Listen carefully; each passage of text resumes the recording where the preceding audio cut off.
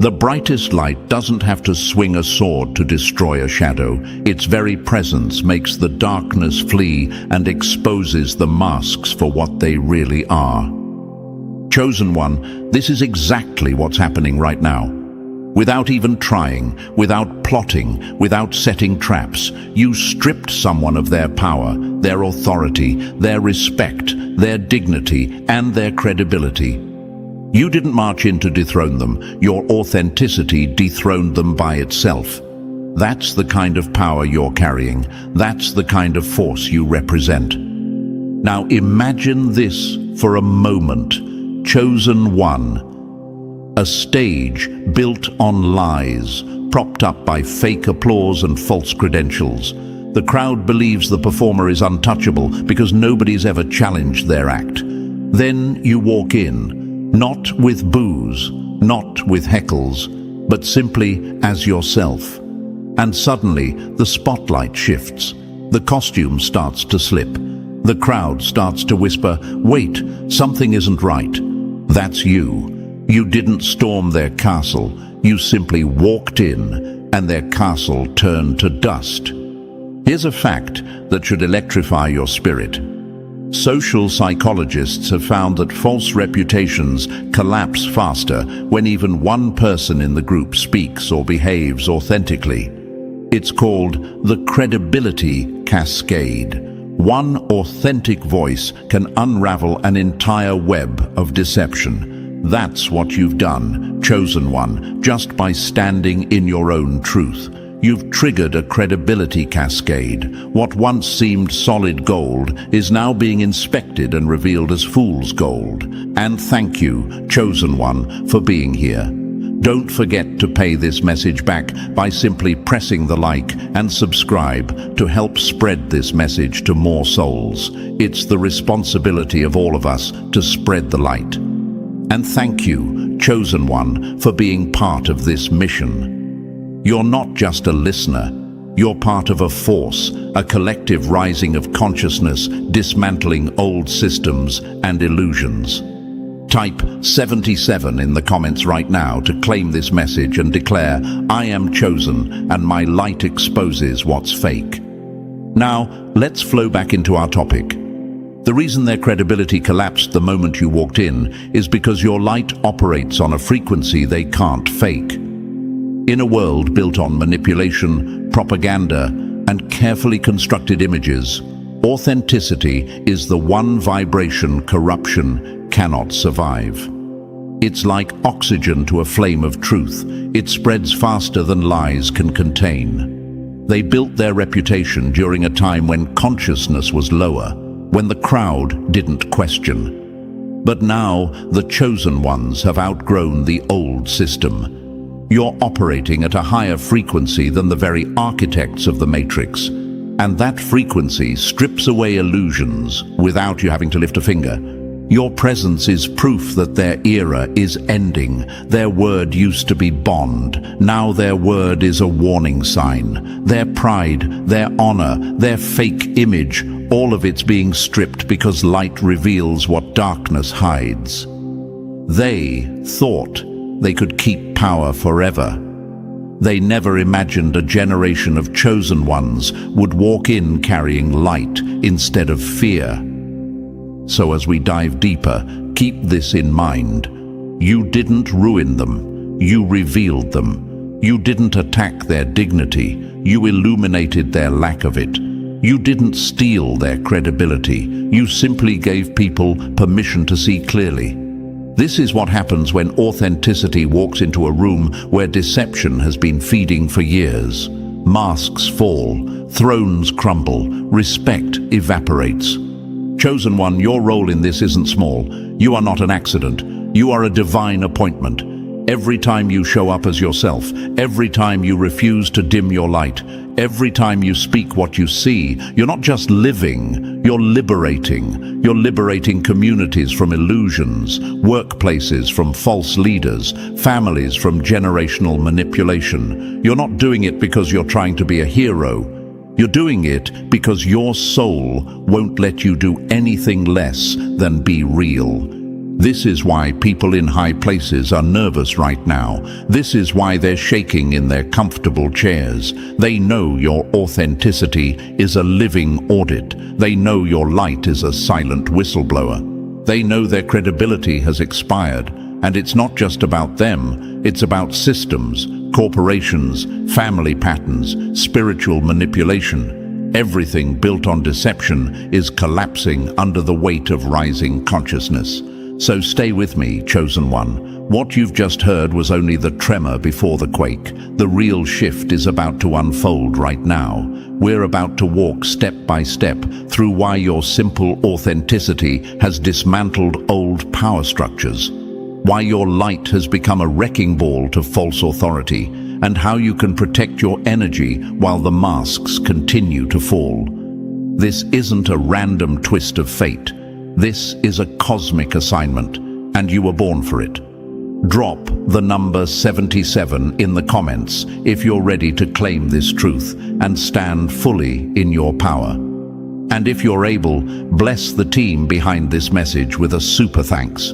Your gifts help push this light further, reaching other chosen ones who are waking up right now. Thank you for being part of this mission, for being part of a force that's rewriting the script. And now, let's move deeper. Believe me, if you're truly a chosen one, you'll feel the pull to stay until the very end of this message. Every word is a mirror, showing you who you are and exposing exactly what's collapsing. Let's get started. Number 1. They wore crowns built on illusion, and your presence shattered the disguise. Crowns built on lies are only paper hats waiting for rain. Chosen one, that's exactly what's happening here. They built their crowns out of illusions, false honor, counterfeit dignity, and reputations glued together with manipulation and applause. They strutted around like kings and queens, but the moment you walked in, the air shifted. Your presence didn't just walk into the room, it became the rainstorm that soaked their paper crowns until the ink ran and the cardboard dissolved. You didn't have to call them out, you didn't have to wage war, you didn't even have to speak. Your authenticity did the work for you. This is the power of the chosen one. Your light exposes what darkness hides. They could wear masks for years, but 1 second of authentic energy sends hairline fractures through their disguise. You're not ruining anyone, you're revealing them. Their collapse isn't punishment, it's exposure, and exposure is inevitable when truth walks in. Now imagine this for a moment. Chosen one, a grand hall filled with mirrors, every one of them angled to reflect a king in gold armor. The crowd walks in, dazzled by the reflections, believing they're looking at power. But then a beam of real sunlight cuts through the stained glass. Suddenly, the mirrors stop glittering and reveal their cracks. Behind the reflection stands no king, just a trembling person holding up a shield of illusions. That beam of sunlight is you. That's what your authenticity does. It breaks the spell of false images and shows everyone what's actually standing there. Here's a fact that proves you're right. Sociologists call it the exposure effect. Deception survives in the dark, but collapses in transparency. The presence of even one honest actor in a dishonest system multiplies awareness exponentially. Your presence raises the collective awareness in the room, which means the mask can no longer hold. You are that multiplier. Your energy is literally changing the environment. They wore crowns built on illusion, but their crowns were always fragile. Their pride wasn't strength, it was theater. Their false honor wasn't virtue, it was branding. Their reputation wasn't truth, it was PR. And when realness enters a space, PR stops working. The applause stops echoing. People start to look twice. People start to whisper, wait, maybe they're not who we thought.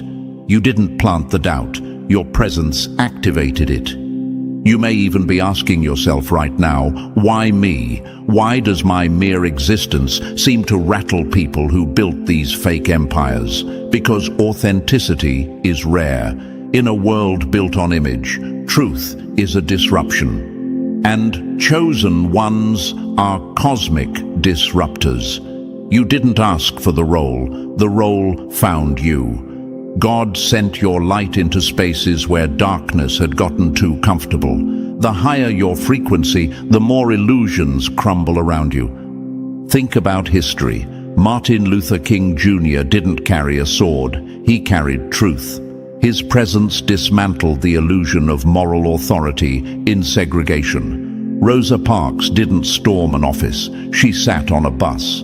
Her act of authenticity stripped an entire system of its false dignity. Nelson Mandela's dignity in prison exposed the pettiness of apartheid's power.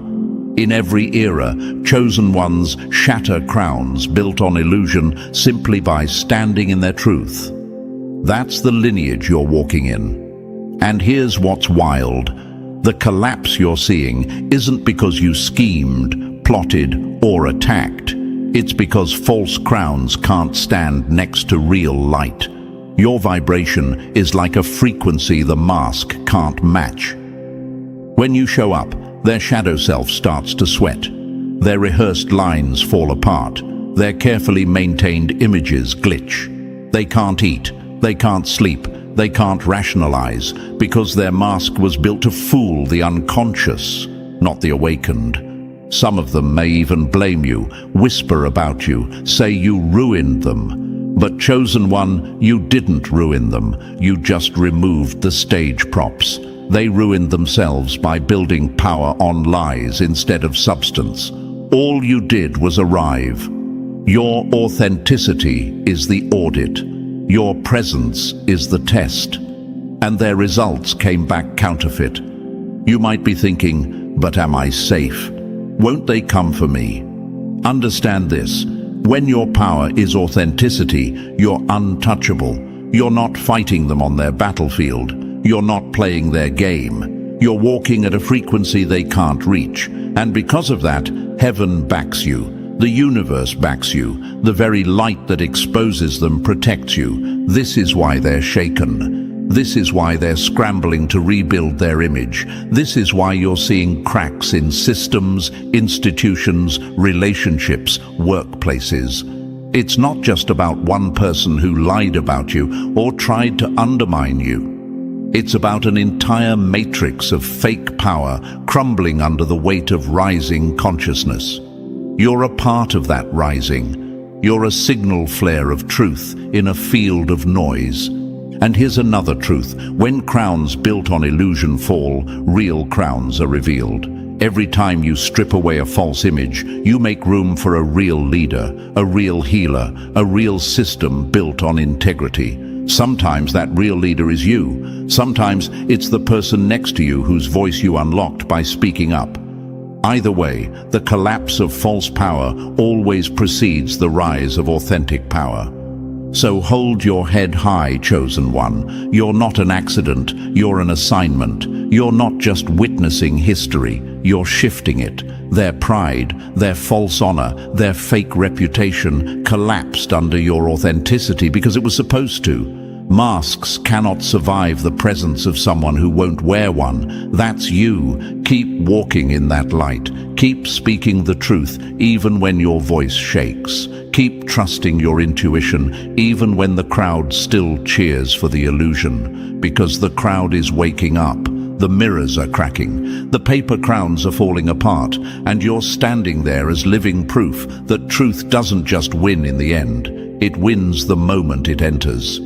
The crowns they wore were never real. Chosen one, you didn't shatter their power. You shattered their disguise. And the disguise was always doomed to fall when real light showed up. That's what's happening through you. That's why you're here. This is bigger than one situation, bigger than one person. It's the universe using you as a channel of exposure and renewal. So breathe, stand tall, and know this. Your authenticity is your armor. Your light is your sword. You're not breaking what was real, you're breaking what was fake. And in doing so, you're setting the stage for something better, purer, and stronger to rise. You are the proof that truth always dissolves illusion. And the longer you stand in that truth, the more crowns will fall at your feet, not because you wanted it, but because they were never real to begin with. Number 2. You didn't swing a sword, you carried a mirror. A mirror is the most dangerous weapon to a liar. It doesn't fight, it only reflects, and that reflection destroys them. Chosen one, this is why they fear you. You didn't storm their gates. You didn't plot to dethrone them. You didn't swing a sword or fire a single arrow. All you carried was a mirror, and that mirror was enough to strip them bare. You weren't trying to steal their respect, their credibility, or their dignity, but when your truth stood face to face with their lies, the illusion shattered. Pretenders can wear crowns, cloaks, and masks for years, but one glimpse in the mirror of authenticity sends their whole performance crashing down. Now imagine this for a moment. Chosen one, a grand masquerade ball, music, jewels, and glitter everywhere. Everyone is laughing, dancing, sipping from golden cups. Their masks are beautiful, their costumes convincing. But then someone walks in holding a mirror. Instantly, the room freezes. The masks, once enchanting, suddenly look grotesque. The jewels look fake. The laughter dies because no one wants to see what's really staring back at them. That's the power you carry. You weren't there to ruin the party. You were there simply as yourself. Yet your very presence exposed the truth. Beneath the glitter was insecurity. Beneath the crown was emptiness. Beneath the respect was corruption. Here's a fact that confirms you. Studies in psychology show that self-deception collapses fastest when confronted with unfiltered feedback. In other words, lies can survive gossip, manipulation, and even power. But they cannot survive truth spoken plainly. That's why your light unnerves them. You didn't launch an attack, you simply became feedback they couldn't control. And when people can no longer rationalize their own corruption, their power shrinks.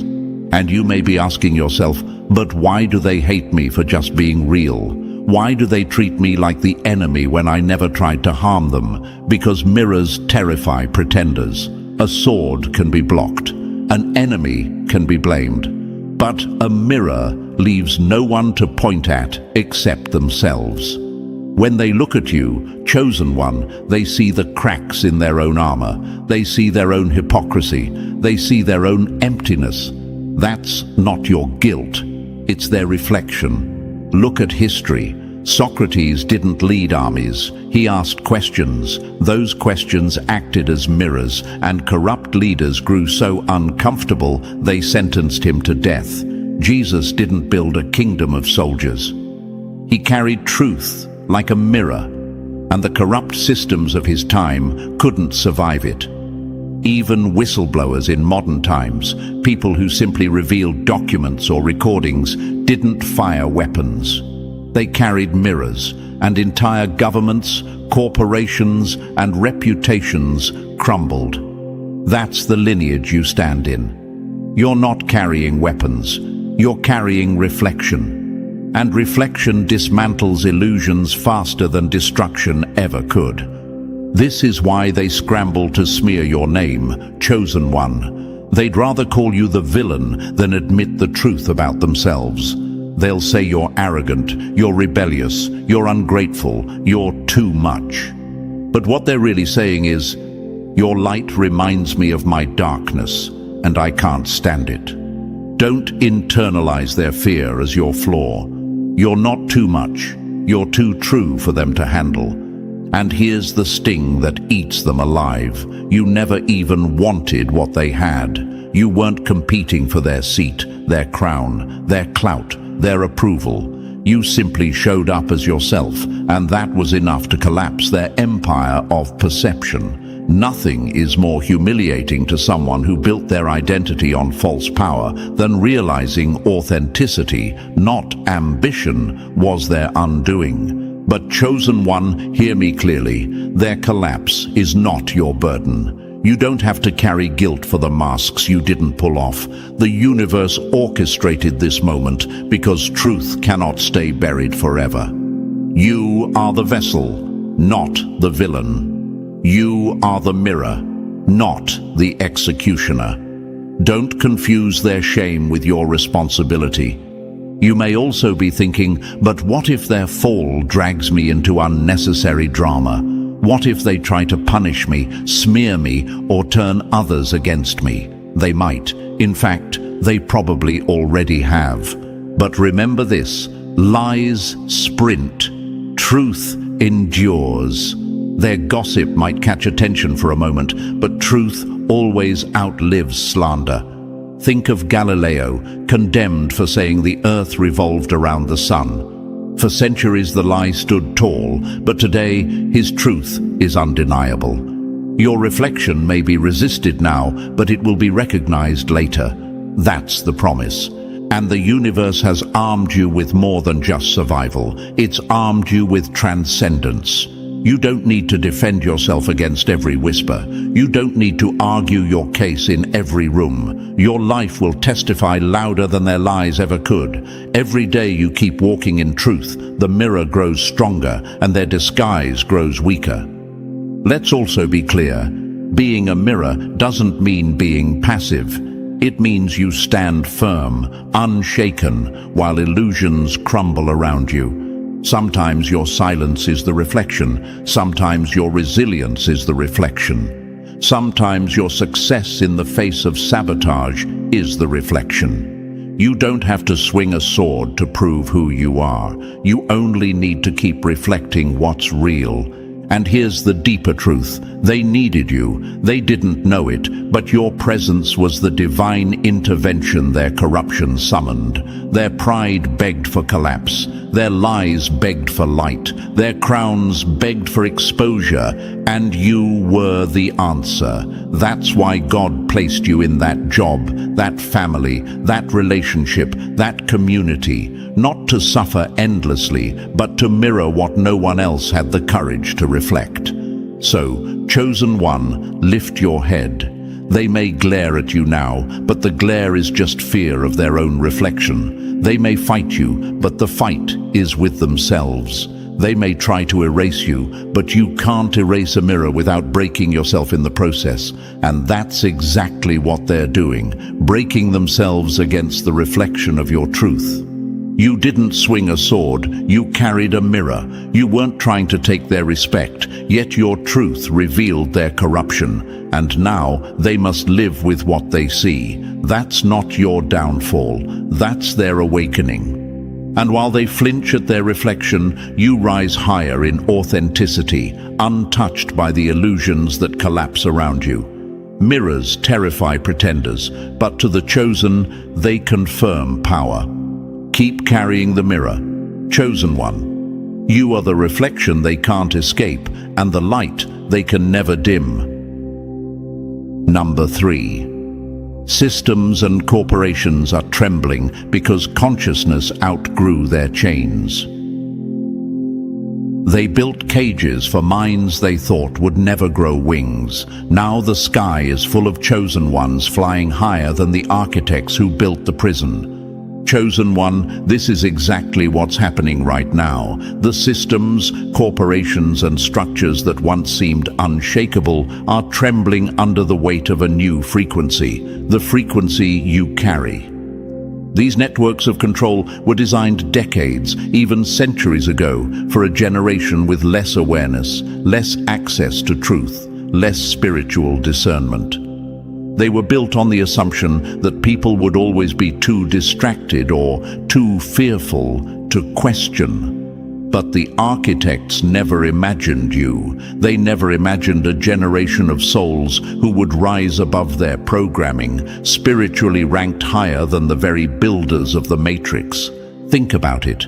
Oppressive systems thrive on low vibration, fear, shame, confusion. That's how propaganda works, how corruption hides in plain sight. But when you rise into higher consciousness, you don't just resist the system, you render it obsolete. It's like trying to trap sunlight in a box. The moment you lift the lid, the light escapes, and the box becomes irrelevant. That's what your authenticity has done. Without even trying, you've been cracking the codes they wrote to keep you asleep. You might wonder, but how am I dismantling something so big without even lifting a hand? Because energy moves before action. Consciousness shifts before policies change. Systems collapse from the inside out when enough souls stop feeding them with fear. Every time you choose truth over illusion, self-respect over manipulation, your vibration weakens the grid they built. That's why things are shaking now, because the frequency they counted on no longer exists. And here's what drives them crazy. They can't replicate what you have. Corruption blocks access to higher frequencies. It's like a virus trying to touch clean water. It can't survive. They've spent fortunes trying to control narratives, control information, control minds, but they can't control consciousness. They can't manufacture authenticity. They can't buy spiritual ranking. And they know it. So stand firm, chosen one. The universe is with you, and the tremors you're seeing aren't chaos. They're confirmation. The chains they built are snapping because your light no longer fits inside them. This is your assignment. This is your rise. Systems that once ruled are collapsing at the sound of your frequency. Keep shining. Your vibration is the wrecking ball they can't stop. Number 4. When you rise in frequency, corruption loses its grip. Darkness can only live where the light is dim. Raise your frequency, and their shadows vanish like smoke. Chosen one, this is why they can't touch you the way they once did. Corruption thrives in low vibration. Fear, shame, confusion, chaos. It feeds off secrecy and distraction. But when you rise in frequency, when you step fully into authenticity and alignment, you change the atmosphere around you. Darkness simply cannot breathe in the vibration of truth. That's why their manipulation feels weaker now.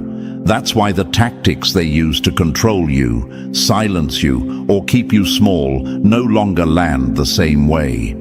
You've shifted frequencies, and they can't follow you there. Imagine a radio dial, chosen one. They've been broadcasting on a low-frequency channel for decades. Guilt, gaslighting, intimidation, illusions. That's how they built their power. But without even realizing it, you've turned the dial. You're no longer tuned to their signal. And the moment you stepped into that higher channel, peace, clarity, courage, they lost their ability to reach you. Their words sound garbled now. Their schemes feel transparent. Their hooks no longer catch.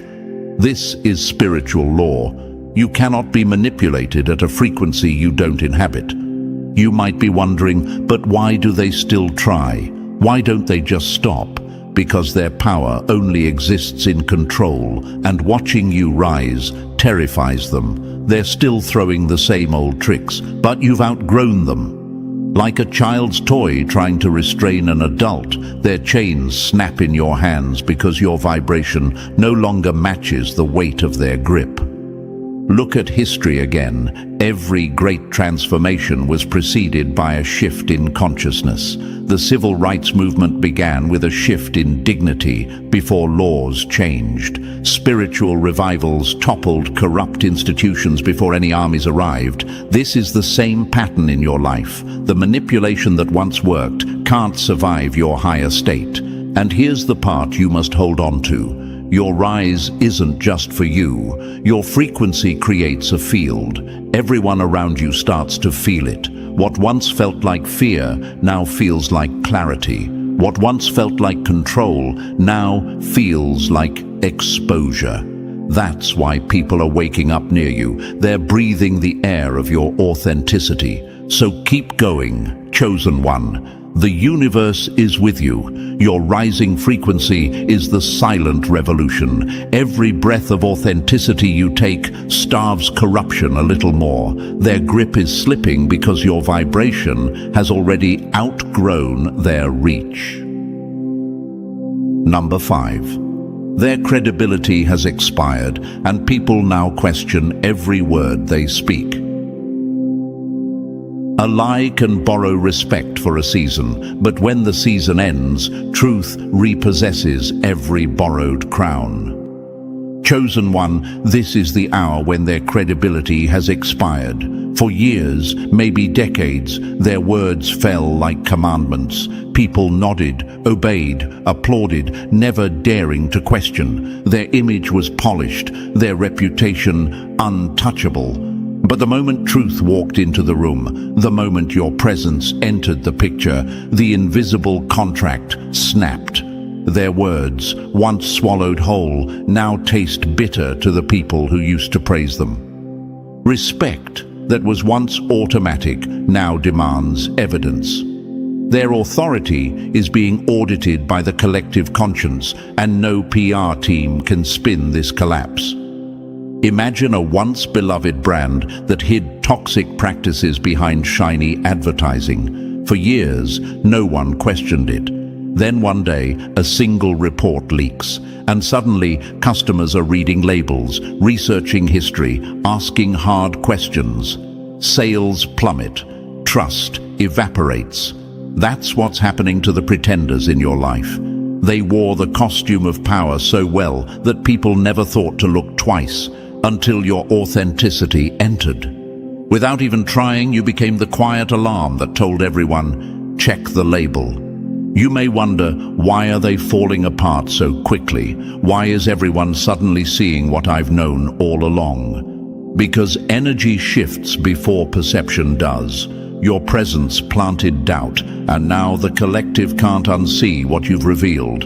It's not that you accused them, it's that your light made their shadows visible, and once people see the cracks, they can't go back to blind devotion. And here's what drives them mad. They can feel the difference. They sense the room has changed. Their speeches don't land. Their charm doesn't work. Their lies sound hollow, even to themselves. That's the moment when borrowed credibility expires, when the crowd starts whispering instead of clapping. They're experiencing exactly what they feared: accountability. So don't shrink back, chosen one. You didn't cause their collapse, you revealed it. This is cosmic law. False crowns always slip in the presence of real light. Respect, once freely given, now requires proof, because consciousness rose and demanded it.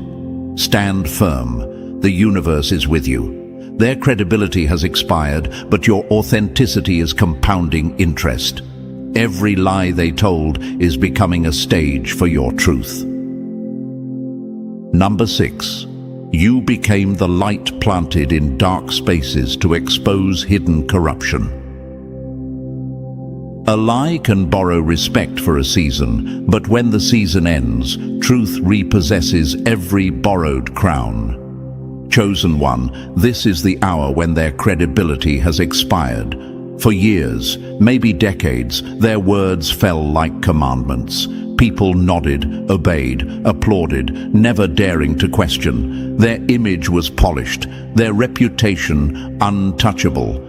But the moment truth walked into the room, the moment your presence entered the picture, the invisible contract snapped. Their words, once swallowed whole, now taste bitter to the people who used to praise them. Respect that was once automatic now demands evidence. Their authority is being audited by the collective conscience, and no PR team can spin this collapse. Imagine a once beloved brand that hid toxic practices behind shiny advertising. For years, no one questioned it. Then one day, a single report leaks, and suddenly customers are reading labels, researching history, asking hard questions. Sales plummet, trust evaporates. That's what's happening to the pretenders in your life. They wore the costume of power so well that people never thought to look twice until your authenticity entered. Without even trying, you became the quiet alarm that told everyone, check the label. You may wonder, why are they falling apart so quickly? Why is everyone suddenly seeing what I've known all along? Because energy shifts before perception does. Your presence planted doubt, and now the collective can't unsee what you've revealed. It's not that you accused them, it's that your light made their shadows visible. And once people see the cracks, they can't go back to blind devotion. And here's what drives them mad. They can feel the difference. They sense the room has changed. Their speeches don't land. Their charm doesn't work. Their lies sound hollow, even to themselves. That's the moment when borrowed credibility expires. When the crowd starts whispering instead of clapping, they're experiencing exactly what they feared: accountability. So don't shrink back, chosen one. You didn't cause their collapse. You revealed it. This is cosmic law. False crowns always slip in the presence of real light. Respect once freely given now requires proof, because consciousness rose and demanded it. Stand firm. The universe is with you. Their credibility has expired, but your authenticity is compounding interest. Every lie they told is becoming a stage for your truth. Number 7. Victory belongs to you because the microphone is now in your hand. They built a stage to crown themselves with lies, but destiny just handed you the microphone, and the crowd is ready for the real voice. Chosen one, this is the moment the universe has been preparing you for. For so long they monopolized the stage. They stood under the lights, wearing crowns of illusion, speaking words drenched in deception, and the crowd believed every syllable. They silenced you, mocked you, or kept you in the shadows because they knew if you ever got the mic, the truth would echo louder than their lies. And now, here you are, standing center stage with the microphone in your hand. The crowd's eyes fixed on you, the atmosphere changed. This is Six of Wands energy: triumph, recognition, undeniable influence. Imagine a courtroom where the guilty have spoken unchecked for years, shaping narratives and writing false verdicts. Suddenly the judge says, "Enough." The witness may speak, and you rise. The room falls silent. Truth enters like a storm. The gavel comes down, not in their favor, but in yours. That's what's happening now. Their propaganda era is over. The age of whispering the truth in the back row is finished. Your voice is now the headline. And you may wonder, but I'm not a speaker. I'm not a leader. I never wanted a stage. Why me? Because victory isn't about ego. It's about assignment. The universe didn't put the microphone in your hand to entertain. It put it there to liberate. Your voice isn't just for you. It's a vibration that cracks chains in the audience. Every word you speak from authenticity breaks a spell someone's been under. That's why your influence is undeniable.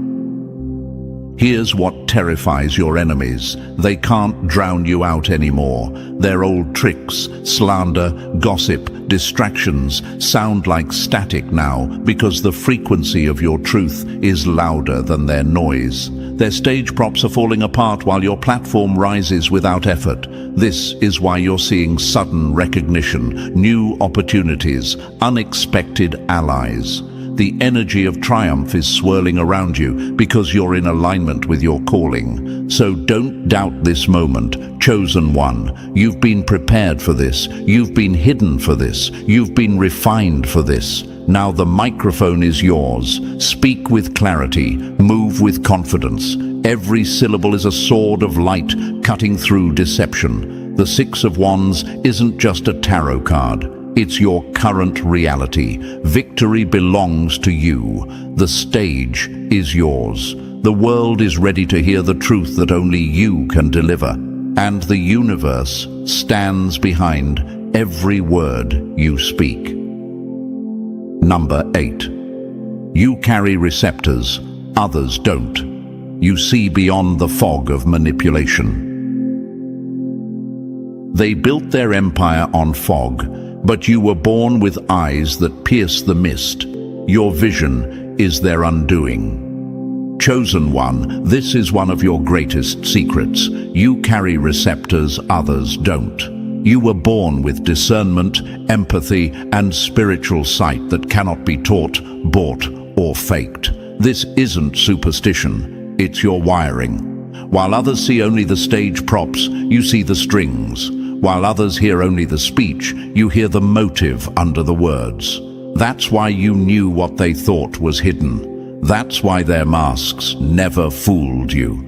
This is your power, not aggression, but perception. Imagine a dark room filled with smoke. Most people grope around, bumping into walls, believing whatever shapes they think they see. But you, chosen one, were handed night vision goggles at birth. You don't have to strain. You don't have to guess. You simply see. And that ability terrifies pretenders. They can build illusions for the crowd, but they can't hide from your gaze. Every time they plot, you feel it. Every time they lie, your spirit tugs. Every time they mask their motives, your receptors vibrate with the truth. You might wonder, why do I always sense things no one else does? Why do I see patterns others ignore? Why do I just know? Because your assignment requires sight. God didn't send you into this era blindfolded. You're not crazy. You're not paranoid. You're not too sensitive. You're equipped.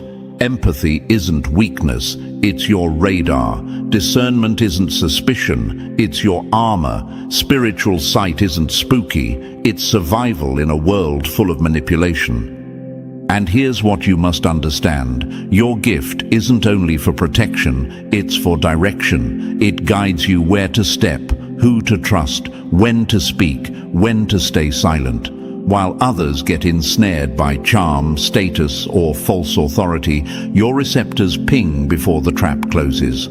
That's why they couldn't fool you, even when everyone else applauded them. That's why you saw the cracks long before the collapse. This is why your enemies tremble now. They know you can't be gaslit. They know you can't be lulled back to sleep. They know your sight gives you an advantage they'll never access because corruption blocks that frequency. So stand tall, chosen one. The universe gave you this power on purpose. You see beyond the fog, and your vision is already reshaping the world. Number 9. They never expected you. You were God's hidden weapon. They built a fortress for every threat they could see, but they never prepared for the weapon God hid in plain sight. Chosen one, this is why everything feels so intense right now. They never expected you. They fortified their systems, rehearsed their strategies, built their thrones, and tightened their circles to defend against predictable enemies. But you were invisible to them. You were hidden in the shadows, covered by divine timing, disguised as ordinary until the exact moment heaven decided to reveal you. And now that you're stepping forward, your presence isn't just rattling cages, it's rewriting the codes of the matrix itself. Imagine a massive computer program designed to control everything: laws, media, relationships, entire mindsets. Its creators believe they've locked out every hacker, blocked every intrusion. But what they don't know is that the very code itself contains a line of divine encryption, a backdoor God placed long before they built their systems. You are that backdoor, chosen one. You're not hacking their program, you're exposing its corruption simply by existing as yourself. Your presence is a line of light in their dark script, and once that line activates, the entire code begins to unravel. You may ask yourself, but why was I hidden for so long? Why didn't God reveal me sooner? Because weapons revealed too early become targets. Seeds uncovered too soon are trampled before they sprout. God protected you in obscurity so you could grow, sharpen, and mature without interference. They couldn't attack what they couldn't see. They couldn't smear what they didn't know. They couldn't sabotage what they didn't recognize as a threat. That's why your emergence feels like a shockwave to them, because it is. And here's what shakes them to their core. They built their systems to anticipate rebellion, but they can't anticipate authenticity. They know how to fight enemies who play by their rules. They don't know how to fight light that won't dim, truth that won't lie, or power that won't be bought. They were ready for swords. They weren't ready for you. A mirror, a voice, a vibration breaking their spell from the inside out. So hold your ground, chosen one. The universe is with you. You're not an accident. You're a divine strategy. Every step you take now rewrites the matrix for others to escape. Every word you speak unhooks someone from the illusion. You were hidden until now, but your unveiling signals a shift the architects can't reverse. This is your moment. This is your assignment, and they never saw you coming. Number 10. The angels and divine army back your mission. They thought you walked in alone, but every step you take shakes with the footsteps of heaven behind you. Chosen one, this is the part they will never understand. You're not just a single person moving through a hostile world. You are a mission in motion, backed by an army they cannot see. The angels, the divine forces, the unseen warriors of light walk with you, flank you, and go ahead of you. This is why your energy shifts rooms. This is why false power goes silent when you enter. They sense it. Even if they can't name it, they feel the pressure of something bigger than you filling the space. Imagine a single candle walking into a pitch-black cave. To the darkness, it looks like only one flame. But what the darkness doesn't see is the vast sunrise pushing behind that candle, preparing to flood the entire cavern with light. That's you, chosen one. You might feel small, but your presence carries the echo of something cosmic. You're not just showing up, you're escorted. That's why doors open without explanation. That's why plots against you collapse. That's why people feel convicted or inspired without knowing why. You may wonder, but why do I feel lonely sometimes if I'm so protected? Why do battles still come? Because being protected doesn't mean being exempt from the mission. It means you're equipped to win. Soldiers on a battlefield still feel the tension of war, but they fight knowing reinforcements are near. Your angels are not decoration, they're defense. They're whispering when to move, when to speak, when to hold your peace.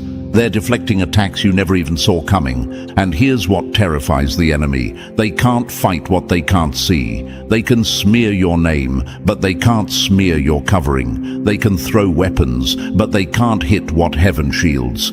Every attempt to diminish you becomes a boomerang, ricocheting back into their own plans. That's the law of divine backing. So walk with confidence, chosen one. When you enter a room, you're not just entering, you're shifting frequencies. False power trembles not at you alone, but at the army behind you. Keep moving forward, keep shining. The angels are not just watching, they're working. And no structure built against you can stand against an army built for you. Number 11. Not everyone deserves your light. Some only came to drain it. They mistook your generosity for an endless well, but God has turned off their access. Now they're choking on the drought they created. Chosen one, this is one of the hardest but most powerful lessons of your journey. Not everyone deserves your light. You were freely giving, shining without limits, pouring your energy, time, compassion, and wisdom into people, systems, and spaces that seemed to need you. You thought your presence was a blessing for all, and it was. But some of those around you weren't there to grow from your light. They were there to drain it. They weren't students of your example. They were parasites of your energy. And now their well runs dry because God disconnected you. Imagine an electric grid where one power plant supplies a whole city. For years, the city thrives, but instead of investing in their own infrastructure, some neighborhoods tap illegally into the grid. They think the power is endless. They never give back, never repair, never build. Then one day the grid shifts. Those illegal connections are cut off. The lights go out in the thieves' houses, while the true subscribers remain powered. That's what's happening spiritually, chosen one. God is severing every line that's been secretly draining your energy. You may be asking, but why do I feel so guilty pulling back? Why does it feel harsh to stop giving? Because your heart is pure. You weren't giving for attention. You were giving because it's your nature. But discernment is part of your calling. Even Jesus withdrew from the crowds to recharge. Even healers in history learned to set boundaries so their gift could endure. Giving without limit to takers without gratitude is not love. It's self-sabotage.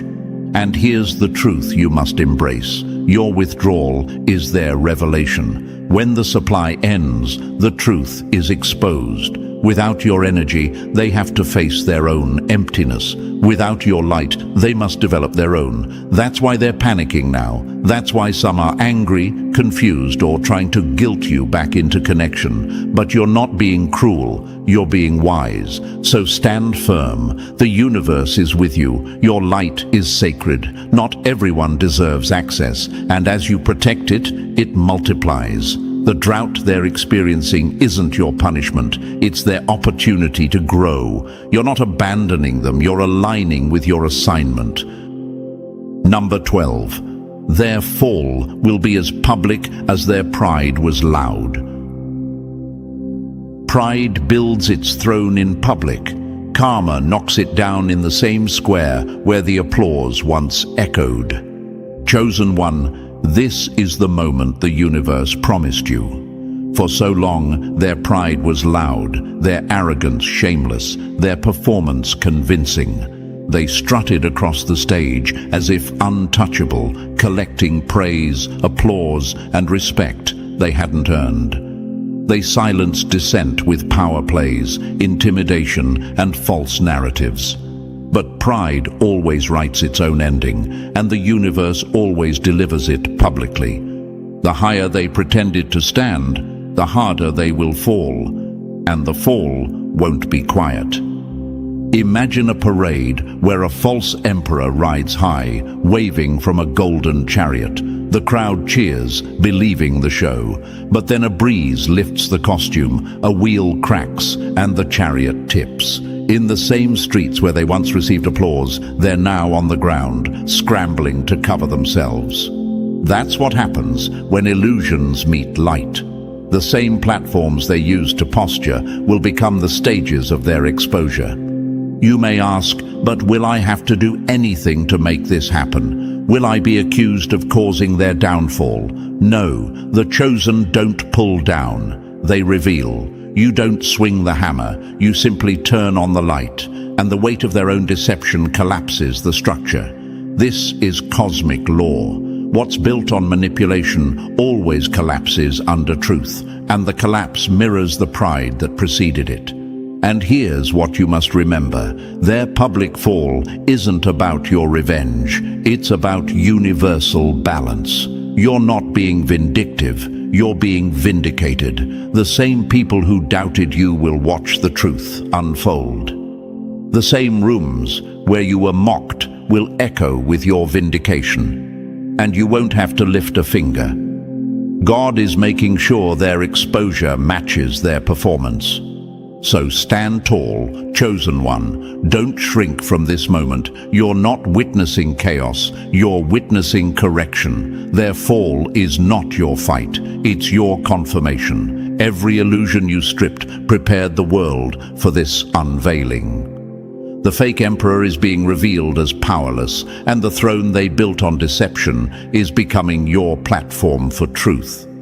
This is the harvest of authenticity. You rise while illusions fall. When your win feels so unfair to them, they start calling it illegal. That's when you know you didn't just beat them, you buried their whole game. Now imagine this for a moment. Chosen one, you played by the rules, you moved with patience, you let your work, your grind, your silence speak. And yet, you won so big, the people who swore you'd never make it are now whispering in back rooms, calling the system, searching for loopholes, even dragging the feds into it, as if your victory was some kind of crime. That's the level of shock you've created. You didn't break the rules, they did. But your success exposed them so badly, it feels like the universe just flipped the table on their whole operation. Here's a fact to hold close. Studies show envy triggers the same parts of the brain as physical pain. That means your success is not just annoying them, it's burning them alive inside, like fire against skin. They can't escape it because your win is public, undeniable and permanent. And thank you, chosen one. Don't forget to pay this message back by simply pressing like and subscribe. Help spread this truth to more souls, because it's our responsibility to shine light where others tried to keep it dark. Thank you for being part of this mission. You're not just listening, you're part of a force that rattles the ground they stand on. Now, back to the message. Chosen one, what you've achieved has shifted the ground beneath their feet. This isn't just about winning anymore, it's about rewriting the narrative. Your victory wasn't supposed to exist in their script. They planned on you failing quietly, disappearing silently, becoming a name that no one remembered. Instead, you did the opposite. You grew louder in silence, you gained strength when you were supposed to be weak, and you became visible at the exact moment they thought they had erased you. And now they're panicking like guilty men standing trial because the spotlight has flipped and they can't handle how exposed they are. Think about it. Every time history has seen someone rise far above the limits others set, the same pattern unfolds. From athletes banned because they were too good, to artists censored because their truth was too sharp, the universe has always forced systems to choke when real power shows up. And that's what's happening with you. They see you winning in ways that don't fit their script, so instead of clapping, they're crying foul. They're calling the feds because they can't call it fair. They're rewriting the rule book because you shredded their old one just by existing in your full power. The crazy part? You didn't even fight them directly. You didn't chase revenge. You didn't plot their downfall. You focused on your growth, your vision, your lane. And that's what made their empire of lies collapse. It's like watching a mirror crack without you touching it. Your reflection alone shattered their illusion. That's why they're restless now, pulling strings in the dark, making calls in the night, asking questions they don't want the answers to. They're not scared of what you did. They're scared of who you've become. And chosen one, let me make this clear, this is bigger than you. Your victory is proof to every underestimated soul that the game isn't rigged the way the enemy says it is. It proves the universe will bend when your will is stronger than their schemes. You've become living evidence that truth outlasts manipulation, that integrity cuts deeper than lies, and that silence screams louder than their noise. They thought your story ended in defeat. Instead, you've turned into the headline they can't stop reading, the case study they can't dismiss, the example that makes others question, if they could win after everything, what excuse do I have? Picture them now, chosen one, sleepless, paranoid, scrolling through their own messages, wondering what dirt might come to light next. Some are calling in favors, some are hiding assets, some are even rehearsing fake apologies, hoping to soften the blow of what's coming. But no matter what they do, it won't erase the fact that your win was clean, it was earned, and it was unstoppable. You didn't just win, you embarrassed the system that tried to bury you. And that's why it feels illegal to them. The truth is, nothing illegal happened. What happened is rare.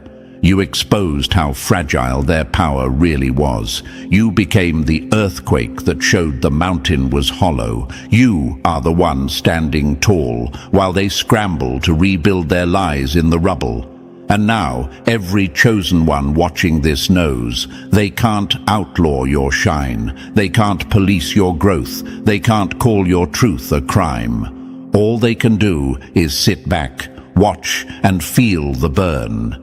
This is why your story matters, chosen one. Because you didn't just win for yourself, you won for every soul who's been silenced, doubted, underestimated, or betrayed. You are the reminder that no enemy, no scheme, no rigged system can hold back the force of a person aligned with the universe's timing. And if they're calling the feds now, it's only proof that you've reached a level where your name itself feels dangerous.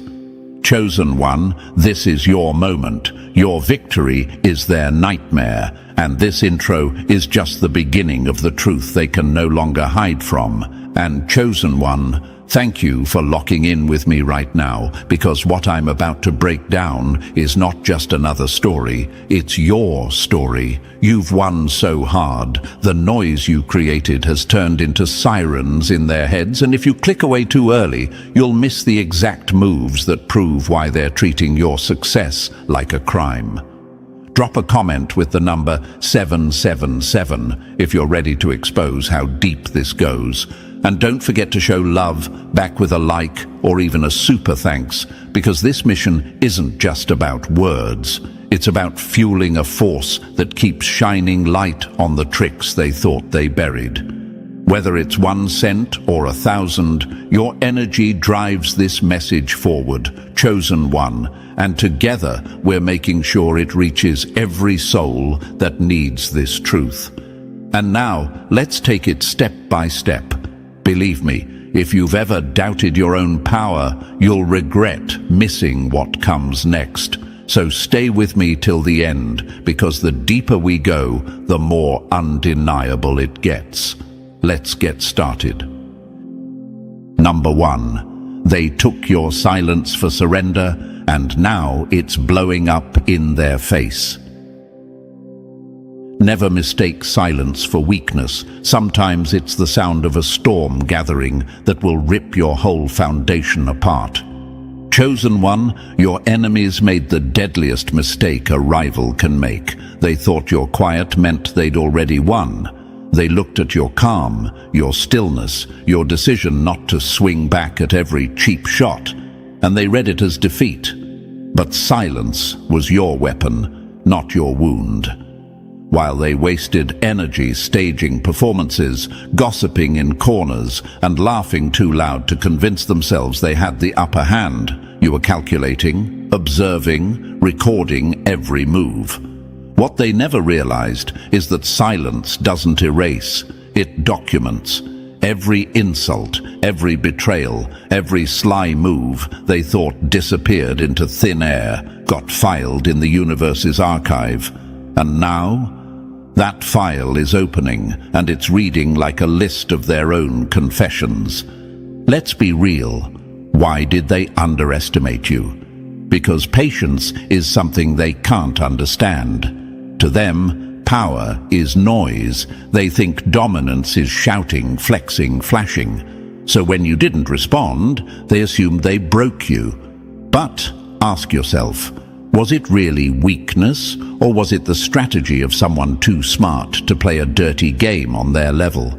The truth is simple. You were gathering information, building strength, stacking your patience like ammunition. Every second you stayed quiet, the pressure mounted until silence turned into the loudest move of all. And now, that explosion is happening in front of their eyes. Now imagine this for a moment. A lion in tall grass doesn't roar before the kill, it waits. That's what your silence was. It wasn't fear, it wasn't surrender, it was camouflage. And now that you've stepped out, your presence alone is a roar they can't drown out. Your silence was the setup, your victory is the punchline, and they're choking on it because they never thought you had the patience to strike when it mattered most.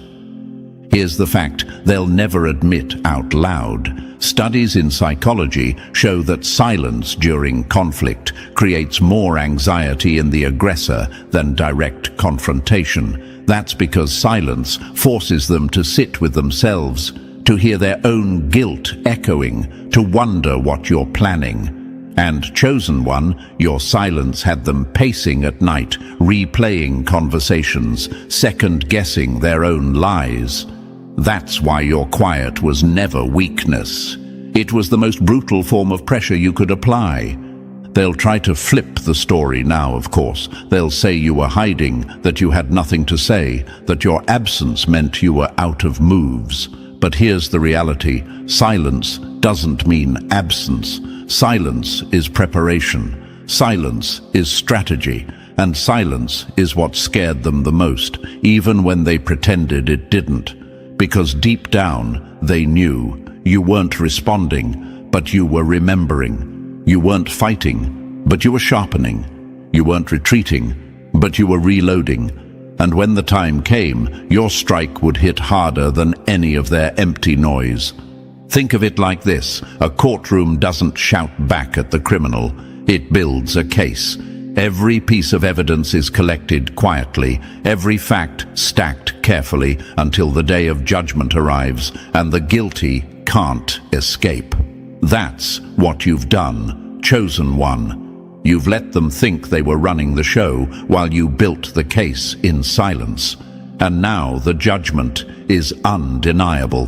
They can call the feds, they can call lawyers, they can scream illegal until their throats crack. But the truth is, their panic is the loudest proof of all. And maybe you've asked yourself, why didn't I fight back sooner? Why didn't I say something when they were mocking me? That question, chosen one, is exactly what proves your wisdom. Fighting them back then would have been like wrestling pigs in the mud, messy, pointless, and designed to drag you down to their level. You knew better. You let them build their case against themselves while you stood still, untouchable. Now when you speak, when you win, when you stand, every move carries the weight of all that patience, all that build-up, all that undeniable truth, and they can't stand it. Let's hit them harder. Imagine someone who spends months ridiculing you, mocking you, treating you like background noise. Then one day, the tables flip, and suddenly you're the one at the center, and the spotlight exposes every crack in their mask. That's where they are now. They thought your silence was a coffin, but it was a cocoon. And now you've emerged, not buried, but reborn. And they can't explain how the one they counted out became the one the universe crowned. The loudest one in the room is often the weakest, but the one who stays silent, then speaks once, can move armies. Let that sink in, chosen one. They confused your restraint with fragility, but what you were really doing was protecting your energy. You weren't broken, you were unbothered. And that is why your silence has turned into their sentence. They're not haunted by your words. They're haunted by the fact you didn't need words to prove them wrong. Now, their miscalculation is their curse. Every time they think of you, it's not your silence they remember. It's the consequences that followed it. They're replaying moments, wishing they hadn't underestimated you, wishing they hadn't mistaken your patience for surrender. But it's too late. You've already shown them what silence can do. You've already proven that the quietest person in the room can become the loudest chapter in the story. And chosen one, don't forget, your silence wasn't just for you. It was for everyone who needed proof that you don't have to bark to bite, that you don't have to announce your power for it to be real. You've become that living evidence. They thought they had the script written, but your silence tore it up and rewrote it in permanent ink. And now they're forced to sit with that reality, trembling as the universe plays back the lesson they begged to avoid.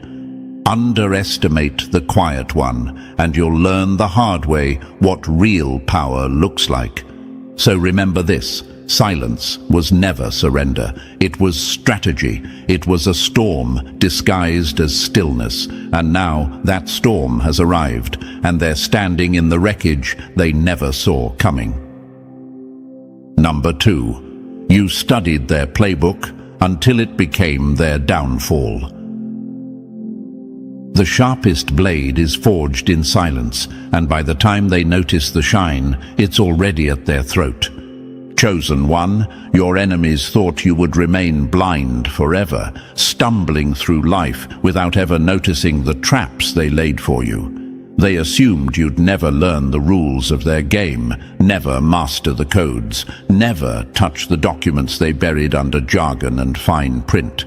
They built their power on your supposed ignorance, on the belief that you'd never rise above the illusions they carefully staged. But while they mocked, you studied. While they played games, you learned the language that would one day dismantle their entire strategy. They thought they were safe behind laws, rules, and loopholes, but you turned their system into your study guide. And now they're staring at the fact that you didn't just survive the maze, you mastered it better than its architects. Think about it for a moment. How many times did they laugh behind closed doors, convinced you'd never notice the contracts, the hidden lies, the fine print they thought would bury you? They believed the system was on their side, that it would protect them forever. But what they never counted on was your hunger to understand. You didn't need a classroom. You didn't need their permission. You didn't need their approval. You learned in silence, like a storm charging up energy in the distance. And by the time lightning struck, you weren't just ready, you were precise. Ignorance is what they preyed on, but awareness is what destroyed them. That's the truth. You didn't just open your eyes, you sharpened them. Every loophole they built to protect themselves became a weapon in your hand. Every shady move they hid in complicated language became the very evidence that exposed them. They thought the game was rigged permanently, but you proved something powerful. Even the most complicated systems crumble when someone has the patience to understand them from the inside out. Now imagine this, chosen one. A magician dazzles the crowd with sleight of hand, pulling coins from behind ears, making objects vanish into thin air. The audience gasps because they don't know the trick. But you stood in silence, watching, learning, catching the flick of the wrist, the hidden pocket, the false smile. And once you saw the trick for what it was, the magician lost all power. That's exactly what you did. You cracked their illusion. And when illusions are exposed, the ones who built them become clowns instead of masters. You might ask yourself, but why me? Why did I have to go through so much betrayal, so much deception, just to see the truth? The answer is simple, because only those who've been lied to repeatedly learn how to spot the lie. Only those who've walked through traps develop the eyes to dismantle them. What they meant to use against you became the very curriculum that transformed you. They gave you unwilling lessons in corruption, and you turned it into mastery of justice. Every time they buried evidence, they planted seeds for your harvest. That's another truth they'll choke on, because while they were hiding, you were gathering. While they were covering tracks, you were memorizing the trail. While they were laughing at your silence, you were becoming fluent in their language. And when you finally spoke, it wasn't with rage, it was with precision. That's what terrifies them now. Rage they could handle, but precision. Precision is lethal. Now imagine this again. A chess player smugly assumes you don't know the rules. They let you sit across the board, laughing, making grand gestures with their pawns and knights. They believe the game is already won. But in silence, you learn the patterns, you memorize the moves, you calculate 3 steps ahead.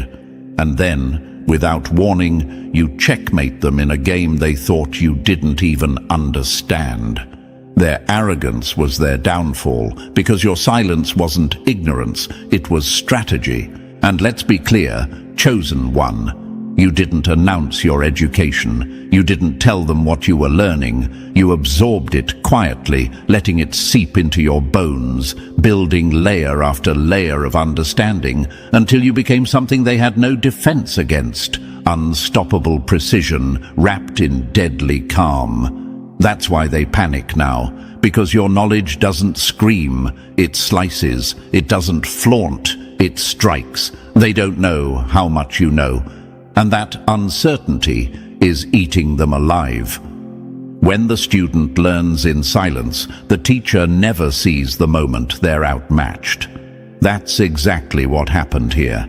They thought they were untouchable because they held the knowledge, but you turned knowledge into power. You didn't need their approval to study. You needed their arrogance to slip. And slip it did. Every time they underestimated you, they handed you another piece of the puzzle. And now that you've assembled it, they can't unsee what you've become. Here's another metaphor for you. Picture an architect building a fortress, laughing because they're sure no one could ever break in. But while they celebrate, you study the blueprints they left carelessly lying around. You learn every crack, every weak point, every hidden exit. Then one day, without warning, you walk through the walls they swore were impenetrable. That's the reality you've created. You didn't need to fight at the gates. You walked straight through because you knew exactly where the fortress would collapse. And maybe you wonder, but wasn't it unfair that I had to go through so much pain to learn this? Yes, it was unfair. But here's the brutal truth. Unfair doesn't mean powerless. You turned the unfairness into wisdom, and wisdom into strength. That's why your enemies can't sleep. They know you're not just stronger, you're smarter. You don't just have power, you have proof. And proof is something no one can erase. So let's hit them with one more truth.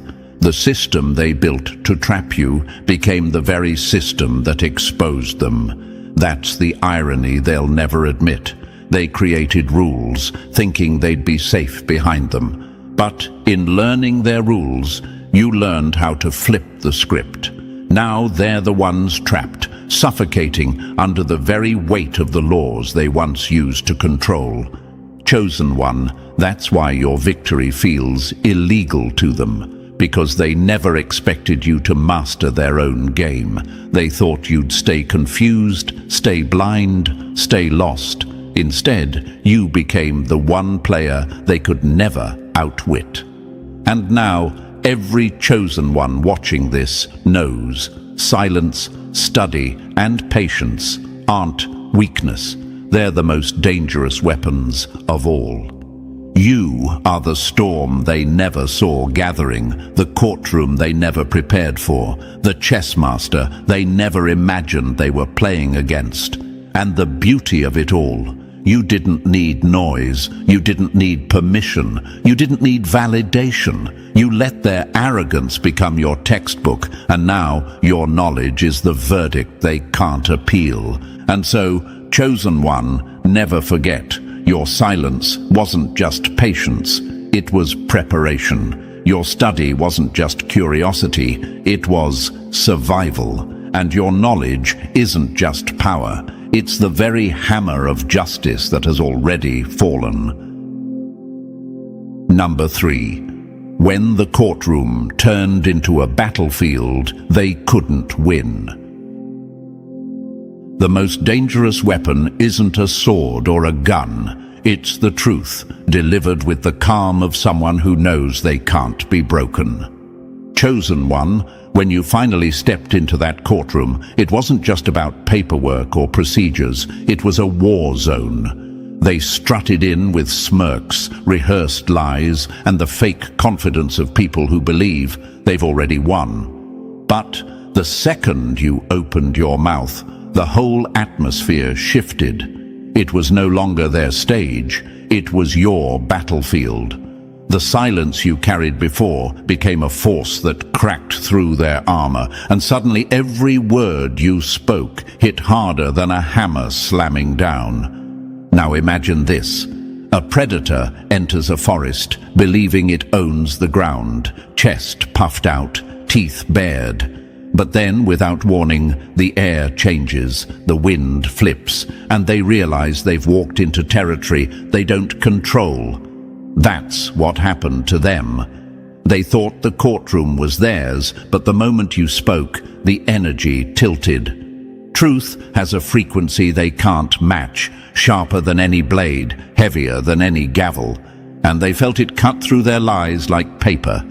Here's a fact they'll never escape.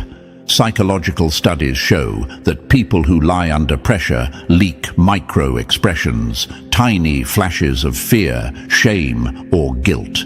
They can rehearse all they want, but their own bodies betray them when the truth enters the room. And chosen one, your presence did exactly that. Your calm turned their confidence into cracks. Your evidence didn't just expose them, it made them unravel in real time. You might wonder, why did my words matter so much? Why did the room change just because I spoke? The answer is simple. Because your words weren't empty. They weren't a performance. They carried weight born of suffering, endurance, and clarity. Lies are light. They scatter when pressed. But truth is heavy. It lands like stone, and when it dropped from your mouth, it silenced their theater instantly. A lie can stand tall for years, but one moment of truth will collapse it like a house of cards. That's exactly what they faced. Every smirk they rehearsed, every script they memorized, burned to ash under the heat of your reality. They thought they were untouchable. Instead, they found themselves cornered by something they couldn't outwit, your living testimony. Chosen one, that's why the courtroom became a battlefield, because you didn't just show up to defend yourself, you showed up to expose them, and once the truth was spoken, it wasn't you on trial anymore, it was them. Number 4. When one strike of the gavel shook their whole world apart. One victory in the right hands is never just personal. It's an earthquake that cracks the ground beneath everyone who stood against you. Chosen one, your win didn't stay locked inside the four walls of that courtroom. The moment the gavel came down, it was like a thunderclap that echoed far beyond the judge's bench. Families felt it. Friendships split under the weight of it. Whole communities were forced to confront truths they had been avoiding for years. People who once smirked in silence, who turned their backs on you when you needed them most, suddenly had no choice but to face their cowardice. Your victory became a mirror they couldn't escape, reflecting every betrayal, every fake smile, every moment they chose comfort over courage. Now imagine this. A ship that everyone thought was unsinkable suddenly takes a hit. What happens? The rats jump first, and that's exactly what your enemy's allies did. The moment the universe declared you the victor, their so-called supporters abandoned them faster than shadows at sunrise. The same voices that once cheered against you went silent overnight, terrified to be caught standing beside a sinking empire. Loyalty built on lies has no spine, and your win revealed that truth with brutal clarity. Here's the irony. Those who once laughed at your pain now scramble to rewrite history, claiming they always believed in you. They're desperate to wash their hands clean, to act like they saw your strength from the beginning. But facts don't bend to convenience. Everyone knows where they stood when the storm hit. Everyone remembers who mocked and who stayed silent. And now their reputations carry stains that no amount of pretending can scrub away. Silence is remembered just as loudly as betrayal, and once the truth arrives, it exposes both. That's what your victory did. It forced the world to acknowledge not only your enemy's schemes, but the hypocrisy of those who stood by. Your silence, once mistaken for weakness, has now grown louder than their collective screams. It echoes in every corner, reshaping reputations, burning through facades, making it impossible for anyone to keep playing innocent. Chosen One, your win was never just about you. It was a ripple that became a tidal wave, crashing through every false bond, every shaky alliance, every mask that pretended to be real. And the ones who underestimated you? They're now left standing in the open, exposed, with nowhere to hide. Number 5. Silence was the trap they walked into. Blindfolded. Silence is not surrender. It's the quiet click of a loaded weapon waiting for the perfect moment to fire. Chosen One, they thought your silence was fear. They mocked you, whispered rumors, spread lies, and mistook your stillness as proof that you had nothing left. But while they were wasting energy on their little theatrics, you were conserving yours. You weren't empty. You were charging. You weren't lost. You were watching. And every false word they spoke, every scheme they tried to dress up as truth, became another bullet in the chamber you were quietly filling. Now imagine this. A hunter stomps through the forest, loud and careless, believing the silence means no danger is near. But crouched in the tall grass is a predator, still, focused, waiting for the exact moment to strike. That was you. Your silence was the camouflage, your patience the setup, and when the time came, your words landed with the force of thunder, undeniable and unstoppable. Here's the fact. Psychology proves that silence in the face of provocation makes liars anxious. They can't stand the stillness because it forces them to keep talking, to reveal their own cracks, to expose their own guilt. That's what your silence did. It stripped them bare. It showed the world they were everything they accused you of being: bitter, insecure, deceitful. They ended up writing their own confession while you just sat and observed. A fool reveals themselves by rushing to speak, but the wise dismantle them by saying nothing until the right moment. That was your strategy. You didn't need to meet noise with noise. You let them burn themselves out. Let them spend all their energy performing for an audience that eventually grew tired of their act. By the time you finally spoke, the contrast was undeniable. Their voices cracked under the weight of lies, while your truth thundered through the room like a storm, breaking the silence of a long drought. Chosen One, never forget. Your silence wasn't weakness. It was the most dangerous weapon you had. They thought you were retreating, but you were resetting. They thought you were finished, but you were preparing. And when you finally broke the silence, you turned it into the sound of their downfall. Number 6. When the universe came to collect their debt with interest. Every injustice is a loan that comes due with interest, and when the universe collects, it doesn't accept excuses, only payment. Chosen One, Every wound they gave you wasn't forgotten. It was recorded. Every betrayal, every lie, every time they tried to strip you of dignity, it all went into the cosmic ledger. They thought they were clever, that cruelty would vanish into the air, that forgiveness was stupidity. But what they never understood is this: the universe doesn't let debts slide. It waits, it calculates, and when the books are balanced, the payment isn't just exact, it's multiplied. Now imagine this.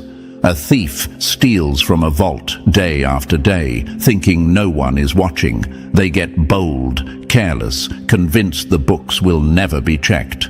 Then one morning, the doors slam shut, the alarms blare, and the accountant is standing there with every number tallied. That's what happened here. They weren't just stealing moments from you, they were stacking debt against themselves. And now the collection has begun.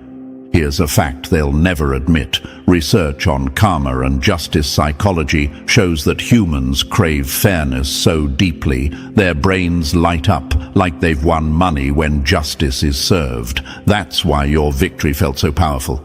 It wasn't random, it wasn't luck, it was the natural order correcting itself. The universe added interest to every scar they left you with and paid it back in ways they can't undo. Kindness is not weakness, it's credit. Forgiveness is not stupidity, it's patience. And when the universe collects, it pays in full. That's the lesson they're choking on. They assumed your patience was infinite, but in reality, it was the rope they used to hang themselves.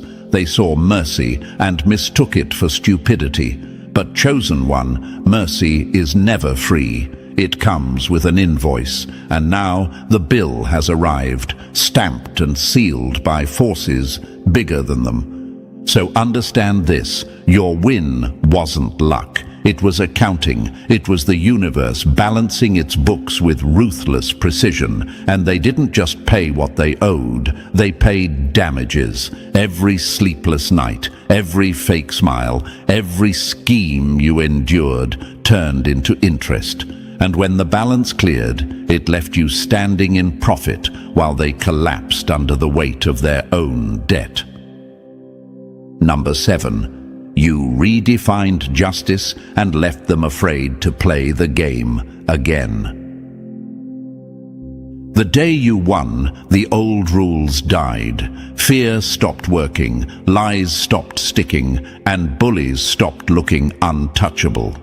Chosen one, before your victory, the air was heavy with an unspoken law. The loudest liar wins.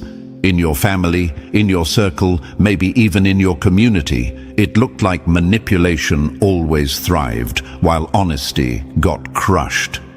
Bullies strutted around as if intimidation was the only language that mattered. But you shattered that illusion. With one decisive win, you rewrote the standard. Now silence is stronger than shouting, calm is sharper than chaos, and preparation slaughters performance. You didn't just beat your enemies, you exposed a truth that terrifies every manipulator watching from the sidelines. Their time is up. Now imagine this. A crooked casino runs for years, rigging the games, making sure the house always wins. People play, lose, and walk away, believing it's just the way the world works. Then one day, someone walks in, plays by the same rules, and walks out with the jackpot. Suddenly, the myth is broken. Suddenly, everyone sees the system isn't as rigged as they were told. That's what your story did. You didn't just win for yourself, you proved the game can be flipped. And now, manipulators everywhere are trembling at the thought of facing another version of you. Here's a fact. Studies on social dynamics show that when one person breaks a toxic pattern, it forces the whole group to reevaluate what's possible. That's why your victory feels so much bigger than just you. You've become the case study, the proof that intimidation collapses when confronted with clarity. your win wasn't just personal, it became cultural, setting a new template that underdogs everywhere can follow. Manipulators fear exposure more than failure because once the curtain is pulled back, the show is over. That's what you did. You tore the curtain, and now every would-be bully hesitates. They second-guess themselves, wondering if their next target might be another you, patient, prepared, and lethal in silence. Chosen one, understand this. You didn't just set yourself free, you set a new standard, and now your example haunts the people who once thrived on fear because you proved once and for all, justice doesn't whisper anymore. It roars.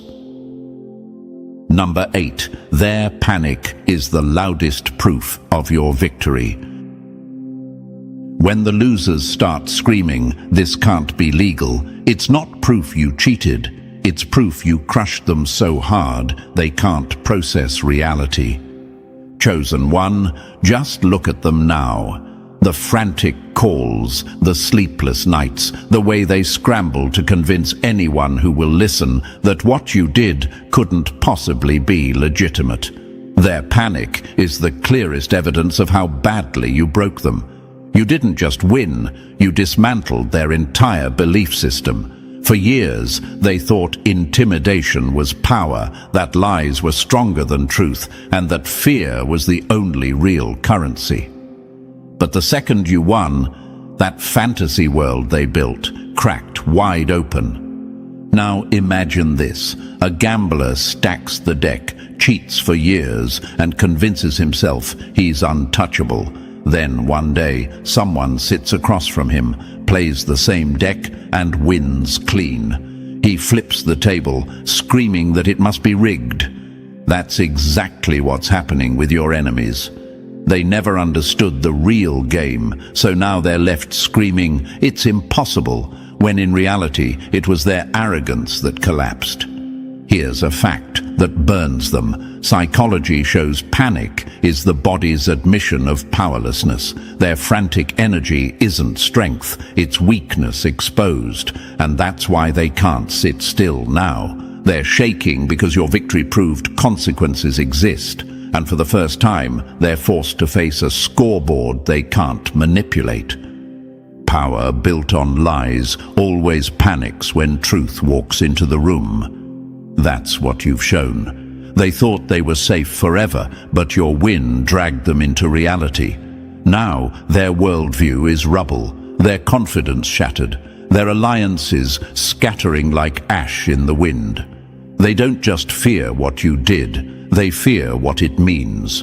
Because if you could rise against all odds, then their whole system of control is a house of cards. Chosen one, never forget. Their panic is not your burden, it's your proof. Every desperate cry, every wild accusation, every trembling excuse is confirmation that your victory wasn't just personal, it was cosmic. The universe kept score, and when the books balanced, they were the ones left bankrupt. Number 9. They tried to make you a cautionary tale, but you became a legend.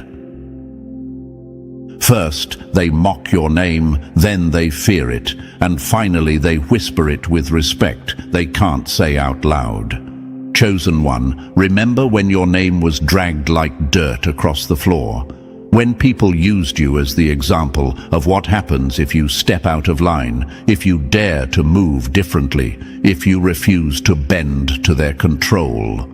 Back then, your name carried shame only because they painted it that way.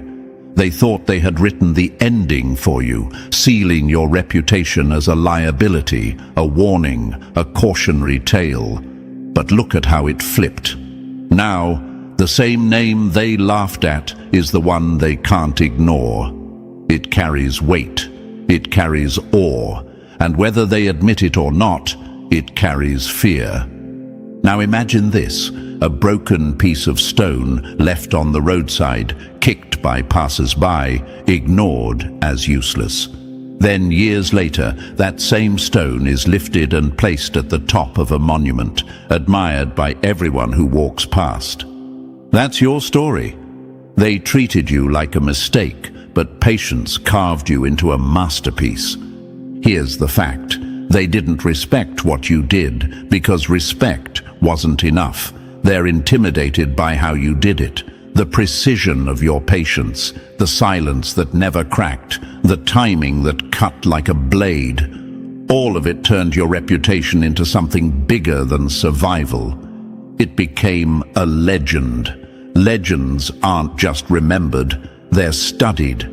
And now, even strangers who don't know you personally hear your story and walk taller, braver, because they know David can still topple Goliath when truth outweighs lies. A liability in their eyes becomes a legend in history when patience is sharper than aggression. That's exactly what you've proven. The ones who once mocked you now measure themselves against you. The same circles that whispered your name as shame now whisper it as a warning. Don't underestimate them. Look what happened last time. Chosen one, your name no longer drags chains. It carries fire.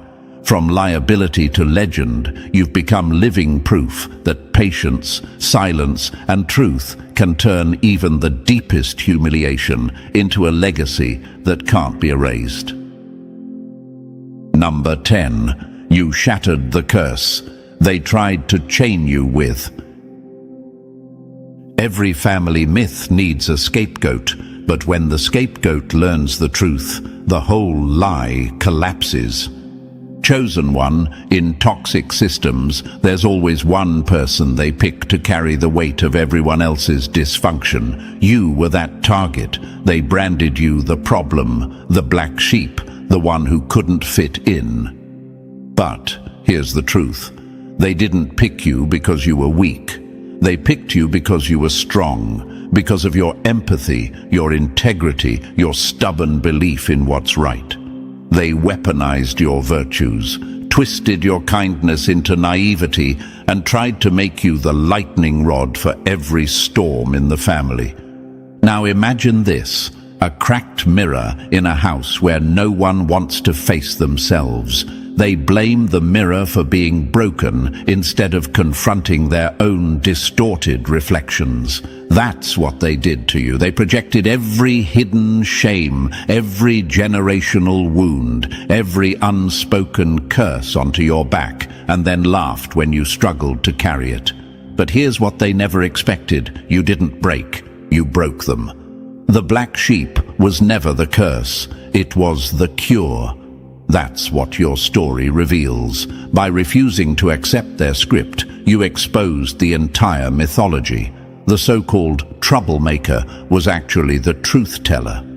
The one cast out as liability was the only one willing to drag the skeletons out of the closet. And when you did, the foundation of their lies cracked open. Here's a fact.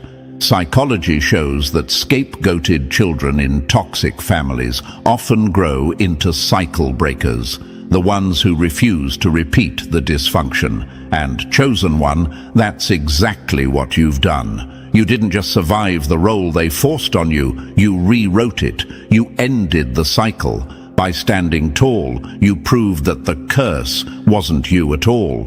It was the silence, the manipulation, the endless pattern of blame. Generations can live inside a lie until one person stands up and says, "No more." That person was you. You shattered the curse they tried to chain you with, and in doing so, you changed the legacy of your bloodline. The scapegoat became the liberator. The black sheep revealed itself as the white knight in disguise. And now, future generations will inherit truth instead of trauma because you had the courage to break what they refused to face. Number 11. You forged their weapons into the tools of their defeat. Every trick they used to break you became the very skill you used to bury them. Chosen one, the irony is brutal. They wrote their own ending. Every weapon they turned against you only made you sharper. They thought manipulation would confuse you, but it trained your eyes to spot deceit faster than anyone else. They thought lies would bury you, but they taught you to treasure the truth and document it with precision. They tried to scare you with threats of legal systems, but all they did was hand you the blueprint of their own downfall. They built you into the very strategist who dismantled them. Now imagine this. A blacksmith heats metal, hammering it violently, trying to bend it into something weak. But instead of breaking, the heat forges steel. That's exactly what happened to you. Their fire didn't destroy you, it made you unbreakable. They thought they were crushing you, but they were tempering you into a blade they couldn't block. Here's the fact: they turned you into their worst nightmare. Studies show people who endure repeated manipulation often develop heightened intuition, able to detect dishonesty with uncanny accuracy. That's why you can see through them now before they even open their mouths. They built the skill set that ensured their own collapse. The scapegoat became the general, the target became the tactician. That's your transformation. They wanted you as the victim, but you walked out as the strategist. Every trap they set became training. Every insult became instruction. Every battle became a lesson you used to flip the script. By the time you struck back, you weren't guessing. You were executing with precision they couldn't dream of. Chosen one, never forget. They created the very warrior who conquered them. Their weapons didn't destroy you. You turned them, sharpened them, and fired them back with deadly calm. And when the dust settled, it wasn't you lying in defeat. It was them, crushed under the weight of the arsenal they built with their own hands. Number 12, you rose above the prison. They're still rotting in. The real win isn't proving them wrong. It's reaching a place where their opinion doesn't even register.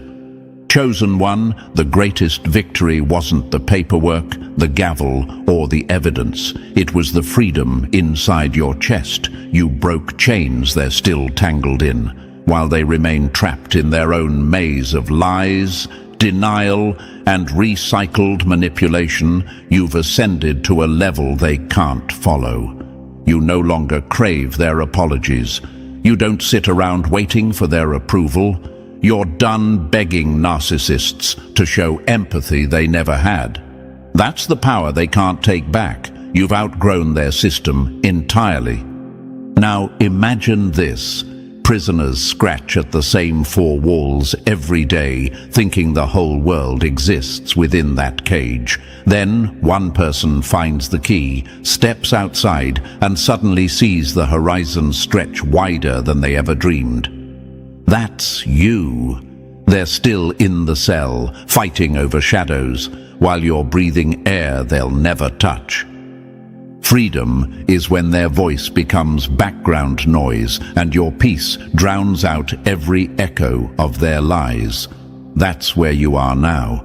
They still scream, still gossip, still plot, but it doesn't land anymore.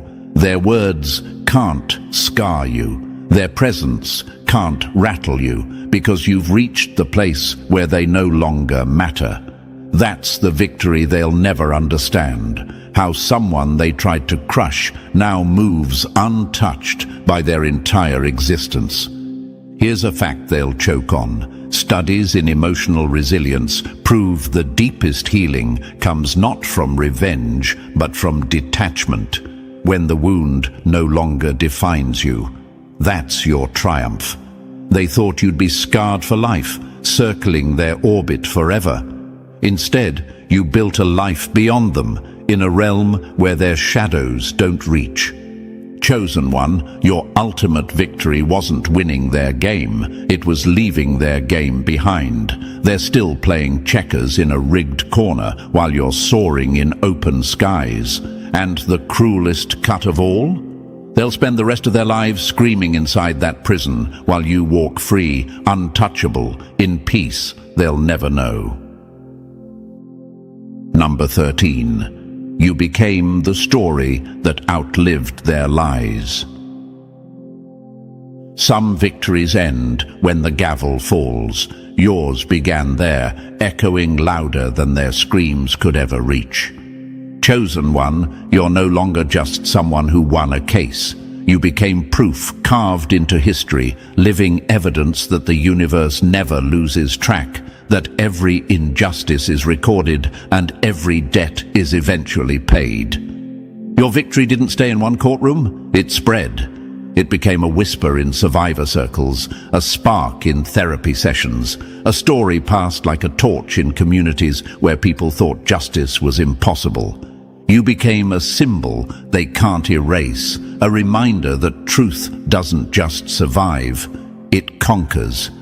Now imagine this, a single flame lit in a pitch-black cave. At first, it seems small, fragile, but as eyes adjust, that single light becomes a guide, leading others out of the darkness. That's what you are now. Your story has become a lantern, showing people who thought they were powerless that patience is power, that silence is strategy, and that justice isn't a fairy tale. It's real. A lie may circle the globe 1,000 times, but one moment of truth will stop it dead in its tracks.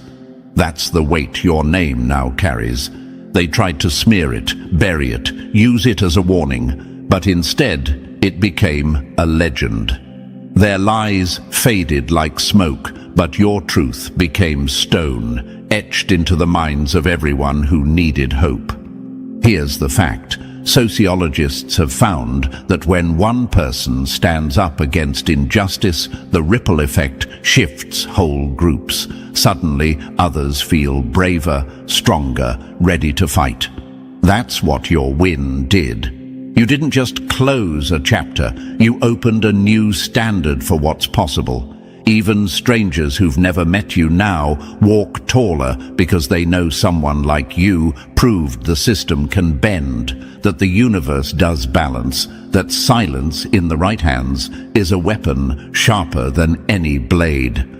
Chosen one, your legacy isn't just personal, it's eternal. You're no longer a target, no longer a scapegoat, no longer a liability. You're the symbol of what happens when patience meets truth, when silence turns into thunder, when justice finally speaks. You didn't just win, you became the proof that justice is real, and that proof will outlive every enemy's lie. And chosen one, your story proves that truth always outlasts lies, and that silence, when timed right, can shake entire systems. You've turned every injustice into undeniable proof that justice is real and unstoppable. If this message resonated with you, press the like button if you haven't already, and if you're still not part of our family, make sure to hit that subscribe button right now. Together, we spread light where they tried to keep darkness. Stay strong, stay unshakable, because your victory is just the beginning, and the world is still watching your legend grow. The CIA wants you on their team. Your psychological warfare is flawless. The deadliest weapon isn't a gun or a bomb. It's a mind that can make its enemies destroy themselves. That's you, chosen one. That's why the most secret agency on Earth has its eyes locked on you right now. They're not watching you because you're dangerous in the usual way. They're watching because you're dangerous in a way they don't know how to fight. You have mastered something even they train for years to perfect, psychological warfare without lifting a single finger.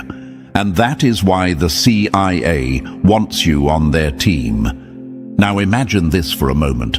Chosen one, a room full of career spies, people who have toppled governments and flipped double agents, staring at your name on a glowing screen. No guns, no handcuffs, no dossiers of crimes, just you. And all around them are the wreckage maps of your enemies' minds, the people who underestimated you, who tried to cross you, now spiraling into chaos with no clue how it happened. This isn't fantasy. This is the reality you're living right now, and it's rattling their cages.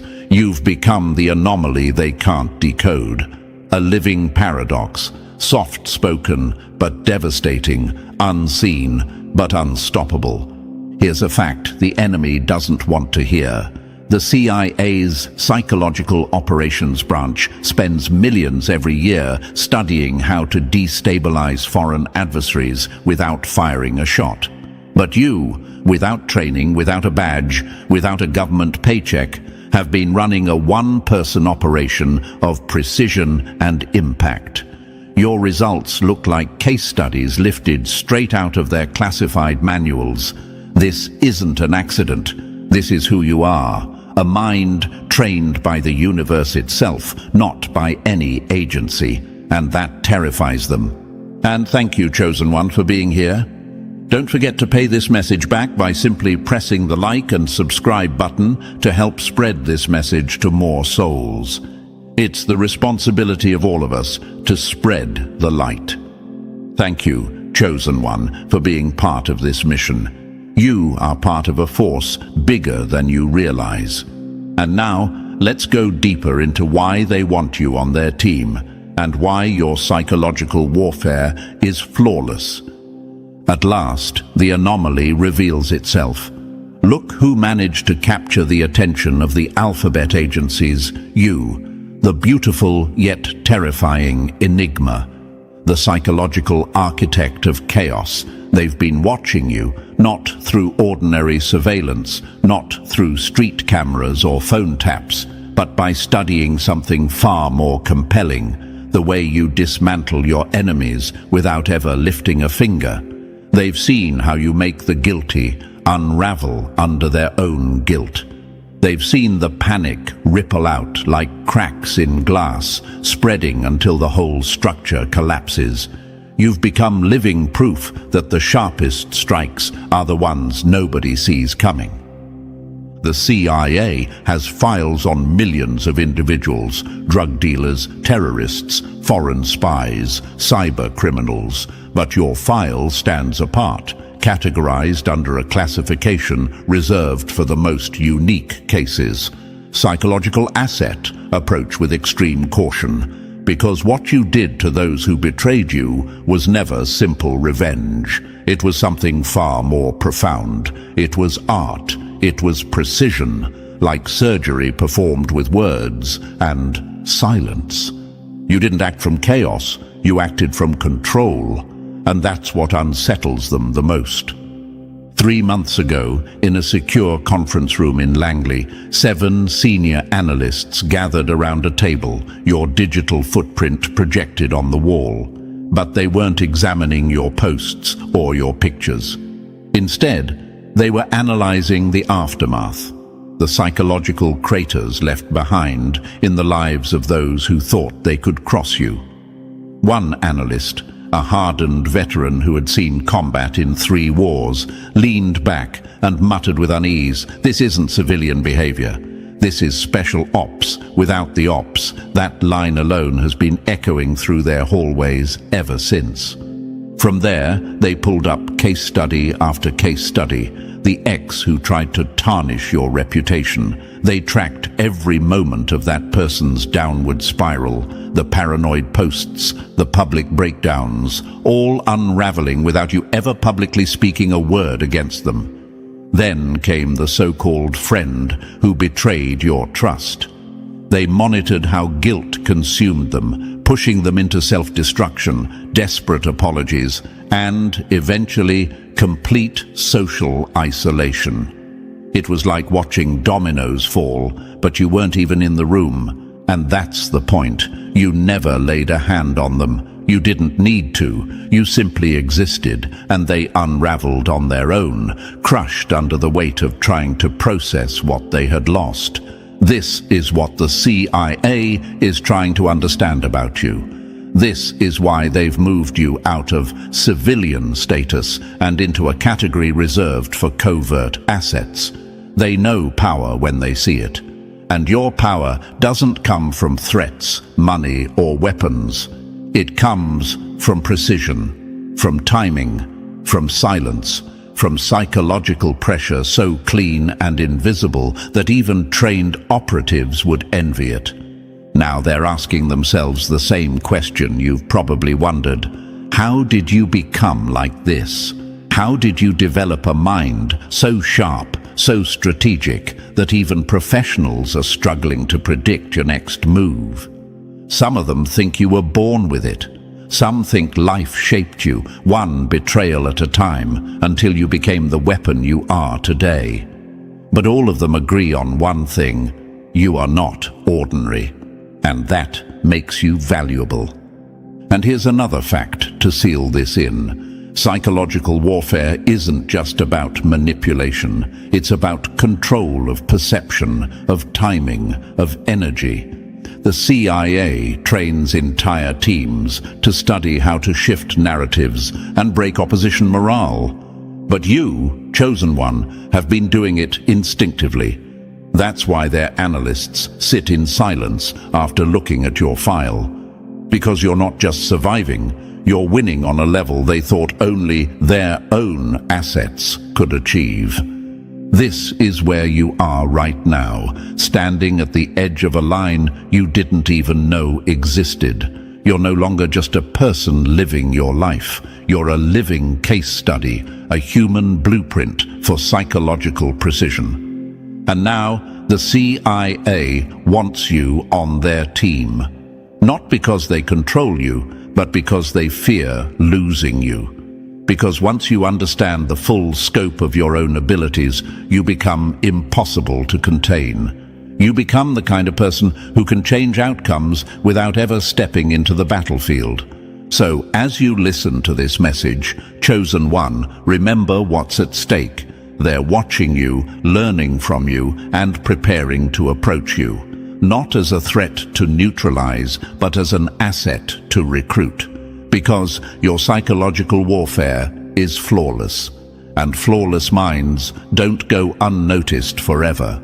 And Chosen One, thank you for standing here with me at this point in the message. You're not just listening, you're stepping into a classified briefing built for minds like yours, the ones the CIA itself can't ignore.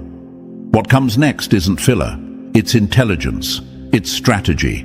It's the blueprint of how you've been running psychological operations so cleanly they're treating you like an asset, not a civilian. Drop the number 777 in the comments right now if you feel that edge inside you, if you're ready to claim the level of mastery they've been secretly studying. And if you can, bless the force behind this channel with a super thanks.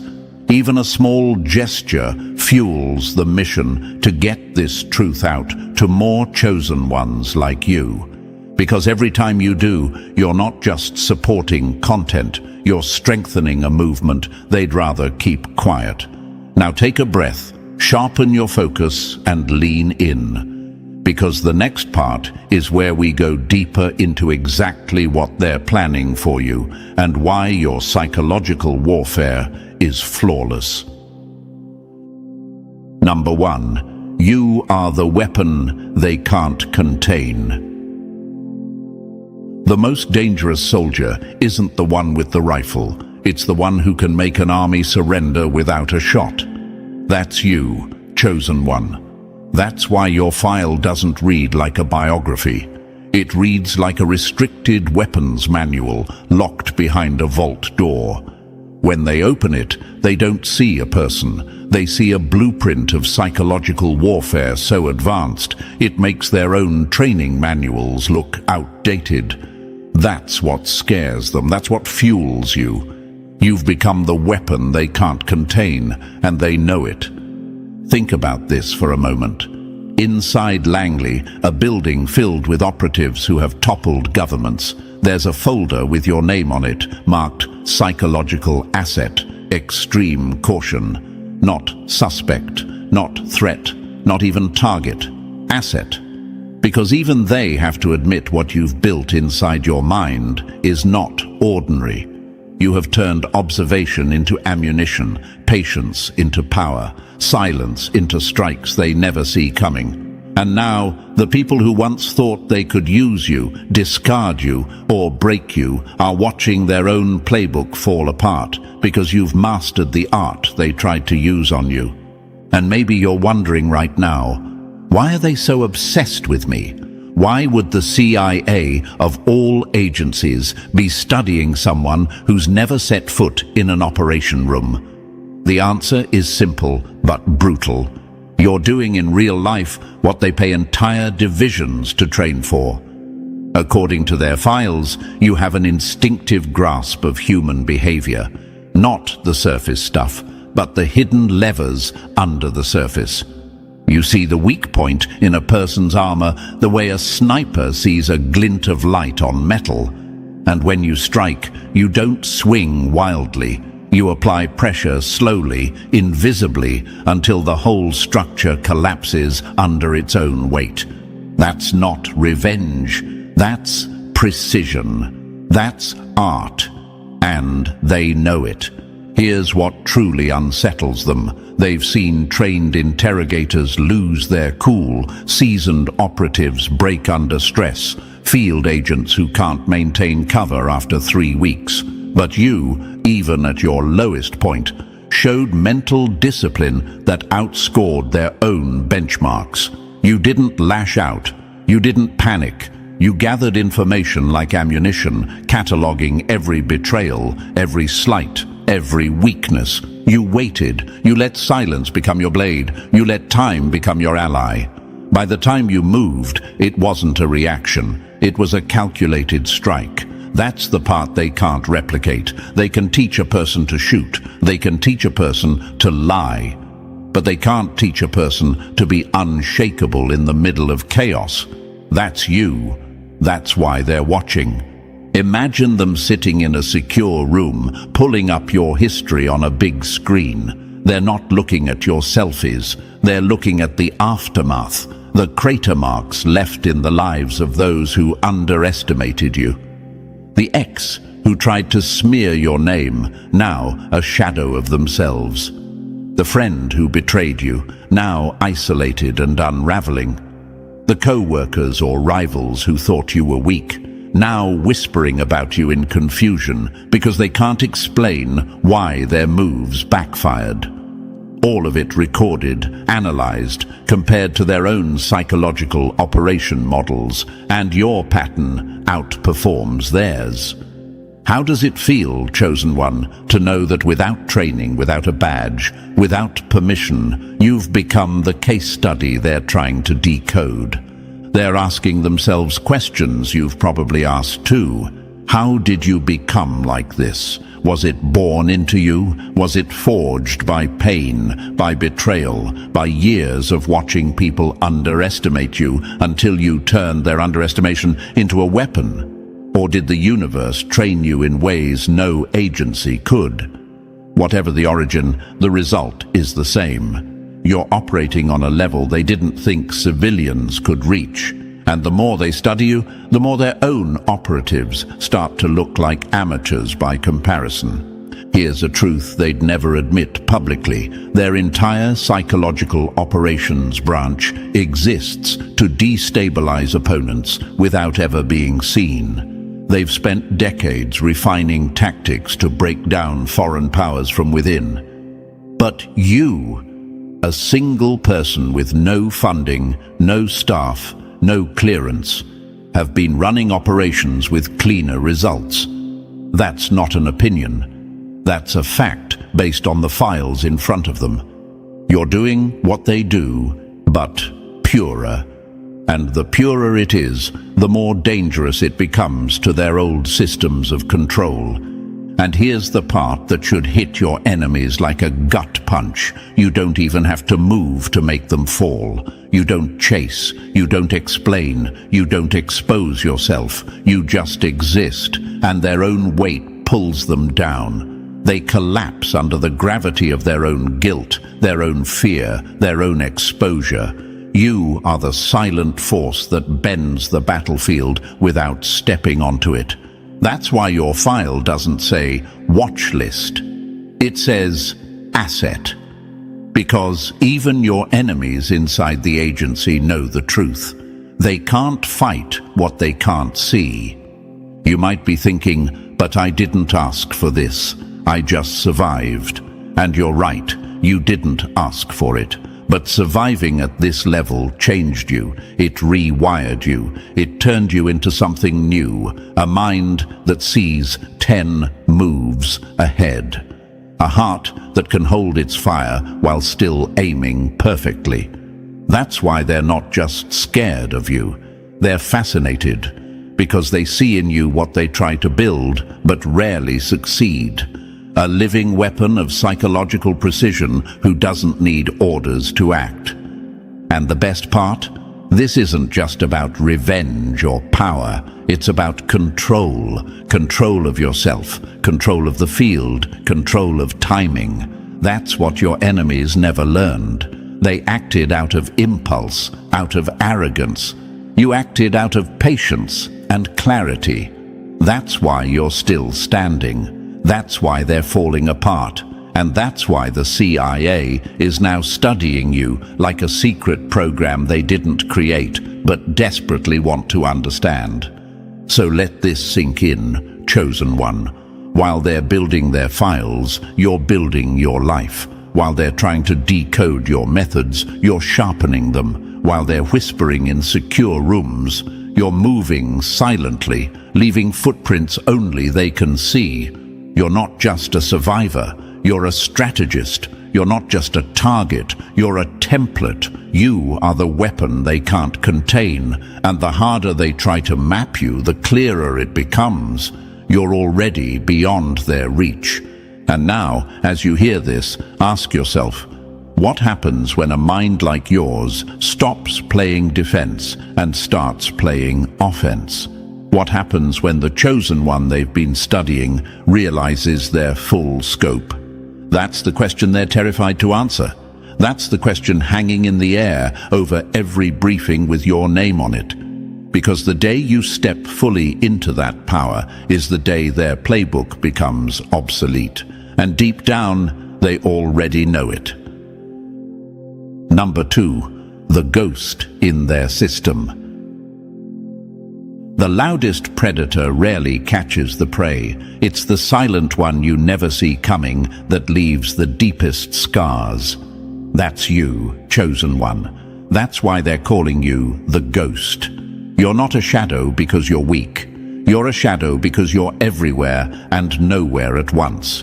You've turned observation into an art, silence into a weapon, and truth into a drone strike no one can trace.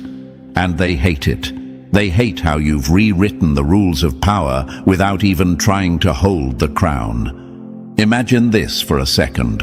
A co-worker plots against you, whispers behind closed doors, paints you as incompetent, manipulates situations like a cheap magician pulling coins from ears. Most people would panic, defend themselves, lash out, or quit.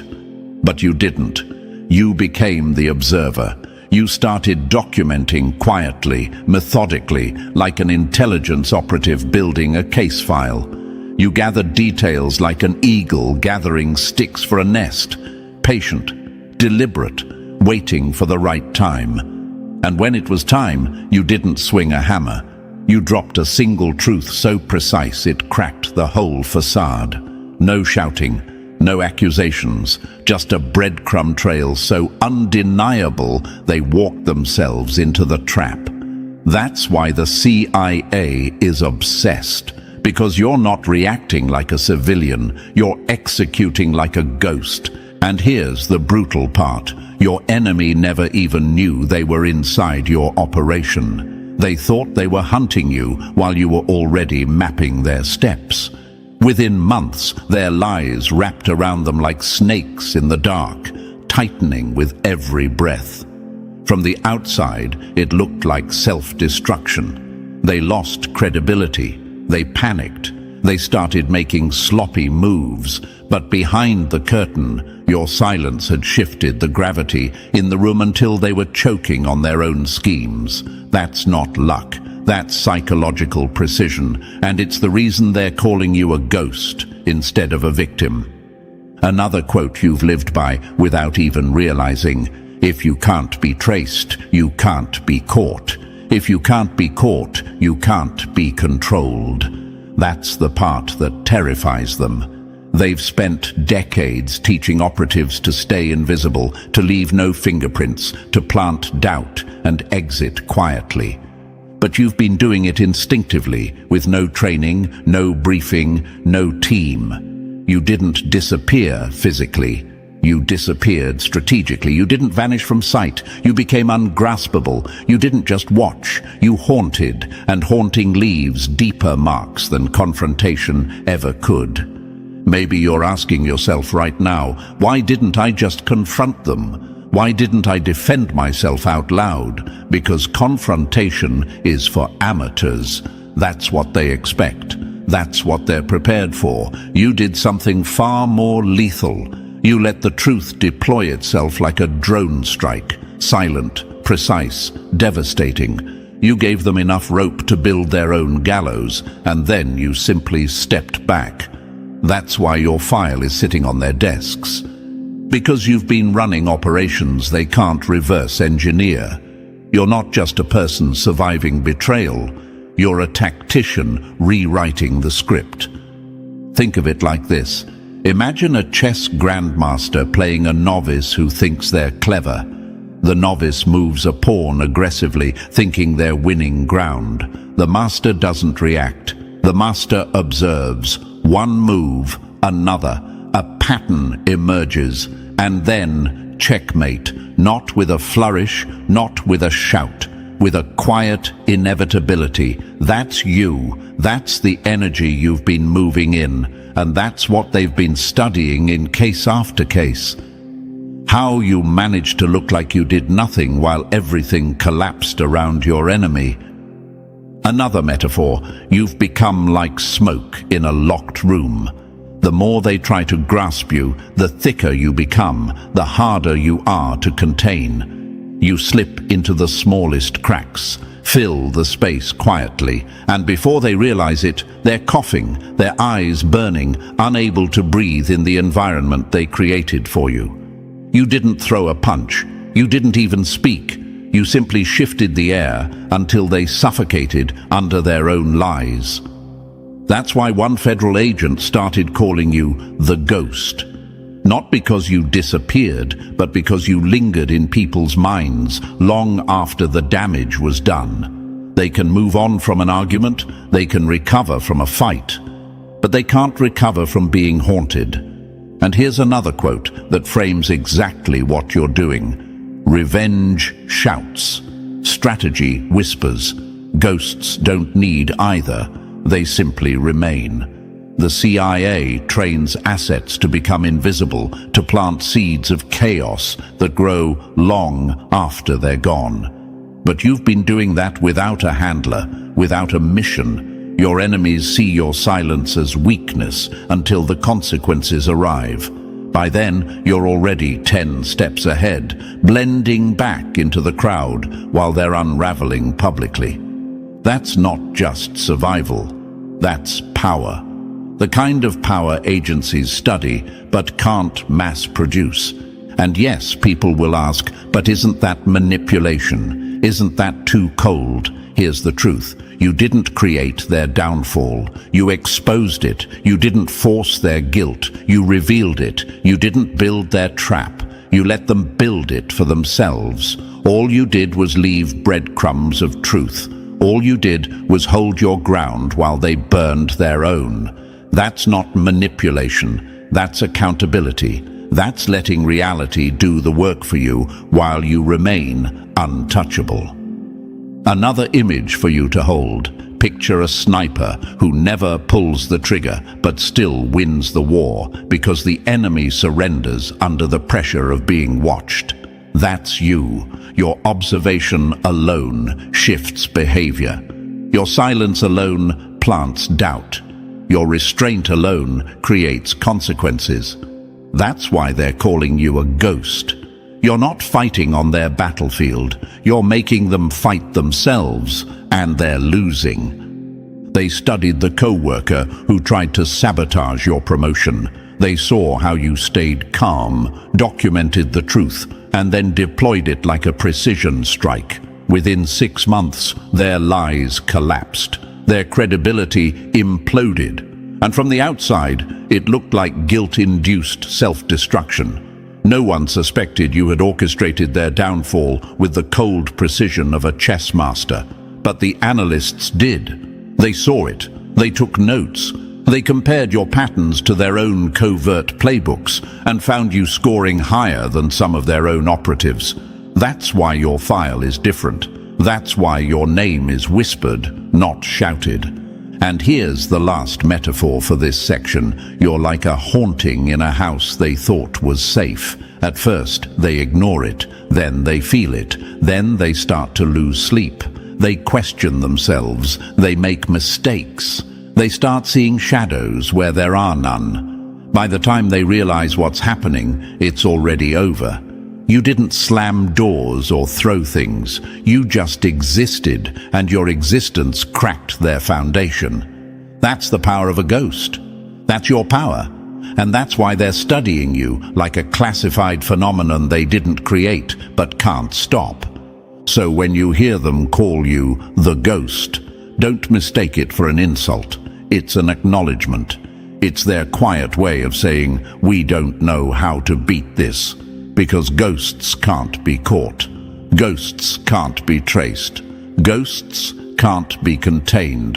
And most of all, ghosts don't play by the rules of the living. You've become more than an observer. You've become a force, a case study, a blueprint for psychological warfare they can't replicate, but desperately want on their side. And the deeper they dig into your methods, the more they realize the truth. You didn't vanish. You became unforgettable. Number 3. The War Room Whisper About You. Power isn't measured by who shouts the loudest in the room. It's measured by who the room can't stop whispering about. Last month, behind sealed doors and reinforced glass, your name turned into a battlefield.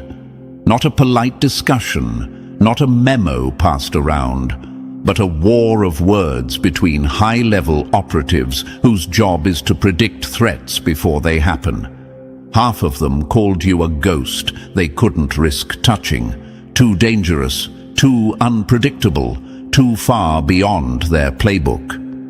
The other half leaned in, eyes sharp, and said what no one dared speak out loud. This one isn't a problem. This one is an asset. Imagine this scene, a dimly lit conference room buried under a mountain of concrete. A screen flickers with your digital footprint, not your selfies, but your patterns, the collapses you triggered without a sound. Files, thick as phone books, stacked on the table. Veterans who've toppled governments watching the ripples of your moves, like meteorologists staring at a storm they didn't forecast. Some grip their pens tighter, thinking of you as a live wire. Others see a living blueprint for psychological warfare, a strategist who can break networks with nothing more than precision, timing, and truth. Maybe you're asking yourself right now, if they think I'm this powerful, why haven't they reached out? Here's the truth they won't tell you. They already have, not with a badge or an envelope. They've been probing, sending feelers, testing your reactions the way a diver tests the depth of water before jumping. Emails that felt off, random contacts that seemed too curious, small invitations framed as harmless but designed to measure your instincts. They're not guessing who you are anymore. They're mapping what you'll do next. Another quote that fits you perfectly. Some weapons fire bullets, others fire doubt. The latter wins wars that never make the news. That's the weapon you've become. And that's why the debate about you isn't just about risk. It's about value. Because even in their most secure rooms, with all their training and tools, they can't deny the simple, terrifying fact. You can win battles without lifting a finger, and they've built their entire empire trying to create minds like yours. Number 4. The trail of silent tests.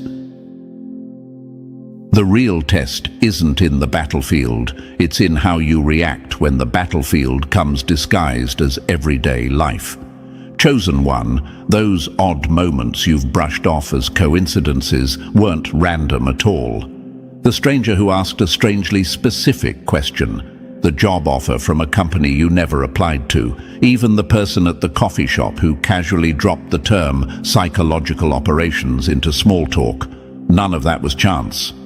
Those were breadcrumbs, silent probes, a way of mapping your instincts without you ever realizing the game was on. Imagine it, an invisible hand scattering tiny signals in your path like digital tripwires, measuring your reactions with clinical precision. Every tilt of your head, every pause before you answer, every flicker in your eyes.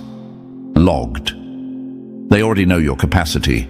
They're not measuring your skill anymore. They're measuring your self-awareness. They want to see if you've figured out who you've become. Because once you do, you're no longer just a prodigy. You're a force they can't control. And maybe you're wondering, why bother with breadcrumbs? Why not just walk in and recruit me? Because the CIA doesn't waste time on fists. They can hire brawn anywhere. They're searching for minds like yours.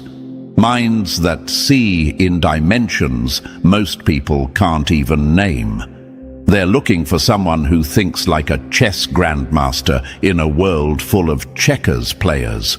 Someone who can destabilize a network without touching it, who can shift a narrative with a single, well-placed truth. Here's a quote that fits you perfectly. Brutes break walls. Strategists reshape entire cities without lifting a stone. That's what you've been doing. Without knowing it, you've been operating on levels that agencies spend decades trying to train into their recruits. The breadcrumbs weren't to test your ability, they were to test your recognition. They want to know if you've woken up to the reality of your own power. Because once you do, chosen one, the game changes, for them and for you. And deep down, they already know the answer. Number 5. The untrained master of mind wars. Some fight battles with weapons, others win wars with whispers. The latter leaves no fingerprints, only ruins. Chosen one, that's what you've been doing without even knowing the name for it. You weren't just surviving smear campaigns or petty sabotage. You were running psychological operations before you even knew the term existed, and doing it cleaner than the people who invented the playbook. Think back to that group who tried to ostracize you, weaving whispers like spiders spin webs, hoping to trap you in their lies. Most people would have scrambled to defend themselves, argued, begged for clarity, or tried to fix their image. You didn't. You stayed still. You stayed quiet. You didn't swing at shadows. Instead, you let their own secrets become the blades that cut them down. A subtle suggestion here, a question that seemed innocent there. Oh, did Sarah ever mention, or I thought everyone already knew about Mike's. And then you stepped back and watched their alliance devour itself from the inside out. That isn't luck. That isn't passivity. That's tactical warfare with nothing but truth and timing. Imagine this, a chessboard full of pieces all plotting against you. You don't even move your queen. You just tilt the board slightly and the pieces topple themselves. That's what you did. No shouting, no exposing yourself. Just gravity, invisible but undeniable, pulling their lies down until the structure collapsed. To you, it felt like common sense. To the CIA, it's textbook information warfare, the kind they drill into analysts, operatives, and covert teams. And maybe you're asking, but wasn't I just defending myself? Here's the truth. You weren't defending. You were dismantling. You didn't block their attack. You inverted it. You let them choke on the smoke they created for you. That's why your name came up in their war room debates. Because while they spend billions training assets to destabilize networks from the inside, you've been doing it instinctively, on a Tuesday no less. You're not just surviving attacks, you're rewriting the rules of psychological engagement in real time, and that's exactly why they're still watching. Number 6. Forged in fire, sharpened by silence. Some go to schools to learn strategy. Others are thrown into storms until strategy becomes survival. That's you, chosen one. What has them staring at your file isn't just your precision, it's the path you took to get it. No handler, no instructor, no briefing. Every betrayal you endured became another drill in human psychology. Every lie spun about you showed you the gears of deception turning in real time. Every smear campaign was a crash course in tracking how narratives are built, spread, and weaponized. You weren't trained in a classroom. You were trained in the wild, and the wild leaves scars that double as blueprints. Imagine it like this. Where they have textbooks and simulations, you had real faces and real betrayals. Where they had controlled exercises, you had chaos. Each wound you took became a map of where power really flows, how loyalty bends, how fear multiplies. They drill operatives on pattern recognition for months. You lived it for years. That's why, to them, you're not just another potential recruit. You're living proof that pain can produce a strategist sharper than their own programs. And maybe you're asking, was it revenge that built me?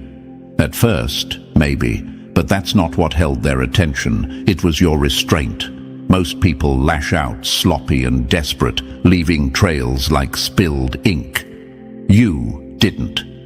You designed campaigns that unfolded like chess matches, slow, meticulous, sometimes over months, sometimes over years. You let silence do the heavy lifting. You let time become your ally. You turned suffering into patience, patience into strategy, and strategy into results so clean it's unnerving. Another quote that captures you: "Masters aren't made in safety. They're forged in the fires others thought would destroy them." That's the truth sitting under your name in their files. They've trained thousands of operatives and still can't match what you've built on your own. Life was your training ground. Pain was your instructor. And the person who walked out of that crucible isn't just surviving anymore. They're running operations that agencies spend fortunes trying to replicate. Number 7. The silent strike of patience. True power isn't striking first. It's knowing exactly when to let your enemy undo themselves. Chosen one, that's what they're learning about you. They studied the case of your ex-business partner who stole your ideas and tried to edge you out. You could have gone loud. You could have sued. You could have dragged them into the spotlight. But instead, you played a deeper game, one they don't teach at their schools. You let them sprint ahead with stolen blueprints, fully aware they lacked the vision, the discipline, and the patience to execute them. Imagine this: a thief running off with seeds they don't know how to plant while you stay behind, cultivating soil they can't see. Months later, your garden blooms while theirs rots. That's what you did. While they scrambled, you built something stronger, sharper, cleaner. You attracted their best talent with superior leadership, drew in the loyalty they could never inspire, and sat back as their empire collapsed under the weight of its own incompetence. That's not luck. That's precision. That's patience, weaponized. And maybe you're asking, why didn't I fight? Why didn't I expose them? Because exposure is noisy, and noise leaves traces. You didn't need noise. You needed inevitability. You've learned that in human psychology, emotional involvement is a liability. You've learned that the real battlefield isn't fueled by anger, but by timing. You let them bury themselves in the very hole they dug for you. By the time they realized what had happened, you were already untouchable. One of the agents analyzing you wrote something rare in their report. This one doesn't seek revenge. This one seeks balance. That's what makes you a phenomenon. You're not acting out of rage. You're acting out of structure. You treat human psychology not like a battlefield of emotions, but like a chessboard of possibilities. And on your board, patience isn't passive. It's a weapon. You don't rush. You don't gloat. You simply place your pieces and let the game unfold until there's nothing left to oppose you. That's why they're still studying you, because even their top operatives, with all their training, struggle to master the one thing you've turned into an art, the precision of patience. Number 8. Justice without fingerprints. Revenge leaves fingerprints. Balance leaves ghosts. That's what set you apart, chosen one. That was the moment they stopped seeing you as gifted and started seeing you as evolved. You're not just sharper than most, you You've stepped beyond normal emotional reflexes. Your form of psychological warfare isn't a storm, it's surgery. No digital footprints, no paper trails, no witnesses, just people suddenly colliding with consequences they never expected. As if justice itself had slipped silently into their lives and set the scales right. Imagine this. Most people fight messy street brawls with their emotions flailing, shouting, bleeding all over the floor. You moved differently. You understood early that the messiest battles leave behind the most evidence. Trails of text messages, angry posts, desperate calls. You abandoned that battleground entirely. You stopped playing checkers with rage and started playing chess with precision. You began winning wars before your enemies even realized a war had started. And maybe you're asking, but doesn't justice require action? Not always. Sometimes it's about restraint so clean it's invisible. You didn't need to burn bridges. You simply removed the supports and watched their structures collapse under their own weight. That isn't vengeance, that's balance, a cosmic, surgical reordering of what's fair. Here's another image for you, a surgeon in a crisis room, steady hands while chaos screams around them. That's you. While others are slashing wildly with blunt tools, you're making a single precise incision that ends the infection without harming the body. That's why they're fascinated. Because what you've built isn't a skill set, it's a discipline. And discipline at that level can't be faked or taught in a weekend course. You've become the proof of a terrifying truth. The cleanest victories don't even look like victories. They look like inevitabilities. By the time your enemies realize what's happening, you're already on the other side, untouchable, while they're buried in the wreckage of their own moves. That's not just power, that's evolution, and that's why they're still watching you, studying you, and debating how to approach a force that can win without fighting. Number 9. truth as a silent guillotine. The cleanest executions don't come from swords. They come from truths dropped so quietly they feel like gravity itself.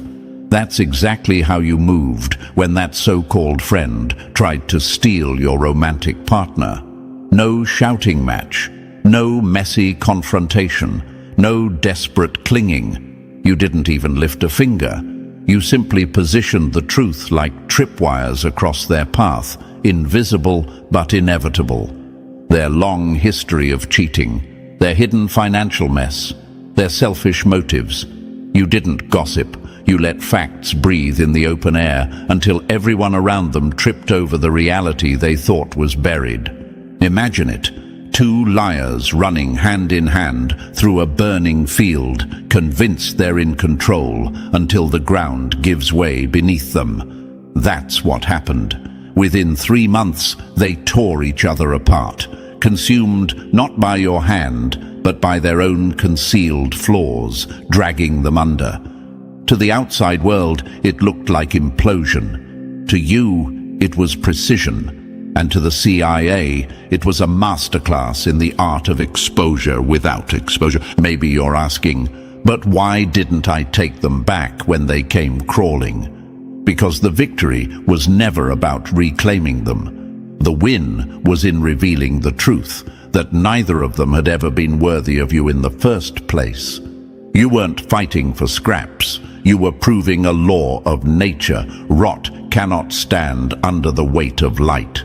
And you made sure the light hit them without ever staining your hands. Another quote that fits here: revenge is about them.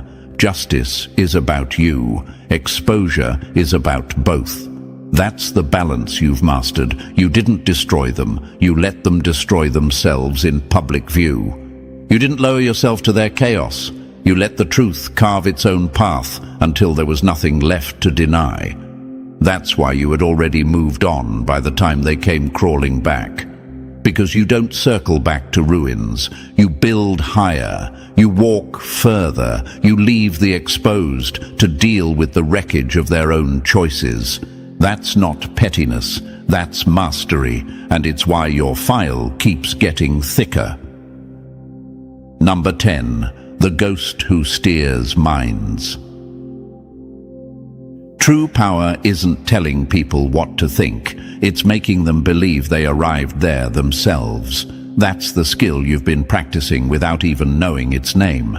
Inside Langley, they call it cognitive infiltration. The rare ability to slip into someone's decision-making process and steer it from within, all while looking invisible.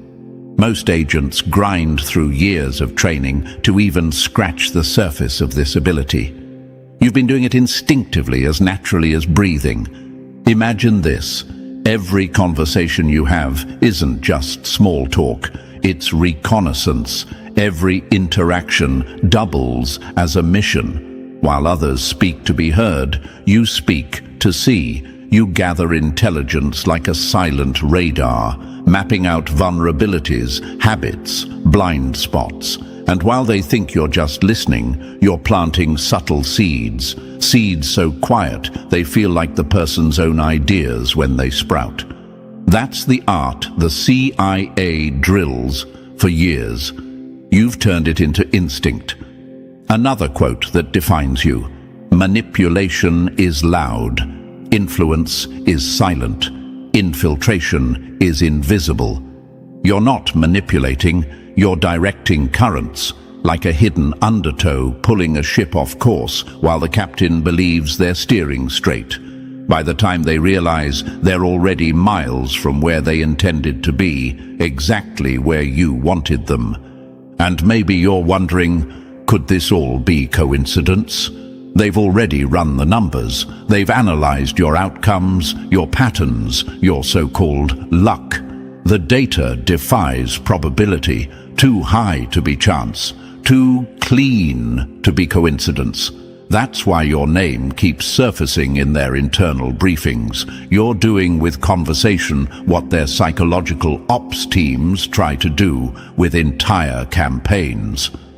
Another image for you, a locksmith slipping into a locked room without forcing the door, rearranging the furniture, and leaving without a trace. The owner walks in, thinking nothing has changed, but they start behaving differently because the space now works against them. That's what you do inside people's minds. Quiet, surgical, flawless, and that's why they've stopped calling it talent and started calling it asset potential.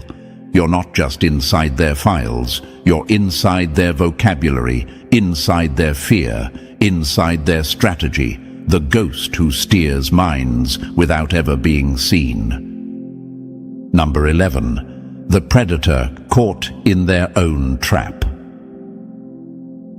Gaslighters think they're architects of doubt until someone turns their maze into a mirror. That's exactly what you did, chosen one. Remember that supervisor who tried to chip away at your sanity, dripping poison into your mind, one drop at a time, feeding you doubts until you questioned your own reality? Most people would have fought back loudly, filed complaints, begged for validation, and still ended up looking unstable. But you didn't. You rewrote the script. You turned their own game against them, and you did it with silence sharp enough to cut glass. Imagine it. They're the spider spinning a web around you, smug in their trap, never realizing you're already threading a larger web around them. You documented everything, not to hand over to HR, but to feed the psychological counter-operation you'd already begun. You started pulling threads so delicately they didn't even know you were weaving. A meeting mysteriously scheduled that they swore they never created. An email surfacing in records they were sure they never wrote. Deadlines ticking off as if by ghost hands. Projects moving forward without their involvement. Little gaps in memory creeping in like fog through a window. They thought they were breaking you down. You were dismantling their grip on reality. Another quote that defines your move. The surest way to destroy a manipulator is to let them choke on their own illusions. That's what you did. Piece by piece, you constructed a reality where they couldn't trust their own perception. Their tricks boomeranged back. Their doubts became their own reflection, and within 6 months they were unraveling, checking themselves into therapy, convinced they were losing control of their mind. And maybe you're asking, was this revenge? No, this was correction, this was balance, this was an invisible operation designed not to humiliate, but to neutralize. You didn't gaslight them. You held up a mirror until they couldn't stand their own reflection. The irony was exquisite. The gaslighter burned out by their own flame, extinguished by the very tricks they once thought made them untouchable. That's why the agency keeps studying you, because you're not just surviving manipulation, you're bending it back until the predator walks into their own trap. Number 12. The countdown they can't predict. When even your enemies start wagering on the inevitable, you're no longer a player, you're the outcome. That's where you stand now, chosen one. Inside those sealed government walls, they're not betting on if you'll succeed anymore. That question was settled long ago. They're betting on when. How long until your latest target realizes they've been outmaneuvered, dismantled, and cornered without ever knowing the game had even started? Imagine it, a room full of hardened federal agents, people who run covert ops for a living, sliding bills into a betting pool like gamblers at a secret racetrack. But they're not betting on horses, they're betting on the collapse of your enemies. Some guess 3 months, some say 6. 6 months has become the average, the time between the first strike against you and the moment their psyche folds in on itself like a house of cards under a hidden weight. Another quote that defines this scene: a true strategist doesn't race the clock races them.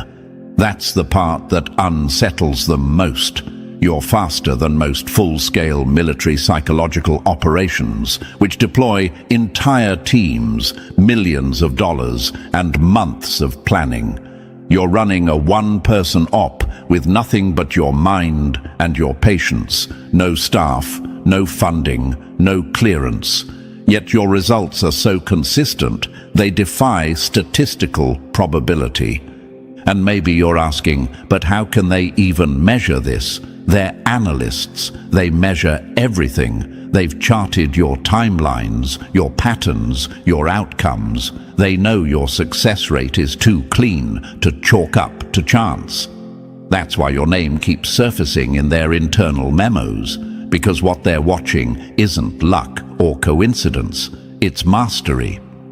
Another image, you're like a storm tracker who predicts landfall while everyone else is still staring at sunny skies. By the time the winds hit, you've already moved on, leaving only the wreckage of their arrogance behind. That's what the betting pool is really about. It's not a game, it's a nervous ritual, because deep down they know the same thing you do. When the countdown starts, the outcome is inevitable. So, chosen one, you've seen the truth. Your psychological warfare isn't just noticed, it's feared. You're not playing their game, you're rewriting it. And while they study, debate, and bet, you keep winning in silence. That's why this message found you. If you felt the weight of it, press the like button if you haven't already. And if you're still not part of this family, make sure to hit subscribe. Because here, you're not alone. You're part of a force they can't contain. Stay sharp, stay patient. Your legend is still unfolding. The cruelest betrayal doesn't come from enemies.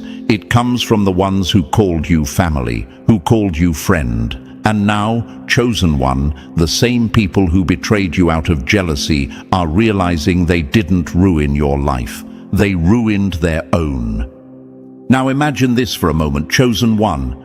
You're holding a priceless diamond in your hand, and someone close to you, someone you trusted, snatches it away, thinking they've stolen your fortune. They run off laughing, convinced they've destroyed you. But what they don't know is that what they took wasn't the true treasure. The diamond they stole was nothing more than a decoy, while the real crown, the real empire, was already being built for you. And today, they sit there staring at a fake jewel that has lost all its shine, while you are glowing brighter than ever before. Here's a fact that hits them where it hurts. Studies in psychology confirm that envy corrodes from the inside out. Jealousy doesn't just eat away at relationships, it eats away at the person who carries it. The same way acid burns through metal, envy burns through the soul of the betrayer. They thought they were clever, but chosen one, their own jealousy, has made them their worst enemy. Another fact. Betrayal trauma is proven to change a person's brain structure, forcing them to rewire, to become sharper, stronger, more resilient than before. So while they thought they broke you, science itself says they created a stronger version of you, and now they can't escape the truth. And thank you, chosen one, for being here. Don't forget to pay this message back by simply pressing the like and subscribe button to help spread this message to more souls. It's the responsibility of all of us to spread the light, to make sure the truth reaches every ear that needs to hear it. Thank you, chosen one, for being part of this mission. You are not just a listener, you are part of a force. Now let's return to where it all began. This betrayal didn't come from strangers lurking in the shadows. No, it came from the people you opened your heart to, the ones you defended, the ones you would have sacrificed for without hesitation. That's why it cut so deep.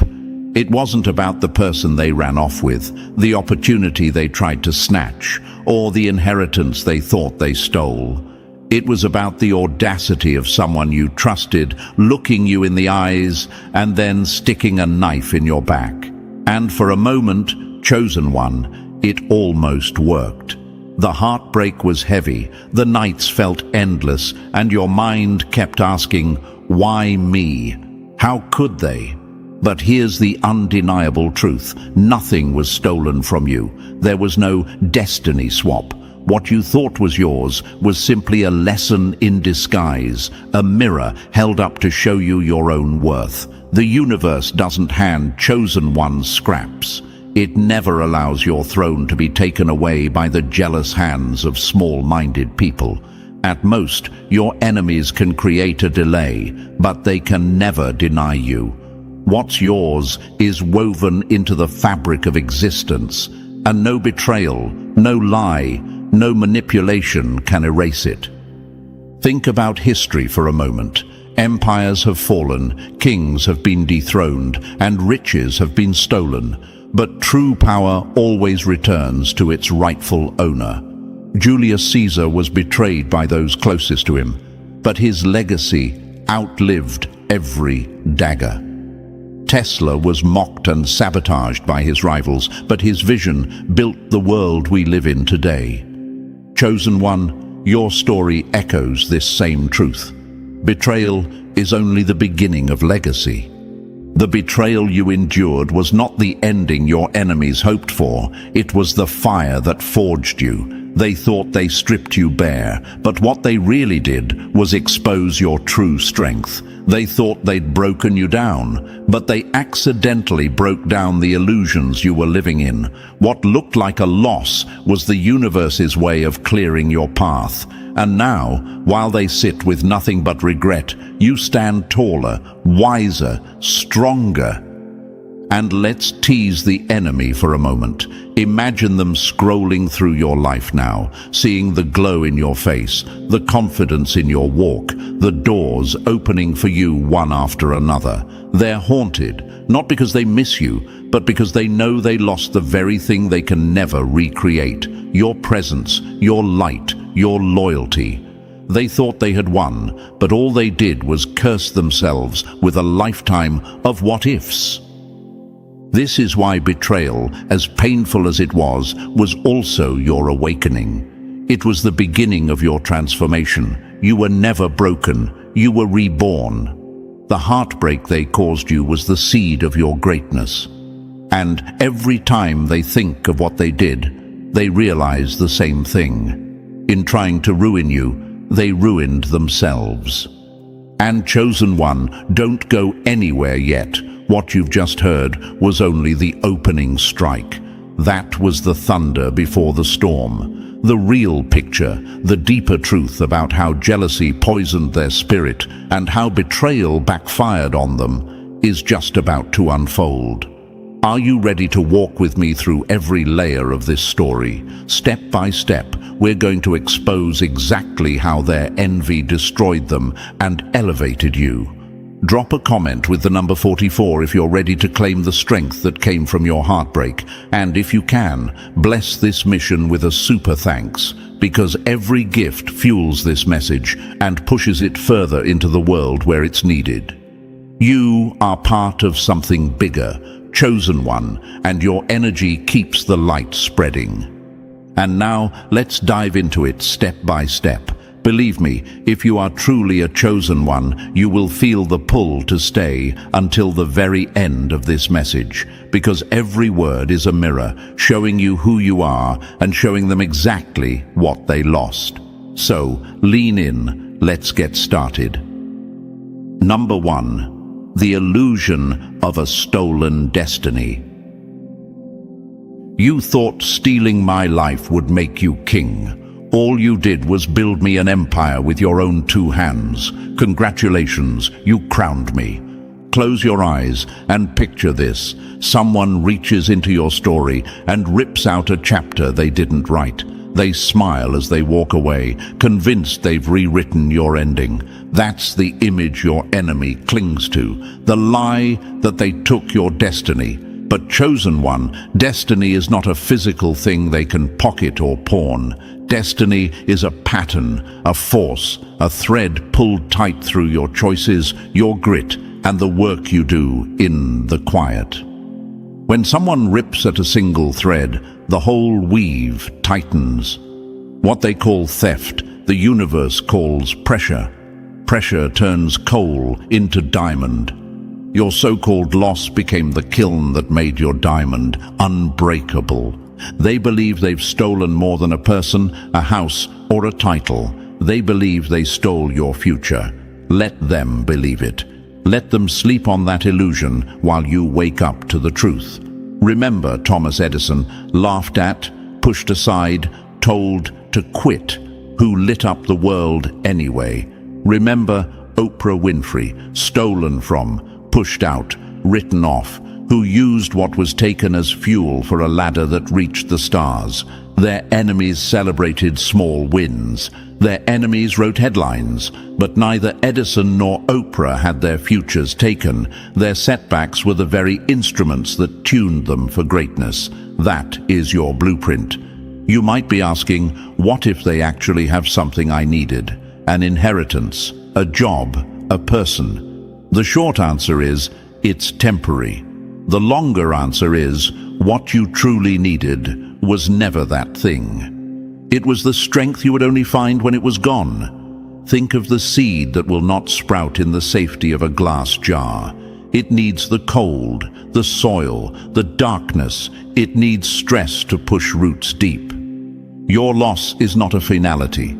It is a test, a prompt, an activation code. The person or object they took was a decoy or a lesson.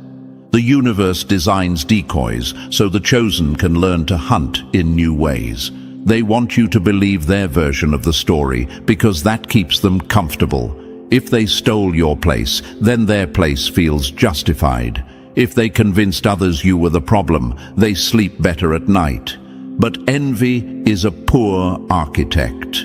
Buildings built on envy crumble fast. Jealousy creates shortcuts and lies. Shortcuts break under pressure.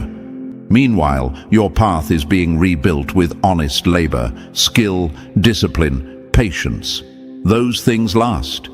You will look back at what they stole and laugh, not because you're cold, but because you finally see the bigger design. Here's a truth that will sting them. Stealing never creates creation. It only destroys. Real creation is born of sacrifice, practice, and time. Nelson Mandela lost decades for his cause and didn't have anything stolen from him that mattered. His vision outlived the bars. J.K. Rowling had doors slammed in her face and had her life rearranged, but those slams shaped the stories that changed millions. You are on the same axis. Their theft is a wooden plank on the bridge you will cross. It's not the bridge, it's the plank you'll step over while new bridges are built beneath your feet. You might wonder, but what if I still hurt? What if I wake up some mornings feeling empty? Good. Feeling is the currency of transformation. Grief is not your enemy. Stagnation is. Allow the grief to teach you. Let it sharpen your senses. Every time you feel the old pain, answer it with action. Plant one new habit. Relearn one skill. Move 3 degrees forward. Small motions compound. The person who took from you wanted to freeze you in that moment. Do the opposite. Move. Build momentum. Momentum becomes reputation. Reputation becomes return. Ask yourself this: who benefits from believing your destiny can be stolen? The answer is simple: the insecure, the jealous. People who cannot build their own legacy, so they vandalize others. They pick at the edges of your life because they lack the courage to construct the center of their own. Let that be their indictment. Your job is not to fix them. Your job is to become undeniable. Make your life so luminous that their shadow is irrelevant.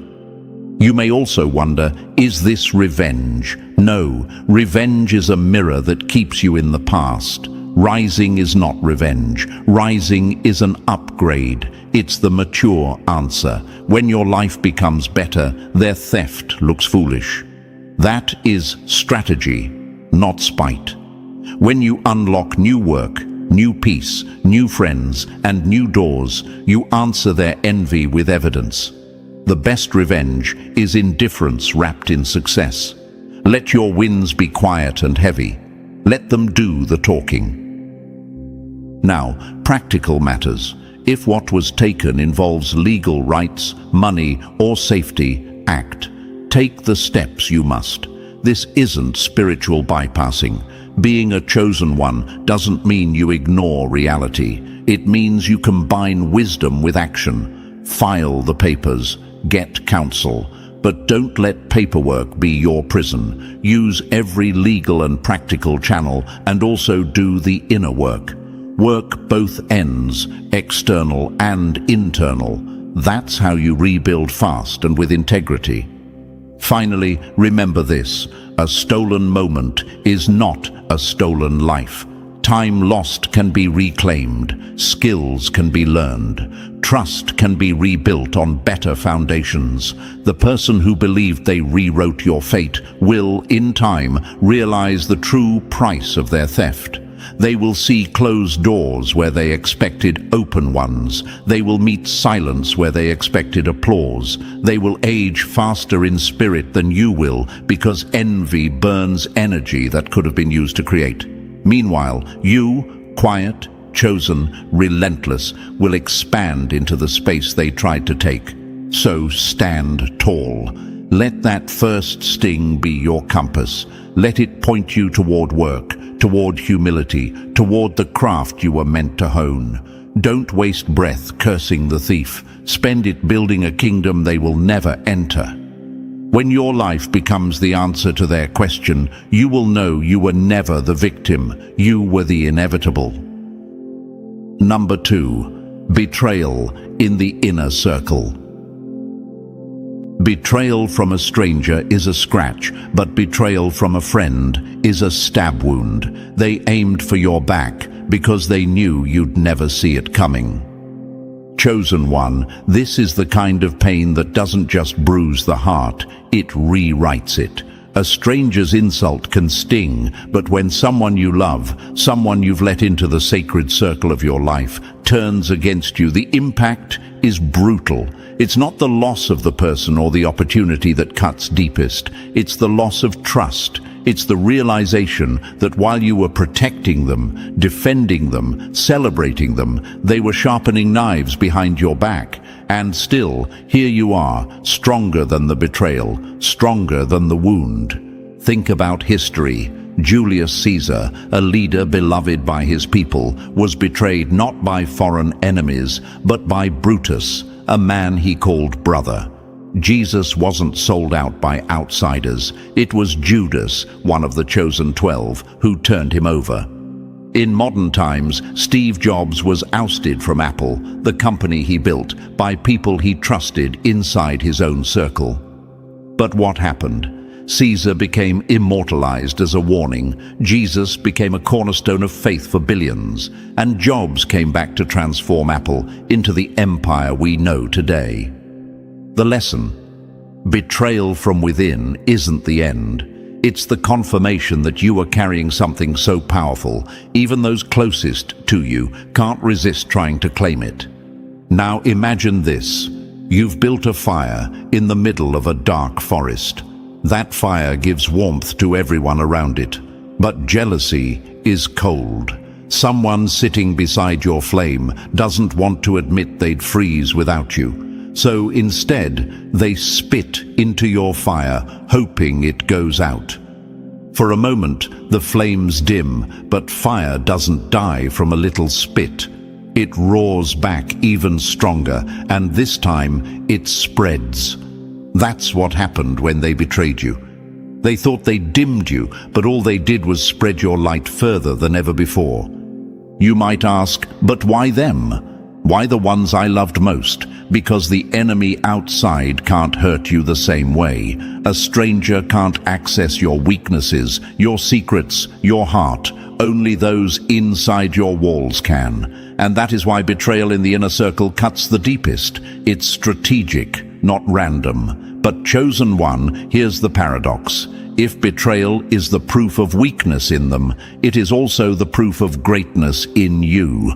No one robs an empty house. No one betrays someone who has nothing worth stealing. The pain you endured is the receipt of your value.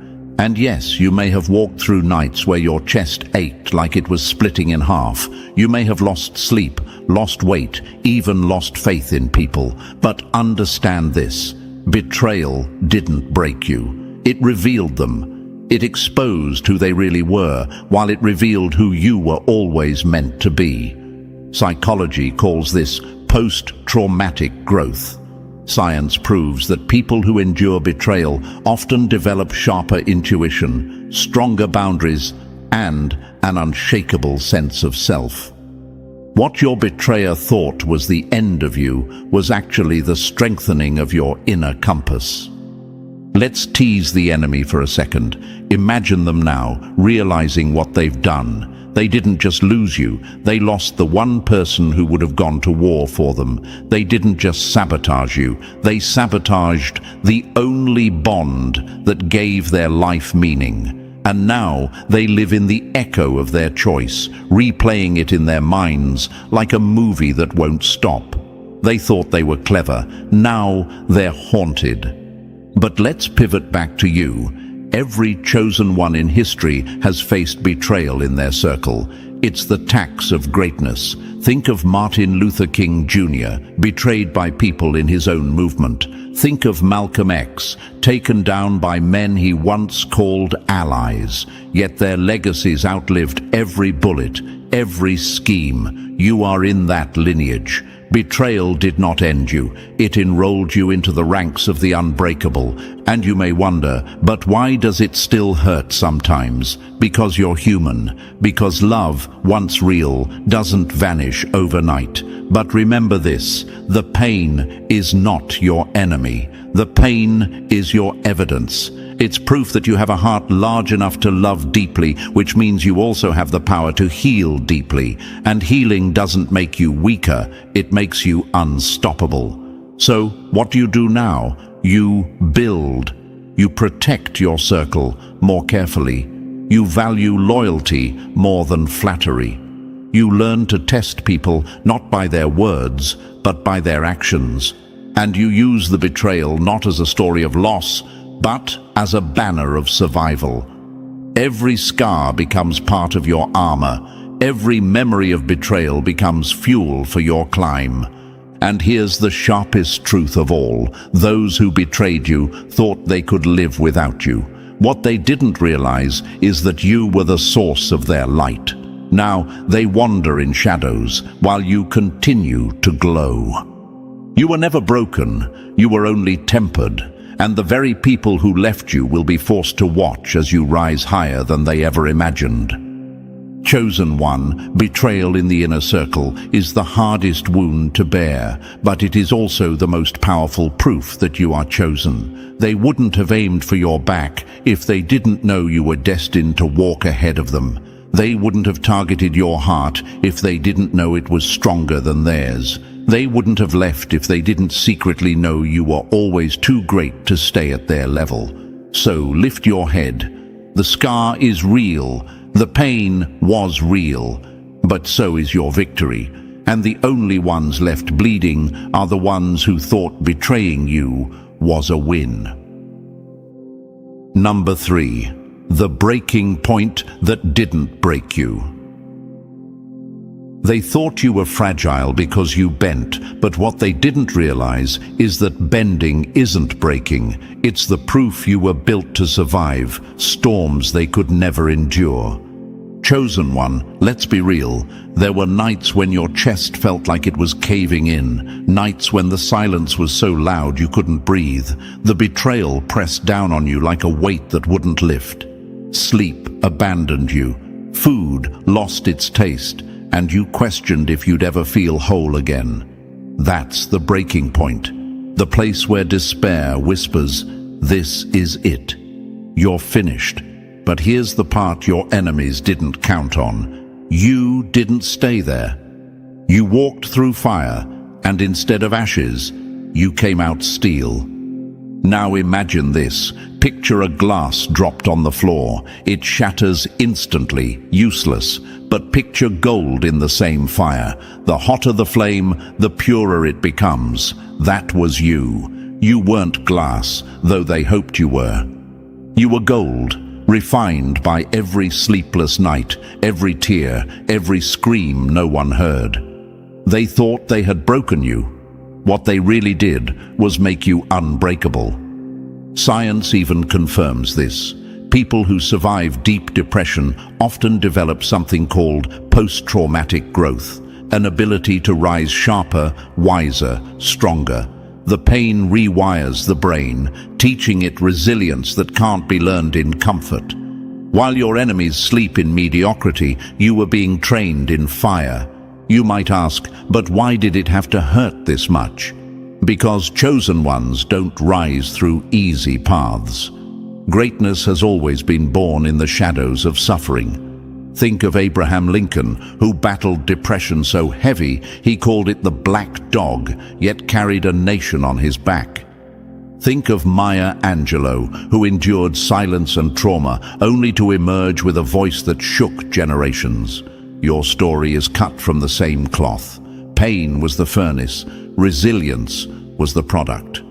And here's what stings your enemies most. They thought you would crumble. They sat back waiting for your downfall to become permanent. Instead, you've risen in silence with scars that now serve as medals. They're still gossiping, still plotting, still hoping you'll stumble again. But the universe already made its choice. You're chosen, and nothing they do can alter that.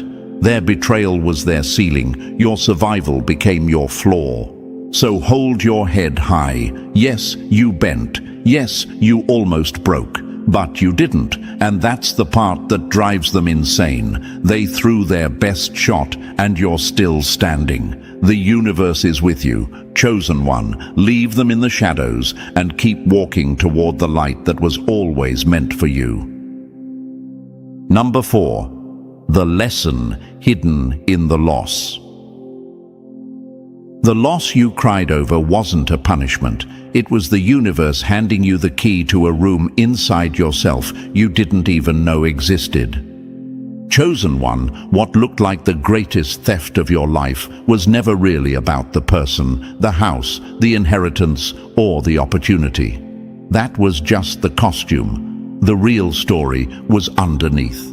The universe allowed that moment of loss because it carried a lesson that comfort could never teach you. If they hadn't betrayed you, if that thing hadn't slipped away, you might still be dimming your light, still putting others above yourself, still ignoring the power sitting dormant inside you. Now imagine this for a moment. A seed buried deep in the dark soil could mistake the darkness for death. But it isn't death, it's preparation. Pressure, silence, and soil crack the shell so the sprout can rise. That's what your loss did. It cracked you open. It reminded you of your worth when you had forgotten. It unlocked strength you didn't know you carried. And here's a fact that proves it. Neuroscientists have found that adversity rewires the brain, building new pathways for creativity and problem solving. In other words, hardship doesn't just toughen you, it upgrades you. While your enemies believed they'd ended you, the truth is they gave you the push you needed to evolve. You may ask, but why did it have to come this way? Why through betrayal? Because betrayal wakes you up faster than kindness ever could. Comfort lulls you to sleep. Betrayal snaps you awake. The universe knew you were ready, and it used their envy as the alarm clock. Their jealousy was the tool, but the awakening was always for you. Think of Oprah, fired from her first job, humiliated in front of millions. That loss was really the lesson that her power was too big for someone else's newsroom. Think of Nelson Mandela, stripped of freedom for 27 years. That loss was really the sharpening of his voice into something that could shake the world. Your story mirrors theirs. What they thought was taking something from you was only making room for something greater. And here's what cuts your enemy the most. The lesson you gained from the loss is permanent. You'll never go back to who you were before. They thought they ruined you, but all they did was awaken the giant in you. The universe is with you, chosen one. Let them choke on their envy while you step into the power that was always yours. Number 5. The enemy's true motive: jealousy. Jealousy is the confession of inferiority. They didn't betray you because you were weak. They betrayed you because your light exposed their shadows. Chosen one, let's strip this down to its core. The motive behind everything they did wasn't love, wasn't loyalty, wasn't even survival. It was jealousy. They looked at you and saw what they could never be. Your confidence, your kindness, your ability to shine without even trying. It burned them from the inside, and instead of facing their own emptiness, they tried to dim you. That's the truth about envy. It doesn't attack what's small, it attacks what's great. No one throws stones at a barren tree. People only target the one bearing fruit. Now imagine this. You're a lighthouse on the edge of a stormy sea. Ships look to you for direction, and your glow cuts through the dark. But there's someone standing at the bottom of the cliff, angry that it isn't their light guiding the way. So what do? They throw rocks at the glass, hoping to shatter it. But lighthouses aren't built fragile. They're built to endure storms. And while their stones may crack the surface, your beam still shines across the water, unmoved. That's what your enemy discovered. Their jealousy only proved your strength. Psychologists call envy a self-inflicted wound. It doesn't just destroy relationships, it corrodes the person carrying it. Studies show jealousy is linked to anxiety, insecurity, and even physical stress. In simpler words, your enemy is paying a price for their envy every single day. They thought betraying you would silence their insecurities, but it only amplified them. They're stuck with the weight of comparison while you've been freed into growth. And here's a question you might still ask. Why me? Why did my light bother them so much? Because light forces people to face their shadows. Your success reminded them of their failures. Your love reminded them of their bitterness. Your authenticity reminded them of every mask they wore. And instead of learning from you, they tried to erase you. That is weakness masquerading as power. History repeats this lesson. Mozart was poisoned by envy. Nikola Tesla was sabotaged by jealous rivals. Serena Williams was mocked by competitors who couldn't match her greatness. Yet none of them fell because of envy. They rose because of it. And so will you. Let this burn into your heart, chosen one. Jealousy never wins. It can scream, sabotage, and betray, but in the end, it always exposes itself as weakness. Your enemies revealed their smallness the moment they tried to dim you, and the universe. It chose you to shine regardless. Number 6. Manipulation, lies, and false stories. A lie can run a mile before the truth puts its shoes on. But chosen one, the truth doesn't just catch up, it crushes everything built on deception. Chosen one, the moment your enemy realized your light was too bright to compete with, they turned to the oldest weapons in the book: manipulation, gossip, and slander. They whispered your name in dark corners, twisting your story like a snake around its prey. They built false narratives, hoping to make you look like the villain in a script you didn't write. They spread rumors because they couldn't spread results. They built lies because they couldn't build a life. But here's the cosmic punchline. Everything they planted against you was a seed of their own downfall.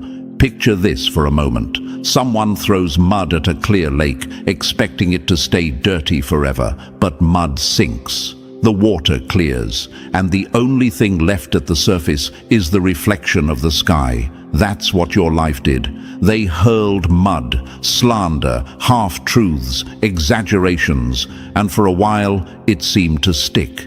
People doubted you. Opportunities slowed. You even doubted yourself. But lies are temporary. The truth has gravity, and it always rises back to the surface. Science even backs this up. Social psychologists have found that gossip erodes the credibility of the speaker far faster than the target. In other words, the more someone gossips, the less others trust them. That's why, chosen one, the same mouths that spread your name in whispers are now met with raised eyebrows. People are starting to see who they really are and who you really are. You might be wondering, but why didn't they just compete fairly? Why couldn't they just leave me alone? Because manipulation is the crutch of the powerless. Honest competition requires skill, discipline, and self-worth. They lacked all three, so they tried to tilt the board, but the universe doesn't honor cheating. Everything they built on deception is now crumbling. And here's the irony that stings them most. Their lies became your advertisement. Every rumor drove curious eyes to you. Every manipulation pushed you further into self-mastery. Every setback they engineered became training for your comeback. The universe flipped their plot. So stand firm, chosen one. The truth is your ally. Lies might get loud, but truth is permanent. They tried to write your obituary. Instead, they wrote your origin story. And now they're left choking on the dust of the narrative they created, watching you walk taller in the light they tried to block. Number 7. From heartbreak to throne building. They thought heartbreak would bury you, but chosen one, that was the very shovel you used to dig out your throne. Chosen one, let's not sugarcoat it. That heartbreak nearly destroyed you. It stripped you down to nothing, left you gasping in the dark, questioning if you'd ever recover. But what your enemies never understood is this. Heartbreak doesn't end a chosen one. It awakens them. That pain you carried, those nights you thought would never end, were the forge. They weren't the final chapter. They were the opening lines of your empire. Now imagine this. A forest fire rages, devouring everything in sight. It looks like total destruction. But science proves that after the flames, the soil becomes richer, more fertile, able to grow life stronger than before. That was you. Your heartbreak was the fire. It burned away illusions, weak attachments, false friends. And what rose from the ashes? A stronger, sharper, fiercer version of you. You didn't just survive, you became a beast. History proves this pattern. Think of Malala Yousafzai, shot for daring to seek education, yet rising to become a global force for change. Think of Nelson Mandela, stripped of freedom for decades, yet stepping out of prison with the authority of a king. Pain didn't crush them, it crowned them. And your story sits in the same lineage.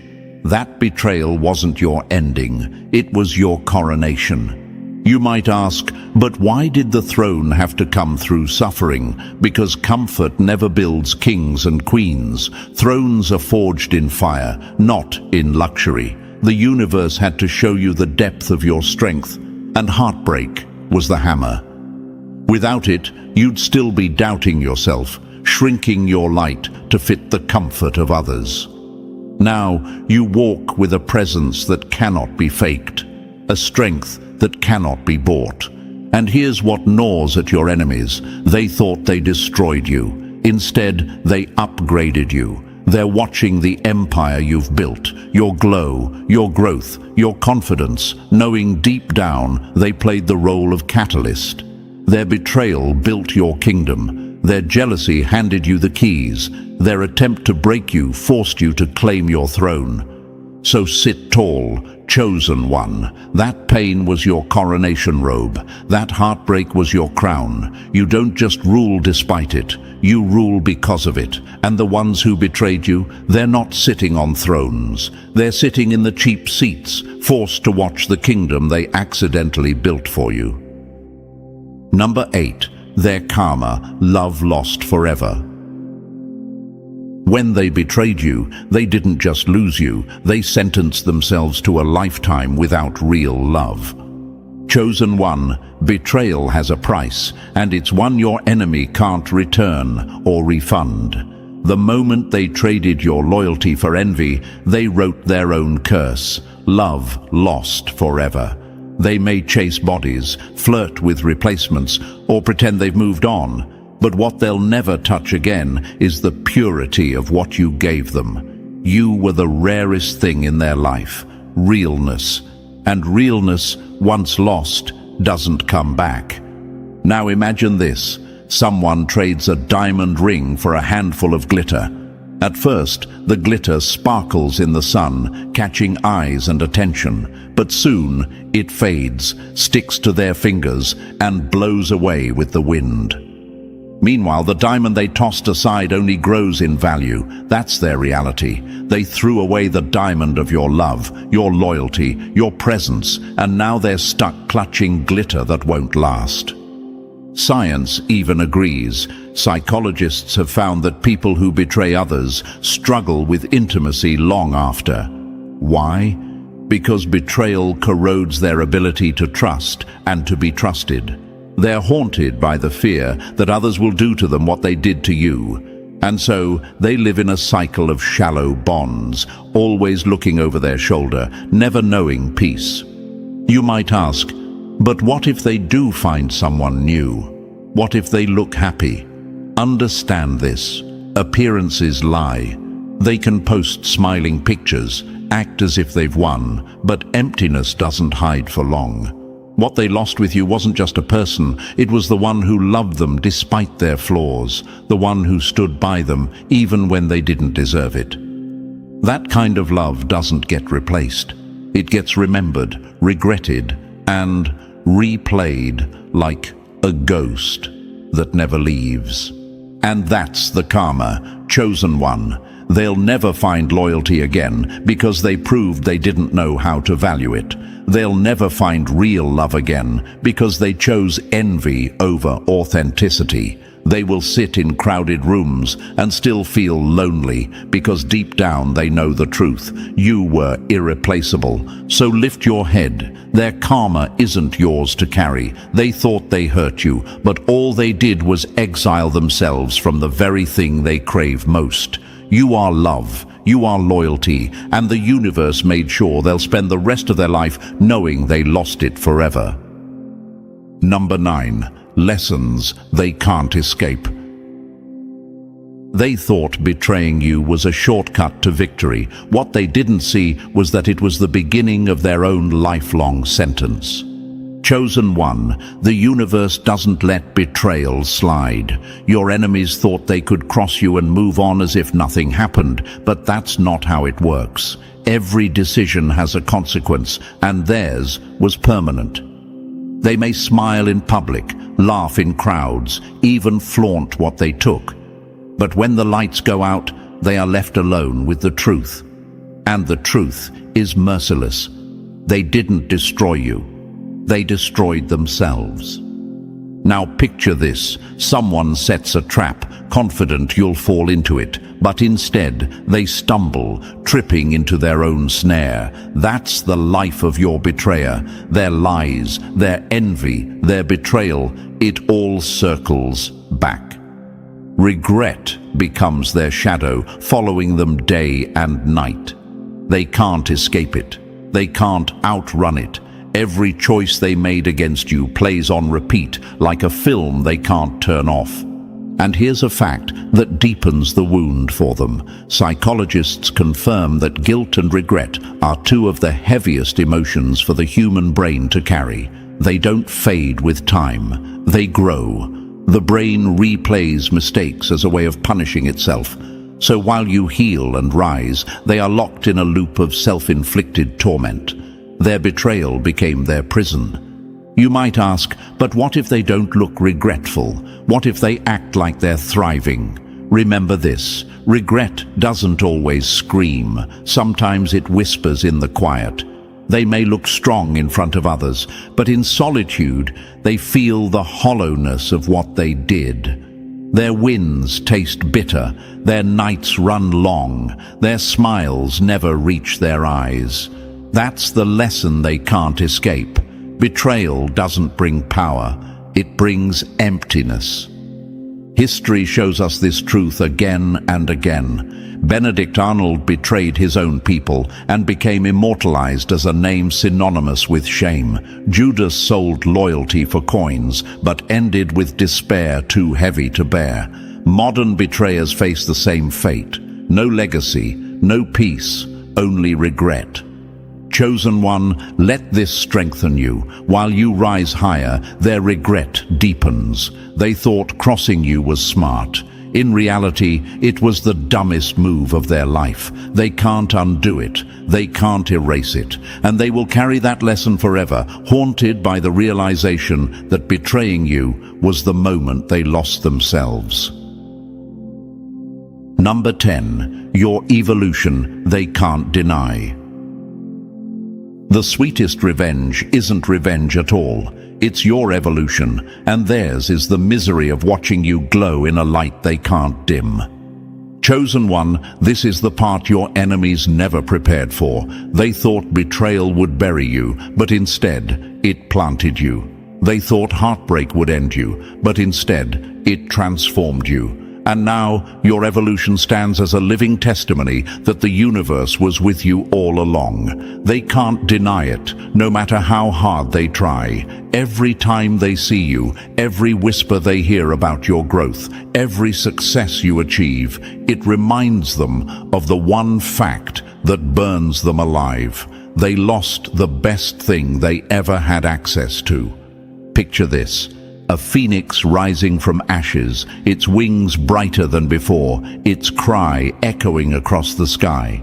That's you. You didn't just recover, you reinvented. Where they expected ruins, they now see an empire. Where they expected silence, they now hear your voice stronger than ever. They thought they wrote your ending, but what they really did was write your prologue.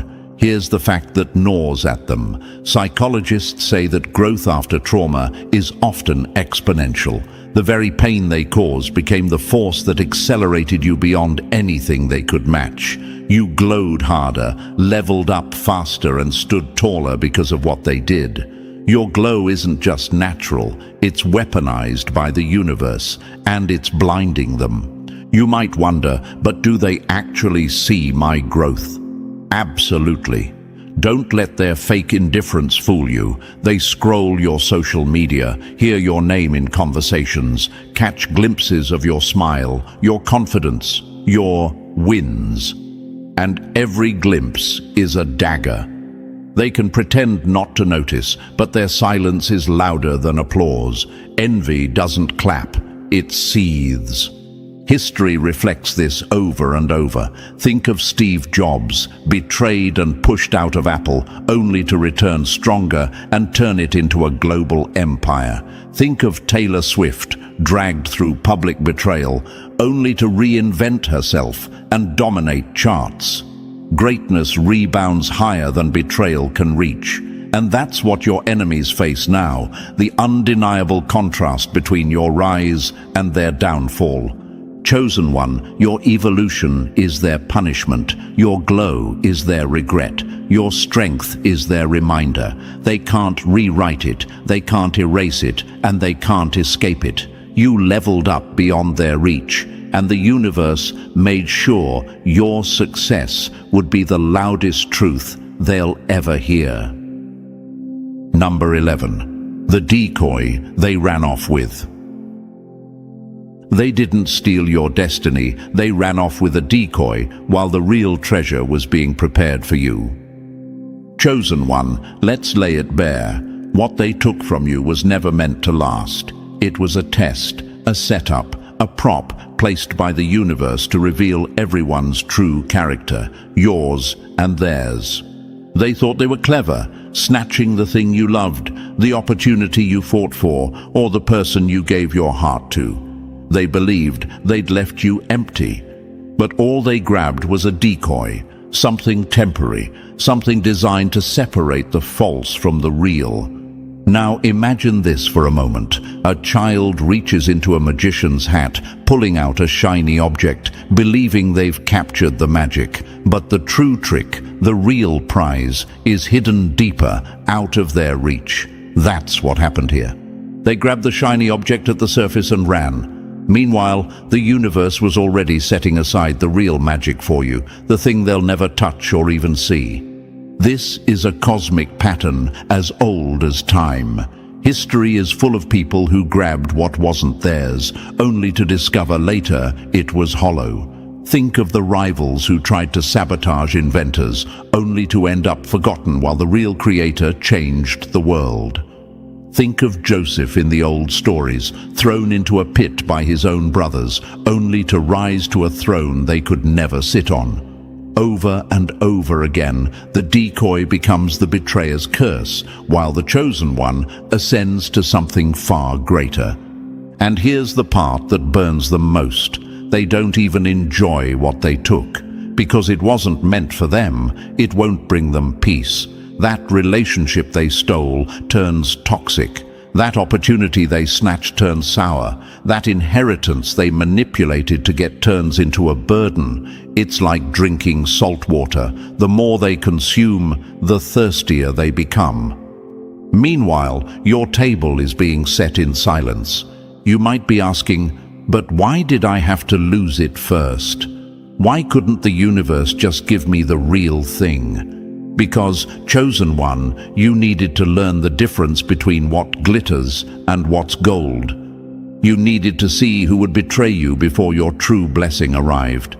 The decoy was the screening process. The loss was the lesson. The real thing, the throne, the relationship, the opportunity, is still waiting for you, untouchable, unspoiled. So let them cling to their decoy. Let them smile in public, pretending they've won. You know the truth. They grab the bait, and you're being prepared for the banquet. The universe never gives your crown to someone else. It only exposes their hands before handing it to you. Number 12. Watching from the sidelines. They didn't just betray you, they wrote themselves out of the story. Now their only role is to sit in the audience while you take center stage. Chosen one, this is the cruelest twist of all for your enemies. They wanted to play the star. They wanted your role. They wanted your light. But their betrayal didn't cast them into glory. It chained them to the sidelines. And now, they are stuck as spectators, powerless to change the ending, forced to watch you rise higher than they ever imagined. That's the universe's justice. They plotted to humiliate you, but the stage was never theirs.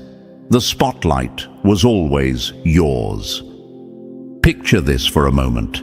A person cheats in a marathon, hopping fences and cutting corners, thinking they've won. But when the medals are handed out, their name isn't called. Instead, they're shoved to the bleachers, left sweating and bitter, watching the runner they mocked cross the finish line with honor. That's them, chosen one. They cheated, they schemed, they betrayed, and now they're only left with a view of your victory from the cheap seats. Science even speaks to this. Regret, especially from betrayal, activates the same pain centers in the brain as physical injury. That means every time they see your glow, every time they hear your name, their brain registers it like another wound. They thought they were done hurting you, but in truth, they condemned themselves to a lifetime of invisible pain. And don't think for a second they don't notice your evolution. They see it. They hear the whispers about your success. They scroll past your wins online. They feel your energy even in silence. And each time they're reminded, that could have been my blessing. if I hadn't betrayed them. That's the torment they can't escape. You might wonder, but do they really regret it? Do they care at all? Oh, chosen one, regret is carved into their bones. They may act unbothered, but inside they're restless, because betrayal can't be undone. Bridges burned don't rebuild themselves. They know they can never step back into your circle, never reclaim your loyalty, never taste the love and light they threw away. Their punishment isn't some loud explosion. It's the quiet torture of watching your life bloom while theirs withers. So stand tall, don't look back, let them stay on the sidelines, because that's exactly where the universe put them. They had their chance to stand beside you, but jealousy made them throw it away. Now all they can do is watch your rise, powerless to undo the choices that ruined their life. And that, chosen one, is the sweetest justice of all. And chosen one, as we close this message, remember this. Everything they did to destroy you only secured your rise. Betrayal became your awakening. Heartbreak built your throne. And now their only role is to watch from the sidelines while you shine. The universe was always on your side, and your story proves it. So if this message spoke to you, don't leave without giving back. Hit that like, press subscribe, and drop the number 77 in the comments to claim your power. And share this message with others, because chosen ones rise together, and your light helps spread the truth. They tried to bury you, but instead they built your launch pad. Now they're watching you fly over their heads, and they can't even look up without choking on the dust. That's the truth, chosen one. For years, they threw shade, rumors, and obstacles, thinking it would crush you. But what they were really doing was pressing down on a spring. And the thing about a spring is, the more it's pushed, the higher it launches when it's released. Think of a volcanic island. For centuries, nothing but water, then a sudden eruption forms new land that changes the map forever. That's you. The universe had you in what looked like hiding, but it was staging. A Harvard Business School study found that companies which quietly build infrastructure during downturns outperform their rivals dramatically when the economy rebounds. It's the same principle in your life. Your silent seasons weren't punishment, they were your private R&D department. And thank you, chosen one. Don't forget to press the like and subscribe to help spread this message to more souls. It's our responsibility to spread the light, to reach others walking this same path. You are part of a force now, not just an audience. Your engagement turns this from a video into a movement. So thank you for being here, for being a part of this mission, for reflecting this energy back out into the world. Now back to why you clicked this. Chosen one, whatever you did, it worked. You won. It's already yours.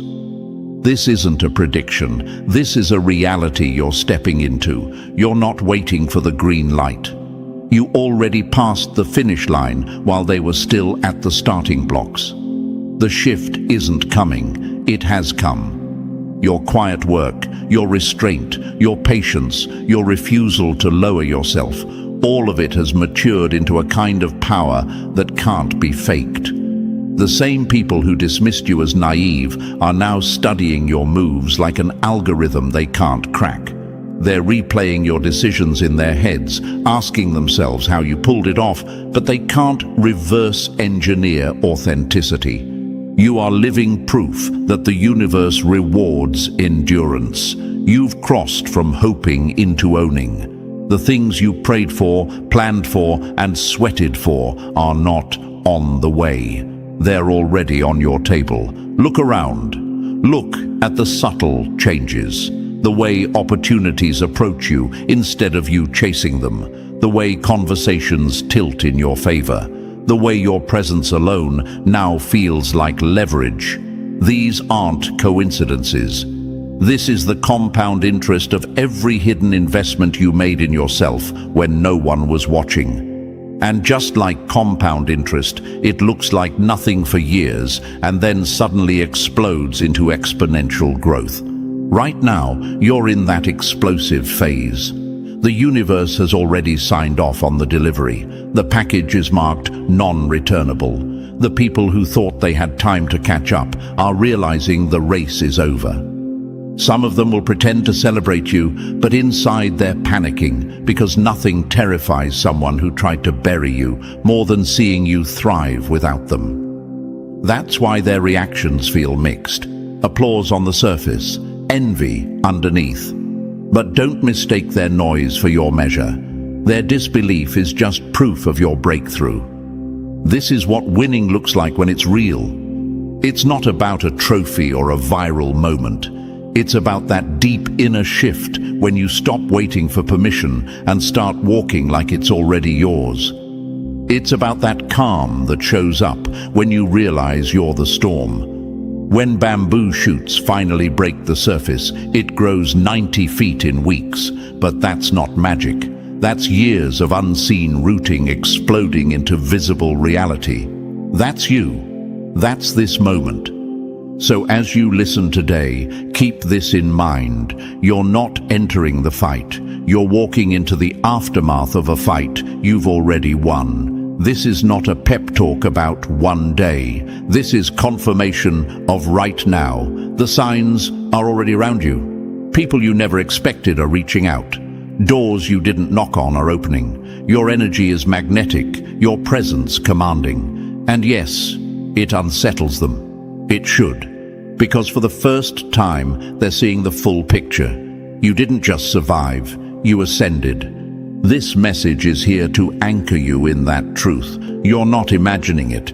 You're not overhyping yourself. This is the moment when the seed becomes the forest. When the spring launches, when the launch pad fires. Everything you did worked. You won. It's already yours. And nothing, not rumors, not sabotage, not delay, can undo what has been set in motion. And chosen one, pause here for a second. Look at where you are right now. You're not on this message by accident. You're here because whatever you did, it worked. You won. It's already yours. And this space exists to remind you of that truth. Thank you for showing up, for being part of this force, for being one of the souls who refuses to shrink after a breakthrough. Drop a comment below the number 777 if you feel this confirmation in your bones and you're ready to walk into what's already yours. And if you can, bless the team behind this message with a super thanks. Because every bit of support, whether it's a single cent or something larger, fuels the work of getting these truths to more people like you. You're not just watching, you're helping to spread a movement that lifts others out of the dark. This is how we build momentum together. So take a breath, lock in, and let this energy settle. The next part is where it gets even deeper. Chosen one, stay with me, because you're about to see exactly how to stand fully in what you've already claimed. Let's begin. Number 1. They prayed for your collapse, but you rose like a fortress from their ashes. They tried to script your downfall, but all they wrote was the blueprint for your empire. They didn't just want you to struggle, they needed you to collapse. They built their hope on your pain, invested their confidence in your failure, and sat back to watch you crumble like a collapsing building. They whispered, "Any day now." They studied your cracks and missteps like vultures circling, waiting for a last breath. And yet, here you are, not only standing, but towering. Let that burn into their eyes. The fortress they're staring at now is built entirely from the ashes they left you in. This is the part they'll never admit out loud, that your pain wasn't an accident.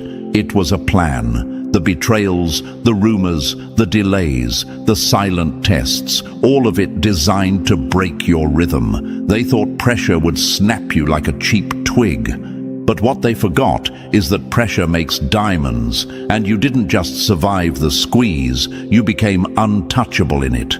Every insult was another brick, every loss was another beam, every heartbreak was another cornerstone. They weren't just feeding you pain, they were handing you the raw materials to your kingdom. And maybe you've wondered, chosen one, why me? Why so many setbacks? Why did it feel like the world was conspiring to crush me? Here's the answer they'd never want you to realize. The very weight they thought would bury you became your gym. You were being trained for strength they can't imagine. You were being forced to grow roots so deep no storm could rip you out. The universe was building your endurance while they thought they were building your coffin. While they laughed at your silence, you were mastering strategy. While they assumed your absence meant defeat, you were gathering wisdom like ammunition. You didn't just heal, you upgraded. You didn't just endure, you evolved. You were transforming in plain sight, but because they couldn't see instant results, they misread your patience as weakness. They forgot that bamboo takes years to root before it explodes skyward. They forgot that volcanoes look dormant before they reshape continents. They forgot that the most dangerous moves are made quietly. They believed isolation would starve you, but it became your laboratory. They believed heartbreak would paralyze you, but it became your handbook. They believed no applause would crush your spirit, but it made you unstoppable. You learned to lead yourself without a map, without a cheerleader, without anyone clearing the path. You became self-made not by choice, but by necessity. And now, the irony is this. The very people who refuse to stand with you have no idea how to stand against you. You see, chosen one, your power was never loud. That's why they underestimated it. They equated silence with surrender. They equated calm with defeat. But your power was always deep, steady, and surgical. You didn't waste energy shouting at walls. You built doors they can't unlock. You didn't retaliate on their level. You rose to a level they can't reach. That's why it worked. That's why you're standing where you are right now. And now they're looking at you like you cheated. How did they do it? They whisper. Who helped them? But no one helped you. You helped yourself. Your wins weren't handed out like charity. They were forged like steel. This isn't luck. This is math. This is cause and effect. This is what happens when you refuse to break and instead turn every loss into leverage. And because your glow arrived without fanfare, it's hitting them harder. You didn't need a victory parade. You let your transformation announce itself, and now your silence is deafening them. Think about this. A fortress doesn't grow overnight. It's built stone by stone, unseen by the crowd, until the walls tower high enough to block the sun. That's what you did. While they were watching for your breakdown, you were stacking invisible wins. While they waited for you to drown, you learned to breathe underwater. While they tried to erase you, you were engraving your name into reality itself. And now, as you rise, they can't deny it. They can only scramble for explanations. So when that question creeps up, why did it have to be this hard? Remember this truth. Ease wouldn't have built you. Comfort wouldn't have revealed your reach. A clear path wouldn't have taught you strategy. The pain they meant to break you with was the same pain that forged your backbone, sharpened your instincts, and built your inner compass. Without it, you'd still be waiting for permission. With it, you became undeniable. Now the very ground they tried to bury you under has become the stage you're standing on. The kingdom you built in silence is real, solid, unshakable. And here's the brutal part they can't digest. You didn't even fight them. You simply outgrew them. You transcended the game. They lost not because you attacked, but because you advanced. They lost because while they were hoping you'd break, you were busy learning how to build. This victory is different because it's clean, it's rooted, it's permanent. it didn't come from playing their game dirtier than they did. It came from leaving their game behind entirely. That's why it unsettles them so deeply. They can't retaliate against someone who's not even in the same arena anymore. They can only watch. And that's the sweetest part of your rise. Your win isn't just a headline, it's a mirror.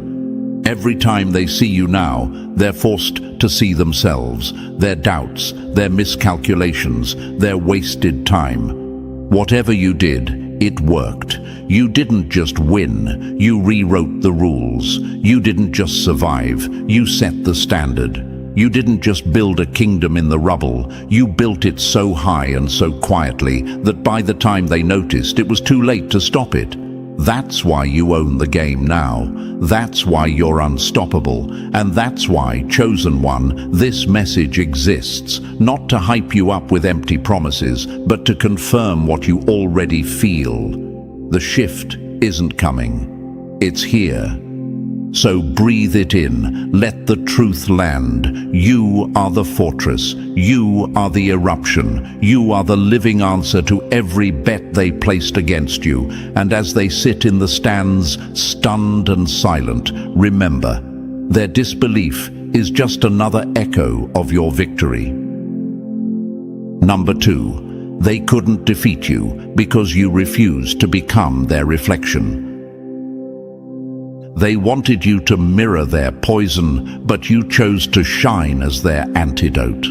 That's the part they'll never forgive you for. Not that you survived, not that you thrived, but that you did it without ever becoming like them. They came for your peace, your confidence, your sense of self, and tried every dirty tactic to drag you down into their mud.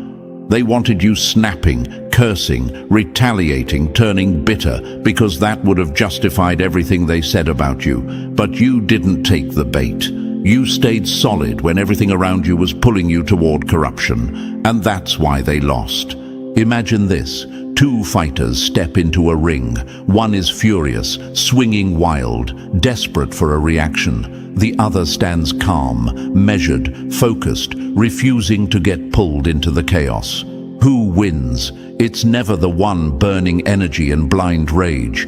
It's the one who refuses to let the opponent set the rhythm. That was you. They wanted you flailing in the dark, but you didn't give them the satisfaction. You stood in your truth, and you let silence sting louder than any insult could. Never wrestle with pigs. You both get dirty, but the pig enjoys it. They were hoping you'd jump into the mud, because that's their natural habitat, but you didn't. And maybe you asked yourself along the way, am I weak for not clapping back? Am I letting them win by staying quiet? The answer is no. That wasn't weakness, it was discipline, it was power under control. If you had retaliated in their style, they would have pointed and said, see, just like us. But because you refused, because you held your ground, the story ended differently. You exposed them not by fighting, but by outlasting. Here's a fact most people ignore. Integrity is a weapon. In a world where deception is the default, staying real is the sharpest blade you can carry, and you carried it well. You didn't have to manipulate, scheme, or destroy to reach this point. You didn't have to join their circus. You didn't have to trade your character for a cheap win. You rose because you were disciplined enough to protect your energy when everyone wanted you drained. That's not common, that's rare, and that's why it unsettles them so deeply. Your silence wasn't surrender, it was strategy. They thought you were passive, they mistook your restraint for weakness. But really, you were calculating, observing, gathering data. You were watching how people moved when they thought you were vulnerable. You let them reveal themselves, and once they did, you didn't argue, you didn't chase, you didn't beg. You simply stepped aside and let their own actions finish the job. You handed them over to the very consequences they were running from. You didn't have to call out names or post receipts. You let time and truth expose them. That's why they're furious now, because you never had to lift a finger to win. Imagine standing on a shoreline while waves crash around you. Others scream, fight, thrash in panic. But you stay calm, you stand still, and soon the waves lose their power. That's how you carried yourself. Their chaos couldn't drown you because you never tried to out-chaos them. You kept your dignity, and that dignity became your shield. And maybe another question rises in your mind. But if I didn't fight them back, does that mean I let them get away with it? Number. That's the trick. They thought they got away with something, but they didn't. You let karma do the heavy lifting. You let the universe send the invoice. And while karma walked through their front door, you were busy preparing for your next level. That's why you're already there. That's why it's yours now. You don't win by playing their game. You win by making their game irrelevant. They were obsessed with short-term battles. Who could humiliate who? Who could score points? Who could out-lie, out-scheme, out-slander? That's the world they lived in. But you weren't playing for battles. You were preparing for the whole war. While they were busy clawing for scraps, you were becoming the kind of person who could inherit an empire. They thought they were winning rounds, but you were building endurance. You didn't just win, you transcended. Think of a chess match. One player panics, making flashy moves to look powerful. The other plays quietly, strategically, seeing 10 steps ahead. By the time the flashy player realizes what's happening, the quiet one already has them in checkmate. That was your story. You didn't need to be loud. You didn't need to prove yourself with noise. You simply positioned yourself step by step until the victory was undeniable. And now, chosen one, look at where you are. You still have your character intact. You still have your dignity. That's the ultimate win. Because anyone can claw their way to the top by becoming crueler, louder, nastier. But not everyone can rise without losing themselves. You did. That's why this victory carries weight. That's why it's permanent. Because it wasn't fueled by ego, it was fueled by principle. The loudest revenge is quiet integrity. That's the part that hits them hardest. You didn't just win, you won with class. You didn't just get ahead, you kept your hands clean. You didn't just prove them wrong, you proved yourself right. And in the end, their real punishment isn't even your success. It's that they're stuck being them while you kept being you. They're still trapped in cycles of bitterness, schemes and noise, and you're free. Free to move higher, free to move lighter, free to keep building without looking over your shoulder. So let this truth settle. You didn't win because you fought harder. You won because you fought smarter. You won because you refused to surrender your character. You won because you refused to let bitterness stain you. And that's a kind of win they can never understand, because it's not about attention, applause, or clout. It's about integrity. And integrity always wins in the long run. That's why, chosen one, whatever you did, it worked. That's why you've already won. Not because you became them, but because you refused to. Number 3. They mistook your silence for stagnation, but you were secretly being crowned. They thought your pause was weakness, but a pause is where the masterpiece gathers its strength. They were watching the calendar, counting days, whispering nothing's happening for them. They mistook your silence for failure. They confused your stillness with defeat. What they couldn't see was that you were in the kind of season that doesn't broadcast progress. Your crown wasn't being forged under spotlights. It was being crafted in the shadows, in the quiet hours where nobody clapped and nobody cared. Imagine an archer pulling back a bowstring. From the outside, it looks like nothing's moving, but the deeper the pull, the greater the release. That was your delay. They thought you were stuck, but you were loading power. They thought the stillness was denial, but it was preparation. Even nature proves this. A seed spends most of its life underground, invisible, before it erupts into something undeniable. And maybe you asked yourself, why is it taking so long? Did I miss my moment? The truth. Number. The universe wasn't ignoring you, it was aligning you. A blessing given too soon is no blessing at all. If a fruit is picked before it's ripe, it rots instead of nourishes. That's why you were held back. So when your time came, nothing could spoil it. Still waters run deep, and yours were carving out oceans. While they rushed to be seen, you were refining your patience, sharpening your boundaries, training your focus. That quiet season stripped you of the need to prove yourself, and that's when the real win began. You stopped begging for doors that weren't yours. You stopped chasing people who were temporary. You weren't just waiting, you were becoming. And now, look around. Doors are opening, not because you kicked them down, but because you're finally the person who belongs on the other side. Everything you thought you lost is catching up like it never left.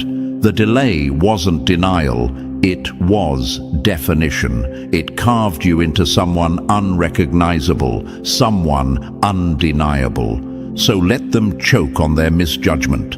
Whatever you did, it worked. You weren't delayed, you were crowned in private.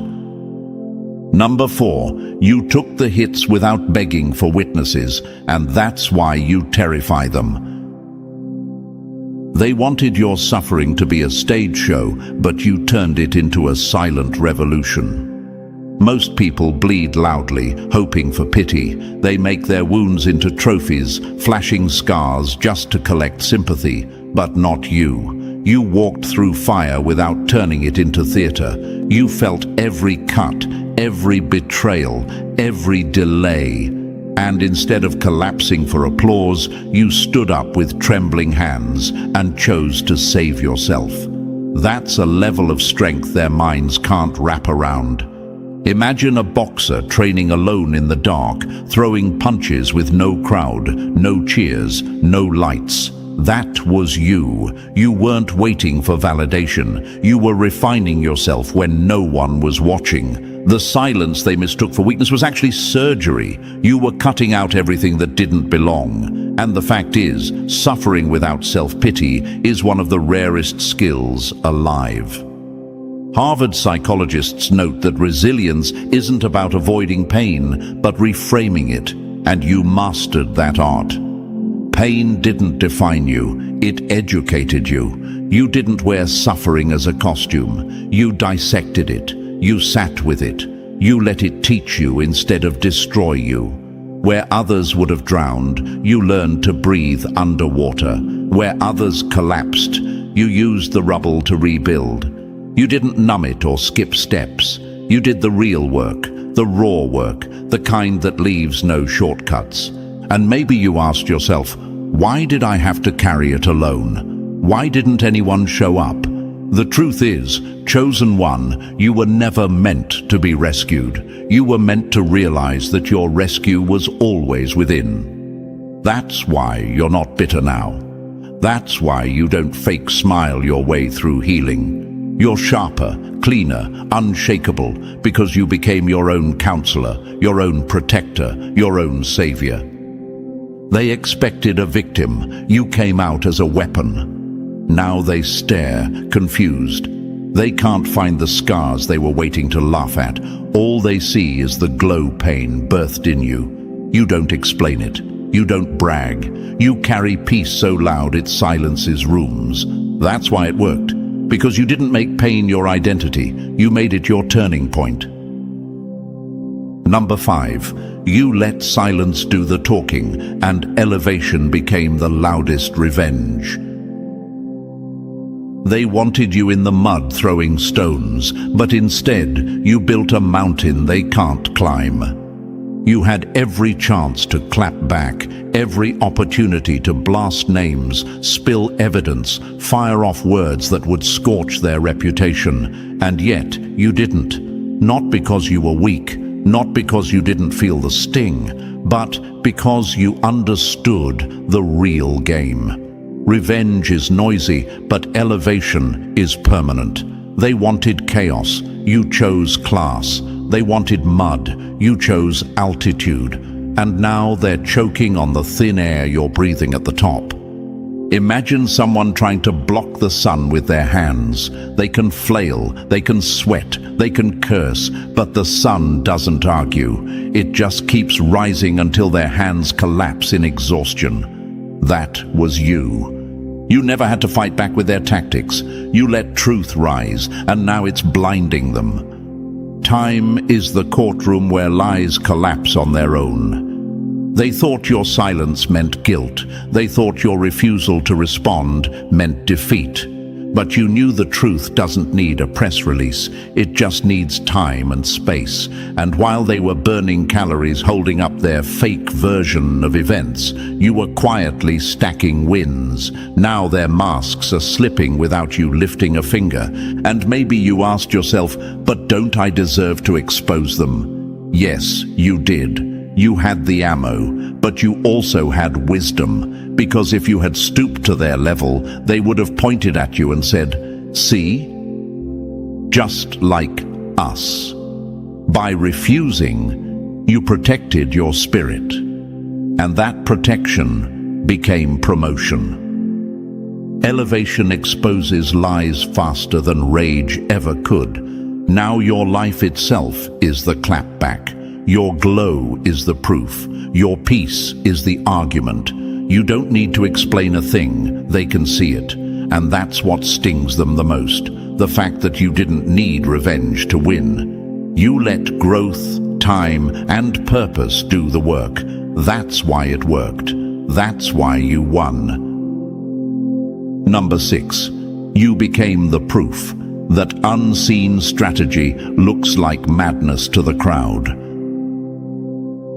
They thought you were lost in the dark, but really you were mapping a route they can't even read.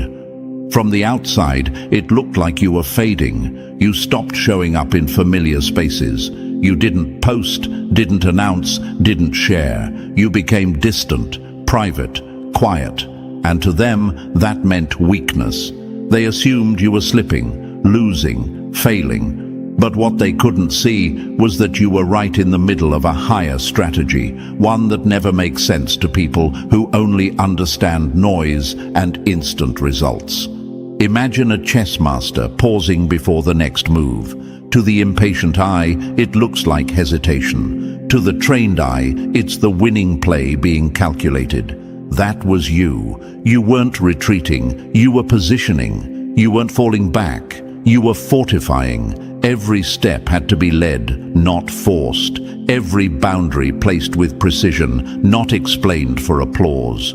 You couldn't afford distractions. You couldn't keep feeding the same cycles and expect a breakthrough. Silence isn't retreat, it's preparation.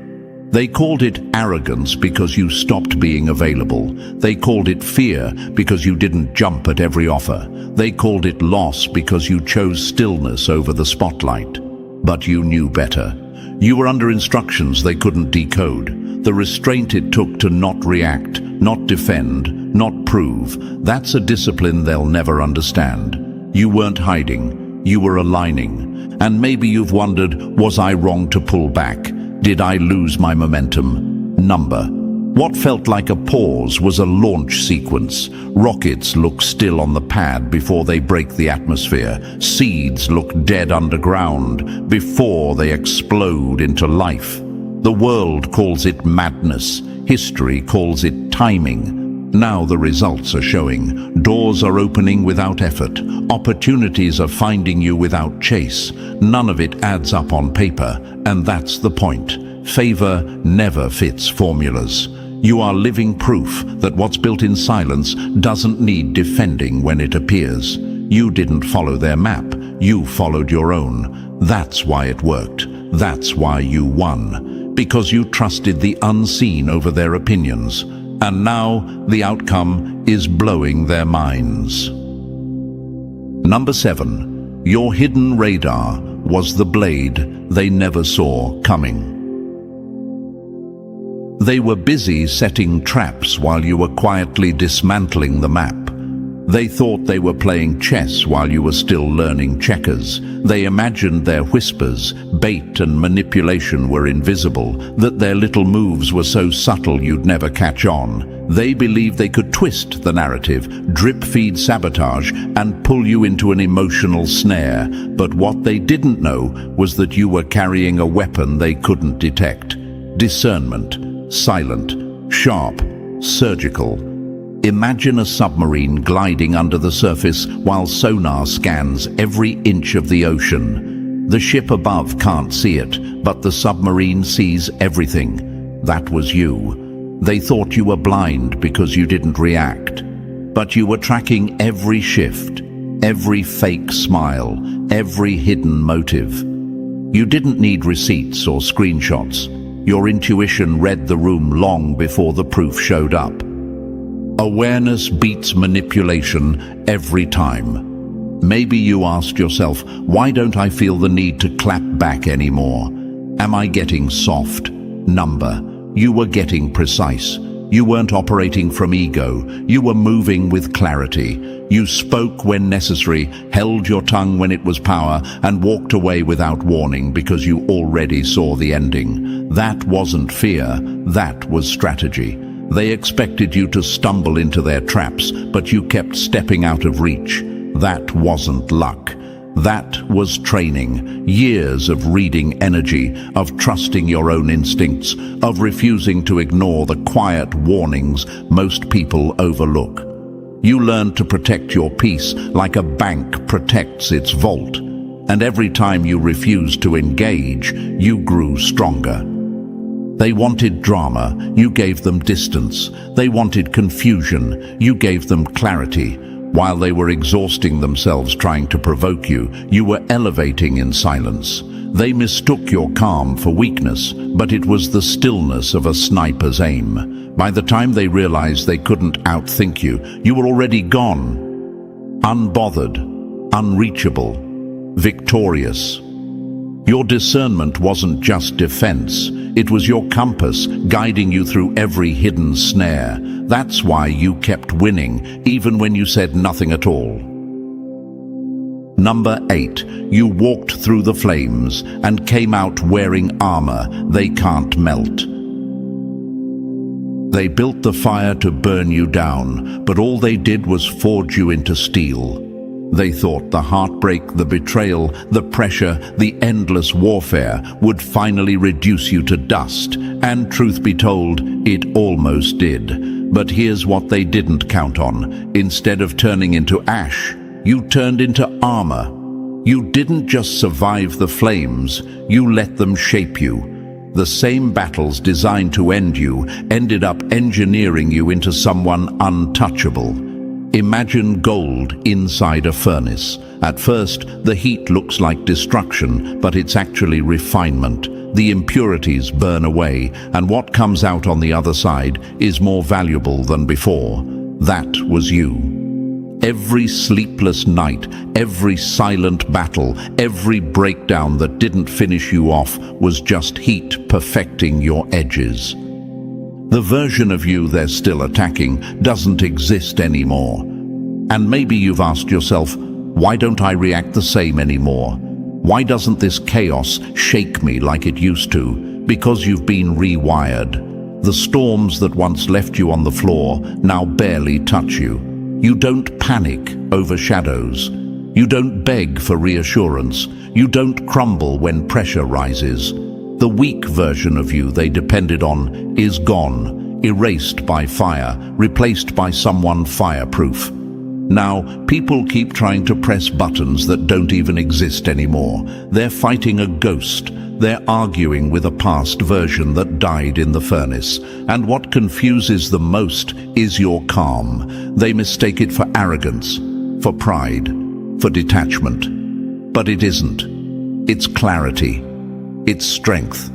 It's the knowing that you've faced worse and walked out breathing. The fire they thought would consume you ended up crowning you. You endured pain most people would run from. You confronted shadows most people would bury, and because you didn't run, because you stayed, because you learned, you became unshakable.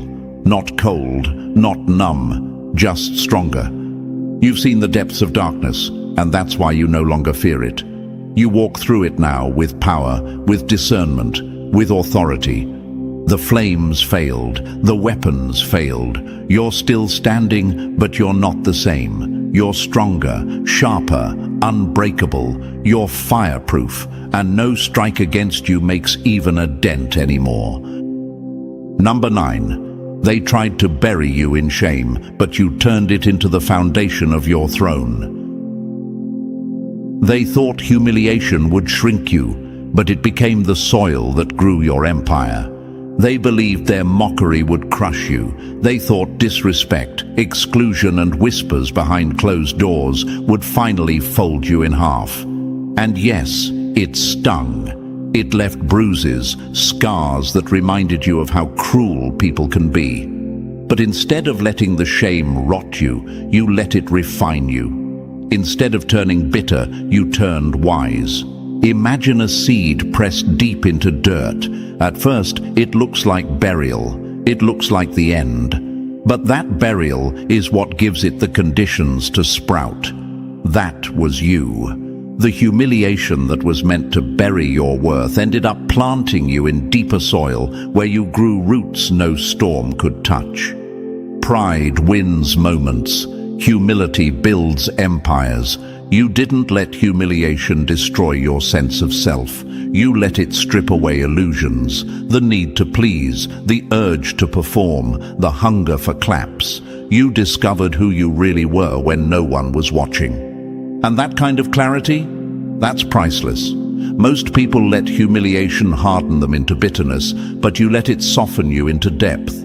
Not weakness, but wisdom. You stopped chasing shallow approval and started pursuing real alignment.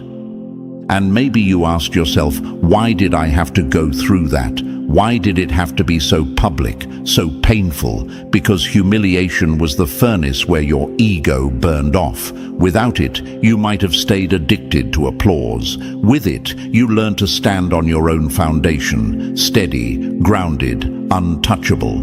They thought they handed you shame. They really handed you bricks.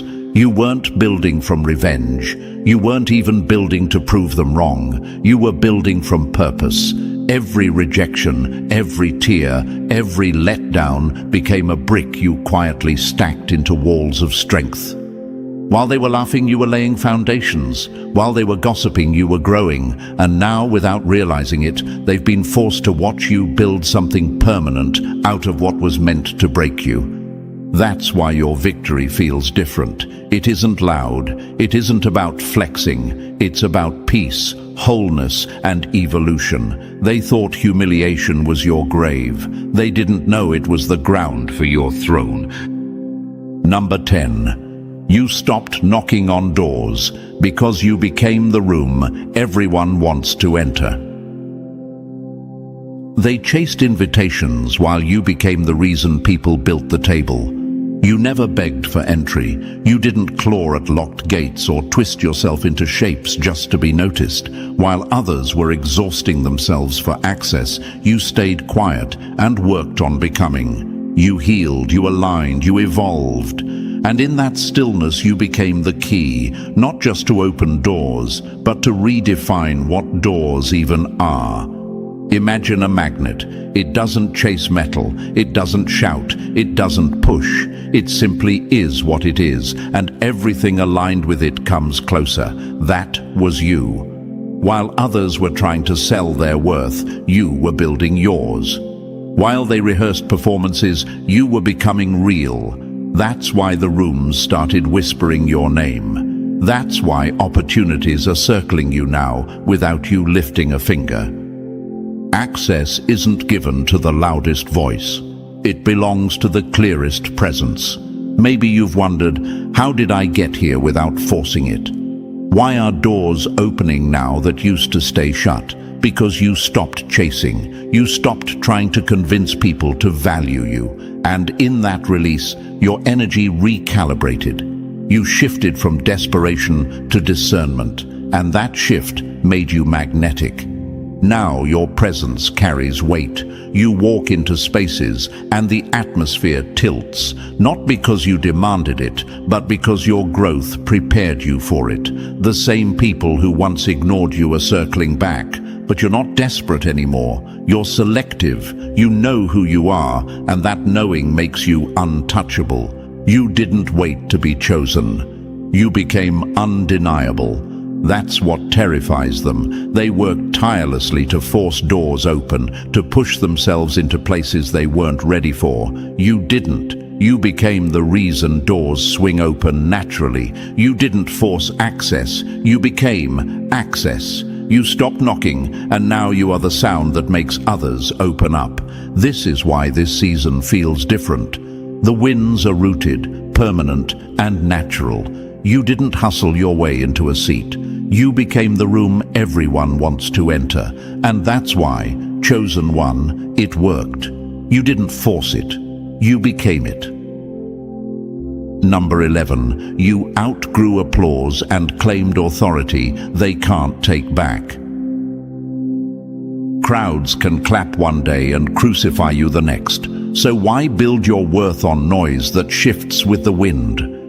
You didn't lose when you stepped back from the spotlight. You leveled up. They thought your silence meant defeat, but really it meant you no longer needed their validation. You saw what most people miss. Applause is fragile. It can be bought, faked, or ripped away the second you stop entertaining. But authority, real authority, the kind born from endurance, scars, and unshakable alignment, can't be given by anyone and can't be taken away by anyone. Imagine a tree with deep roots. The storm may strip branches and scatter leaves, but the roots hold firm. That's authority.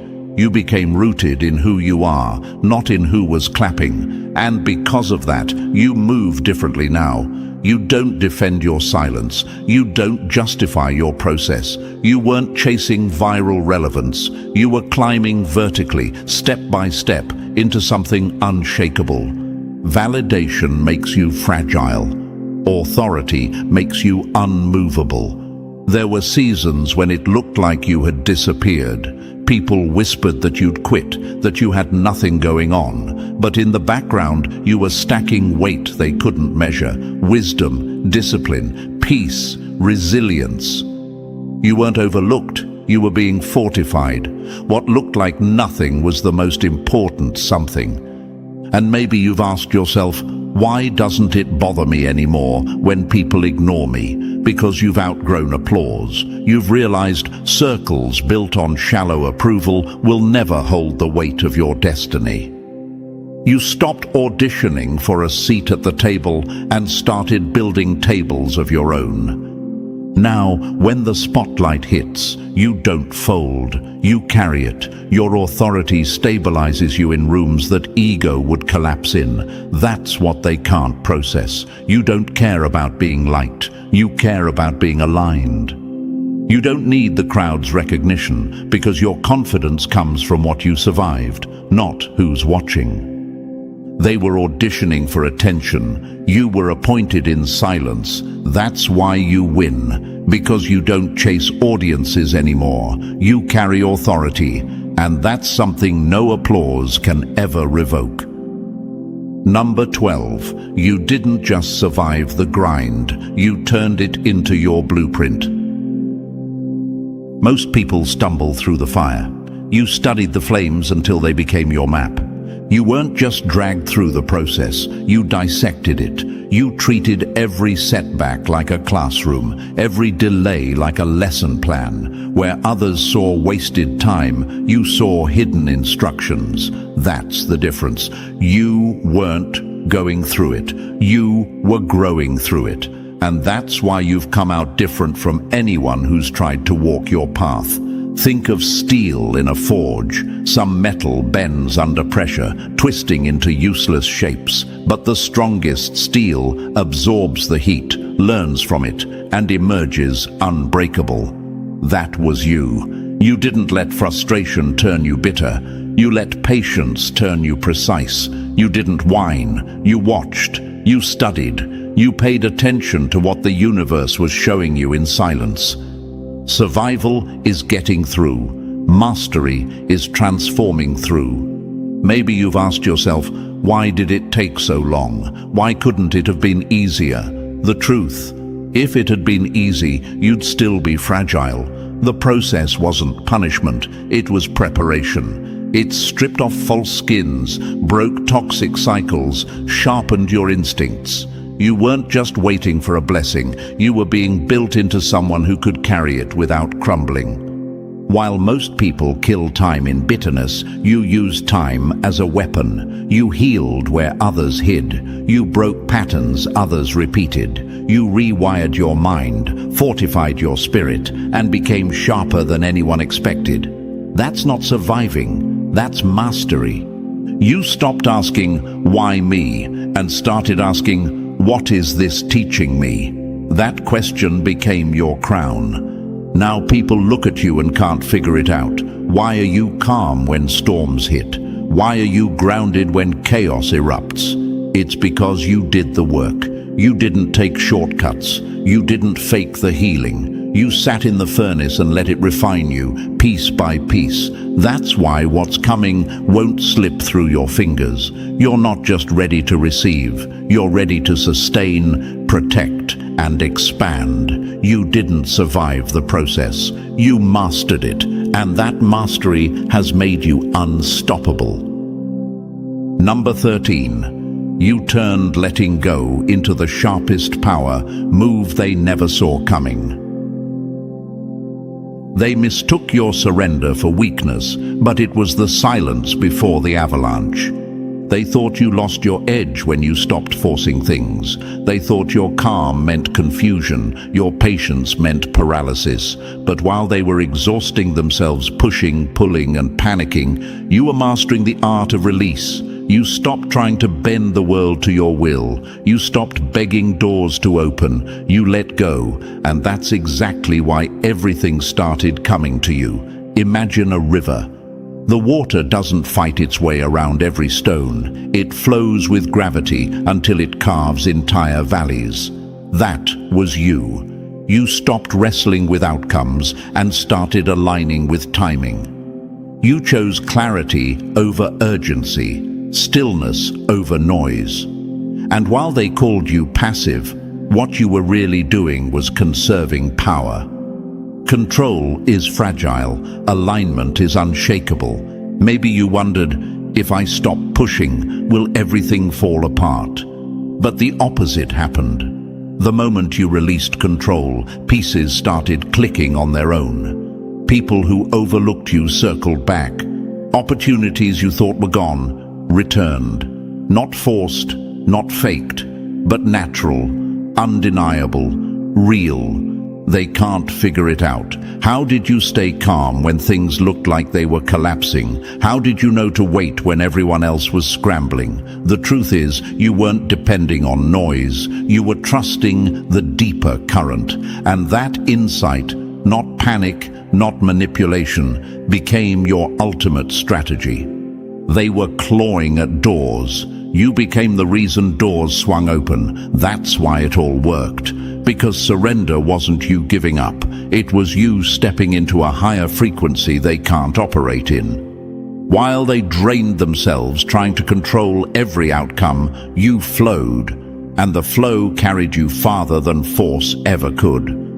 Now your life speaks louder than explanations. The glow, the calm, the unshakable strength. It wasn't bought, it wasn't borrowed, it was forged in silence. You didn't just survive, you transcended. You didn't just win, you became the win. And that's why you're unstoppable now. Not by chance, but by alignment. Not by noise, but by mastery. So, chosen one, now you see it clearly. Whatever you did, it worked. You won, and it's already yours.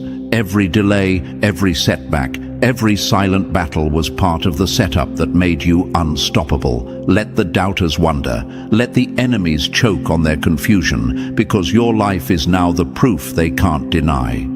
And if this message lit something inside you, press the like button if you haven't already. And if you're still not part of this family, make sure to hit subscribe. Stay connected, because your rise is only just beginning. Nothing cuts deeper than the moment your mockery turns into silence and your silence turns into fear. Chosen ones, that's what the community is living right now. The very people who once dismissed you, laughed at you, called you extreme, are now frozen in disbelief. It's like watching a magician's trick backfire in slow motion. The same crowd that cheered when you were ridiculed is now gasping, realizing the warnings they ignored are no longer whispers. They're headlines, they're reality, and every single denial they threw at you is now coming back as a haunting echo. Here's the thing about truth: it doesn't need your permission to exist. Like fire hidden under dry leaves, it only takes a spark to expose everything. Chosen ones, you were that spark. You told them the storm was coming and they called you paranoid. You pointed out the cracks in the wall and they mocked you for being negative. But now the wall is collapsing brick by brick right in front of them, and the dust is choking the same voices that once mocked yours. That's not coincidence, that's consequence. And let's bring in the facts. Psychology has a term for this: cognitive dissonance. It's the mental earthquake people feel when reality collides with the lies they built their comfort around. Right now, that earthquake is shaking their entire foundation. They aren't just confused, they're exposed. Their private lives don't match their public performances anymore. They act calm in the daylight, but at night they're scrolling through articles about stress, karma, and how to undo mistakes fast. They're scrambling because the universe doesn't issue refunds, only receipts, and those receipts are showing up everywhere.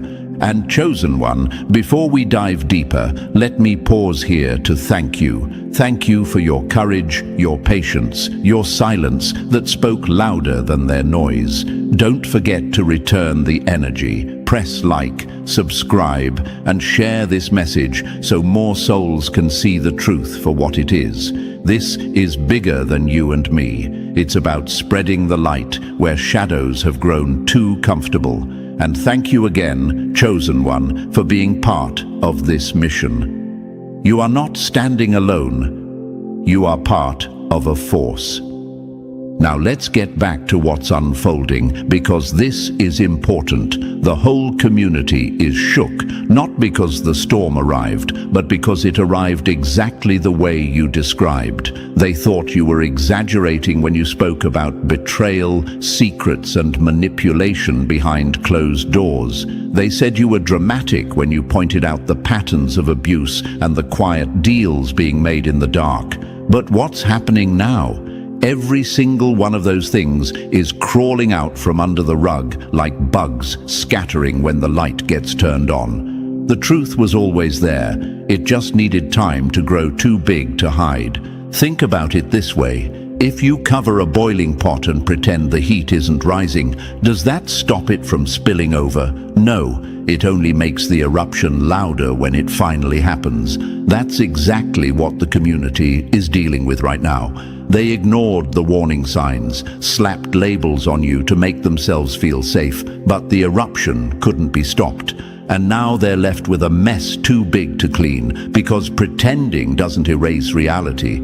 It only delays it. And this isn't just about being right. This is about vindication. Chosen ones, your warnings weren't guesses. They were clarity. You weren't looking into the future. You were looking at the present without filters. And that terrified them. That's why they laughed. That's why they ridiculed, because admitting you were right meant admitting they were blind. And people would rather drown in denial than admit they missed the obvious. But the universe has a way of forcing truth into the open, no matter how many blankets of lies people try to cover it with. Now the panic is setting in. Watch closely. They're acting like everything is fine, but their hands are shaking. They're posting smiling pictures online, but their search history is filled with desperation. They're suddenly talking about energy shifts and bad luck, when just a few months ago they mocked you for even mentioning energy at all. This isn't coincidence, it's exposure. The masks they wore are slipping, and underneath you see the fear they tried to hide. Chosen one, let's be honest, this isn't the first time you've seen this pattern. History repeats itself. Remember Galileo, laughed at for saying the Earth wasn't the center of the universe, or the scientists who warned about smoking being dangerous while companies called them liars. The pattern is the same. Truth is rejected first, then ridiculed, then violently opposed, and finally accepted as undeniable. You're living through that very cycle right now, and the community is at the breaking point between denial and acceptance. And here's the irony. They thought exposing you would save them, but the exposure has turned back on them. The whispers they thought would destroy your name are now being shouted at their doorsteps. The very accusations they threw at you are the same ones people are throwing at them today. It's poetic justice, and it stings worse than any insult you ever endured. Because the truth doesn't just set you free, it traps the liar in the cage they built for you. So pay attention, chosen one. This isn't just another moment, it's the shift. This is where the universe reveals the difference between those who mocked and those who endured. This is where silence wins louder than noise. And this is where every warning you gave becomes proof you weren't crazy, you weren't paranoid, you were simply awake. The community is shook because the game is up. The light has spilled into every dark corner, and no amount of denial can put it back in the shadows. And now we're going to break it down even further, because what's happening isn't random. It's the unraveling of a system that thought it was untouchable. Chosen ones, your time has come, and their time has run out. So let's talk about what's next, because everything you warned about is no longer hidden. It's unfolding right here, right now. And chosen one, before we go further, let me thank you for standing strong and showing up here. What you're about to hear isn't just talk. It's the unfolding of everything you've warned about, and the proof is shaking your whole community right now. This message was built with care, with truth, and with fire, so drop a comment below with 777 if you're ready to claim your vindication. And if you feel led, bless the team behind this with your support, because every gift, whether small or great, keeps this mission alive and helps spread the light wider. Believe me, you'll regret it if you miss what comes next. Stay locked in, chosen one, because the deeper we go, the clearer it becomes. And now, let's step right into it, piece by piece, because by the end, you'll see just how unstoppable you truly are. Number 1, they called you paranoid, but you were already reading the future. Nothing haunts a liar more than the memory of the one who saw through them from the very start. Chosen one, that's the dagger twisting in their chest right now. They thought you were paranoid, dramatic, unstable. But what they called paranoia was actually perception. You weren't scared of shadows. You were sensing the storm before the clouds even appeared. And now, as the sky breaks wide open, they're choking on the smoke of the fire you warned them was coming. Let's get one thing straight. Paranoia is fear without foundation, but perception is intelligence sharpened by silence, a radar tuned to frequencies most people can't hear. You weren't imagining betrayals. You felt the shift before the knife ever touched your back. You weren't inventing lies. You smelled the rot long before the confession spilled out. And you weren't crazy for calling it out. You were early. That's the part that stings them most. You were ahead of them, and now they're catching up too late. Ask yourself this: why did they mock you so hard? Why did they roll their eyes, laugh at your words, and dismiss your warnings as negativity? It wasn't because you were wrong, it was because you were right too soon. The truth terrifies people more when it's invisible because it forces them to admit the comfort they live in is built on sand. And instead of facing that discomfort, they pointed fingers at you. They slapped labels on you to make themselves feel safe. Paranoid. Too deep. Overthinking. Those words weren't descriptions of you, they were shields for them, shields to block the fact that you could see what they couldn't stomach. But here's the brutal reality. Those same people who mocked you are now pacing their bedrooms at 2 a.m., fighting with a truth they can't deny anymore. Their faces are calm in public, but behind closed doors their hands tremble. Their sleep is broken, and their thoughts loop back to everything you once said. They're living with the aftershocks of what you perceived first, and it's tearing them apart. The lies they defended have turned into chains around their necks. The masks they wore have cracked, and now everyone sees what you always sensed. Imagine it like this: a dog smells smoke before the human notices the fire. That's what you were. While they were laughing in the living room, you were already at the door, smelling the smoke, feeling the heat, warning them to get out.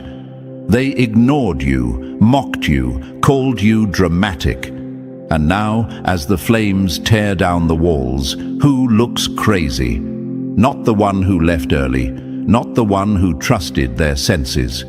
It's the ones who stayed behind, roasting in denial, who now look foolish.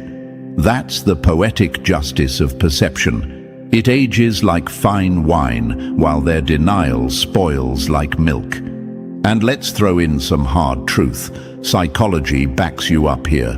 Studies show that people who are highly perceptive, empaths, analysts, observers, pick up on micro-signals others miss. They notice the tension in a room before a word is spoken. They sense inconsistencies in behavior long before they can be proven. That's not paranoia, it's heightened awareness. And chosen one, that's exactly what you were walking with. A gift that feels like a curse at first, because it isolates you from the blind crowd. But when the truth finally breaks the surface, it crowns you with vindication. And here's the question echoing in their minds now. How did you know? How did you see it? They can't wrap their heads around it because it wasn't logic.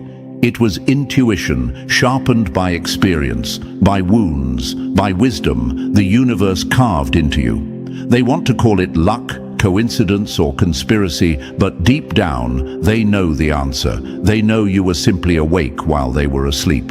And that realization burns. It burns worse than any insult they threw at you because it forces them to admit they weren't just wrong. They were blind, willfully blind.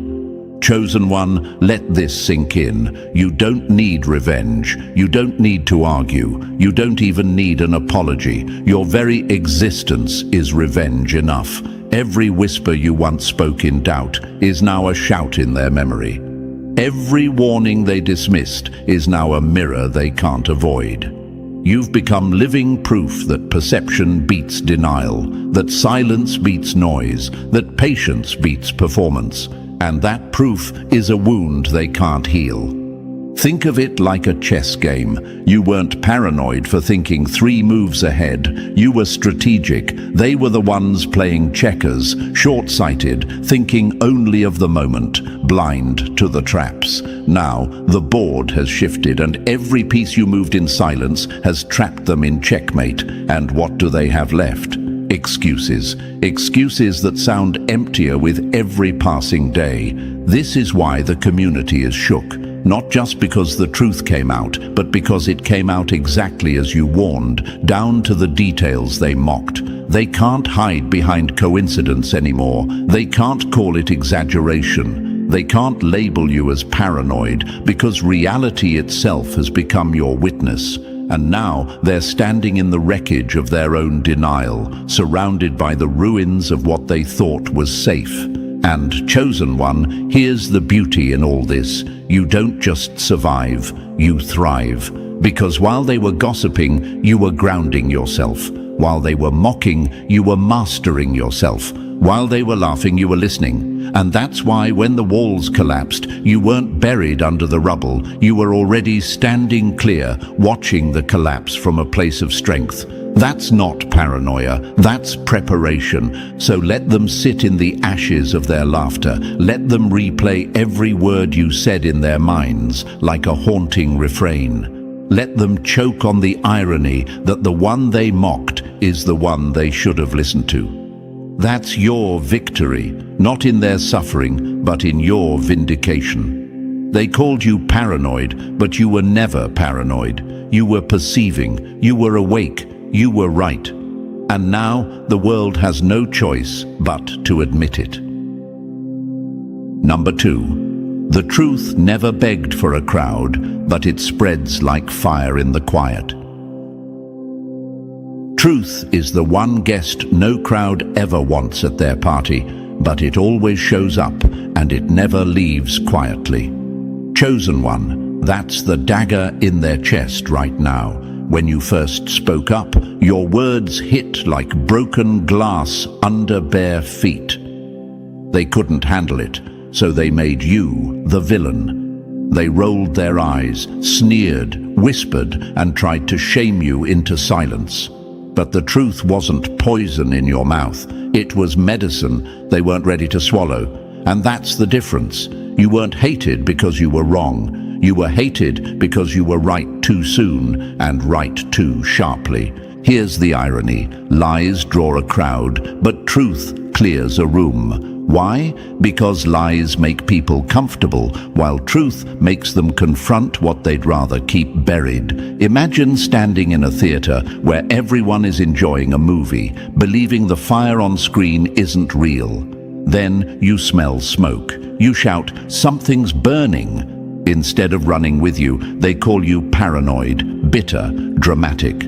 Not because the fire isn't real, but because admitting you're right means leaving their seat, their comfort, their illusion. They'd rather call you names than face flames. But chosen one, here's the punchline, that theater is now full of smoke, and the same people who mocked you are gasping for air. Silence doesn't hide the truth, it sharpens it. Think about this. At first, your words felt like daggers in their ears, so they tried to drown you out with gossip, with laughter, with labels. They told themselves, if enough people call you wrong, then you must be wrong. But numbers don't change facts. A crowd can agree the earth is flat. It doesn't make it true. And now, in your silence, every word you ever spoke is echoing louder than before. That's the part driving them insane. You're not trying to prove yourself anymore, and that absence of effort is screaming louder than your arguments ever did. And here's a question they're secretly asking themselves in the dead of night. Why did you stop talking? Why are you so calm now? Because they know, deep down, that silence is never empty. Silence means you don't need their validation anymore. Silence means you've shifted from defending yourself to watching the universe defend you. And that terrifies them. Because the minute you stop explaining, they're left alone with their own thoughts. No one can argue against an echo that keeps replaying in their own head. Truth doesn't beg to be seen, it simply waits to be undeniable. Imagine this, a seed planted underground. No one sees it, so they mock you for believing it's alive. They tell you it's just dirt, nothing more. But you wait. You know what's coming. And one day, a green shoot breaks the surface, undeniable, unstoppable. That's how your warnings worked. They mocked the seed, but they can't mock the tree. And now that it's towering over them, they're pretending they didn't hear your words years ago. But they did. They heard every single one, and it's replaying like a drum beat in their memory. And chosen one, don't miss this. The crowd never wanted the truth because truth demands change. If you were right, it meant they had to leave toxic relationships, abandon false idols, admit the system they loved was rotten. That's why they fought you. It was never about your words. It was about their denial. Labeling you negative was easier than facing their own weakness. Dismissing you as too deep was simpler than digging into their own shallow lives. But time has a way of stripping away excuses. And now they're choking on the same reality they once mocked. Truth is allergic to crowds because crowds worship comfort, not clarity. Think of a carnival, bright lights, music, everyone laughing, eating sugar, pretending everything's perfect. Then someone pulls the curtain back and reveals the machinery, the broken gears, the rust, the illusion. The crowd doesn't thank the person who exposed it, they attack them. Why? Because it ruins the fun. You ruined the fun, chosen one, and they hated you for it. But guess what? The carnival is shutting down, the lights are flickering, and the music has stopped. Now everyone's looking around in silence, realizing the rides were broken all along. And here's what's shaking them to the core. You haven't said a word. You're not out there yelling, "I told you so." You're not demanding apologies. You're not begging for validation. You're simply existing, calm, steady, silent. And that silence is deafening. Because when someone stops talking, everyone else is forced to start thinking. They remember the warnings, they replay the conversations, they connect the dots they once refused to see. And in that quiet, your words they tried to bury, come back stronger than ever. Imagine this, you drop a stone in a still lake. The ripples move outward, slow but unstoppable. That's your truth. It started small, ignored, mocked, but silence let the ripples spread until they reached every corner of the water. Now, even the ones on the farthest edge can feel the movement. That's why the community is shook. Because the silence you've embraced isn't weakness, it's power. And chosen one, let's flip the question. What's more frightening, a person who shouts or a person who smiles and says nothing? A shout you can argue with, dismiss or drown out. But silence gets under your skin. Silence lingers. Silence forces you to argue with yourself. That's what's happening to them right now. They can't argue with you anymore because you're not giving them anything to fight against. Instead, they're fighting their own conscience, and that's a war they can't win. So understand this, you were never the problem. The problem was their inability to handle the sharpness of truth. The problem was their addiction to comfort, their worship of crowds, their dependence on denial. You didn't break their world, the truth did. You just happened to be the messenger, and now that truth is too loud to ignore, too big to bury, too alive to kill. Lies can build a house, but truth is the earthquake that shakes it down. That's where they are right now, standing in the rubble of the lies they clung to. And the cruelest part for them? They remember you standing in that same house, pointing at the cracks in the walls, saying, "This won't last." They laughed then. They're not laughing now. They're coughing on the dust of their denial, haunted by the memory of the one person they tried hardest to silence. And chosen one, that's your victory, not in rubbing it in their face, but in knowing you don't have to.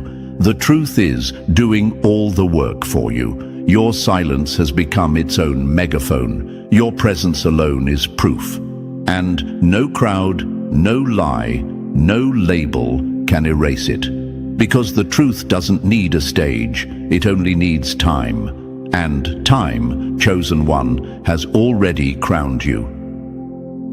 Number 3, they didn't banish you by accident. They engineered your exile. Exile isn't a mistake. It's the weapon of cowards who fear the one voice they can't control. Chosen one, let's be brutally clear. Your exile was not random, not coincidence, not oversight. It was strategy. The moment you refused to bite your tongue, the moment you shattered their illusion with uncomfortable truth, they pressed the eject button. You weren't sidelined because you were irrelevant. You were exiled because you were too dangerous to their carefully constructed lies. Ask yourself this: if you were so unimportant, why did an entire community align to shut you out? Why did they whisper, plot, and smear? People don't waste that much energy on someone who doesn't matter. They isolate only what threatens them. And you, chosen one, were the glitch in their system of silence. Your presence cracked the facade of unity because you refused to clap for dysfunction dressed as peace. You wouldn't play dumb when things didn't add up. You wouldn't pretend their togetherness wasn't stitched together by secrets. That refusal made you radioactive. Here's the truth: exile is often proof of impact. Think of Galileo, pushed aside for saying the Earth wasn't the center. Think of whistleblowers who were shunned until the corruption they exposed became undeniable. History repeats. Communities protect illusions the way addicts protect their fix, violently, desperately, and you were the one sober voice in a room full of denial. They couldn't mute the truth itself, so they tried muting you. Imagine this: a group sitting in a room with a cracked ceiling. You point up, "That's going to collapse." Instead of thanking you, they glare, roll their eyes, and shove you out the door. Why? Because your warning ruins their illusion of safety. But what happens when the ceiling finally caves? Every scream they make is an echo of the voice they once tried to silence. That's happening now. Your exile didn't erase the cracks, it only delayed the collapse.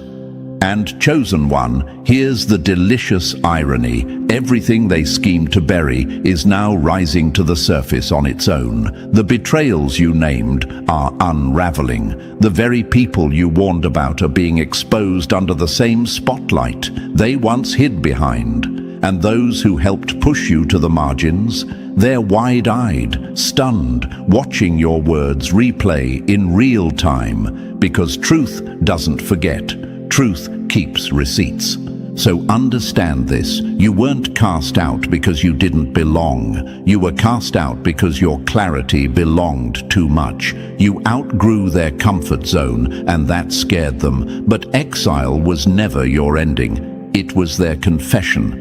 And now, as the fallout unfolds, the outcast is revealed as the only one who saw clearly all along. Number 4. You were the answer they prayed for, but rejected because you weren't wrapped in pretty packaging. People don't miss their blessing because it never came. They miss it because it didn't look the way they fantasized. Chosen one, that's exactly what happened to you, long before they even had the words for their desperation. Before the cracks in their lives became visible, before betrayals slapped them in the face, you were sent into their orbit as the very thing they were asking for. They begged for truth, for clarity, for protection from the snakes in their circle, for a way out of the cycles that were breaking them. And the universe didn't send thunder from the sky or an angel draped in light. It sent you, raw, real, human, without theatrics, without halos, just carrying the insight, the presence, and the cutthroat clarity they actually needed. But here's the brutal twist: they didn't recognize you. Why? Because you didn't fit the fantasy. They were expecting comfort, but you brought confrontation. They wanted someone soft-spoken, palatable, easy to digest. Instead, you came sharp, unfiltered, and unwilling to shrink just to protect their illusions. That scared them. You weren't there to sing lullabies while the house burned. You came to bang on the door and drag them out. And instead of thanking you, they cursed you. Imagine this: someone drowning calls for help. They picture a lifeguard, calm and smiling, pulling them gently to safety. Instead, a stranger dives in, grabs them by the collar and yanks them out of the water, choking. It doesn't feel like rescue in the moment. It feels like violence. That's you, chosen one. You weren't soft, you weren't nice. You were necessary, but because your arrival didn't match their fantasy, they labeled you the problem. Truth doesn't always arrive dressed like salvation. It often shows up disguised as discomfort, and that's where they stumbled. They thought healing would feel gentle, but it came like exposure. They thought guidance would sound soothing, but it came like confrontation. They thought protection would whisper, but it shouted. And because you didn't look like the savior they pictured, they cast you out like an enemy. But look at what's happening now. The very people you warned them about are revealing their true faces. The cycles you tried to interrupt are exploding in real time. The betrayals you pointed out are undeniable now. And the same ones who rejected you are left whispering to themselves, replaying your words, realizing the universe really did answer their prayer. They just sent the answer away because it wasn't wrapped in glitter. And here's the irony. They thought they were protecting themselves from harm when they pushed you out. What they really did was block their own healing. They mistook the cure for the poison. And now, as the fallout spreads around them, they're left with the haunting realization that the help they begged for came and went in the form of you. And they missed it, not because you weren't enough, but because you were too real for their comfort. Number 5. You weren't the chaos. You were the siren they tried to mute.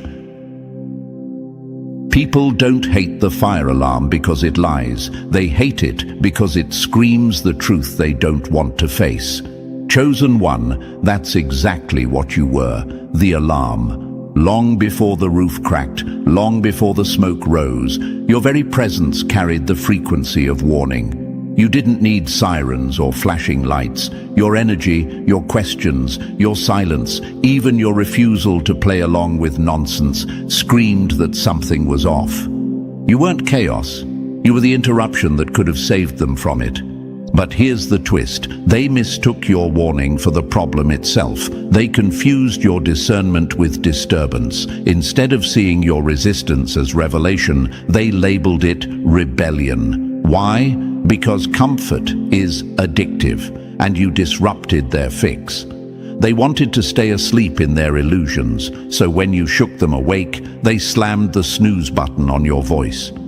Too sensitive, they said. Too deep. Always negative. Those weren't descriptions of you. They were excuses to ignore the unease you stirred in their spirit. Imagine this, someone smelling gas in a house full of people laughing at dinner. You call it out. Instead of checking the stove, they accuse you of ruining the mood. That's what happened to you. You weren't inventing danger, you were alerting them to it. But they chose denial over disruption. And now, as the house explodes, they're scrambling through the rubble asking, why didn't anyone warn us? Someone did. You did. They just couldn't stand the sound of the alarm. Here's the irony. They thought chaos would arrive with fireworks. Loud, dramatic, impossible to miss. But real chaos often creeps in quietly. It shows up in small cracks, in subtle betrayals, in whispers behind closed doors. You sensed it when it was still invisible, and that unsettled them more than the chaos itself. Because if they admitted you were right back then, they'd have to admit you were always right about what was rotting beneath their illusions. And now, chosen one, the fallout is undeniable. Relationships collapsing, secrets spilling, reputations crumbling like bricks dropped from the sky. The same people who silenced your voice are now haunted by it. Because the alarm they ignored is echoing in their memory, louder than ever. They can't escape it. They can't erase it. And deep down, they know you weren't the chaos. You were the warning that could have saved them. And now, all they can do is choke on the smoke of their own denial. Number 6. They weren't blind, they were guilty by choice. Silence in the face of truth isn't confusion, it's complicity dressed as safety. Chosen one, let's tear the mask off this once and for all. The community wasn't lost, they weren't clueless, and they sure as hell weren't innocent. They saw the same cracks you saw. They felt the tension, they heard the whispers, they watched the strange shifts in behavior. But instead of acknowledging it, they chose to look away. Why? Because facing truth meant risking exile. And most people would rather live chained in comfort than walk free in conviction. Think about it. If they truly didn't know, why did their eyes dart away when you spoke?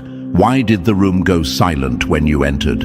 Why did they smirk, roll their eyes, and then avoid the subject altogether? Because they knew.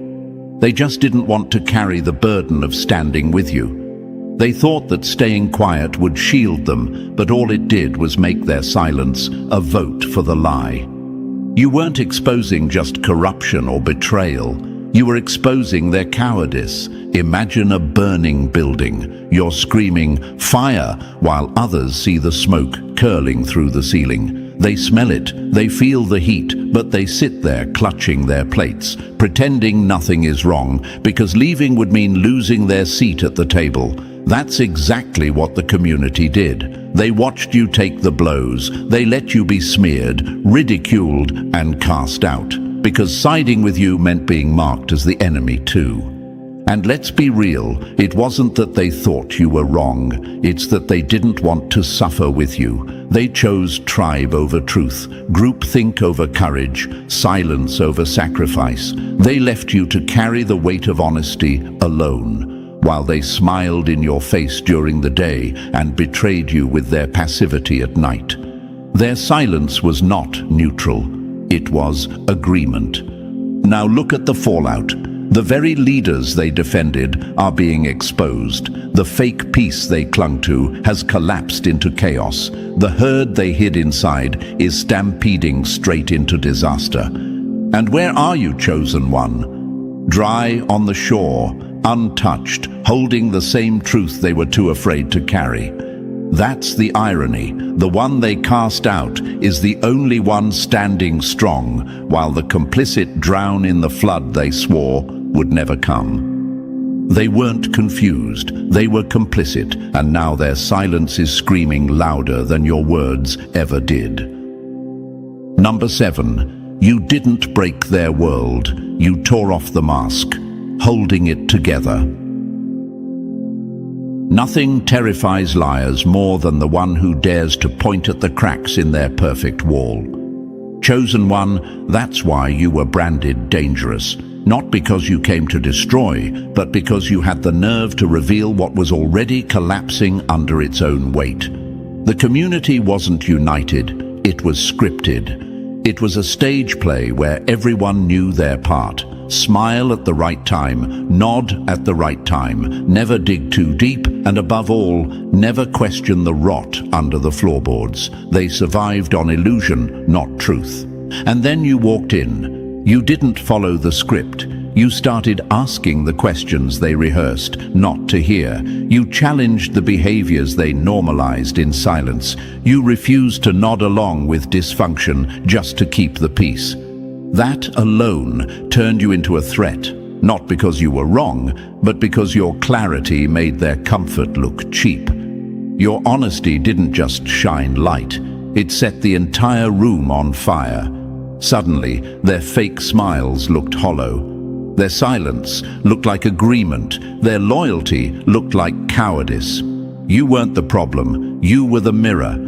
Imagine a carnival funhouse filled with mirrors that distort reality. Everyone's laughing, enjoying the twisted reflections, pretending the warping is normal.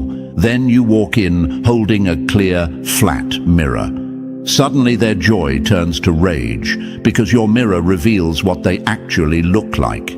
That's what your presence did. It wasn't your words they hated, it was what your presence forced them to see about themselves.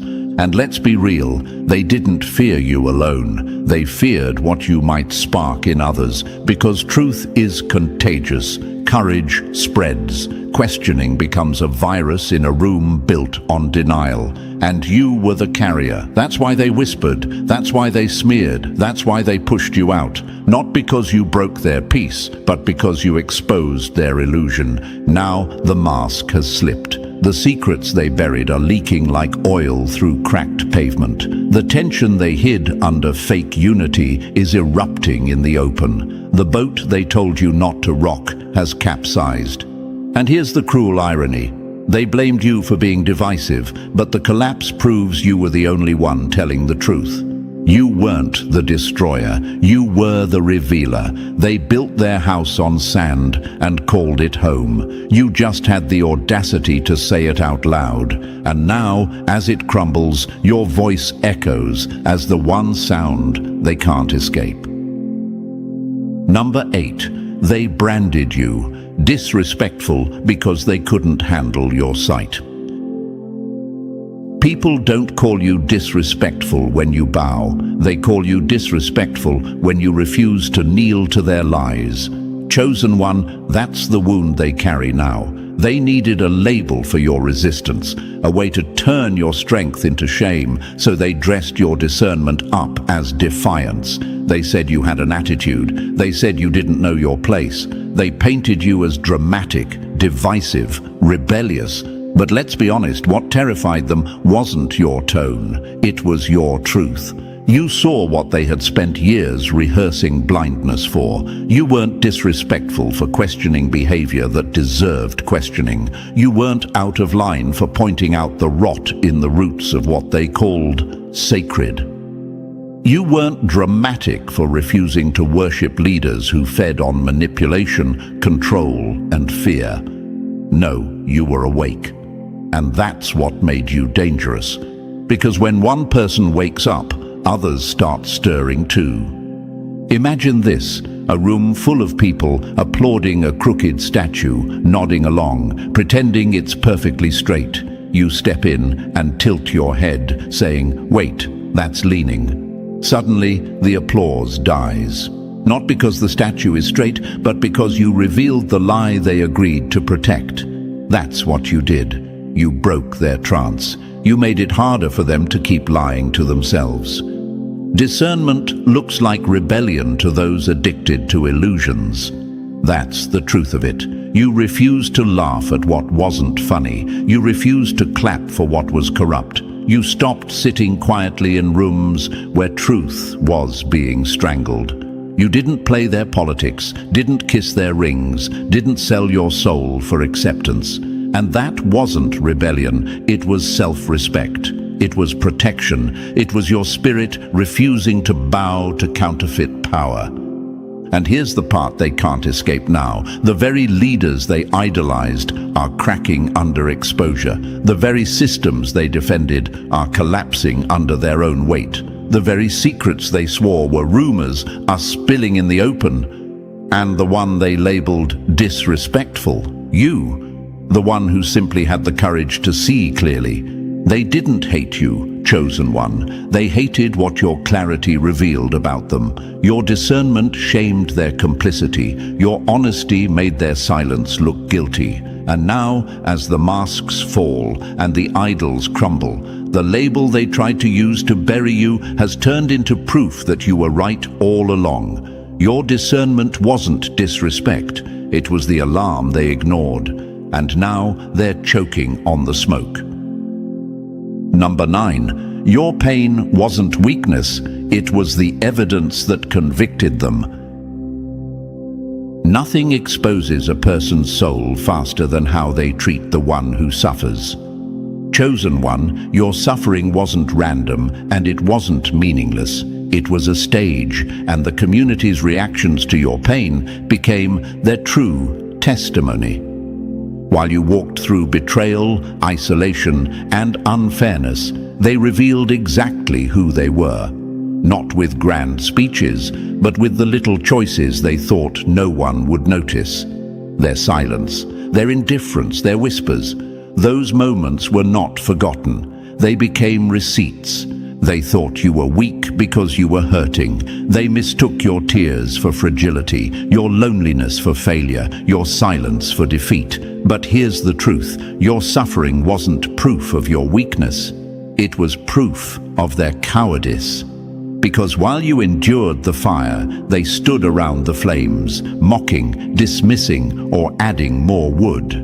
And in doing so, they exposed their own character in ways they can never take back. Imagine a litmus test dropped in water. It doesn't create the color. It reveals what was already there. That's what your suffering did. It didn't create their cruelty. It exposed it. It didn't make them cold. It revealed the frost in their hearts that was already there. Every cold glance, every passive-aggressive jab, every time they chose comfort over standing with you, it was all written down. They thought those little betrayals would vanish into the air, but the universe keeps perfect records. And let's be clear, your suffering wasn't for nothing. It was a mirror. It showed the division between those who pretended to love truth and those who actually lived it. It revealed who had integrity and who was loyal only when loyalty cost them nothing. Your pain became the dividing line, the measuring stick of hearts. And now that the very storms you warned about are raging, they can't run from it anymore.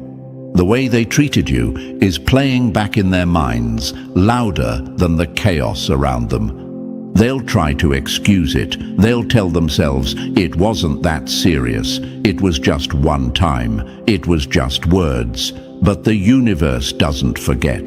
The final witness against them isn't your voice. It's their own actions toward you. That's the evidence that convicts them. And that's why, chosen one, your suffering wasn't wasted. It wasn't just survival. It was preparation. It was proof. You became the living document of their hypocrisy. And now, as everything unravels, that truth will stand taller than every excuse they try to build. Number 10. You didn't predict chaos. You read the script they were too afraid to acknowledge. Fools call it prophecy when the truth was written in their own patterns all along. Chosen one, this is what they'll never admit. You weren't tossing out guesses. You weren't chasing drama. You weren't predicting isolated events. You were exposing the engine behind the chaos. While they obsessed over surface-level problems, you were seeing the blueprint, the cycles, the repeated dysfunctions, the invisible currents that kept dragging them back into the same storms. They hated you for it because you didn't just call out what would happen. You called out why it always happened. You showed them that betrayal wasn't random. It was born out of enabling the same toxic characters over and over. You revealed that financial collapse didn't come out of nowhere. It was seeded in reckless choices and hidden debts they refused to face. You pointed out that broken relationships weren't accidents.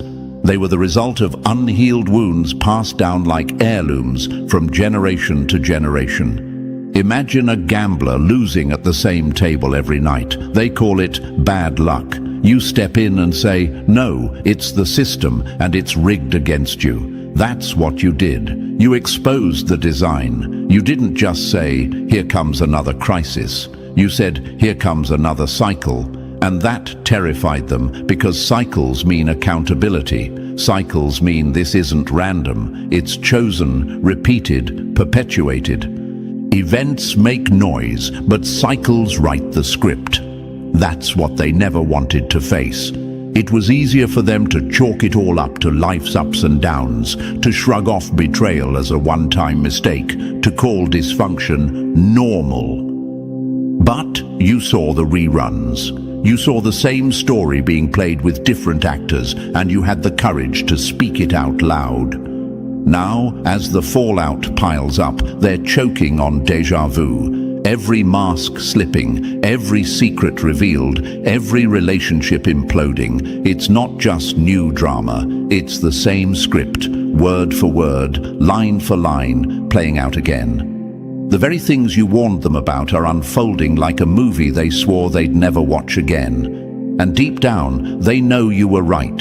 You didn't predict the future. You just read the script they were too blind or too afraid to admit was already written. And here's the cruel irony. They thought ignoring you would break the cycle. They thought silencing you would restore peace. But truth ignored doesn't erase the pattern. It feeds it. And now they're stuck in the sequel they never wanted, realizing too late that you weren't warning them of random chaos. You were exposing the design of their destruction. Number 11. You weren't there to fit in. You were there to expose what they hid.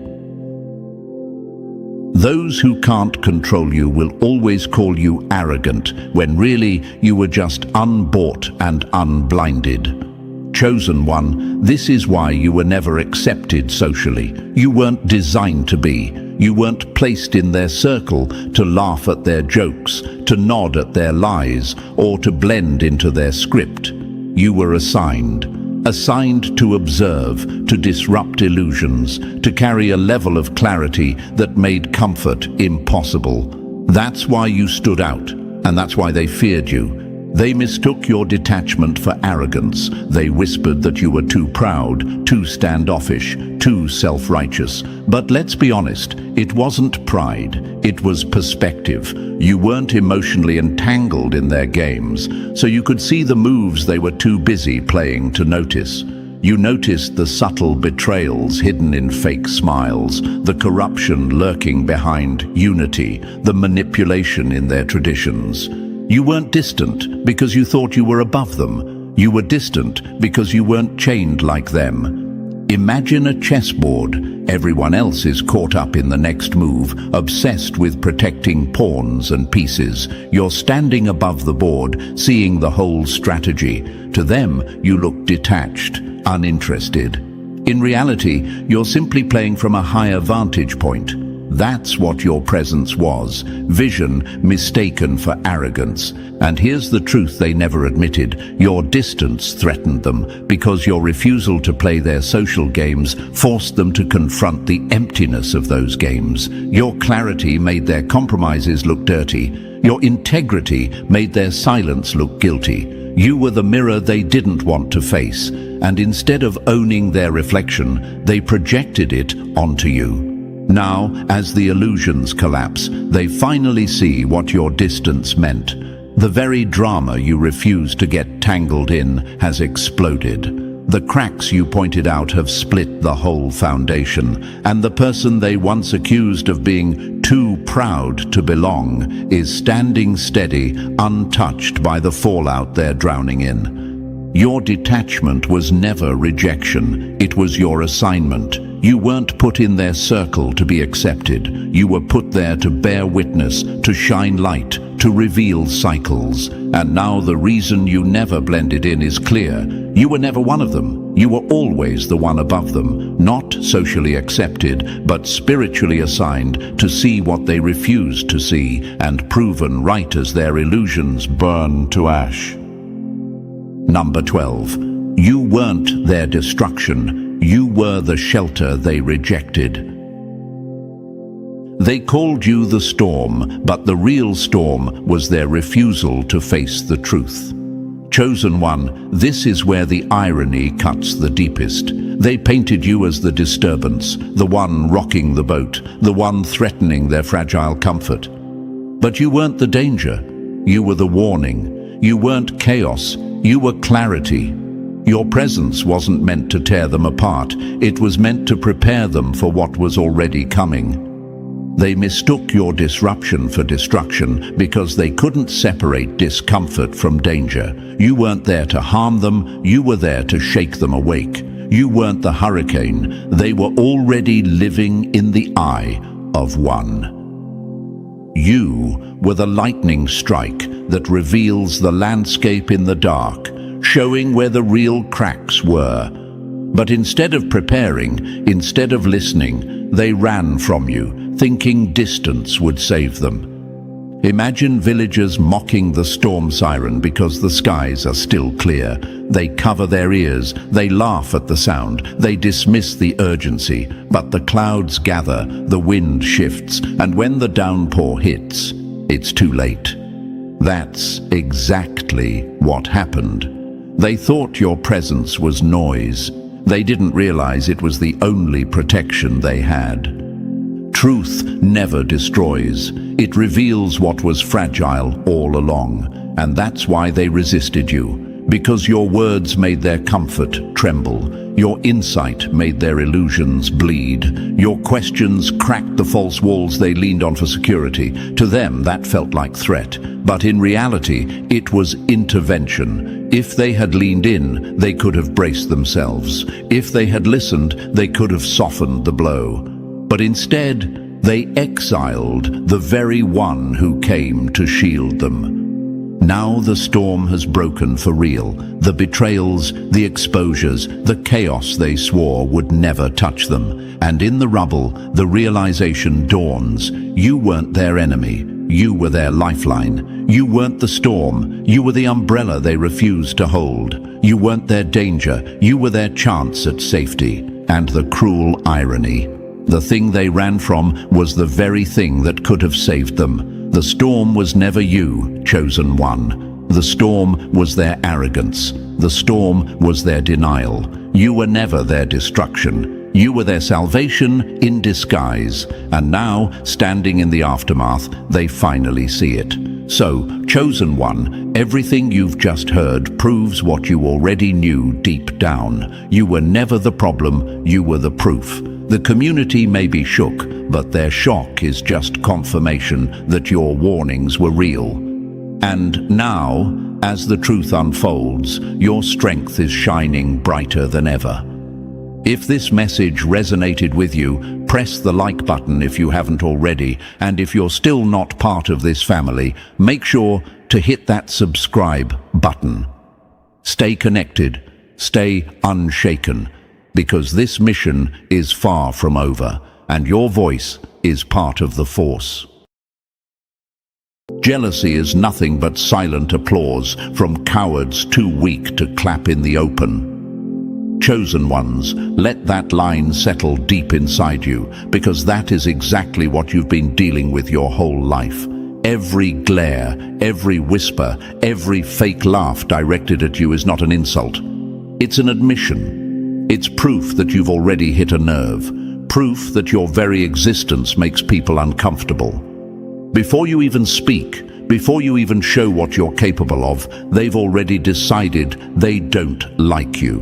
And it's not because you've wronged them, it's because your presence unmasks their own failures. Picture this. A lion doesn't apologize for walking through the jungle. It doesn't try to shrink itself to make the hyenas feel better. Its footsteps echo power. Its stare commands respect. And in that instant, the hyenas fall silent. That's you, chosen one. When you enter a room, their energy shifts. The jokes they were laughing at suddenly sound shallow. The confidence they were flexing suddenly collapses like weak glass. They hate you not for what you've done, but for who you are. Your aura doesn't just shine, it exposes. And when people live in shadows, light is their enemy. Here's what science says. Psychologists discovered that people compare themselves to others once every 10 minutes on average. That's in ordinary situations. Now imagine what happens when you walk in carrying survival, resilience, vision, and strength they've never managed to build. Suddenly, their measuring stick bends, their pride snaps, and their insecurities scream louder than words. They're not just watching you, they're weighing themselves against you. And every time they do, they come up short. That's why their smiles twitch.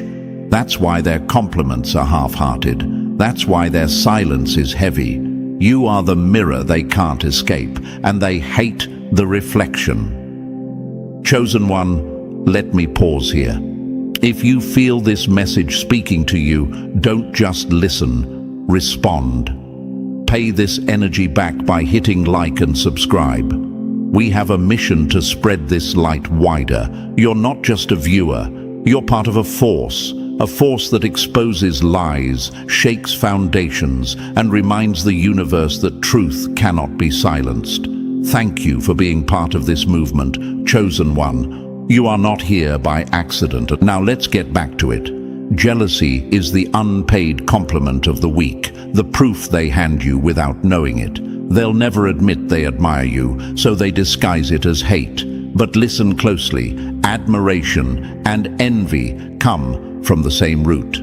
The only difference is that admiration claps for you, envy clenches its fists at you, and yet both are watching, both are paying attention, both are acknowledging you. So when they whisper, when they copy, when they roll their eyes, what they're really saying is, "You're the one we can't ignore." Think of it like this. You could be sitting at home in sweatpants, hair a mess, eating cereal out of the box, and still someone out there is scrolling through your life like it's the season finale of their favorite show. They're dissecting your posts, overanalyzing your moves, and comparing their every step to yours.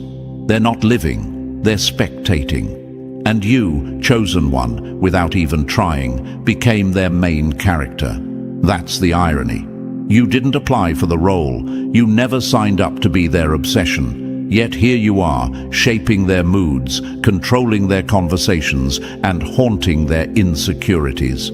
And here's a fact that will make you laugh. Studies show envy actually lights up the same parts of the brain as physical pain. That means when they see you shine, when they see you rise, it literally hurts them. Your success burns them like fire on bare skin.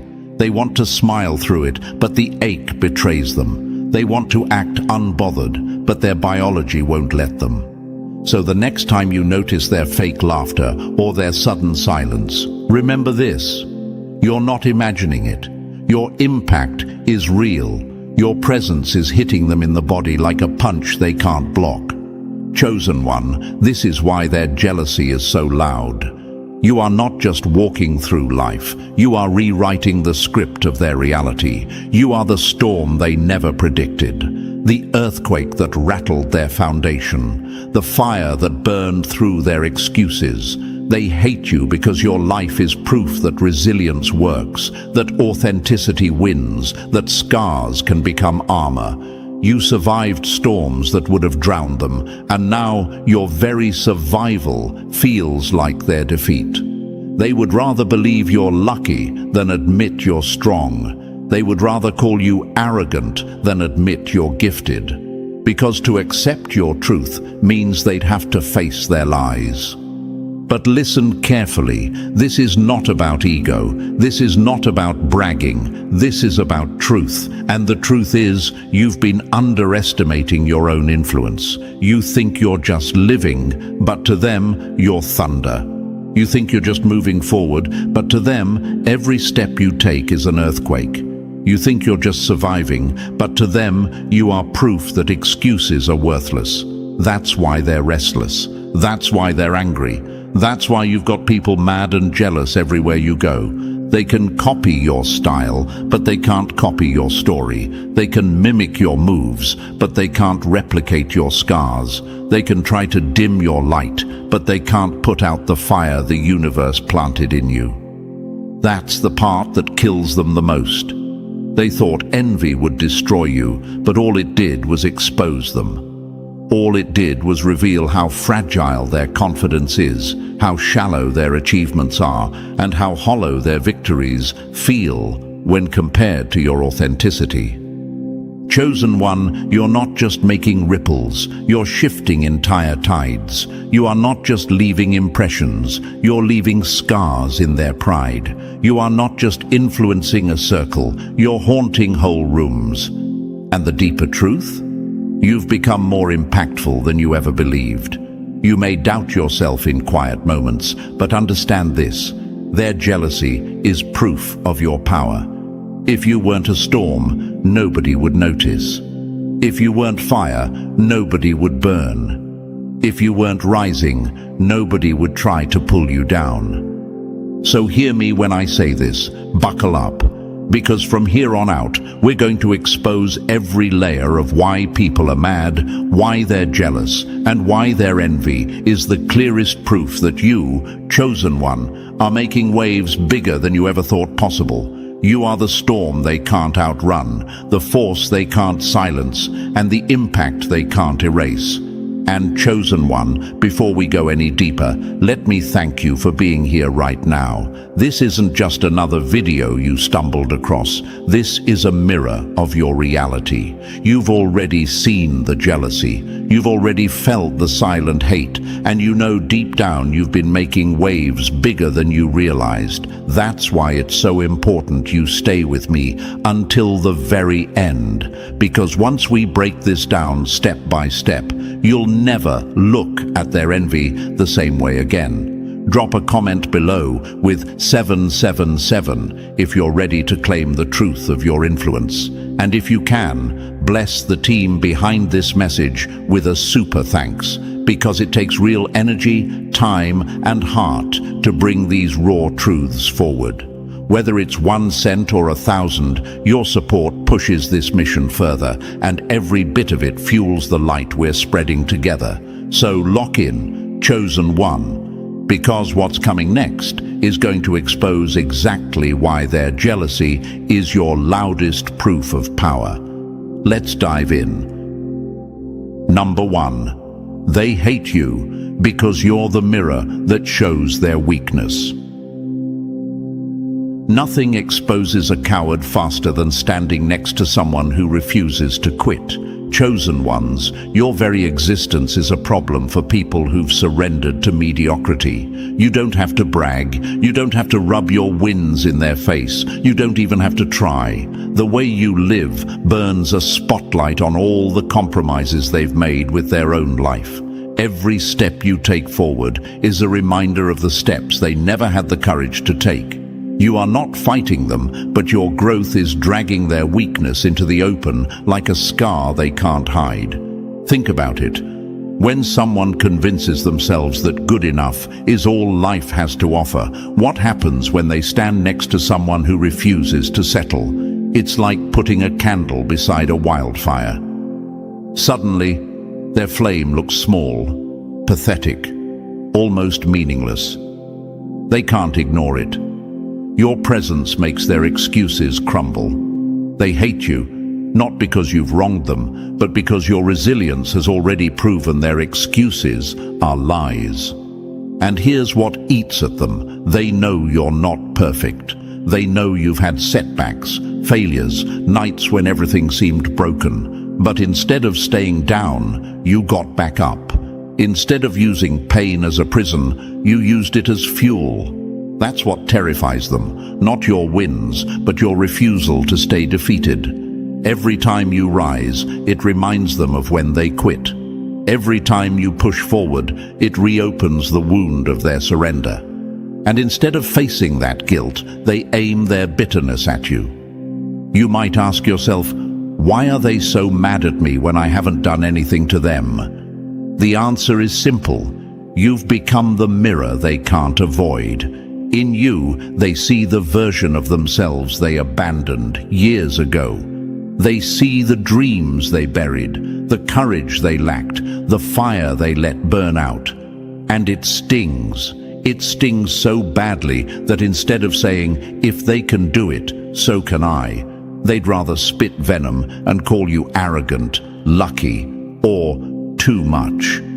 It's easier to attack you than admit the truth. They gave up on themselves. Here's the brutal fact. Human beings would rather project their failure than own it. Psychologists call this defensive projection, and it's why people who quit on themselves will label you as the problem. They can't accept their laziness, so they exaggerate your flaws. They can't admit their cowardice, so they demonize your courage. They can't stand their mediocrity, so they mock your excellence. But chosen one, every insult they throw at you is just a twisted confession of their own weakness. Imagine this. You survived storms they never would have lasted through. You built progress with fewer resources than they had. You kept moving when life told you to stop. That contrast is brutal, and it burns them alive. Instead of asking, if they made it with less, what's my excuse? They attack you. Instead of being inspired, they become bitter. Instead of pushing forward, they waste energy trying to drag you down. But here's the truth. You didn't ask to be their measuring stick. You didn't beg to be their reminder. You're just living, and your life is enough to rip apart the lies they tell themselves for comfort. Let's be clear, you are not their enemy. You never came to judge anyone, but your presence alone is judgment they can't escape. Your survival is proof their weakness was optional. Your progress is proof their excuses were lies. Your light is proof their shadows were self-made, and that's why they can't stand you. Not because of who you hurt, but because of who you prove they could have been. Comparison is the thief of joy, but when it comes to the jealous, comparison is their prison. They don't just compare, they obsess. They measure their every move against yours, and every time they come up short, their envy grows louder. That's why they'll whisper your name behind closed doors. That's why they'll roll their eyes when your success is mentioned. And that's why they'll downplay your victories. It's not that you're too much. It's that they're too little, and you remind them of it. But let me ask you, chosen one, would you really want to trade places with them? Would you really want to shrink just so they feel tall? Would you want to give up your strength so they can keep their illusions? The answer is no. Their bitterness is proof of your impact. Their hate is confirmation of your power. Their envy is the receipt that shows you've already outgrown the cage they built for themselves. Metaphorically, your life is a lighthouse on a dark shore. You don't shine to expose anyone, but your light reveals the wreckage they've accepted as normal. Some will steer toward you, thankful you exist. Others will curse you, angry that your light revealed the fact they were drifting with no direction. Either way, you are undeniable. Either way, your existence forces them to face themselves. And here's the irony that cuts deepest. You're not even trying to make an impact. You're just being you. You're just surviving, growing, refusing to quit. And yet, that alone is enough to shake their world, to break their illusions, and to make their mediocrity unbearable. That's why your existence bothers them, because it calls out what they chose not to fight for. So let them hate, let them whisper, let them choke on their envy. Every time they do, it's proof you're living at a level they couldn't reach. It's proof your fire burns hotter than their excuses. It's proof that your refusal to quit has already made you unstoppable. Remember this, the ones who throw the most shade are always the ones standing in the shadows. And you, chosen one, were born to shine in the light. Number 2, your presence speaks louder than their loudest lies.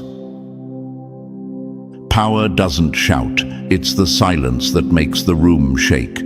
Chosen ones, your impact begins long before the crowd notices, long before the applause, long before the recognition. It starts in silence. The kind of silence that makes insecure people fidget in their seats, stumble in their conversations, or feel a tension they can't explain. You don't have to raise your voice. You don't have to beg for attention. Your presence alone rearranges the atmosphere. And that's what drives them mad. Jealousy is the tribute mediocrity pays to greatness. Remember this. When you walk into a room, you're not just another body in the crowd. You are the shift. Conversations take a turn. Laughter suddenly feels forced. Energy bends around you like gravity pulling objects into orbit. People can't put it into words, but they know something just changed. They don't admit it, but they feel smaller in your presence, as if your silence is louder than their performance. Imagine this. A stone drops into still water. No sound lasts longer than a few seconds, but the ripples expand far beyond where the stone landed. That's you, chosen one. You don't have to scream to leave an impact. Your quiet presence alone causes ripple effects in people's minds long after you've gone. They replay your words, your expressions, even the way you carried yourself without speaking. While others perform for validation, you leave fingerprints on souls by simply being real. Here's the part that infuriates them. Presence can't be faked. It can't be bought. It can't be copied. Presence is born from storms survived, scars carried, and truths never compromised. That's why your silence is heavier than their loudest bragging. They can buy followers, rent luxury, or fake confidence. But when you show up, their masks feel like paper compared to your steel. Silence is the language of strength. Chosen one, you've probably asked yourself, why do people act strange when I walk in? Why does the energy shift when I'm just being me? The answer is simple. Your energy exposes them. Your groundedness highlights their chaos. Your authenticity makes their performance look cheap. You don't intend to do it, but you do it anyway. It's not your fault their noise collapses in the presence of your silence. Imagine this. A candle in a dark room glows bright until someone opens the window and sunlight floods in. The candle is still burning, but suddenly it feels irrelevant. That's what happens when you walk in. Their fake confidence, their staged charisma, their loud laughter all seem weaker when held next to the authenticity you carry. You are the sunlight that makes their candles unnecessary, and it terrifies them. Another truth, your impact is felt before it's seen. Studies show that humans can pick up on energy shifts subconsciously within seconds of a new person entering the space. It's not mystical, it's psychological. They sense the weight you carry before they can rationalize it, and when they can't explain it, jealousy fills the gap. They'll call you different with disdain, when what they really mean is, I feel exposed around you. Real power doesn't announce itself, it just walks in and changes everything. Think of it this way, most people chase validation like beggars. They craft appearances, repeat rehearsed lines, try desperately to stick in people's minds. And still, their impact fades the moment they leave. But you don't chase anyone. You don't beg for attention. You're not even trying to impress. Yet you linger. They can't stop thinking about you. They replay the moment you entered, the tone of your voice, the steadiness of your silence. It gnaws at them because they realize they'll never command a room the way you do, not without faking it. Imagine this. A wolf walks into a clearing, silent, steady, eyes locked forward. The rabbits stop mid-motion. The birds fall quiet. The forest itself shifts. The wolf didn't make a sound, but its presence altered the entire environment. That's you. You don't need to prove yourself. The environment bends to your energy. Some are inspired, some are intimidated, and others turn green with envy. But the truth remains. Your silence shakes them harder than their loudest performance. And chosen one, maybe you've wondered, but if my silence is this powerful, why don't I always see the results? That's because impact is not always visible in the moment. It's like an earthquake. The tremors are felt before the cracks appear. Just because you don't see immediate changes doesn't mean you haven't shifted the ground under their feet. Your presence plants seeds of awareness, insecurity, or inspiration that keep growing long after you've left. Presence is born from scars that performance can never fake. They envy you because you earned what they try to imitate. They practice being likable, but you embody authenticity. They rehearse confidence, but you live resilience. They shout to be heard, but you whisper and still echo. That contrast gnaws at them. It makes them restless. It makes them jealous, because they know deep down what you have can't be bought, can't be taught, can't be stolen. It has to be survived into existence, and they didn't survive, they folded.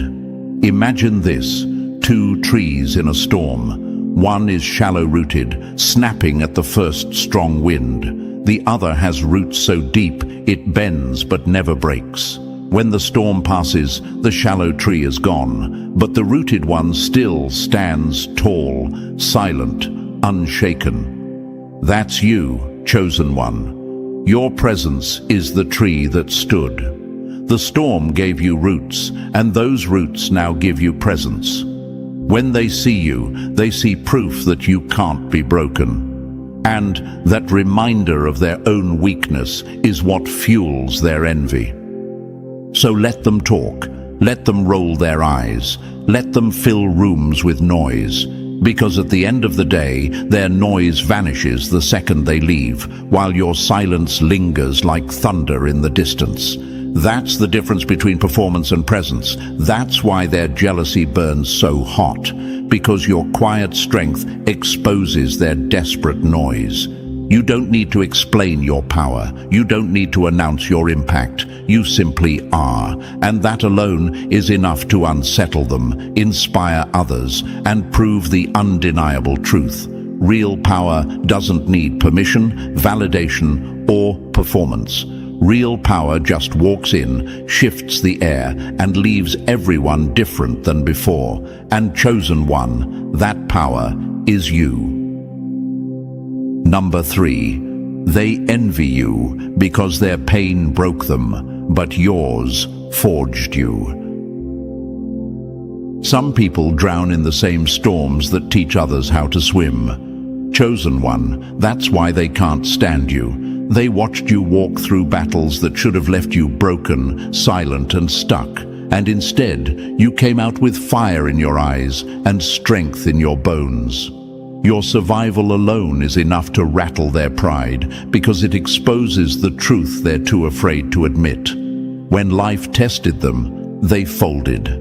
When life tested you, you sharpened. Think about it. Most people expect trauma to cage you. They expect heartbreak to turn you bitter, failure to make you small, pain to keep you down. But you flipped the script. You walked through fire and didn't come out smelling like smoke. You came out tempered, like steel pulled from flame, and that burns them because they know deep down, if they went through what you did, they wouldn't have made it. Imagine this. Two people stand at the edge of the same storm. One lets the rain drown them, the other learns to dance in it. That's you. You didn't just survive, you transformed. You turned scars into armor, wounds into wisdom, pain into power. And now, every time they look at you, they see proof that their excuses are paper thin. Resilience is a crown the weak will never wear. That's what they envy. Not the fact that you survived, but the way you refuse to stay a victim. Many never leave their pit. They replay the same hurts, the same failures over and over until bitterness defines them. But you broke the cycle. You climbed out, and instead of dragging your past like chains, you forged it into authority. Authority that makes people respect you without even knowing why. Authority that makes your silence louder than their loudest complaints. And here's the part that crushes them. Your story proves pain doesn't have to be the end. It can be a rebirth. That's why they're jealous, because you're living proof of what they could have been if they hadn't quit. They see you, and their excuses disintegrate. And rather than change, they choose envy. So let them stare, let them hate, because every glance of jealousy is just proof that you did what they couldn't. You turned tragedy into strength and weakness into a weapon they'll never hold. Number 4, your imagination outruns their entire existence. Small minds hate big visions because it reminds them how tiny their world really is. Chosen one, this is why they can't stand you. Most people live inside boxes so small they can barely breathe. Their days revolve around bills, gossip, routines, and survival loops that they've convinced themselves are good enough. That's their entire world, predictable, safe, and painfully limited. Then you show up, not talking about scraps, not dreaming about comfort, but building possibilities so large it makes their walls feel like cages, and that terrifies them. Imagine this: someone has lived their whole life in a dimly lit room, and then you throw open the window to show them the horizon. At first, they're shocked. Then, instead of being inspired, they panic, because your vision reveals how small they've been living. They're not jealous of your money, your status, or your possessions. What burns them alive is that your mind refuses to shrink into the prison they've accepted as home. Vision is the enemy of comfort zones. And chosen one, you've made peace with potential, not with limits. That's what separates you. While they cling to their boundaries, you break them. While they settle for ceilings, you look for skies. Every time you plan, every time you act, every time you speak about what's possible, it forces them to confront the fact that they gave up on dreaming long ago. They'll try to drag you down with words. They'll call your focus obsession. They'll mock your ambition as arrogance. But that's not truth. It's fear speaking, because deep down, they know they can't keep up. They know your vision runs faster than their excuses. They know no amount of criticism can cage the way you think. And that's what gnaws at them in silence. Your perspective exposes their limits, and they can't forgive you for that. So understand this, chosen one, their jealousy isn't about what you have, it's about what you see. Your vision is freedom. Your vision is expansion. Your vision is proof that life can be bigger, bolder, and wilder than they ever dared to believe. And that truth, it makes them burn with envy, even behind the fakest of smiles. Number 5, they hate that your silence pulls. Crowds, their noise can't keep. Real influence doesn't beg to be seen. It forces the room to rearrange around it. Chosen one, this is exactly why they envy you. You don't scream for attention. You don't have to bend over backwards to be noticed. You don't audition for applause. Your energy alone commands it. People lean in when you speak, even if you only say a few words. They follow your lead without you asking, because your presence speaks louder than their entire performance. And that kills them inside. Imagine this: a moth spends its life beating its fragile wings against light bulbs, desperate for glow. Then the sun rises, and suddenly all that flapping looks ridiculous. That's you. They hustle, they scheme, they beg, they calculate every move for recognition, and yet, next to you, all their effort looks like scraps. You don't even try, and still, eyes follow you. That effortless pull exposes their truth. No amount of bragging, manipulating, or clout chasing can match the magnetism you carry naturally. Attention earned through desperation dies as fast as it arrives. Attention earned through presence becomes legend. That's the difference between you and them. They measure worth by applause, by numbers, by who notices them. You measure worth by staying authentic, consistent, and unshaken. Your influence isn't transactional, it's born from alignment. Who you are on the inside matches what you radiate on the outside, and that's something they will never be able to fake.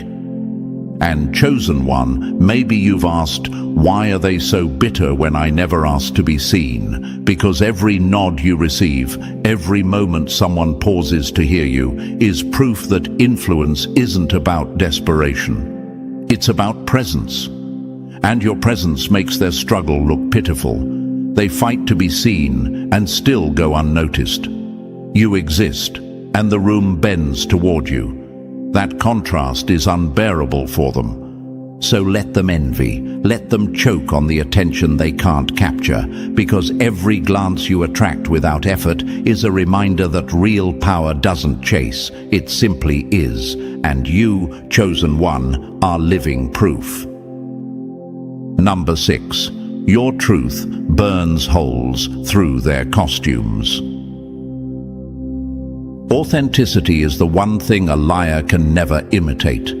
Chosen one, this is why your presence makes them squirm. You show up raw, unfiltered, unedited, exactly as you are. You don't bend your spine just to please. You don't shapeshift to fit in. You refuse to wear the masks they've spent their whole lives gluing to their faces, and that alone is enough to make them itch with jealousy and discomfort. Imagine this.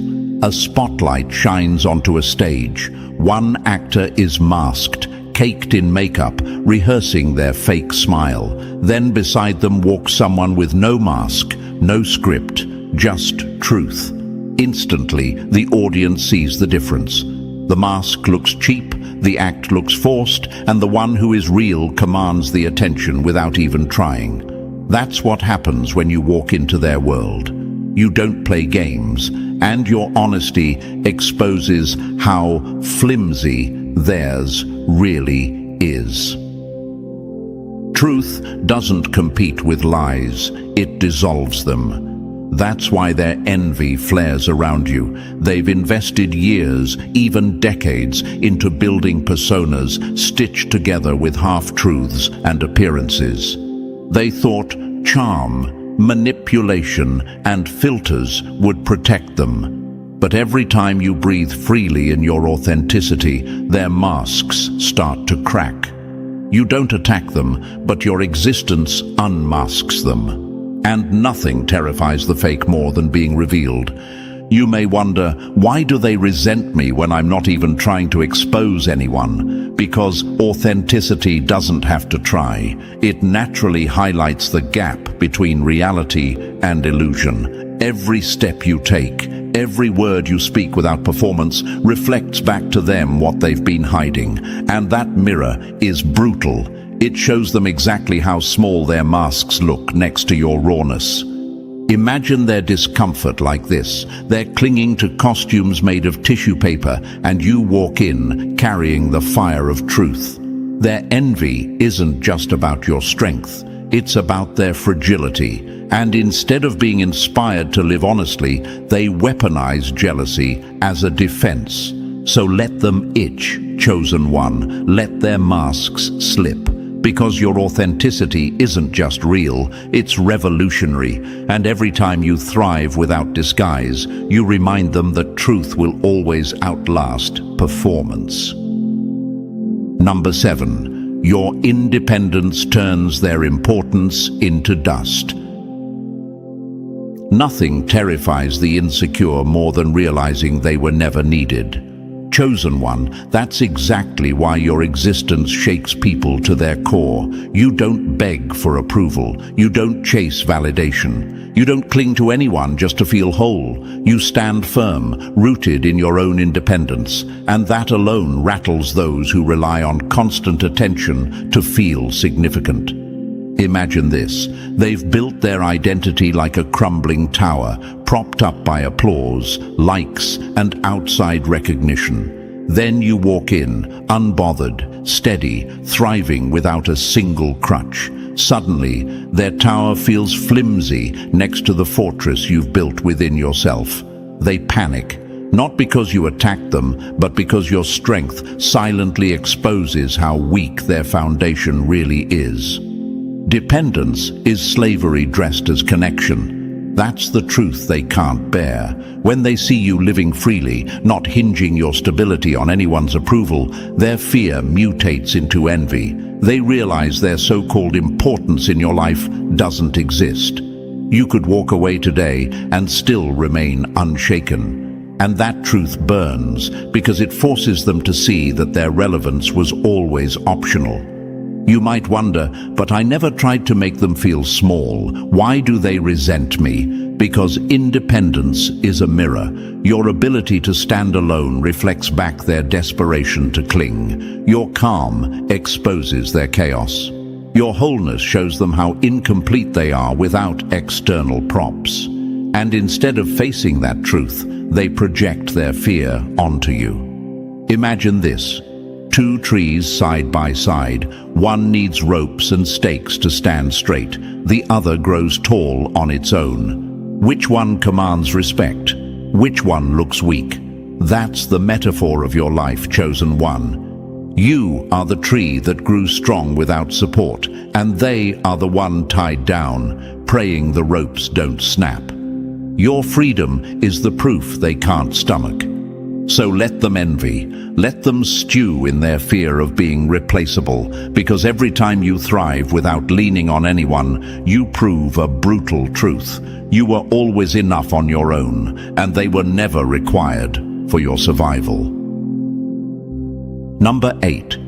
Your evolution turned their comfort zones into coffins. Nothing exposes failure faster than standing next to someone who refuses to stay the same. Chosen one, that's why they can't stand you. You didn't remain stuck. You didn't cling to outdated versions of yourself just to make people comfortable. You shed skin after skin, like a snake outgrowing cages, and every time you transformed, you made their stagnation look like slow death. They told themselves their routines were enough, that playing small was safe. But then you rose, and their excuses turned into ashes. Imagine this. A pond that never moves becomes green with decay, while the river beside it keeps flowing, carving new paths, shaping landscapes impossible to ignore. That's you. You kept moving, kept growing, while they stayed still, bragging about consistency that was really just fear dressed as stability. And now, your transformation has become the living proof that their comfort zone wasn't safety. It was a coffin. Growth is offensive to those committed to standing still. Every new version of yourself was a mirror they couldn't escape. Your strength revealed their weakness. Your wisdom revealed their ignorance. Your confidence exposed their fear. Instead of being inspired to rise with you, they grew bitter because your evolution crushed the stories they tell themselves about why they can't change. You might wonder, why do they call me lucky when they watched me struggle? Because that's the only lie they can cling to. Admitting you chose to grow means admitting they chose not to. Admitting your evolution was built in storms, not comfort, means facing the truth that they surrendered while you kept climbing. It's easier for them to brand you as privileged than to face the fact that courage, not circumstance, is what separates you. Imagine this. A caterpillar crawls, content with its small world, while beside it the butterfly emerges, wings stretched wide. The butterfly didn't wait for permission. It transformed because it had to. That's you, chosen one. Your growth was inevitable, and every flight you take makes their crawling look pitiful. So let them whisper, let them seethe, because every stage you ascend is living proof that transformation is possible, and that their stagnation was nothing but fear they disguised as comfort. Number 9. Your echo haunts them louder than their screams. Real presence is proven when people still feel you long after you've walked away. Chosen one, this is why they hate you. You can leave a room, close a conversation, or disappear from a space. And yet, the atmosphere you created still lingers. They replay your words. They replay your gestures. They replay the silence you carried that bent the energy around them. You don't force it. You don't plan it. You don't manipulate it. Your impact is natural, undeniable and unforgettable, and that drives them mad. Imagine this. Fireworks explode in the sky, loud, flashy, impossible to ignore, but within seconds it's nothing but smoke fading in the dark. Then compare that to thunder. It cracks once and the echo rolls across miles, shaking windows long after the sound began. That's the difference between them and you. They are fireworks, noisy but temporary. You are thunder, one strike that reverberates endlessly. Substance will always outlast performance. They struggle to be noticed even when they're right there, doing the most, fighting for scraps of recognition. Meanwhile, you exist authentically, and your influence follows people out the door. That contrast is unbearable. Their gimmicks fade the moment they stop talking, but you leave a mark so deep it becomes part of the room itself. You may ask, why are they jealous if I'm not even present? Because that's exactly the wound. Your absence is louder than their presence. Your name comes up in conversations when you're not around, and that stings them because it proves you don't need to be seen to be remembered. They can't replicate that kind of resonance. No script, no charm, no trick can create the weight of authenticity. Imagine walking into wet cement, leaving deep footprints. Even when you leave, the mark stays. That's your presence, chosen one. Every space you enter gets stamped with your energy, and the impression outlasts you. Their envy comes from realizing that no matter how hard they try, they can't plant themselves in people's minds the way you do effortlessly. So let them burn. Because every time your name echoes after you're gone, it's proof that your power is real, and their performance was nothing but noise, lost to silence. Number 10, you turn scarcity into power, and it shames their abundance. Strength isn't measured by what you're given, but by what you create when you have nothing. Chosen one, this is why they can't stomach you. They've been told their whole lives that success comes from privilege, wealth, connections, titles, or status. Then you step into the picture, and the equation falls apart. You do more with less. You create opportunity out of scraps. You thrive in places where others collapse, and the very sight of that shakes them to their core. Imagine this. Two fighters step into the ring. One is armored head to toe, backed by trainers, padded by wealth. The other walks in barefoot, scarred, carrying nothing but grit. And yet, when the bell rings, it's the unarmored one who wins. That's you.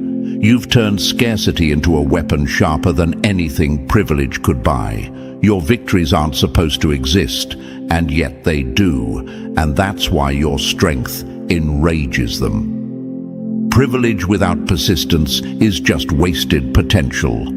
That's the uncomfortable truth your life screams at them. They had more resources, more support, more safety nets, yet you, with less, moved further. You built results from raw resilience while they wasted their advantages chasing comfort. Every step you take forward is a reminder that the only thing they're missing isn't tools, it's heart. And here's what burns them the most. You make it look effortless. You move through obstacles with a calm they can't understand. You turn blocks into stepping stones while they complain about their ceilings. They look at your progress, then at their own, and the jealousy festers because the math doesn't add up. How did you pass them with half the tools? How do you carry strength with none of the advantages? The answer is brutal. Resilience can't be bought, and you were forged in fire they've never survived. Imagine a seed dropped in cracked concrete, pushing through stone until it finds the sun. Meanwhile, pampered seeds in perfect soil wither because no one watered them. That's the metaphor of your life. You thrived where you weren't supposed to, and that truth exposes the fraud in their comfort. So let them envy, chosen one, because your strength proves success isn't about what you hold, it's about what you're made of. And you, without question, are made of more than they could ever imagine. Number 11. Your rejection becomes fuel, theirs becomes a funeral. Rejection doesn't destroy the strong, it destroys the weak who never learn to stand alone. Chosen one, this is why they can't stand you. They expect rejection to crush you. They expect closed doors to leave you begging, desperate, crawling for validation. They expect failure to silence you, but instead, you pivot, you rebuild, you create new doors where none existed, and every time you do, it shatters their illusions about strength. Imagine this. Two people get hit by the same wave. One sinks, coughing, flailing, screaming for rescue. The other learns to ride it, letting the water carry them to the shore. That's you. While rejection drowns them, you convert it into momentum. And that terrifies them because it exposes the fragile truth they've been hiding. They only feel strong when they're accepted, and you feel strong even when you're not. Rejection is not the end, it's redirection. That's the lesson your life screams at them. They look at you and see someone who refuses to measure their worth by outside approval. You don't beg for acceptance. You don't whine when you're overlooked. You just move forward, faster, stronger. And that resilience is unbearable for those whose identities crumble the moment someone tells them no. You might wonder, why do they envy me for handling rejection? Because your response highlights their weakness. For them, rejection is humiliation. For you, rejection is information, a sign to pivot, a spark to build better. Your ability to absorb disappointment without losing momentum makes their fragility look like failure.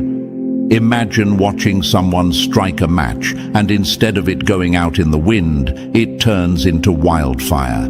That's what your resilience looks like. Every rejection you faced should have dimmed you, but instead, it lit you up brighter. And now, every time they see you thriving in places they thought you'd collapse, jealousy becomes the only reaction they can hide behind. So let them burn quietly, chosen one, because every no you faced has become a hammer that forged you into steel. Their anger is proof of this truth. Where they would have held a funeral for their dreams, you built a foundation for your empire. Number 12. Your inner authority shatters their hollow crowns. True power isn't worn, it's carried. Chosen one, this is why you rattle people to their core. The world is obsessed with status, titles, followers, possessions, the empty symbols of success. That's what most people chase, because they believe influence must be earned through props. Then you walk in, no crown, no clout, no spotlight, and yet the atmosphere bends around you. Your very existence rewrites their script. Imagine this. A man draped in gold stands in a room, flaunting his wealth, and people clap out of habit. Then beside him enters someone with nothing but presence, steady eyes, unshakable energy, undeniable truth. Suddenly the room shifts. The applause dies. The man in gold feels invisible next to the one with no costume at all. That's you. Their symbols mean nothing when faced with the authority you carry within.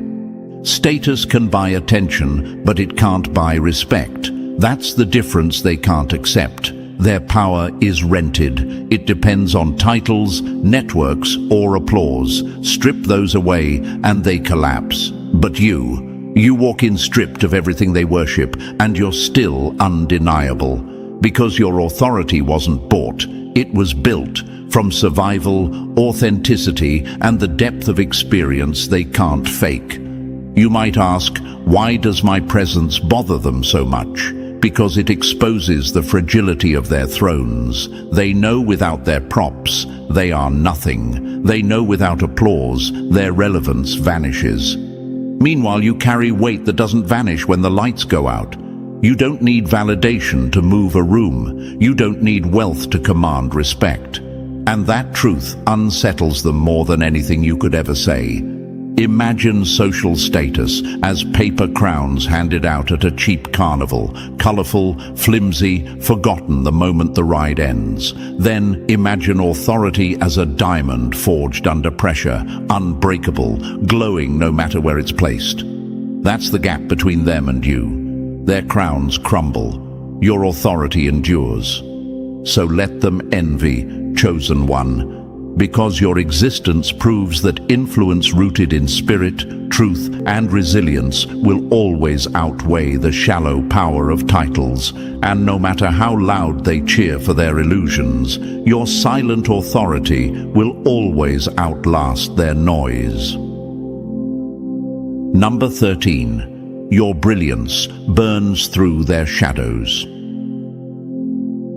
Light doesn't ask permission to reveal what darkness hides. Chosen one, this is why your presence unsettles them. You don't have to point fingers. You don't have to expose anyone. Your very existence does it. The moment you walk into a room, illusions start to crumble. The polished masks they've worked so hard to maintain begin to slip, because your authenticity leaves no safe place for lies to hide. Imagine this, someone dimming the lights in a room, convinced no one can see the dirt in the corners. Then suddenly, a floodlight switches on, and every speck of dust becomes visible.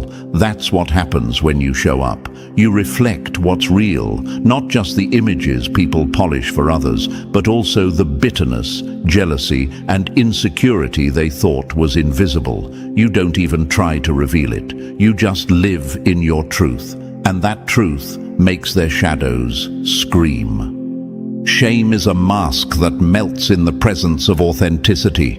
That's why they resent you. They thought they had their pain disguised, their envy tucked away, their bitterness hidden behind charm. But when you stand in the room, the contrast makes it obvious. And instead of facing the discomfort of their own reflection, they project it onto you.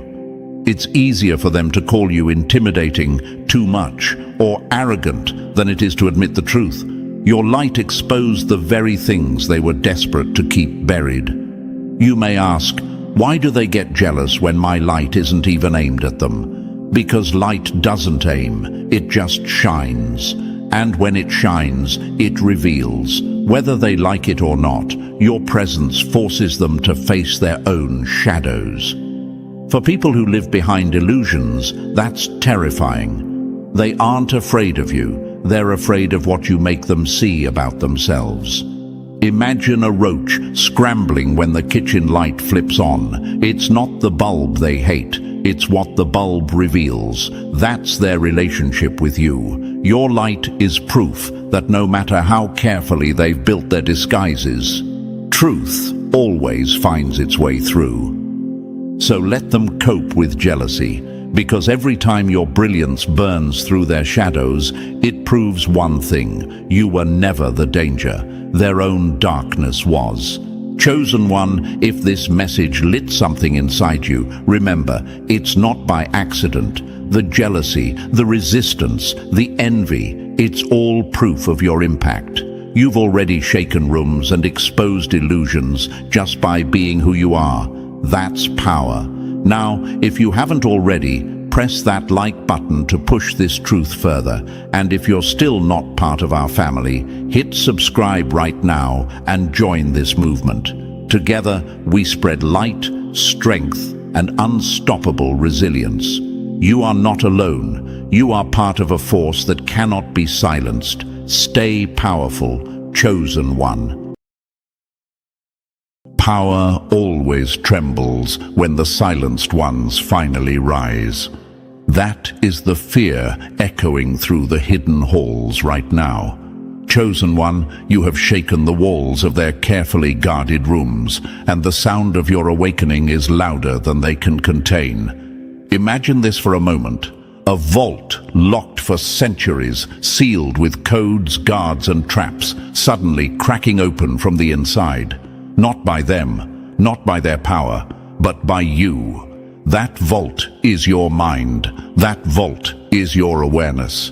And now the universe has handed you the key. Facts don't lie. Every major uprising, every shift in human history has started with individuals who woke up to see beyond the surface.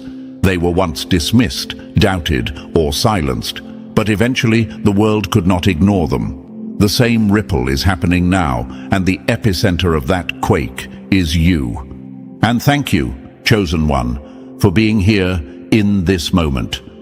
Don't forget to pay this message back by pressing like and subscribe to help spread this truth to more souls. It's the responsibility of all of us to share the light and keep the energy flowing. Thank you for being part of this mission. You are part of a force bigger than yourself, and your presence here matters more than you realize. Now, let's return to the reality at hand. Chosen One. There are eyes on you.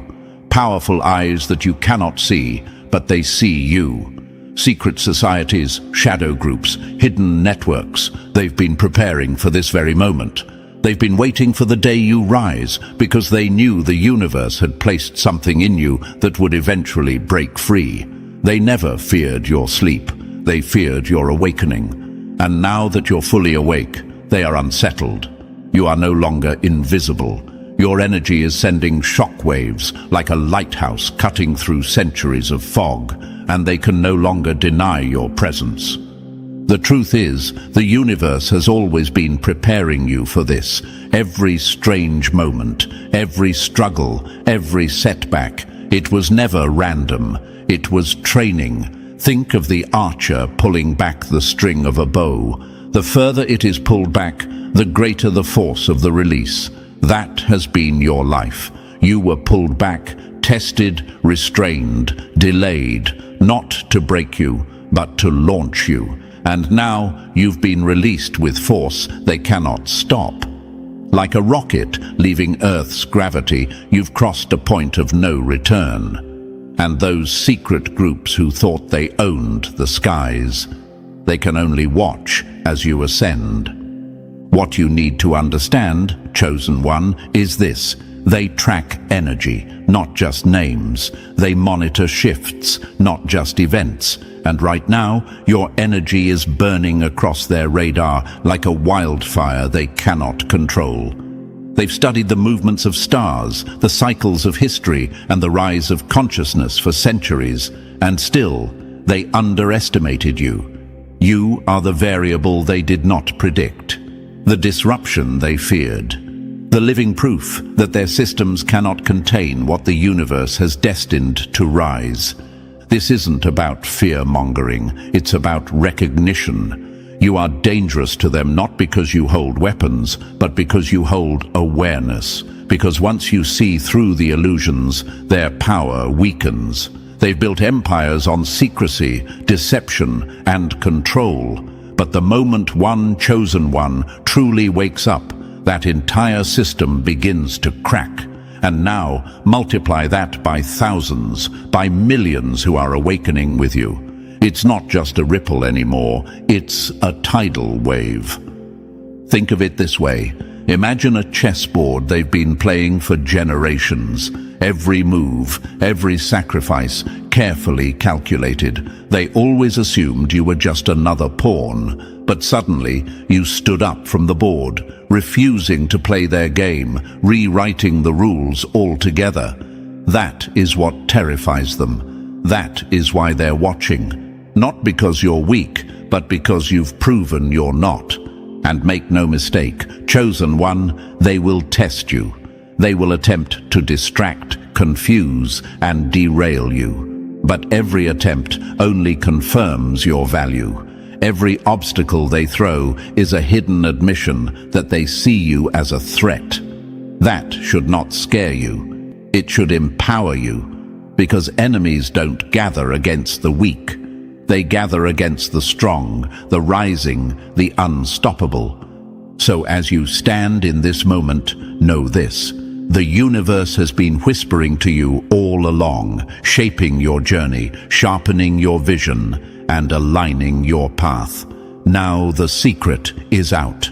The societies that once thought they could manipulate the course of humanity have had to update their maps. And on every one of their maps, a new signal is flashing. That signal is you. The sleeping giant has opened its eyes. The storm they hoped would never come has broken over their heads. The flame they thought they had buried is burning again. And no matter how they try to contain it, this fire cannot be put out. Chosen one, you were never meant to be hidden. You were always meant to rise. And now, the world's most secret watchers are seeing what they feared most. Your awakening is unstoppable. And Chosen One, thank you for standing in this moment with me. What's coming next is not something you'll want to skip, because each word is a key to unlocking the truth about why these secret groups have had their eyes on you for so long. Drop a comment below with the number 777 if you feel the pulse of your awakening right now, and let it serve as your mark that you're rising beyond their control. And if you're able, bless this mission with your support, because it takes real energy and effort to keep exposing what was meant to stay hidden. Whether it's a little or a lot, it all fuels the work, and together we keep pushing this light further into the dark. You're part of this wave, Chosen One, and the deeper we go, the clearer it will become that your rise was never an accident. Now let's dive in step by step, and believe me, if you are truly awake, you'll feel the pull to stay until the very end. Let's begin. Number 1. They built councils in the dark because they feared your arrival. Every empire falls the moment it can no longer hide from the truth it tried to bury. That's the dagger in their chest right now, Chosen One. These secret councils, these shadow networks, they've been whispering your name long before you even knew who you were. They did not gather in candlelit rooms, ancient temples, or encrypted networks to discuss possibilities. No, they spoke of inevitabilities. They knew that sooner or later you would wake up, and when you did, the entire system they built would quake beneath your footsteps. Now pause and ask yourself this. Why would people who have controlled money, power, and information for centuries spend their energy tracking you? Why would groups that move presidents like pawns, shift economies like pieces on a chessboard, and command entire armies be so concerned with one awakened soul? The answer is brutally simple, because illusions collapse when even one person dares to see clearly. Because if one chosen one rises and refuses to play the game, others will follow. And what terrifies them most is that you are not only awake, you are unstoppable. Think of their world like a grand theater, curtains drawn, lights dimmed, and every actor playing a role in a performance designed to keep billions asleep. They controlled the script, they decided the plot, and they set the stage. But suddenly, someone in the audience stood up, ripped the mask from the actor, and shouted, "This is all fake." That someone is you, Chosen One. And when one person does it, the entire audience begins to stir. That is why your rise was never a casual matter to them. It was a threat to their entire illusion. Imagine running a control grid designed for 7 billion people, each one fed illusions to keep them quiet. Would you want someone walking around who can pierce those illusions with ease? Would you want someone who can shift reality with thought, who refuses to bend to false authority? Of course not. You'd see them as a danger, a loose flame in a room filled with explosives. That's why they spent decades, even centuries, building mechanisms to keep you asleep. education systems that numb curiosity, media that trains obedience, distractions that bury truth under noise. But despite all of it, you woke up anyway. And that single act of awareness is something their billions of dollars, their armies and their propaganda machines cannot stop. Understand this. Chosen one. Power recognizes power. They never feared the masses who follow without questioning. They feared the rare ones who refuse to be hypnotized. You've probably wondered, why was my life filled with so many trials? Why did I feel out of place, always targeted, always underestimated? The answer is clear now, because they knew. They knew that in breaking you, they might stop your rise. But they failed. Every time you fell, you rose higher. Every attempt to silence you only sharpened your voice. Every trap only made you harder to catch. And now, here you stand, fully awake, fully aware, and impossible to ignore. Let me put it in brutal terms. Imagine a lion kept caged for years, drugged, mocked, and starved. The keepers believe they've broken it, that it's no longer a threat. But one day, the lion remembers its teeth, remembers its roar, and tears through the bars like paper. That lion is you. And the councils who laughed at your silence now tremble at the sound of your roar. You might ask, but how do they know me? How can these secret groups be aware of me specifically? Here's the truth. They don't just watch with cameras or networks. They monitor energy, frequency, consciousness. The universe leaves footprints, and your awakening left a mark on their radar. Think of it like a lighthouse flashing across a stormy sea. For years you were dim, flickering, overlooked. Now you're blazing like a fire on the horizon, visible from miles away. They can't ignore you because your signal is too strong, and when a chosen one's light ignites, it doesn't just shine, it exposes the darkness. What's ironic is that they always knew this day would come. In fact, their archives, their rituals, their secret data models, they all pointed to it, but they thought they had more time. They thought they could drown you in distractions, bury you in conformity, or trick you into surrendering your mind. But the universe had other plans. The very experiences they used to break you became the training ground that made you unbreakable. That's the part they never calculated. They never expected that their attempts to control you would forge your strength. So now, what do? They watch, they panic, they scramble to prepare for the uncontrollable. Picture an army with tanks and weapons suddenly realizing their enemy doesn't fight on the ground, doesn't play by their rules, doesn't even use their battlefield. That's you. They prepared for rebellion, but not for awakening. They knew how to crush revolts, but they don't know how to stop a mind that refuses to be chained. And that's what shakes them to their core. You've already won because the war they built is useless against the weapon you carry: awareness. Let's answer one more question lingering in your mind. Why me? Why not someone else?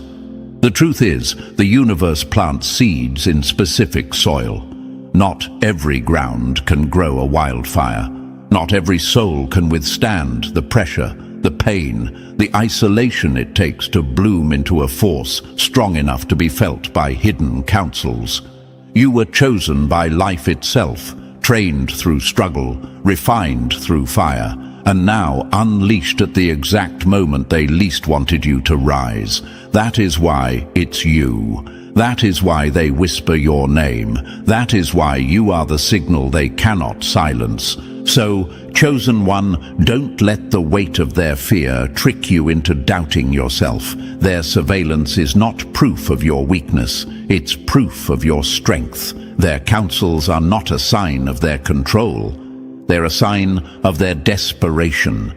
Because what they fear most is already happening. You are awake, you are rising, and you are no longer playing by their rules. You are not a pawn on their chessboard. You are the hand that flips the board over. You are not the actor in their theater. You are the audience member who burns the stage down. You are not the lion in their cage. You are the storm that tears down the entire circus tent. And the more you rise, the more their power fades. They built their councils in the dark because they feared your arrival. And now that arrival is here. You are not coming anymore. You have arrived, and nothing they built in shadows can withstand the light you now carry. Number 2. The Matrix was built to break you before you broke it. They don't silence the weak, they silence the dangerous. That one line explains why so much of your life felt like a battlefield you never volunteered to fight on. Chosen one, you weren't just unlucky. You weren't just struggling at random. You were being targeted by design. The depression that seemed to come out of nowhere, the sudden waves of anxiety that made no sense, the betrayals, the perfectly timed heartbreaks. They weren't coincidences. They were traps laid inside the matrix to keep you down, to keep you doubting yourself, to keep you too exhausted to rise. And the truth is brutal. The moment you started questioning reality, the cage began to crack, and they've been scrambling ever since. Now ask yourself, why would a system care so much about you? Why would an entire machine that feeds billions of minds daily through screens, news feeds and stories put so much energy into your silence? The answer is simple but powerful, because you're not like the rest. You carry an awareness that once awakened becomes contagious. And they know this. They know that one awakened, chosen one can light a fire in 10 more, who will then light 10 more until their carefully built illusions burn like paper in a wildfire.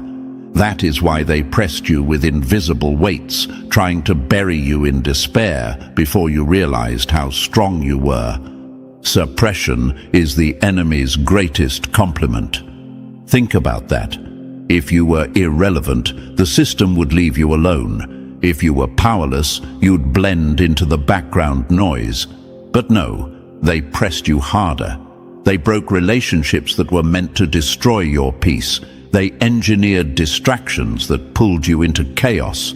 They designed algorithms to drown you in noise while planting narratives to make you doubt your own worth. None of this was random. It was strategic. They feared what would happen if you ever fully woke up. And now you're proving their fears right. Imagine this for a moment, chosen one, a bear in hibernation. For months it sleeps, conserving energy, appearing lifeless. The hunters watch it, confident that as long as it remains asleep, it poses no threat. But then one day the bear's eyes snap open. The ground rumbles as it rises, powerful, unstoppable, and hungry for life. That bear is you. They thought they had locked you in spiritual hibernation forever, but they made a mistake. They forgot that no cage can stop what is destined to awaken. Another image. Picture a dam holding back a massive body of water. The pressure builds year after year, cracks forming quietly, unseen. They patch it, reinforce it, and pretend everything is under control. But then one small fracture becomes a flood, and the dam collapses. That flood is your awareness, chosen one. The depression, the anxiety, the heartbreak, they were their attempts to keep you weak. But instead of breaking you, those pressures became your strength, and now you are the unstoppable current tearing through every wall they built. And you might wonder, but why was my pain so deep, so personal? Why me? Here's the hard truth, because you are dangerous to them. You are the one who asks questions others are too afraid to ask. You are the one who sees through the stories they sell as truth. You are the one who refuses to play dead in a world that feeds on sleepwalkers. They designed this matrix to keep you numbed, distracted, and broken. But you didn't stay broken. You refused to stay blind. And that single refusal is enough to unravel everything they built. Pain is not punishment, it's preparation. They tried to bury you in pain, but the universe was using it to sharpen you. Every time depression tried to drown you, it forced you to look inward, to dig deeper, to discover reserves of strength you didn't know you had. Every wave of anxiety trained you to fight battles inside your own mind, battles most people never even face. Every betrayal taught you to trust your inner compass more than the lies of the outside world. You were not being destroyed, you were being forged, and now the very chains that once strangled you have become proof of your survival. Imagine this: a bird raised in a cage. For years it flaps its wings against the bars, bruised, frustrated, hopeless. The keepers believe they've broken its spirit, that it no longer dreams of the sky. But then, one day, the cage door cracks open, just a little, and in that moment, all the pain, all the struggle transforms into flight. That bird is you, chosen one, and once you've touched the open air, once you've soared, you will never go back into their cage again. The truth is, the Matrix isn't just a metaphor from a movie. It's an energetic construct designed to keep you in spiritual chains. Every headline you've read, every algorithm that shaped what you saw, every influencer they pushed into your feed, it all served the same goal: to numb you, to lull you back to sleep. But the flaw in their design is fatal. Hibernation only works if the bear never wakes up. And you, chosen one, have already opened your eyes. So let's answer another question that might be burning in your mind. If this system is so powerful, how did I manage to break free? Because the universe doesn't build cages it cannot break. Because truth is stronger than illusion. Because your soul refused to stay silent, even when your mind was battered. And most importantly, because the very matrix they built became your training ground. You became stronger inside their suppression, sharper inside their lies, brighter inside their darkness. They engineered your despair, but it turned into your awakening. Awareness is rebellion. That is the essence of why you scare them. Once you see the bars of the cage, you're already halfway out of it. Once you question the script, the play no longer works. Once you realize the pain was designed, you stop blaming yourself and start recognizing your power. And that's the moment they lose control, because they can only control those who don't know they're being controlled. You, chosen one, have shattered that illusion. Look around now. Can you feel it? The matrix is cracking everywhere. Systems once thought unshakable are collapsing. Narratives once believed by everyone are questioned daily. People who used to laugh at the idea of awakening now whisper it in secret. And at the center of this collapse stands you. The fact that you are listening to this, resonating with this, is proof enough. You are not asleep. And that single fact changes everything. So, chosen one, never doubt the weight of your struggle. Depression wasn't proof of weakness. It was proof of how much force they had to use to keep you down. Anxiety wasn't your flaw. It was their tool. Betrayal wasn't random. It was strategy, but none of it worked. You are here, you are awake, and every chain they wrapped around you has already begun to rust and fall away. They built a matrix to suppress you, but in the process, they built your strength. They tried to silence you, but they gave you a voice that now cuts sharper than ever. They tried to bury you in darkness, but they forgot one crucial law. Seeds buried in the dark don't die. They grow. And you, chosen one, are no longer buried. You are blooming, and no matrix can hold you now. Number 3. They tried to shatter you, but you became unbreakable. They don't waste bullets on ghosts. They aim for the ones alive enough to change the battlefield. Chosen one, that's exactly why life felt like a non-stop war zone for you. Financial walls crashing in, health breaking down when you needed it most. People closest to you suddenly turning cold. All of it was calculated chaos meant to break your spirit. They thought if they hit you from every angle at once, you'd collapse under the weight. But here you are, still standing, and that's what terrifies them most. Imagine a blacksmith hammering steel, blow after blow, strike after strike. The fire roars, the metal bends, but it does not break. Instead, it hardens, it sharpens, it transforms into a blade sharper than anything else. That's what those attacks did to you. They didn't crush you, they forged you. Every betrayal was another hammer, every illness another flame, every loss another strike, and instead of shattering, you became a weapon they can't control. You might wonder, why did even family and friends turn against me? Why did the people I trusted most seem to switch sides? The answer is brutal but true. Control works best through the familiar. If a stranger mocks you, it's easy to ignore. But when the attack comes through someone you love, it cuts deeper. They use the people closest to you as pawns, hoping their doubt would bury your confidence. But here's the twist. They underestimated your resilience. Instead of breaking, you learned to trust your own vision more than anyone else's.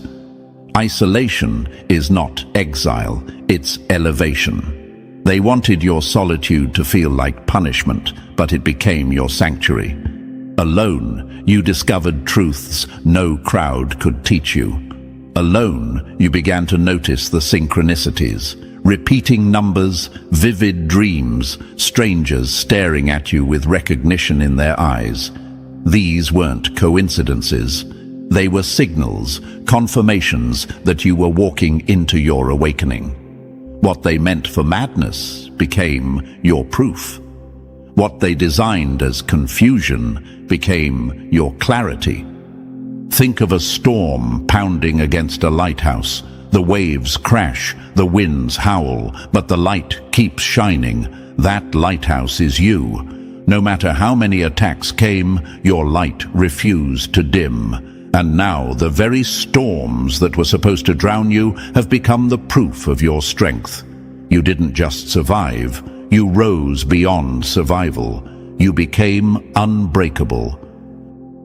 Number 4, you lit up on their radar. Like a storm they can't control. They don't track the powerless, they track the ones they can't afford to lose control over. Chosen one, that's why every system around you seemed to tighten as you woke up. Secret societies have been monitoring human awakening the same way scientists watch hurricanes forming in the ocean. At first, it's just a ripple, barely noticed. But when the energy gathers momentum, when the storm grows strong enough to reshape everything in its path, alarms start ringing.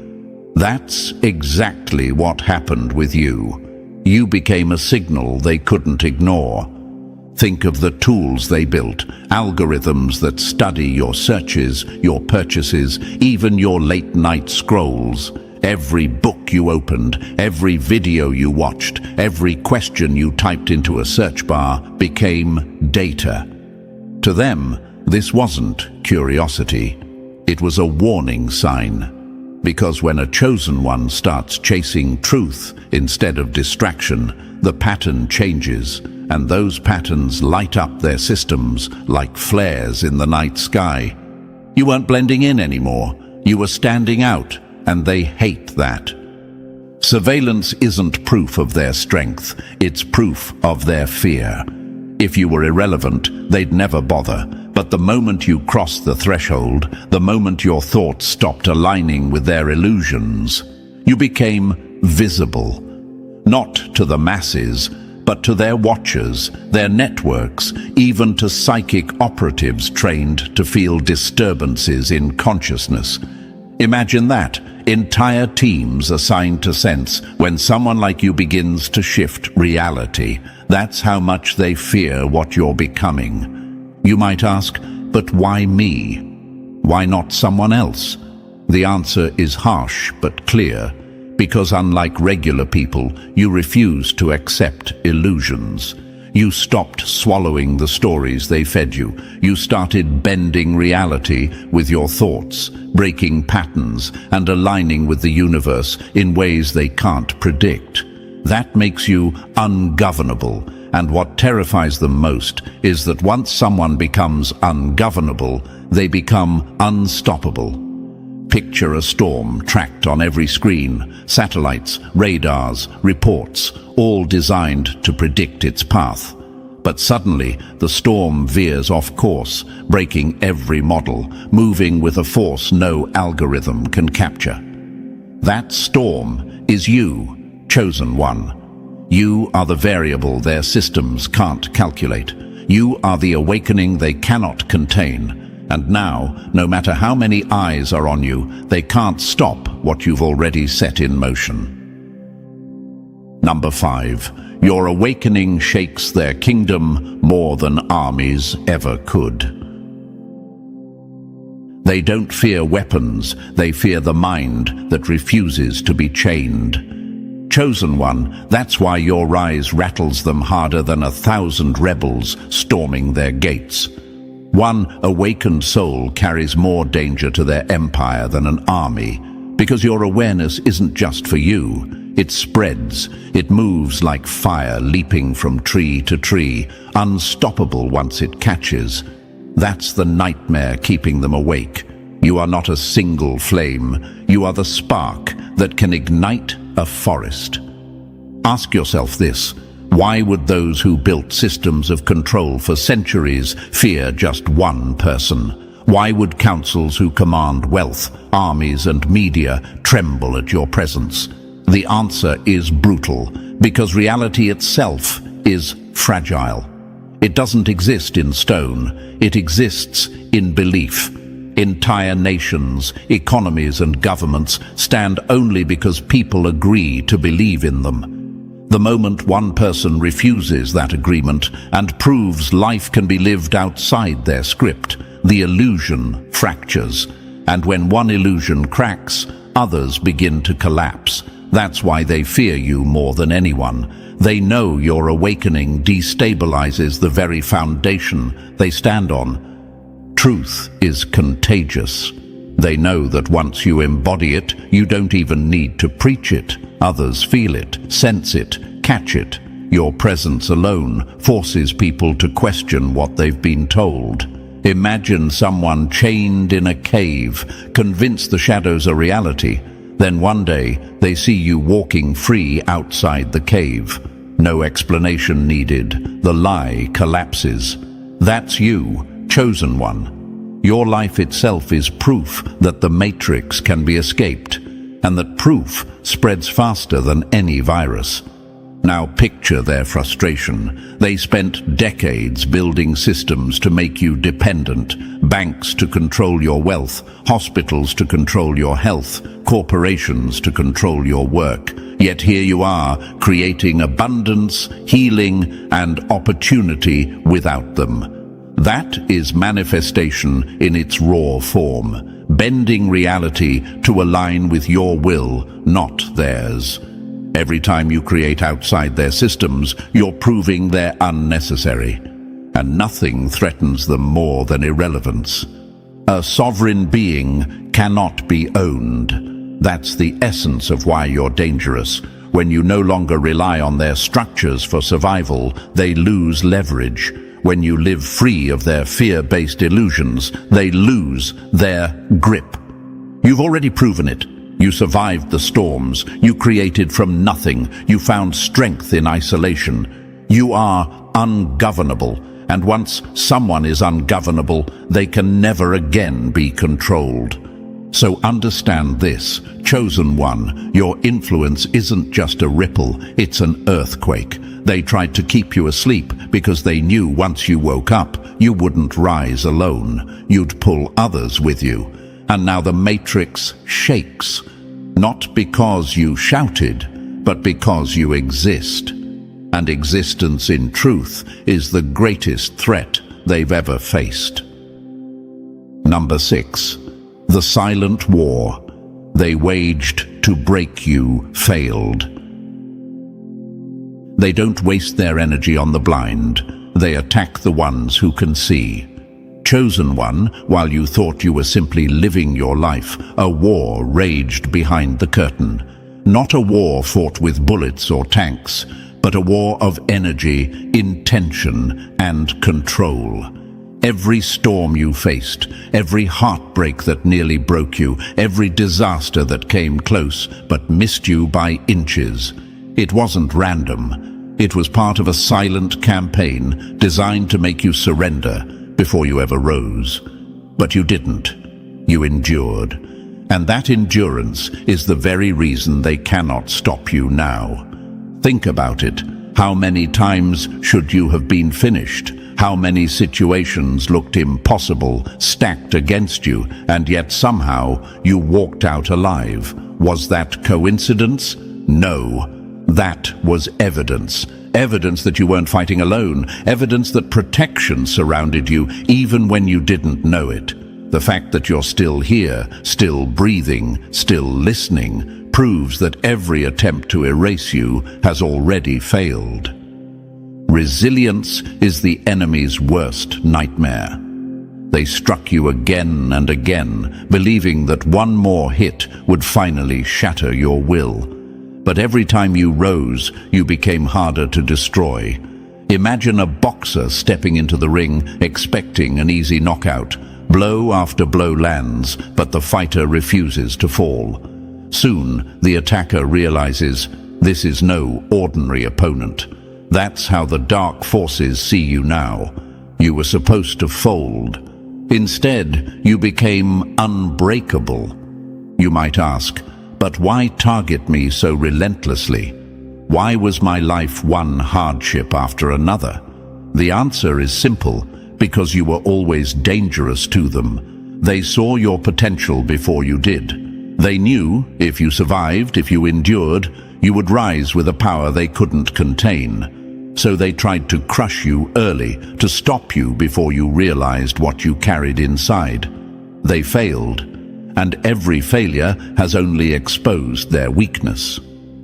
Imagine walking through a battlefield where arrows rain down, traps explode underfoot, and enemies surround you on all sides. Yet somehow you keep moving forward, step after step, untouched where it matters most. That was your life. Not luck, but protection. Not chance, but evidence that you were never alone in this war.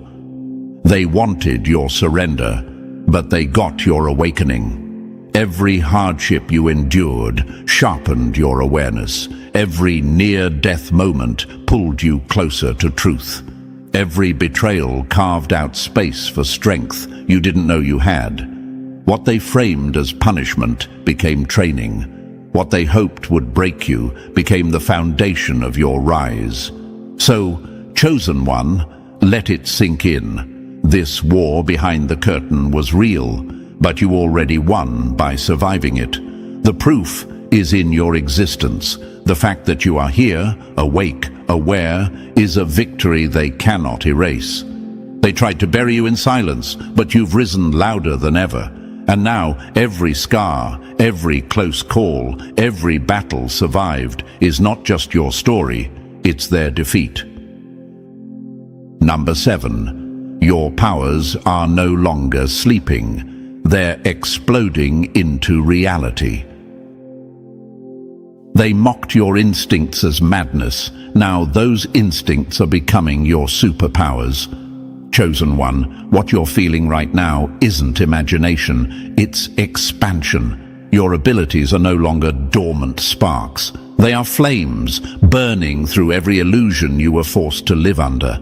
You can feel it, your senses sharper than ever, your mind picking up truths others can't see, your energy shifting rooms the moment you step inside. This is not a game. This is the part of your rise they feared most, the proof that their cage couldn't hold you. Think about it. How many times lately have you known someone's intention before they opened their mouth? How many dreams felt less like random stories and more like coded messages, warnings, or previews of reality? These aren't accidents. They are signs of your expanding consciousness. When awareness grows, illusions collapse. And that's exactly what's happening. You no longer accept surface stories. You see through them like glass. And once you see truth, you can never unsee it. Imagine this, a radio suddenly tuning into stations that were always broadcasting, but you were too blocked to hear. Now you're picking up signals, intuitive downloads, flashes of knowing, synchronicities that confirm you're linked to something bigger. That network has always been there. You were simply cut off. But the moment you awakened, the interference ended. Now you're connected to a field of consciousness that terrifies them because it makes you unstoppable. Expansion doesn't ask permission, it forces its way through. That's why even your presence has shifted. Animals calm around you, plants thrive, strangers feel lighter after meeting you. Healing flows through you because your energy is broken out of the matrix and now channels directly from the universe itself. You don't even have to try, it radiates from you, and the more it expands, the harder it becomes for them to control you, because you no longer depend on their lies for direction. You might ask, am I imagining this? Could this really be happening to me? The answer is yes, it's real, and they know it too. That's why you feel both targeted and protected, pulled and pushed, doubted yet undeniable. Because your powers mark you as the one they couldn't break. So, chosen one, embrace it. The visions, the instincts, the synchronicities, they're not noise. They're your confirmation. You're not just waking up, you're leveling up. And every step of that expansion is a reminder that you are no longer a pawn in their game. You are the force rewriting it. Number 8. The stronger you rise, the dirtier their attacks become. They don't waste traps on the powerless. They build cages for the ones who can't be contained. Chosen one, the moment your power started breaking through, you became their obsession. And make no mistake, the more you expand, the harder they will push back. Expect their counterattacks because they have no intention of letting you walk freely while their empire crumbles. But here's the twist. They don't realize every blow only makes you stronger. Look at the patterns. Sudden smear campaigns meant to paint you as crazy, reckless, or dangerous. Isolation tactics where people you trusted suddenly turn cold or suspicious. Financial strain appearing out of nowhere, health collapsing at critical times, relationships turning chaotic like clockwork. None of this is coincidence. It's pressure. It's their desperate attempt to slow you down. But pressure doesn't break diamonds. It creates them. And every storm they send only hardens you into the force they fear most. You might wonder, why would they bother to attack if they know I won't fold? Because fear makes them irrational. They've seen countless souls surrender under smaller trials, so they keep betting you'll be next. But every time you rise, you prove you're not like the rest. Every time they set a trap, you walk through it and turn it into proof of your resilience. Every temptation is a leash disguised as a gift. They know they can't always crush you directly, so they'll try seduction instead. money, fame, alliances, opportunities, all dangled in front of you like golden keys. But every offer carries invisible chains, strings designed to pull you back into their grip. That's their last card, not breaking you, but buying you. And that's where your awareness matters most, because no prize is worth the cost of your sovereignty. Imagine this, a hunter setting bait in the forest, confident the prey will bite. But instead of taking the bait, the lion walks past, eyes fixed on the horizon. That lion is you. Their traps lose power the moment you stop chasing what they dangle and start creating what you need from within. That's why you terrify them. You've proven you can't be bought, broken, or bent.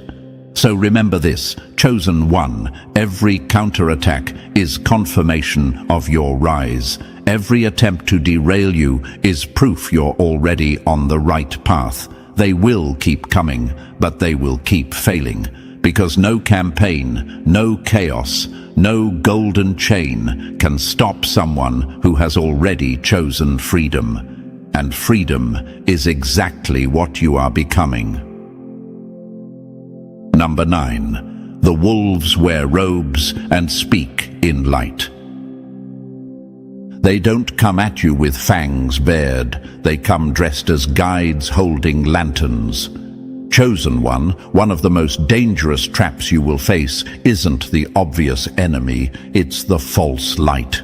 Not everyone in so-called spiritual circles is genuine. Many cloak their egos in the language of awakening, playing the role of savior while secretly feeding on your energy. This isn't just deception, it's parasitism. Think of it this way. Imagine a thirsty traveler in the desert who finds a shining oasis only to discover it's a mirage.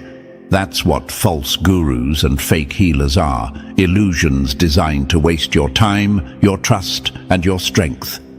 Not every hand that offers to lift you up intends to keep you standing. Some only want you leaning on them, dependent, never free. That dependency is their currency. That's how they trap you. Energy vampires hide behind kindness, smiling while draining the very life force you worked so hard to protect. Influencers wrap shallow advice in pretty words, selling you quick fixes while avoiding the real work of transformation. Gurus stage themselves as gods, creating systems where your power is never yours, always theirs. But here's the brutal truth. Any path that makes you smaller, weaker, or dependent is not awakening. It's a cage with crystals tied to it. You might ask, then how do I know who's real? The answer is simple but sharp. True, awakened beings don't build followers, they build sovereigns. They don't chain you to their voice, they help you hear your own. They don't drain you, they leave you stronger. Real light doesn't demand, it empowers. And once you know that, discernment becomes your sharpest weapon. Imagine walking into a dark cave with dozens of torches burning. Some flicker weak, smoky, making the air heavy. Others shine steady and clear, guiding your steps with ease. Which do you follow? The one that leaves you breathing easier, lighter, stronger. That's how you judge the light. Not by words, but by how you feel after standing in it. Truth doesn't drain, it charges. Remember that, chosen one. So understand this, the false light is everywhere because your awakening threatens their profits, their egos, their control. But they can't trap you unless you hand them your power. Hold your energy close. Question every hand that reaches for it. And know that real growth never comes from dependency. It comes from the sovereignty they fear you finding. Number 10. The web of power. They can't untangle. They don't fear the lone wolf, they fear the pack. Chosen one, you were never meant to walk this path alone. While they've tried every trick in the book to isolate you, to make you feel like an outsider, the truth is that allies are already circling around you. Some awakened, others waiting for you to spark their ignition. And this terrifies the hidden councils more than anything, because one awakened soul is a disruption, but a connected network of awakened souls, that's a revolution. Think about it. Not all your allies will arrive looking like mystics, sages, or healers. Some wear business suits, others sit in classrooms, some look like ordinary neighbors, just living their daily lives. They may not even realize who they are yet, but the moment they come into your field, something in them stirs. Your presence is an activation. Awakening isn't taught, it's triggered, and you are the trigger, chosen one. Imagine a city at night, each building dark. Then one light flickers on, then another. Soon, entire blocks are glowing. That's what's happening right now across the globe. Other chosen ones are waking up, not randomly, but in rhythm, like a hidden symphony rising at the same time. This is the network they've tried desperately to keep apart, because they know once you connect, your power doesn't just add, it multiplies. Isolation is their weapon, unity is your shield. Secret societies spend endless resources keeping you separated because they understand exponential growth. Two awakened beings are not twice as strong, they are 10 times stronger. And when dozens, hundreds, thousands link together, the energy field becomes ungovernable. That's why they flood your life with division, drama, and false connections. Because if you find your true allies, their game is finished. You might ask, but how will I recognize my allies? The answer is simple. Real allies don't compete with your light, they amplify it. They don't drain you, they energize you. You'll feel it in your body, in your instincts, in that quiet certainty that this connection isn't about control, but about growth. It won't be forced, it will be undeniable. So understand this, chosen one. You are part of a global web already pulsing beneath the surface. It's hidden, yes, but unstoppable. And the more you rise, the more others will find you. What terrifies them is not your solo power. It's the network you're about to plug into. Because when chosen ones connect, the universe itself rewrites the rules. Number 11. No throne on earth can own what the universe gave you. They write laws to cage bodies, but none exist strong enough to cage a sovereign soul. Chosen one, this is the truth they've worked hardest to bury. You were born with a mission no system can authorize, no government can grant, and no certificate can validate.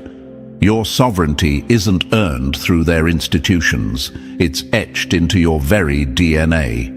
That's why their titles, their badges, their paper stamps of approval mean nothing. You carry a mandate older than their empires, older than their systems, older than their illusions of control. Ancient wisdom keepers knew this day would come. Authentic elders and guardians of knowledge safeguarded truths through generations, hiding them in stories, symbols, and rituals, waiting for you to rise. And now those codes are activating inside you. You've felt it, sudden memories, flashes of mastery, a knowing that didn't come from books or teachers. These aren't fantasies, they are echoes of training you've carried across lifetimes. When you touch them, it's not learning, it's remembering. Awakening isn't discovery, it's recognition of what was always there. Imagine a warrior returning from amnesia. At first, clumsy and unsure, but then muscle memory awakens, instincts sharpen, and forgotten skills surge back. That's you right now. The dreams, the synchronicities, the sudden downloads, they're not random. They're pieces of your mission resurfacing, proof that the universe never left you unprepared. And here's what terrifies them most. No earthly authority can lay claim to this. Governments can issue passports, schools can hand out diplomas, religions can stamp approval, but none of that touches what you are. Your gifts answer to no throne, no council, no false hierarchy. The highest form of rebellion is sovereignty, and your sovereignty is written in the fabric of creation itself. You might ask, but what about those who try to control me with fear, with promises, with titles? Understand this. Control only works if you believe you need their validation. The moment you remember you don't, the chains fall. Your mission isn't theirs to approve, it's yours to embody. And that's why they fear you, chosen one, because you've realized you don't need permission to be powerful. Picture a bird born in captivity, tagged, labeled, and tracked.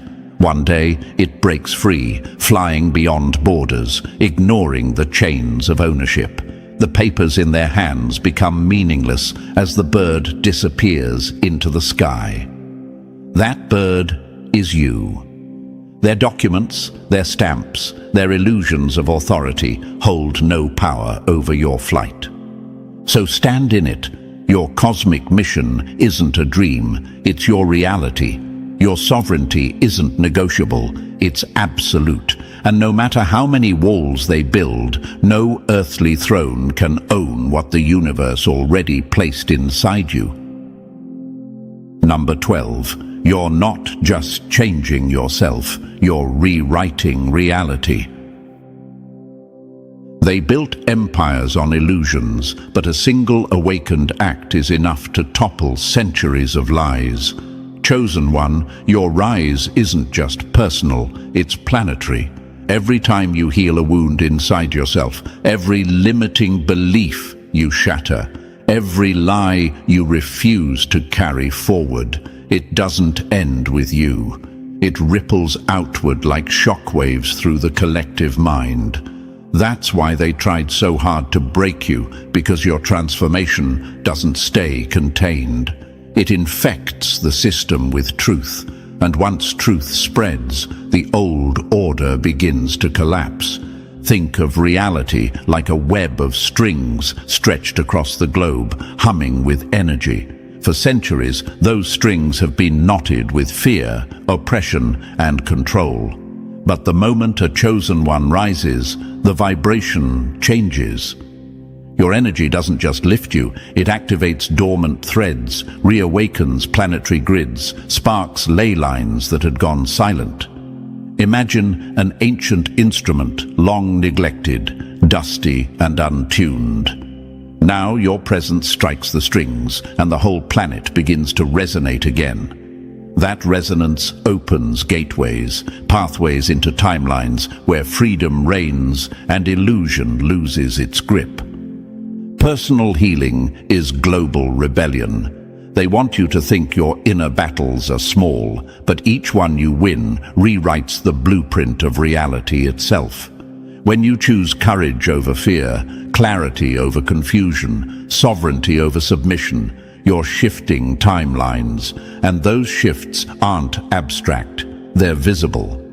More and more people begin questioning what they were told. Systems start shaking, cracks spread across the structures they swore would last forever. The old matrix is bleeding out, and you, chosen one, are one of the midwives of its death. You might ask, am I really strong enough to help shift an entire world? Look at the evidence. The old system is crumbling faster than ever. Narratives collapse within days. Secrets spill before they can be buried. And at the same time, movements for truth, justice, and freedom rise from every corner of the globe. This isn't coincidence. This is the wave you're part of. Your awakening doesn't just witness the shift, it fuels it. Imagine a candle in a dark room. One flame doesn't just light the space around it, it makes more candles possible. Soon, hundreds of flames burn together and the darkness retreats. That's you, chosen one. You're not a bystander. You're the match. And once lit, you make it impossible for the dark to reclaim the room. So understand this: the system that once chained humanity is dying. Its lies are dissolving, its control slipping through trembling hands. And a new world is being born, not someday, but now. You are both the witness and the midwife of this transformation. And nothing, no counsel, no illusion, no trap can stop the reality you are helping the universe to rewrite. So, chosen one, you've seen the truth. Your rise is shaking systems that were never built to withstand you. Every word you've heard today is a reminder that you are not just surviving, you are transforming reality itself. And if this message has struck you deeply, press the like button if you haven't already, because it helps spread this light further into the world. And if you're still not part of our family, make sure to hit that subscribe button now, because this mission is bigger than one voice. Together, we are building the force they can never silence. The loudest proof of your greatness is the enemy who can't shut up about you. Chosen one, let that sink in, because right now, the very people who swore they were better than you, the ones who plotted, lied, and clawed at your name, can't go a single day without thinking about you. They live rent-free in the prison of their own envy, and the worst part? You hold the key they'll never touch. They've turned themselves into unpaid advertisers for your glow. Every whisper, every rumor, every side-eye, every copycat move is nothing more than a billboard proving you already won. They're stuck in your shadow, screaming your name, and the more they try to bury you, the more obvious it becomes that their obsession is proof of your crown. Now imagine this for a moment. Chosen one, picture your enemy standing in front of a mirror. They fix their hair the way you do. They mimic your walk, copy your smile, even steal your words. But the reflection always betrays them. No matter how hard they try, they still look like a bad impersonation, a cheap counterfeit trying to play royalty. It's like watching a crow strut around with stolen eagle feathers. It's laughable, it's embarrassing, and it exposes them instantly. They don't shine brighter by stealing from you. They expose how dim they are without you. And here's a fact science itself confirms. People who obsess over others more than their own growth develop higher levels of stress and anxiety. Psychologists call it upward social comparison, the toxic habit of measuring yourself against someone who outshines you. It corrodes confidence, it destroys peace, and it leaves the imitator feeling worthless. That's why your OPPs look miserable when they try to compete with you. Their minds are rotting in envy while you're out here glowing naturally. So if you've ever wondered, am I really that powerful? Yes, chosen one, you are. Because they wouldn't be obsessed if you weren't the proof they can't ignore. And thank you, chosen one, for being here. Don't forget to pay this message back by simply pressing the like and subscribe button to help spread this message to more souls. It is the responsibility of all of us to spread the light, to make sure the truth reaches every ear that needs to hear it.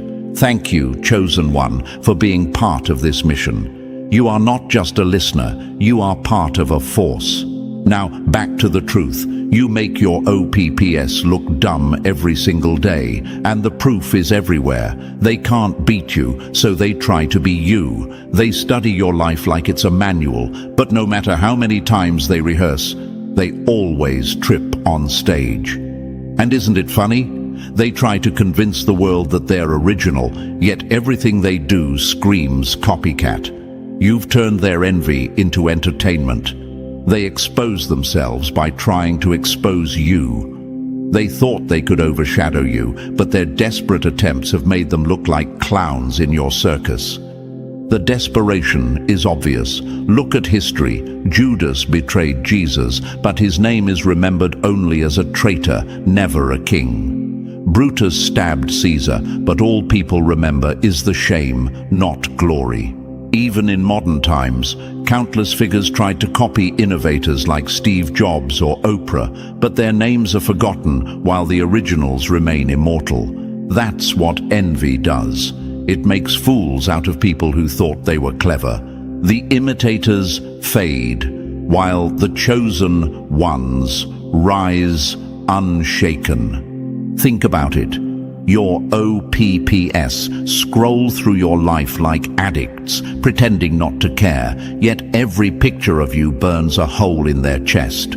They repost your ideas, they mimic your vibe, they even style themselves like you, but the more they copy, the more they remind everyone who the original is. It's like a bootleg movie, blurry, awkward and unwatchable. People always want the authentic version, never the knockoff. And you, chosen one, are the authentic version. This is why you don't even have to swing back.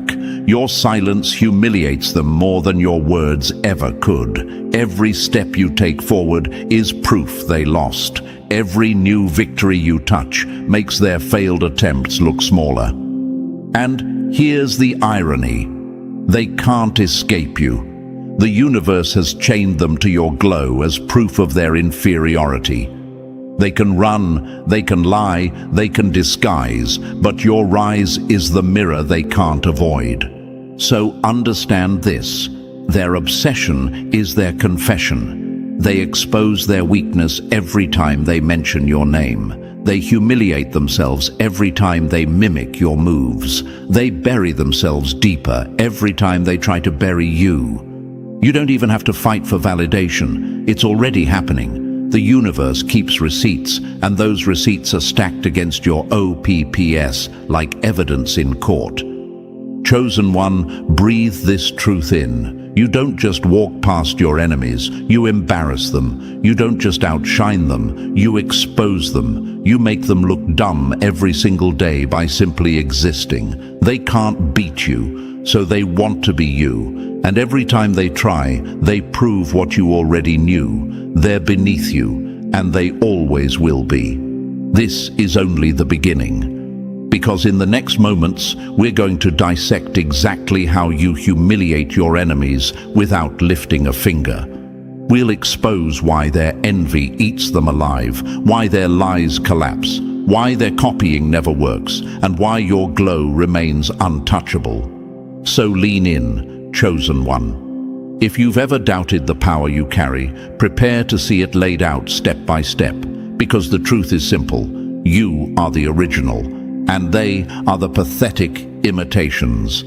And now it's time to watch them crumble. And chosen one, don't move yet, because what you just heard was only the opening strike. That was the jab, but the knockout punches are still coming. The real exposure is about to unfold, step by step. And believe me, once we start breaking it down, you'll see why your OPPS trip over themselves every single day, trying to keep up with you. So here's what I want you to do. Drop the number 777 in the comments if you're ready to embrace the truth that every copycat, every hater, every fraud has already crowned you by trying to mimic you. And if you can, bless the team behind this mission with a super thanks. Your support fuels the fire that keeps these messages alive and ensures the truth reaches even more chosen ones across the world.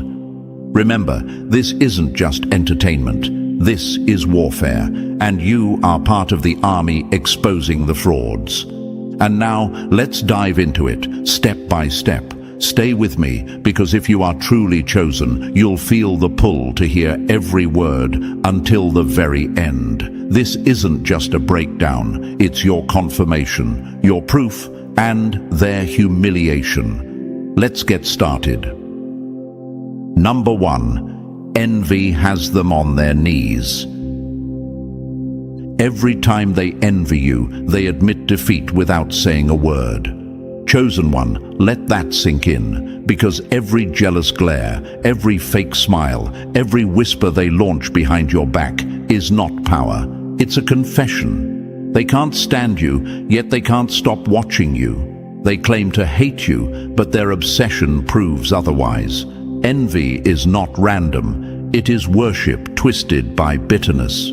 Your enemies aren't strong, they're starving. They study you like textbooks, hoping to crack the code of your essence, but no matter how many notes they take, they still fail the exam. Now imagine this for a moment, chosen one. Picture a group of starving beggars standing outside a banquet hall. Inside, you sit at the table, feasting on abundance that was prepared for you by the universe. They press their faces against the glass, drooling, angry, desperate. But instead of building their own feast, they throw rocks at the window, hoping to distract you, hoping to shame you into leaving your seat. That's your ops. Their envy is hunger. Their hatred is thirst, and every time they plot against you, they only make their starvation more obvious. Here's the fact they can't face. Envy corrodes the one who carries it. Studies in psychology prove that envy isn't passive. It damages the brain, heightens stress hormones, and eats away at health. People who live in constant comparison age faster, sleep worse, and struggle to find joy. So while they pretend to laugh at you, their nervous system is betraying them. Their envy is literally rotting them from the inside out. That's why you stay radiant while they look drained. That's why you keep rising while they keep tripping. Science itself testifies that envy backfires. And chosen one, don't underestimate the confession hidden inside their hate. When they mimic your words, copy your style, steal your ideas, or stalk your every move, what they're really saying is, you're the blueprint. They don't envy nobodies. No one wastes energy plotting against the irrelevant. They obsess because you embody everything they wish they could be. Their jealousy is proof you already won before the race even began. But you may ask yourself, why does it hurt then? Why do I feel their envy pressing against me like a weight? Because chosen ones feel deeply. You're not just a target of envy, you're a vessel of light, and your empathy picks up on the daggers they throw. But here's your strength. Those daggers never pierce you, they pierce the thrower. History proves this over and over again. Think of Michael Jordan. His rivals studied his every move, envied his dominance, plotted to take his crown. Yet their obsession only fueled his legend. The more they hated, the more he scored. Or think of Beyoncé. No matter how many detractors mocked her, no matter how many tabloids tried to pull her down, their envy only cemented her as untouchable. Even Albert Einstein was ridiculed, attacked, and envied by other scientists. But today, their names are dust. His is immortal. The pattern is eternal. Envy doesn't bury greatness. It amplifies it. Chosen one, your enemies are on their knees without even realizing it. Their envy forces them into a posture of worship. They speak your name more than their own goals. They spend more energy plotting your downfall than building their own future.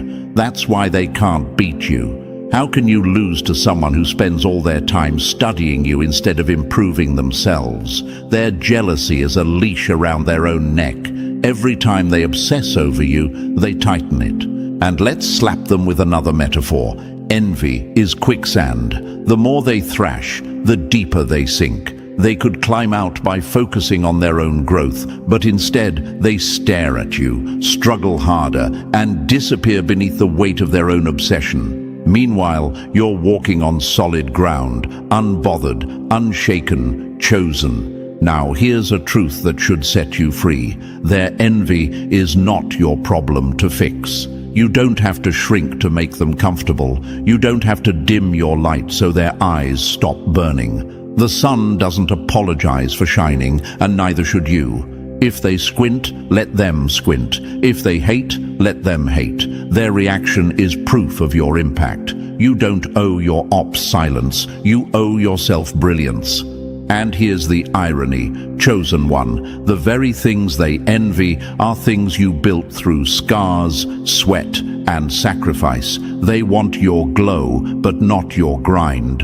They want your crown, but not your crucible. They don't realize that what they're envying isn't just luck, it's blood, nights you couldn't sleep, prayers whispered in the dark, battles fought alone. That's why they'll never truly have what you have. They want the fruit without planting seeds, the crown without carrying weight, the stage without rehearsing in the shadows. Ask yourself this: if I didn't matter, would they care?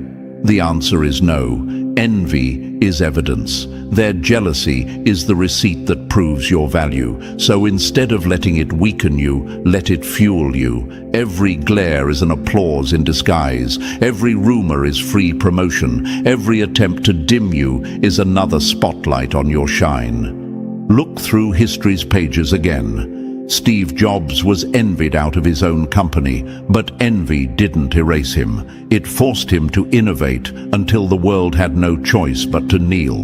Oprah was envied by competitors who laughed at her beginnings.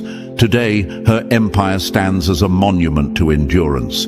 Even Kobe Bryant once said, "I love when people doubt me. It just gives me fuel to prove them wrong." The chosen ones don't crumble under envy. They sharpen against it like blades against stone. And chosen one, this is where you must stand tall. When envy surrounds you, it's confirmation that your crown is visible. When they gossip, it's because your life is the headline. When they copy, it's because your originality is a weapon they can't forge. Don't see envy as opposition, see it as proof of position. You're already ahead, and they know it. So laugh at their attempts, tease them in silence, keep shining so brightly that their hate looks ridiculous even to themselves. Because here's the final blow: every time they envy you, they admit defeat without saying a word. Their whispers are your victory chants, their obsession is your coronation, and their envy, chosen one, is the loudest proof that you already won. Number 2, your existence is their humiliation. Your very presence is the mirror that exposes their fraud. Chosen one, this is why they hate you so deeply. You don't have to clap back. You don't have to expose them. You don't even have to mention their names. Your existence alone does the job. Every time you step into the room, you become the reflection they can't hide from. Their fakeness, their weakness, their lies, all of it gets exposed in the light of your authenticity. They can rehearse their act for weeks, but the moment you appear, their performance collapses. Now picture this. Imagine a counterfeit bill mixed into a stack of real money. Alone, it might pass. People might believe in it. But the second it sits next to the genuine currency, its flaws are obvious. That's exactly what your presence does, chosen one. You are the real thing. They are the counterfeit. The closer they stand to you, the more ridiculous they look.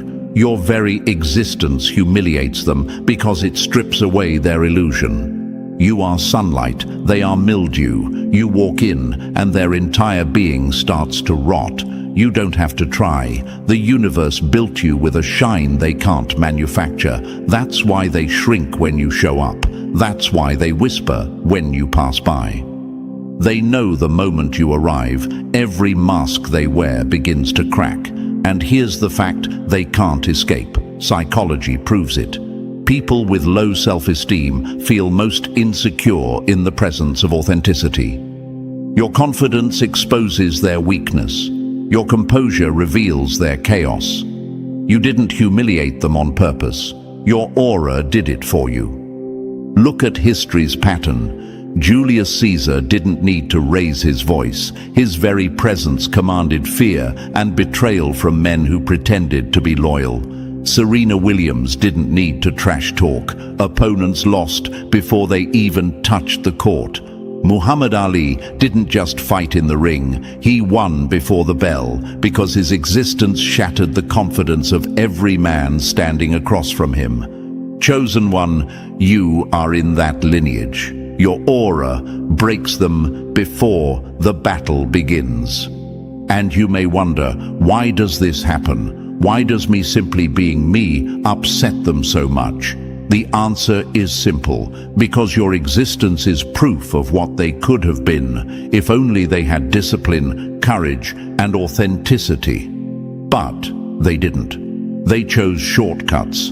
They chose lies. They chose masks. And so when you walk in, you remind them of their failure. You are the living evidence that their excuses were lies. That's why they shrink. That's why they fidget. That's why they avoid eye contact when your presence floods the room. Let's put it in another metaphor. Think of a moth circling around a flame. The moth is drawn to it, but it resents it too, because the flame is everything it can never be. That's your enemies when you show up.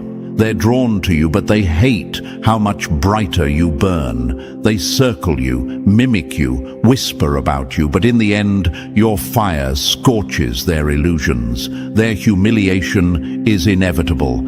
And here's the truth, science confirms. Jealousy literally activates pain centers in the brain, meaning every time your enemies see you, it physically hurts them. Think about that. Chosen one. Your existence is painful to them. Not your words, not your actions, not even your victories. Just you breathing, smiling, walking into the space. That alone burns them like acid. And let's laugh at the irony. While your existence humiliates them, you weren't even trying to. You didn't dress to impress them. You didn't show up for their approval. You simply lived in your authenticity. And still, they crumbled. That's the difference between the chosen and the counterfeit. You don't need masks or tricks. You don't even need to fight. Your existence is the knockout. Look at Beyoncé. She doesn't need to drag her rivals. Her silence humiliates them. Look at LeBron James. His consistency humiliates critics who said he'd burn out years ago. Look at Oprah. She doesn't even have to respond to her haters. Her legacy makes their words look like jokes. Greatness doesn't need to fight. It simply exists, and that existence becomes the humiliation of everything mediocre. So, chosen one, stop wondering why people tense up around you. Stop questioning why they act fake in your presence. It's not paranoia, it's proof. They can't stand you because you are the mirror they can't look into. You don't expose them with gossip. You don't humiliate them with revenge. You expose them simply by living authentically. You humiliate them by refusing to fold. And here's where the real victory lies. They can try to copy you. They can try to compete with you. They can even try to erase you. But none of it works. Because you can't erase sunlight with a shadow. You can't outshine the flame with smoke. And you can't beat authenticity with performance. They will always shrink in your presence because fakeness cannot coexist with the real thing. So let this truth set you free. You don't need to prove yourself to anyone. You don't need to argue with slander or defend yourself against gossip. Just keep walking into rooms. Just keep existing. Because your existence alone is the humiliation of your enemies. They shrink, they crumble, they rot, because you are the sunlight they cannot stand. Chosen one, walk boldly. Let them shrink. Let them whisper. Let them fumble. Because every time you appear, the universe confirms your crown. Your very presence is the mirror that exposes their fraud, and nothing humiliates them more than being forced to see themselves in comparison to the real thing. Number 3, they copy like clowns, but still fail the circus. Imitation without originality is self-burial. Chosen one, let's call it what it is. They copy you like clowns, yet still fail at the circus. Every word you speak, they try to repeat. Every move you make, they scramble to mimic. They study your shine like it's a manual, but when they attempt to duplicate it, it comes out cheap, hollow, laughable. They can steal the recipe, but they'll never taste like the original, because what you carry isn't surface, it's essence. And essence can't be faked. Think of counterfeit bills printed on toilet paper. They can stamp the same numbers, the same colors, the same size, but the moment anyone touches it, the fraud is obvious. That's your enemies. They copy your style. They mimic your energy. They even try to steal your voice, but the universe exposes them instantly, because the real thing can't be counterfeited. The world knows authenticity when it sees it. You, chosen one, are the real currency, and they are monopoly money hoping someone won't notice. And maybe you've wondered, why do they keep copying if they always fail? The answer is simple. Envy breeds imitation. They can't compete with you directly, so they try to become you. But here's their humiliation. They can't become you. They can only chase the shadow of your glow, and shadows don't hold power. You are the source. They are the echo, and no echo has ever been louder than the original voice. Look around at history. Elvis Presley was copied endlessly, yet only one name remains king. Michael Jackson was imitated worldwide, but no copy ever came close. Beyoncé has 100 imitators, but only she sells out stadiums. Every legend has been mimicked, but the imitators vanish while the chosen ones remain eternal. The same story applies to you, chosen one. Their imitation is not competition, it's confirmation. The fact they want to be you is proof you've already won, so leave them. Let them copy, let them scramble to steal what was never theirs. The universe is with you, protecting your authenticity like a shield they'll never touch. Their imitation is their self-burial, their desperate proof that they can't stand on their own. You don't need to expose them. Their failure exposes itself. Number 4. Their gossip is just free marketing for you. Every lie they spread only points people back to you. Chosen one, this is the irony your enemies choke on daily. They think their gossip will bury you, but all it does is advertise you. Every whisper, every rumor, every twisted lie they throw into the air travels right back to you as free promotion. They're trying to dim your light, but the harder they bark, the more eyes turn to see who you are. They're not destroying your name, they're spreading it. Picture this metaphor clearly. Dogs barking at the moon. The moon doesn't argue. The moon doesn't bark back. The moon doesn't shrink. It shines. It glows. It dominates the night sky. And the dogs, they just strain their throats, exhausting themselves while the moon remains untouchable. That's you, chosen one. You are the moon, radiant, steady, undeniable. They are the dogs, loud but powerless. Their gossip hurts them more than it ever touches you. Now you might ask, why does it sting when they talk behind my back? Because you're human, chosen one, and you feel deeply. But here's the truth. Gossip is always born from inferiority. People only gossip about those above them. No one gossips down. They only gossip up. So every lie they tell is actually a confession of your position. They don't gossip about nobodies, they gossip about chosen ones. That's your proof.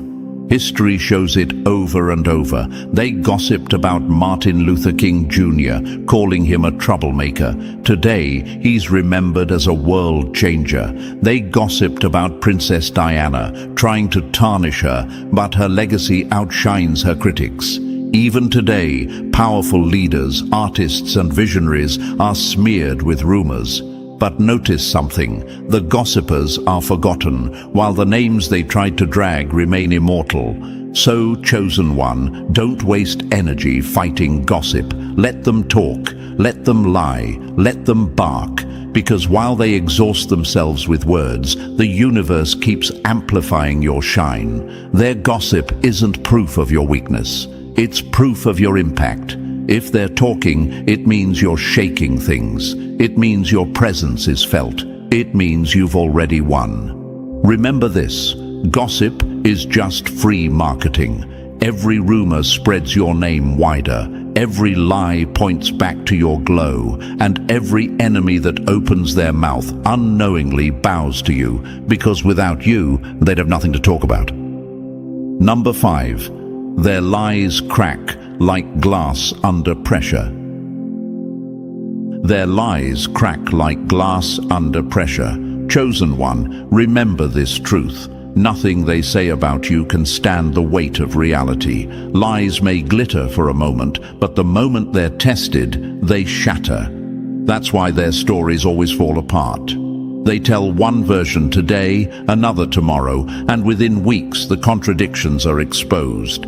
Their fake narratives collapse like rotten beams in an abandoned house, weak, hollow, and unable to carry weight. Now imagine termites chewing through wood from the inside. At first, the house may look solid, but day by day, the damage spreads until one small push makes the entire thing crumble. That's what your enemies do when they lie. Every word they spin is a termite gnawing at their own credibility. They think they're building a fortress against you, but all they're doing is destroying themselves from within. Eventually, their whole structure of deception caves in, and they're buried under their own dishonesty. And maybe you've asked yourself, why do their lies even get attention if they're so weak? Because lies are loud, chosen one. They're flashy, they catch ears quickly, but facts are patient. Truth doesn't need to scream, it simply waits. And when time puts pressure on their stories, the cracks show. This is why you don't need to chase down every rumor. The universe handles it. Their lies always trip over themselves, leaving them exposed as frauds. History proves it. Think of Richard Nixon. His lies built a presidency, but under pressure, they collapsed, and he was forced to resign in shame. Or Lance Armstrong, who lied for years about doping, but eventually the truth burst through and his reputation disintegrated overnight. Lies may run fast, but truth runs longer, and in the end, truth always overtakes. Chosen one, your enemies don't understand this. They lie to gain control, to tarnish your name, but every lie is a seed of their own humiliation. The more they pile up, the heavier the collapse will be. That's why you must stay calm, focused, unbothered. The universe is already working for you. Their lies are not weapons against you. They are termites destroying their own house. So let them talk. Let them spin, let them scramble to hold their stories together, because under the weight of your authenticity, their lies will always crack like glass, and they'll be the ones bleeding from the shards. Number 6, they are haunted by your survival. They are haunted by your survival. Chosen one, this is the wound your enemies can't heal. They plotted your downfall. They whispered curses. They threw everything they had at you. Yet here you are, still breathing, still walking, still shining. Every morning you rise is another nail in their coffin. Your survival is their nightmare because it proves that nothing they do can erase you. They wanted to see you broken, but instead you glow brighter. And that glow burns them like fire they can't escape. Imagine it this way. They built a grave for you with their bare hands, certain you'd never climb out. But the universe flipped their plot, and now they're the ones trapped in the pit while you walk free. Your very survival is the ghost that haunts them. They see you laughing, working, thriving, and it's a reminder that their efforts failed. Failure doesn't just humiliate them, it eats them alive, because your life is proof they have no power over you. And maybe you wonder, why are they so obsessed with my survival? Because, chosen one, your survival exposes their weakness. If everything they did to you wasn't enough to destroy you, then what does that say about them? It says they are powerless. It says the universe itself is with you, shielding you, lifting you, and reminding them that no enemy can overthrow destiny. That truth tortures them more than anything. Look at history. Nelson Mandela was locked away for 27 years, but his survival destroyed the system that tried to bury him. Malala Yousafzai was shot in the face, yet her survival made her a global force for education. Tupac said it best, "I'm still standing because they couldn't break me." Survival itself is victory, and every op knows it. So, chosen one, the next time you wake up, understand what it means. Your heartbeat is rebellion. Your breath is resistance. Your glow is a death sentence to their schemes. You don't even have to fight. They are already haunted by the fact that you exist. Let them suffer in silence. Let them choke on your survival. Because every sunrise you see is another coffin nail hammered deep into their envy, and they'll never escape the torment of watching you rise again. Number 7. Every curse they sent boomerangs back. Spit into the wind, and it returns in your own face. Chosen one, this is the law your enemies never learned. Every curse they spit at you, every hateful word, every plot to see you fall, it doesn't land on you. It boomerangs back tenfold, wrapping around their necks and choking the life out of them. While they sit fuming, wondering why nothing works, the universe is just balancing the scales. You stay untouched because their energy is their own undoing. Think of it like this: someone throwing ashes into the air, hoping to blind you. But the wind shifts, and suddenly they're coughing, gagging, and covered in the very filth they launched. That's your enemy's chosen one. They built traps, yet walked into them. They dug holes but fell inside. They spit curses into the wind, and every single time the wind carried it back to their own faces. And maybe you've asked yourself, why don't their curses destroy me? Because the universe is not neutral. It's with you. You're chosen, protected, aligned with something they can't comprehend. Energy doesn't disappear. It only transfers. So when they send hate, it can't touch you. It circles back to its source. That's why their lives keep cracking while yours keeps rising. They are victims of their own venom.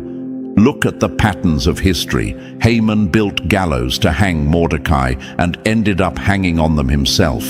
The Pharisees plotted to bury Jesus' name, yet it spread worldwide. Even in modern times, people like Kobe Bryant and Rihanna faced endless curses from critics, but each insult returned as fuel for their legacy, while their haters drowned in irrelevance. The universe has never let hate go unpaid. It always cashes out on the sender. Chosen one, understand this clearly. You don't need revenge. You don't need to curse back.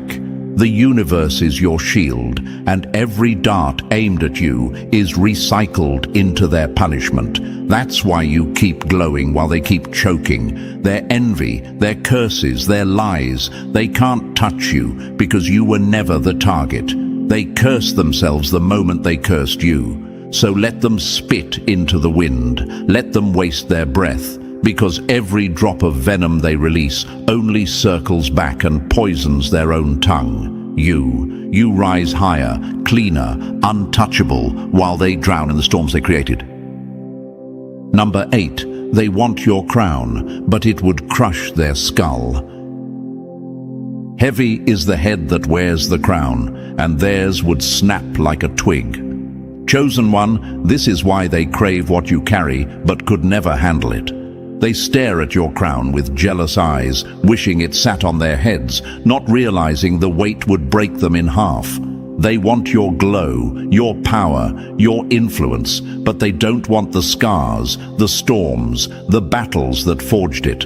They want your crown, but it would crush their skull the moment it touched them. Picture it this way: ants trying to steal a lion's mane. They can tug, they can bite, they can pretend they're carrying something majestic, but in reality, they look ridiculous. They weren't built for it. They weren't chosen for it. Just like ants can't handle the glory of a lion, your enemies can't handle the weight of your calling. The crown was made for you and you alone, molded by the universe to fit your head perfectly. On theirs, it's nothing but a death sentence. And maybe you ask yourself, if they can't handle it, why do they still want it so badly? Because envy blinds them. They see the shine, but not the sacrifice. They see the glory, but not the grind. They see you elevated, but forget you were once crushed and rebuilt. Your crown was forged in fire, and fire would burn them alive. They're envious of the throne, but allergic to the trials it took to earn it. Look at history. King Saul envied David's crown, but his jealousy destroyed him while David's name endured. So many envied Michael Jordan's throne, but the weight of his discipline crushed every copycat who tried. Even today, people envy the crowns of leaders, visionaries, and artists, yet when they attempt to wear them, the pressure exposes their weakness. A crown is not jewelry. It's weight, responsibility, endurance. Only the chosen can bear it. So let them want it, let them dream of stealing it, because the truth is, if they ever touched it, they'd collapse under its power.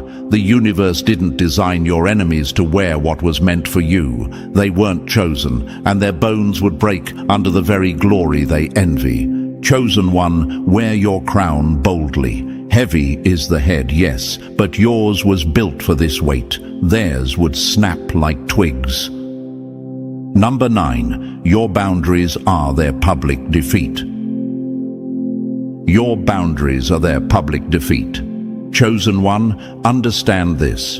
You don't need to curse them, argue with them, or even call their names out loud. Your silence is the loudest humiliation they'll ever face. That locked door, that refusal to let them close, crushes their ego more than any insult ever could. Because deep down, they're begging for access, clawing for attention, desperate for a response. And when you give them nothing, the universe itself announces their irrelevance. Picture this: beggars pounding at the castle gates while the king dines inside. Their fists are raw, their throats are sore from shouting, but the gates remain closed. The king doesn't need to come down, doesn't need to explain, doesn't need to justify. His silence is power. His refusal to open those gates is proof of authority. That's you, chosen one. You're seated at the table, feasting on peace and elevation, while your enemies humiliate themselves outside, pounding at doors that will never open. And maybe you've asked yourself, why does my silence bother them more than my words? Because silence is final. Words invite a battle, but silence declares victory. When you refuse to engage, you show them they're not even worthy of your time. That truth slices deeper than any clapback could. It forces them to face their own insignificance, and they can't stand that reflection. History shows it. Napoleon once said, "Never interfere with your enemy when he is making a mistake." That's what silence is, you letting them collapse under the weight of their own foolishness. Look at Beyoncé, attacked countless times by critics. Does she clap back? No. She sets boundaries, stays silent, and lets her work speak. The result? Her silence humiliates her haters, leaving them shouting into a void. Chosen one, your boundaries are divine armor. Every time you say no, every time you ignore their bait, every time you refuse to let them near, you're forcing them into the spotlight of their own desperation. They wanted war, you gave them silence. They wanted chaos, you gave them peace. and nothing humiliates a fraud more than being locked out of the kingdom they swore they'd tear down. So keep those doors closed. Keep those walls high. Your silence is their public defeat, and every locked boundary is another reminder they were never worthy to sit at your table. Number 10. The universe keeps every receipt of their failure. The universe keeps every receipt of their failure. Chosen one, let this truth ground you. Nothing they did against you vanished into thin air. Every smear, every betrayal, every plot, every whispered curse, it's all been logged, time-stamped, and stored in the archives of the universe. And the universe has perfect memory. At the right moment, those receipts get replayed, not against you, but against them. Their own actions become the rope they hang themselves with. Think of a courtroom where everything is recorded. Every word, every lie, every contradiction is written down. And when the trial comes, the judge doesn't need opinions, just the receipts. That's how the universe works. Your enemies may think their schemes disappeared, but the universe was watching, taking notes, stacking evidence. And chosen one, when judgment time comes, those receipts won't just expose them. They'll magnify your greatness. Every attack will be proof of your endurance. Every plot will be proof of your resilience. Their actions are your evidence. Imagine a thief breaking into a store, thinking no one saw, but hidden cameras catch every move. Later, that footage becomes undeniable proof of guilt. That's your enemies. They thought their gossip, their lies, their envy would vanish. But the cameras of the universe never blink. And when it's replayed, the world will see the truth. They were desperate, and you were chosen. And maybe you wonder, why doesn't the universe punish them right away? Because timing is everything. Sometimes the receipts need to stack high, so when the collapse comes, there's no way out. Think of history. Richard Nixon's Watergate tapes, hidden for years, then replayed to bring him down. Or Harvey Weinstein, decades of abuse caught up to him because the universe doesn't lose records. The fall always comes, and when it does, it's undeniable. Chosen one, you don't need revenge. You don't need to chase justice. Every move they made is already logged as evidence. Their envy is on file. Their schemes are stamped with dates. And when the universe cashes out, those receipts will scream louder than anything you could have said. So rest easy. Keep shining. The universe is your witness, your lawyer, your judge. And your enemies, they already wrote their own verdict. Number 11. They don't even have an identity without you. Their whole identity collapses the moment your name leaves their mouth.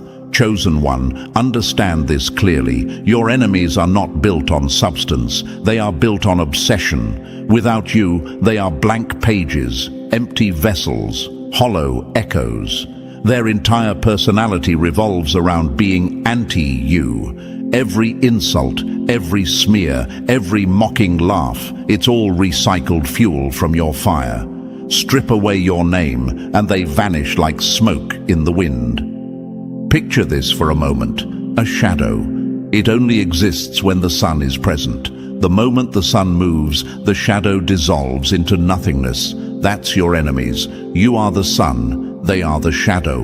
Without your light, they don't exist. Their relevance depends on your radiance. They copy you, stalk you, gossip about you, but in truth, you are their lifeline. Their very hatred is proof of your power. And maybe you ask, but why do they invest so much energy in me? Because envy is parasitic. Parasites cannot live without a host, and you, chosen one, are the host they desperately need but cannot consume. Your glow gives them something to react to. Your success gives them something to complain about. Your resilience gives them a reminder of what they can't achieve. Without you, they'd have no story to tell, no audience to manipulate, no mask to wear. History has shown this same truth. Nikola Tesla's rivals thrived only in opposition to him, but without his genius, they faded into irrelevance. Muhammad Ali's haters built their careers on his name, but when Ali wasn't in the ring, they had no light of their own. Even in entertainment, how many one-hit wonders tried to ride the coattails of true legends? The moment they stopped mentioning the star, they disappeared into silence. That's the fate of your enemies, irrelevance without you. Here's the irony. The more they try to erase you, the more they expose themselves as defined by you. Their hate is a confession that you are the center of their orbit, and the universe laughs at them, because while they waste their lives being your shadow, you keep shining, moving, rising. So, chosen one, hold your head high. Don't flinch at their obsession. Remember this truth. Your enemies don't even have an identity without you. You are the sun. They are mildew in your light, shadows under your glow. And the universe will always keep the difference clear. Light shines eternal, shadows vanish. Number 12. You're winning without even trying. Power isn't proven by effort, it's proven when enemies collapse at your silence. Chosen one, let that hit deep, because right now, you're winning without even trying. Your enemies claw, scratch and hustle in the shadows, plotting how to dim your light, yet all you do is exist, and that alone makes them crumble. You don't lift a finger, you don't chase them, you don't even acknowledge them, and still your glow crushes their spirit like glass under a hammer. Picture this for a moment.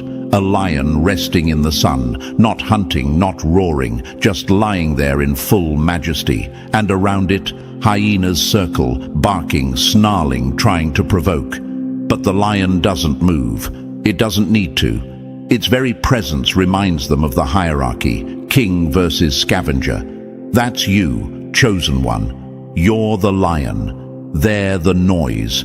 And the silence of your strength humiliates them louder than any words ever could. Maybe you've asked yourself, but shouldn't I be doing more? Shouldn't I fight back? No, the universe already fights for you. Their schemes, their lies, their envy, it's all a boomerang snapping back at them. Psychologists even confirm that obsessing over someone you envy drains your mental health, raises stress hormones, and leads to burnout. So while they wither, you grow. While they scramble, you rest. And in that rest, you rise higher than their effort could ever take them. Think of the legends. Michael Jordan didn't respond to every critic. His greatness silenced them. Beyoncé doesn't clap back at rumors. Her success drowns them out. Even in history, true power was never proven by noise, but by presence. Napoleon once said, "Never interrupt your enemy when he is making a mistake." That's you. Let them collapse under the weight of their own envy while you remain untouched. And here's the kicker. Every day you breathe, you embarrass your ops. Every smile, every step forward, every victory, big or small, is salt in their wounds. They lost the war the moment they declared it, because they never understood this truth. Chosen ones don't need to try to win. You are the win. Chosen one, stand tall. You are living proof that silence is power, that presence is dominance, and that the universe crowns those who don't waste their energy on clowns. Keep glowing, keep breathing, keep rising, because without effort, without struggle, without even trying, you've already won. And chosen one, as we close this message, let this truth settle deep. You don't just survive your enemies, you humiliate them by thriving. Their envy, their lies, their noise all fold under the weight of your existence. You are proof that the universe crowns light over shadow every single time. Now, chosen one, don't just listen, engage. Drop the number 77 in the comments to claim your crown. Like this message, subscribe to stay aligned with this force, and share it so more chosen ones awaken. Together, we spread the light and remind every op they already lost. Childish games always end the same way. One person laughs too soon and then realizes the whole room is laughing at them. Chosen one, that's exactly what's happening right now. They thought they could make you look weak, but all they've done is put a giant spotlight on their own foolishness. Now, imagine this for a moment. Chosen one. Someone trying to throw mud at you in public, thinking they'll stain your clothes, but instead the wind blows it right back into their own face. That's the universe at work, exposing people who can't control their pride or pettiness. Studies even show that people who act out of spite often suffer more stress and shame afterward than the person they targeted. It's like their childish moves are a boomerang that circles back and hits them harder than anyone else could. And thank you, Chosen One, for being here. Don't forget to pay this message back by simply pressing the like and subscribe to help spread this message to more souls. It's the responsibility of all of us to spread the light. And your support makes sure this truth reaches where it's needed most. Thank you, Chosen One, for being part of this mission. You are part of a force. Now, let's get back to the point, because the universe is showing you something powerful. This isn't just about someone acting immature. This is about how life flips the script when people try to play you. They thought you'd break down, cry, or beg. They thought you'd lose your power while they stood tall in front of others. But the truth is, their behavior only proved who the real fool is. Instead of you being exposed, it was them, their lack of self-control, their petty games, their childish need for attention. They revealed their true colors while you stood in silence, and the silence screamed louder than any words. Think about it, Chosen One.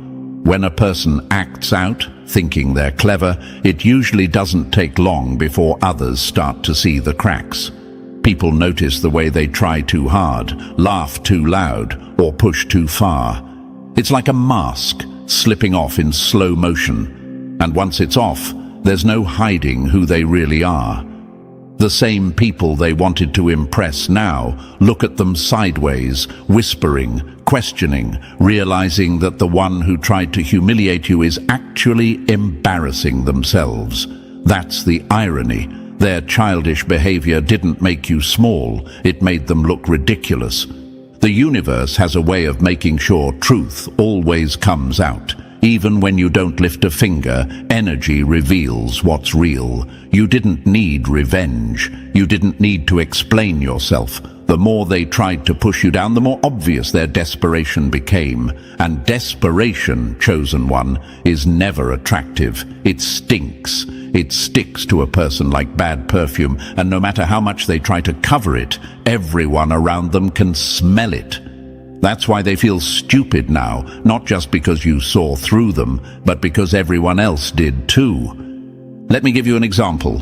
Think of a class clown who keeps cracking jokes to get attention. At first, a few people laugh, but then the jokes get worse, louder, desperate.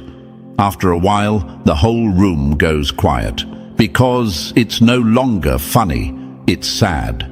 That's what happened to the one who tried to play you. They got carried away, thought they were in control, but the longer they played, the more the mask fell, and the more embarrassing it became. You didn't need to say a word. The silence told the whole story. And here's a fact you need to know. Psychology calls this self-sabotage. When someone acts out to hurt another person, they often trap themselves in the process. They get caught in their own lies, their own drama, their own fake confidence.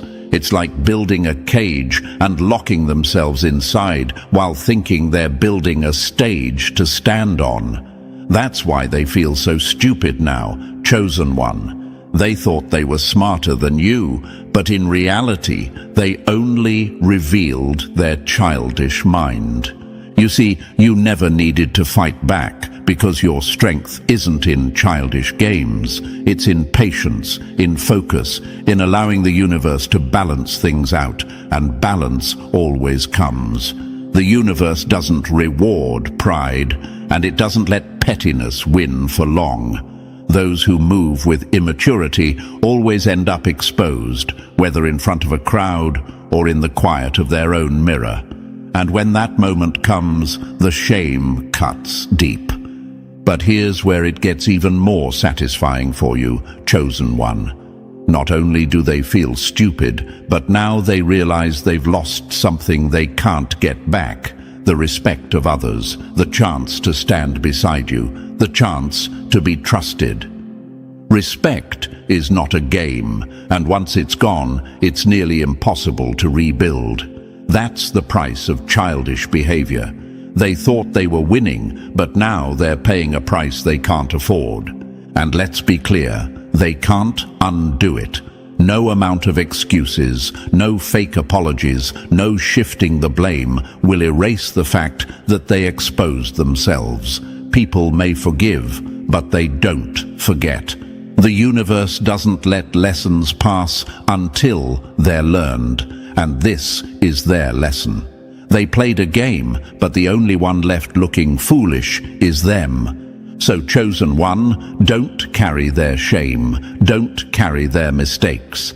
Let them sit in the reality they created. They're the ones who have to live with it, not you. You've already won by staying true, by not lowering yourself to their level, by letting time and truth do the work. Their childish behavior made them look stupid, and now they can't escape the reflection staring back at them. This is the power of being chosen. You don't need to force anything. The universe does the work for you, and when it does, the lesson is clear. Those who try to play you only end up playing themselves.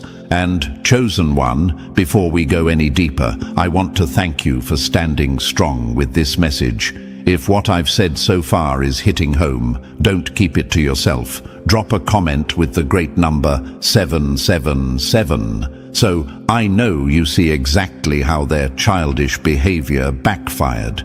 And if you can, bless the work behind this message with a super thanks, because it takes time, energy, and focus to bring these truths to light.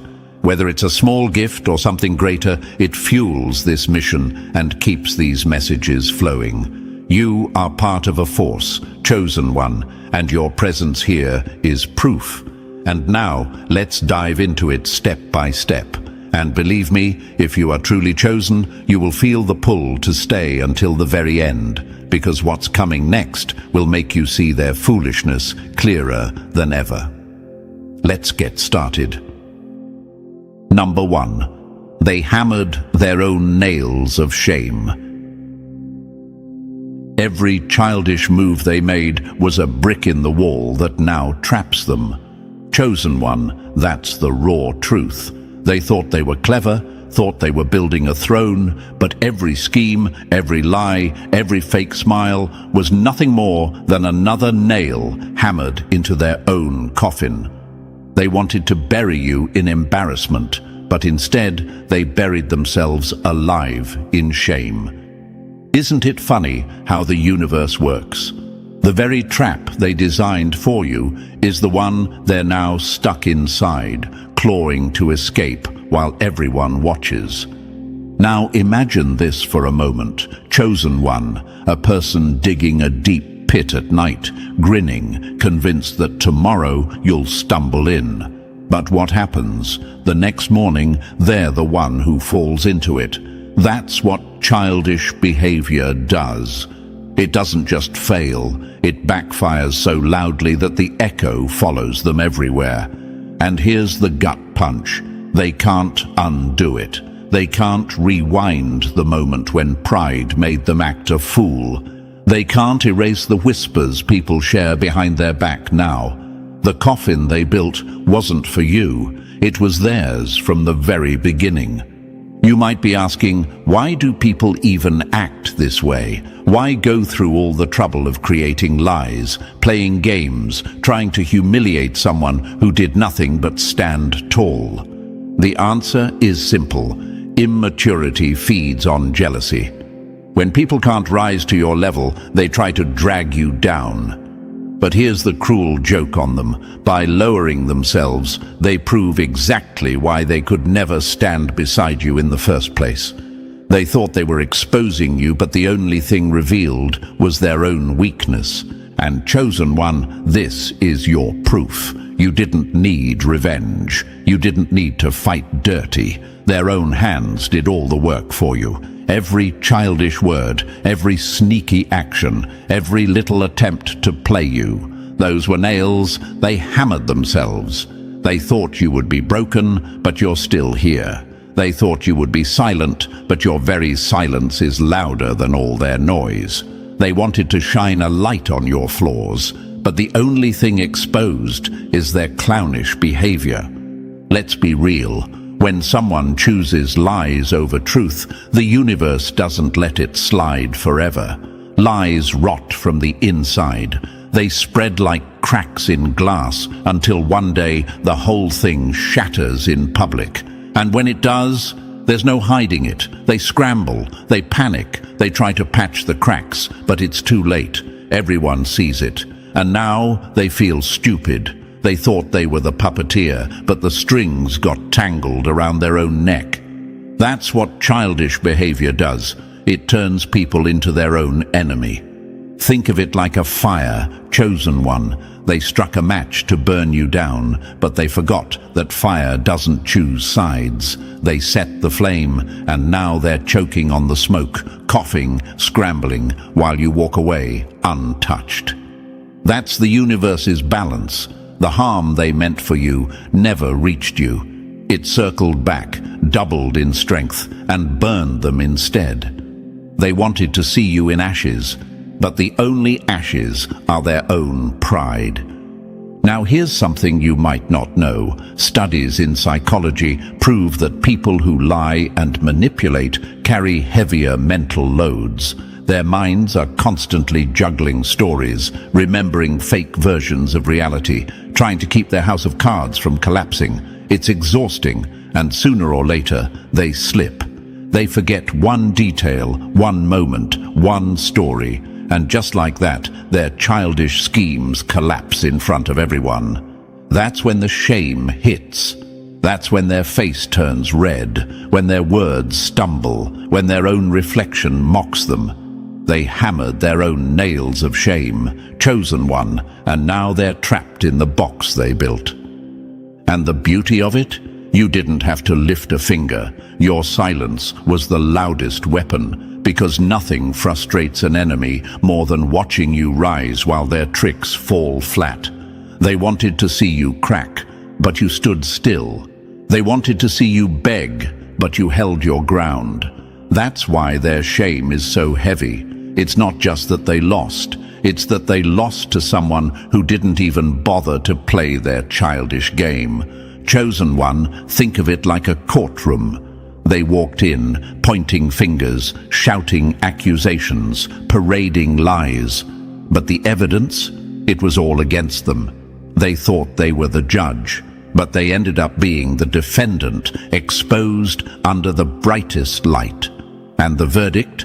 Guilty of their own stupidity. They feel stupid because they are stupid. Stupid for thinking childish behavior could outsmart truth. Stupid for thinking immaturity could break someone built by resilience. And here's the thing, they can't hide from it now. You know it, they know it, and the people around them know it too. Their reputation is stained, not because you fought back, but because they fought themselves. Every smirk, every insult, every sneaky plan, they all piled up until it became a mountain they couldn't climb over. That's their coffin, chosen one. Heavy, humiliating, and inescapable. But don't miss this lesson. Their downfall is your reminder. You don't need to waste energy proving yourself. You don't need to match immaturity with immaturity. Let the childish ones dig their pits, hammer their nails, light their fires. In the end, they trap themselves, bury themselves, and burn themselves out. Your power comes from not stepping into the games they play. Your strength is in letting the universe reveal the truth. And believe me, the truth always screams louder than their lies. So, chosen one, stand taller than ever. Let their stupidity fuel your focus. Let their childish downfall remind you that dignity wins without dirty tricks. They hammered their own nails of shame, and now they lie in the box they built. You're still here, standing free, untouched, and stronger than ever. Their foolishness is your proof, their shame is your victory, and their coffin is their creation, not yours. Number 2. The mask fell off. The problem with masks is simple. Wear them too long and eventually they crack under their own weight. Chosen one, that's exactly what just happened. For so long they thought they could fool everyone with fake smiles, smooth words, and empty confidence. They strutted around like they were in control, like they had it all figured out. But the mask they wore couldn't survive forever. It broke. And when it did, the whole world saw what was really underneath. A manipulator, a pretender, a fraud. They thought they were untouchable, but now they stand exposed, stripped of the image they tried to build. Now imagine this, chosen one, a cheap plastic mask worn at a party. Under the dim lights, maybe it looks shiny, even convincing. But when the lights brighten, when the crowd gets closer, the cracks become obvious. The paint chips, the straps loosen. Suddenly, everyone realizes it was just a costume. That's exactly what happened here. Their fake charm worked only in the shadows, only when people didn't look too closely. But time has a way of turning up the lights, and when it did, their whole act fell apart. And you might wonder, chosen one, why do people even bother wearing masks in the first place? Why put on an act instead of just being real? The answer is simple. They know the truth about themselves won't be enough. They know if the world saw the real version, people would walk away. So they create a performance, hoping to trick others into believing they're stronger, kinder, smarter, or more powerful than they really are. But performances don't last forever. Eventually, the actor slips and the show ends. That's when the audience realizes it was never real. Here's the punch. The universe doesn't allow masks to stay on forever. Sooner or later, pressure reveals the cracks. The same way heat melts cheap wax, life melts the fake image people cling to. They thought they could hide forever, but all they did was delay the inevitable. And now, chosen one, they feel stupid because their carefully built illusion shattered in front of the very people they wanted to impress. The mask you wear to fool others always ends up fooling you first. That's another hard truth. They started believing in their own act. They thought they were really in control, that their fake charm was permanent, that no one could see past it. But when the mask fell, it revealed not just their lies, but their insecurity.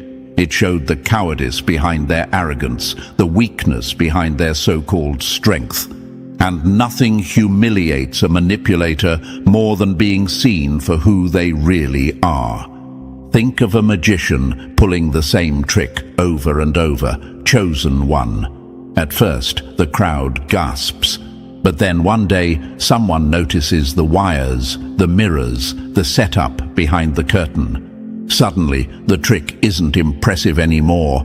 It's laughable. That's what happened when their mask cracked. What once looked like control now looks like desperation. What once seemed like charm now looks like manipulation, and once people see it, they can't unsee it. The illusion is dead. And here's a fact to keep in mind. Psychologists say that narcissists struggle the most when their image is challenged. Their entire sense of self is built on how others perceive them. So when the mask falls, it doesn't just embarrass them, it destroys their fragile identity. That's why they're panicking now, chosen one. That's why they feel stupid. They're scrambling to pick up the pieces of a mask that can never be glued back together. Imagine this, someone walking proudly across a stage, wearing a golden crown. But then the crown slips, hits the floor, and it's revealed to be nothing but cheap plastic spray-painted gold. The applause stops. The audience goes silent. What felt like glory turns into humiliation. That's exactly how it feels when their mask fell off. What they thought would impress only left them exposed, and now everyone sees they were pretending all along. And you might ask, chosen one, why didn't you have to do anything for this to happen? Why didn't you need to fight them directly? Because truth has a way of revealing itself. You didn't have to rip the mask off. Their own actions did it for you. Every time they overplayed their hand, every time they lied too boldly, every time they tried to show off, another crack appeared. Until finally, the whole thing shattered. And when it did, you stood there, untouched, while they stood there, ashamed. The truth always shows up, no matter how many layers of lies try to cover it. That's the law of the universe. Lies are temporary, but truth is permanent. Masks are fragile, but reality is unbreakable. They thought they could outrun it, but all they did was run themselves straight into exposure. And the worst part for them? Everyone they wanted to fool is now laughing quietly behind their back. The crowd they wanted to control now sees them for what they are, a clown who thought they were a king. Chosen one, let me give you another metaphor. Think of a wolf dressing itself in sheep's clothing. For a while, maybe it blends in, maybe the flock doesn't notice, but the wolf forgets one thing: wolves can't hide forever. Eventually the howl slips out, the sharp teeth show, and the sheep scatter. That's what happened here. The fake smile couldn't cover the cold eyes. The fake confidence couldn't cover the insecurity. And once people saw the real wolf, they never forgot. And this is where the beauty lies for you, chosen one. You never had to expose them. You didn't need revenge. Their own mask betrayed them. Their own lies trapped them. Their own act collapsed under the weight of reality. That's why they feel stupid. Because deep down, they know you saw the truth long before anyone else did. They know you weren't fooled. And nothing cuts deeper than realizing the very person they tried to clown stood tall while their mask crumbled to dust. So now they scramble. They try to put on another mask, try to laugh it off, try to pretend it doesn't matter. But the thing about masks is once one falls, every new one looks fake too. People don't trust it anymore. Once exposed, always doubted. And that's their curse now. Every smile they flash, people will wonder, is this real or just another act? And that paranoia eats at them, chosen one. That's the price of playing games with the truth. You, on the other hand, don't need masks. You've got nothing to hide. That's your power. They feel stupid for their childish behavior because they depended on fakery while you walked in authenticity. They built an identity out of smoke, and the universe blew it away with one gust of wind. And now, they're standing bare, embarrassed, humiliated, while you keep moving forward. Remember this: masks break, illusions fade, but real strength never needs to pretend. That's why you win, chosen one. Not because you fought, but because you refused to play their game. They hammered their own nails of shame, and now their mask has shattered in plain sight. Number 3. Your silence made them scream louder. Silence is the loudest scream. It doesn't echo in your chest, it echoes in theirs. Chosen one, this is the part that tore them apart the most. You didn't swing back, you didn't argue, you didn't try to defend yourself. And that quiet strength made them unravel. The calmer you stood, the louder they had to perform. They thought silence would make you look weak, but instead it forced them to show every crack in their mask. Now imagine this, a child throwing a tantrum in the middle of a store. The more the parent stands still, refusing to give attention, the louder the child screams, the wilder the arms flail, until everyone around is staring. Not at the parent, but at the child losing control. That's exactly what happened to them. Your calm made their chaos undeniable. They exposed themselves while you barely lifted a finger. And you might ask yourself, why did my silence destroy them more than my words ever could? The answer is simple, because silence removes their stage. Manipulators feed off reactions. They need your anger, your panic, your defense to fuel their story. But when you gave them nothing, they had to create the noise themselves, and that noise betrayed them. Desperation always speaks louder than dignity. That's why the universe let your silence work in your favor. While you carried dignity like armor, they carried desperation like a megaphone. Every word they shouted, every lie they pushed, only made them look smaller, weaker, and more desperate. People didn't see you losing, they saw them drowning. Think of it like fire again, chosen one. They lit a match and waved it in your face, expecting you to panic. But when you didn't move, they panicked instead and started waving it harder. Soon, the flame burned their own fingers. That's what your silence did. It turned their own weapon against them. And here's the truth. Silence is not weakness. It's power. It's restraint. It's control. They feel stupid now because they realize your calm was strength and their noise was weakness. Your silence made them scream louder, and in that screaming, they told the world exactly who they really are. Number 4. Their ego pulled the trigger on their own downfall. Pride is a loaded gun, and the fool always ends up pulling the trigger on themselves. Chosen one, that's what happened here. They strutted around, swollen with arrogance, convinced nothing could touch them. They thought their ego made them powerful, untouchable, above consequence. But what they didn't see was that their ego was the very blade waiting to cut them down. The same pride they flaunted became the executioner of their reputation. Now imagine this. Someone inflating a balloon, puffing harder and harder, bragging about how big it's getting, but they don't notice the rubber stretching thin, trembling, seconds away from bursting. That's their ego. Every boast, every smirk, every childish display of superiority made the balloon weaker. And when it popped, it didn't just collapse, it exploded in their own face. They thought they were impressing the crowd, but all anyone remembers is the sound of the pop and the look of shock on their face. And maybe you're asking, why does ego destroy people so brutally? The answer is clear.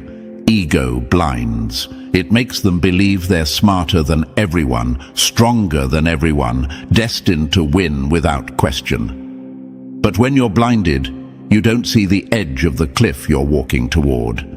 Their arrogance kept pushing them forward, chest out, head high, until suddenly they were free-falling, and the audience saw the whole thing happen. The higher the ego lifts you, the harder the fall when reality cuts the rope. That's the universal law. They overdosed on arrogance, believing their false image would carry them forever. But arrogance always has side effects. It makes people sloppy, loud, careless. They expose themselves without realizing it, and once their pride is slit open, there's no stitching it back together. Think of a gambler, chosen one. He wins a few hands, gets cocky, throws all his chips on the table, convinced luck will never turn. But luck always turns, and when it does, he loses everything in one reckless move. That was them, gambling their entire reputation on ego, and now sitting broke, humiliated and exposed. So understand this, chosen one, you didn't destroy them. Their ego did. They crowned themselves king, but the same crown was made of thorns. And when it pierced their head, it wasn't you who suffered, it was them. Their ego pulled the trigger on their downfall, and now they feel stupid because they finally realize it was never you against them. It was always them against themselves. Number 5. You became their worst lesson. Life punishes fools by making them students in the very classroom they mocked. Chosen one, that's exactly what happened here. They thought they were teaching you something, showing you how the game is played. But without lifting a finger, you flipped the script. You became the teacher, and the brutal truth was the lesson. They learned that childish games don't just fail, they backfire so hard they leave scars. They wanted to laugh at your pain, but now they choke on the homework of their own shame. Now imagine this, a student smirking at the teacher, tossing spitballs, thinking they're the smartest in the room. But then the test comes, and they can't answer a single question. The smirk fades, the panic sets in, and suddenly the classroom feels like a prison. That's what your presence did to them. You were the test they thought they could cheat on, and the universe graded them in red ink. They failed publicly, and everyone saw it. And maybe you're asking, why does their lesson hurt so much more than anything you could have done to them? Because chosen one, humiliation is a teacher that never gets forgotten. Pain fades, but shame sticks. They'll remember the moment their lies collapsed, the moment their pride cracked, and the moment they realized you were stronger than their tricks. That memory is branded into them, like a scar they can't cover. Some lessons don't come with mercy, they come with consequences. That's the truth you delivered without saying a word. You didn't humiliate them, you didn't chase them, you didn't even try to expose them. Their own childish behavior did all the work. But in the aftermath, you stood tall, calm, unshaken. And that contrast, your composure against their collapse, is what taught them the lesson they'll never escape. Think of it like a mirror, chosen one. They looked at you expecting weakness, but instead they saw their own reflection, petty, desperate, and exposed. You didn't break them. You just held up the mirror, and the truth shattered them. They feel stupid because you turned out to be the very thing they feared most. Proof that immaturity destroys itself. You became their worst lesson, chosen one, and the cruel beauty of it, they'll have to replay it in their mind for the rest of their lives. Number 6. They're suffocating in a sea of regret. Regret is the heaviest chain. It drags louder than guilt and cuts deeper than shame. Chosen one, that's where they are now. Every reckless move, every childish outburst, every scheme they pulled, it all replays in their head like a broken record. And the cruelest part? There's no pause button, no escape. They're trapped in the prison of their own memory, drowning in waves of what-ifs and why did I do that? Now imagine this.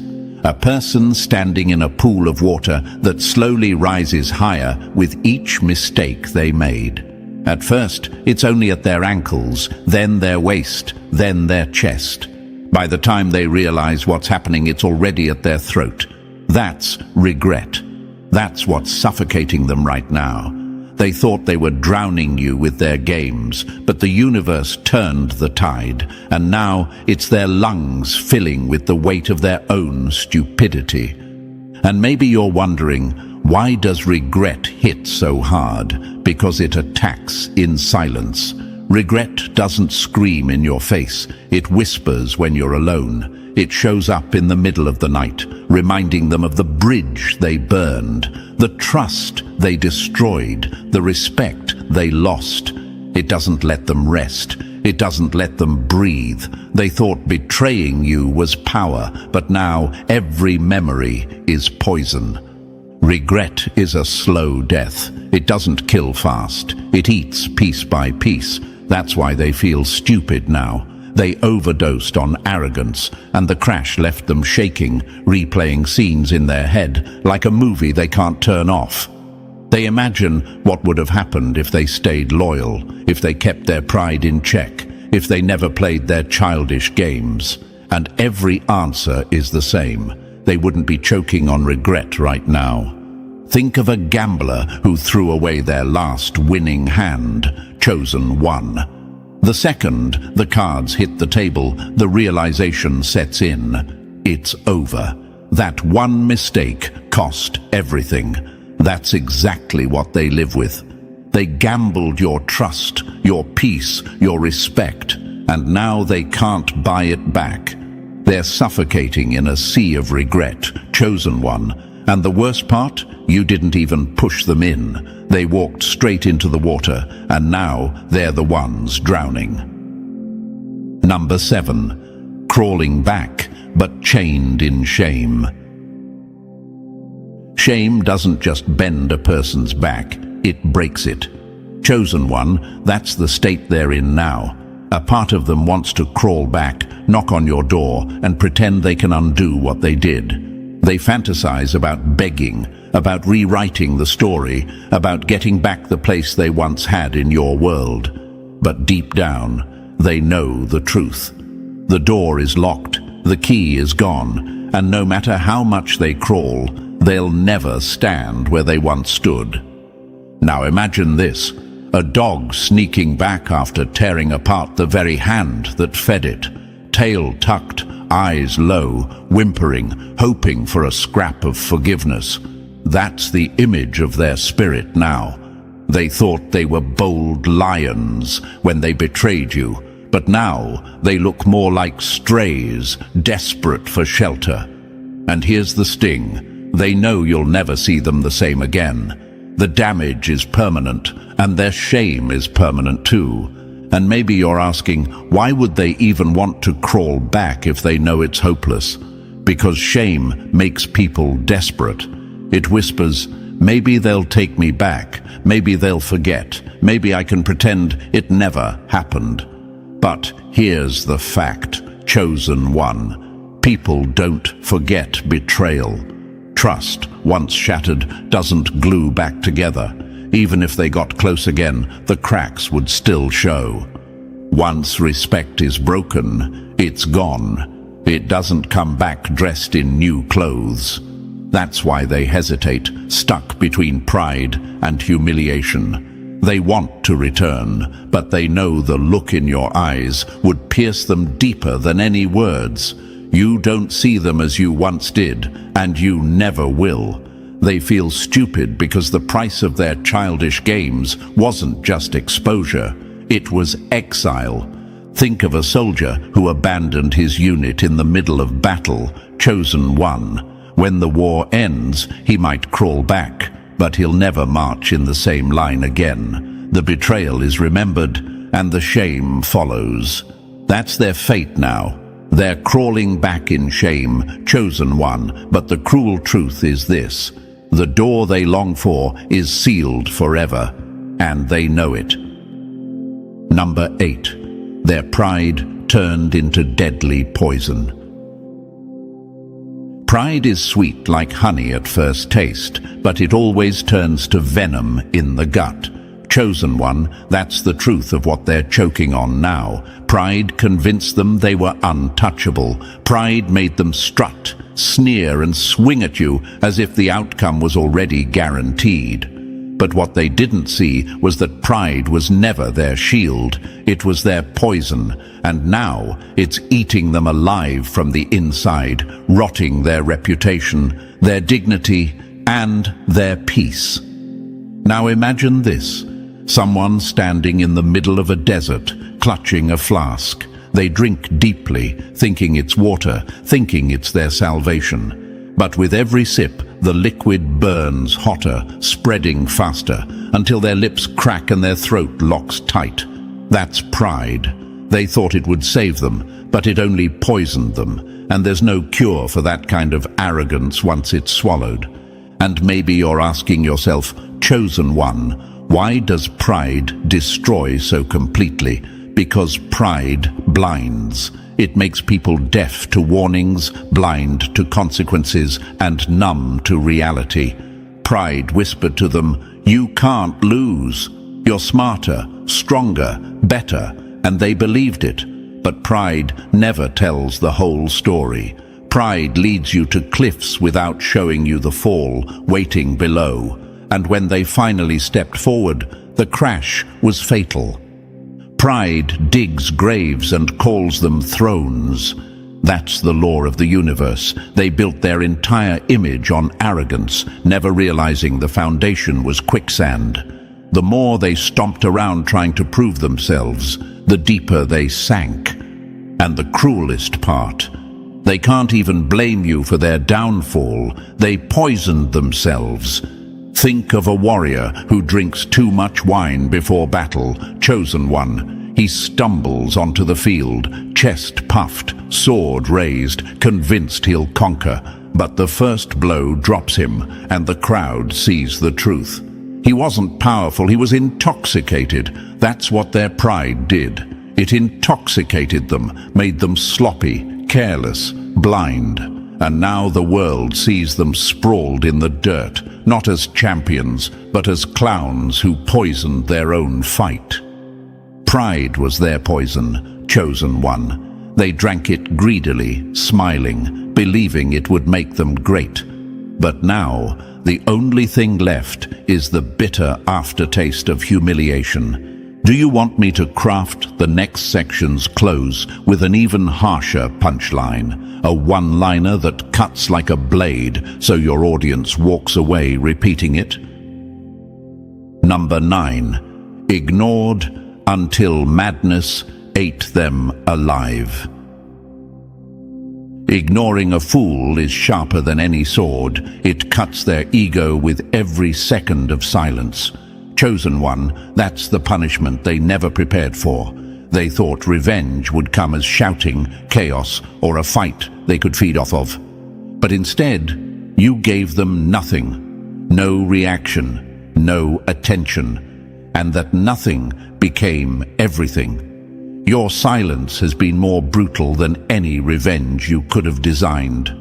Now imagine this, a performer stepping onto a stage, expecting cheers, boos, anything, an audience reaction to feed their ego. But instead, the crowd sits frozen, arms crossed, eyes cold. No applause, no noise, just silence. That silence crushes them harder than any words ever could. That's exactly what your ignoring did. You stripped them of the stage they craved, and without your energy to feed on, they're starving. And maybe you're wondering, why does ignoring hurt so much more than fighting back? Because when you fight, they still matter. When you argue, they still have power. But when you ignore, you erase them. You show them they're no longer relevant, no longer worth your time, no longer able to touch your peace. And for someone who fed on your reactions, that erasure is insanity. Silence is not empty. It's a mirror that forces them to face themselves. That's the cruel twist. In the quiet, they can't distract themselves with drama. They're left alone with their own thoughts, their own shame. their own reflection. And that reflection torments them more than anything you could have said. Think of a boxer, chosen one. He trains for the fight, the crowd roaring, ready to swing. But when he steps into the ring, no one shows up. No opponent, no audience, just an empty arena. He shadow boxes himself, swinging at air, burning out with no purpose. That's them. They wanted a war, but you gave them silence. And now they're collapsing under the weight of being ignored. Ignored into insanity. That's their reality now. And the worst part? They know it was their own childish behavior that pushed you to that silence. They begged for attention, but all they got was the sound of their own regret echoing back at them. Number 10. They look like a fool. You look like a legend. A fool always exposes themselves on stage, while true power needs no performance. Chosen one, that's the brutal truth of this moment. They built the drama, rehearsed their childish lines, and paraded themselves around as if they were in control. But look at the ending. The spotlight burned them, not you. They thought you'd be humiliated, but instead they turned themselves into the clown of their own circus. And you? You walked away untouchable, carrying dignity that made you look like royalty. Now imagine this, a jester mocking the king in front of the court. At first, the crowd laughs at the noise, but then the king stands silent, steady, unshaken. Suddenly, the jester's jokes fall flat. The laughter dies. The crowd shifts their eyes, not to the clown waving his arms, but to the king sitting calm on the throne. That's the scene the universe set for you. They thought their noise would erase your grace, but silence crowned you instead. And maybe you're asking, why do they look like fools while you rise higher? Because desperation never hides well. Their scrambling, their lies, their fake performances, all of it exposed them as weak. Dignity, on the other hand, is effortless. You didn't need to play their game. You didn't need to act. And that contrast is brutal. They looked childish. You looked chosen. Dignity is a crown no one can steal. It shines even when others throw dirt. That's what you carried, chosen one. Their betrayal only polished your strength brighter. While they drowned in their own chaos, you kept calm, radiant, untouchable. People don't remember their noise. They remember your silence, your grace, your refusal to stoop low. Think of a storm, chosen one. Thunder roars, lightning strikes, winds scream.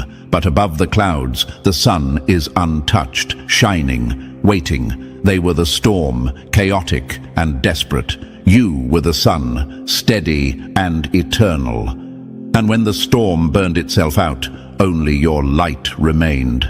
They look like fools now, chosen one. And you look like royalty, crowned not by ego, but by the universe itself. Their humiliation is your confirmation. Number 11. The universe stripped them bare in front of everyone. When karma arrives, it doesn't whisper in the dark. It drags you into the spotlight and lets the whole world watch.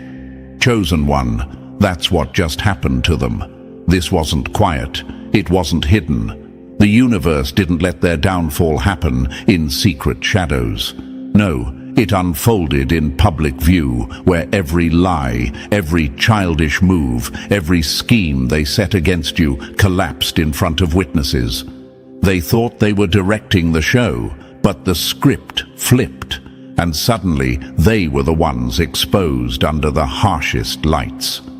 Now, imagine this.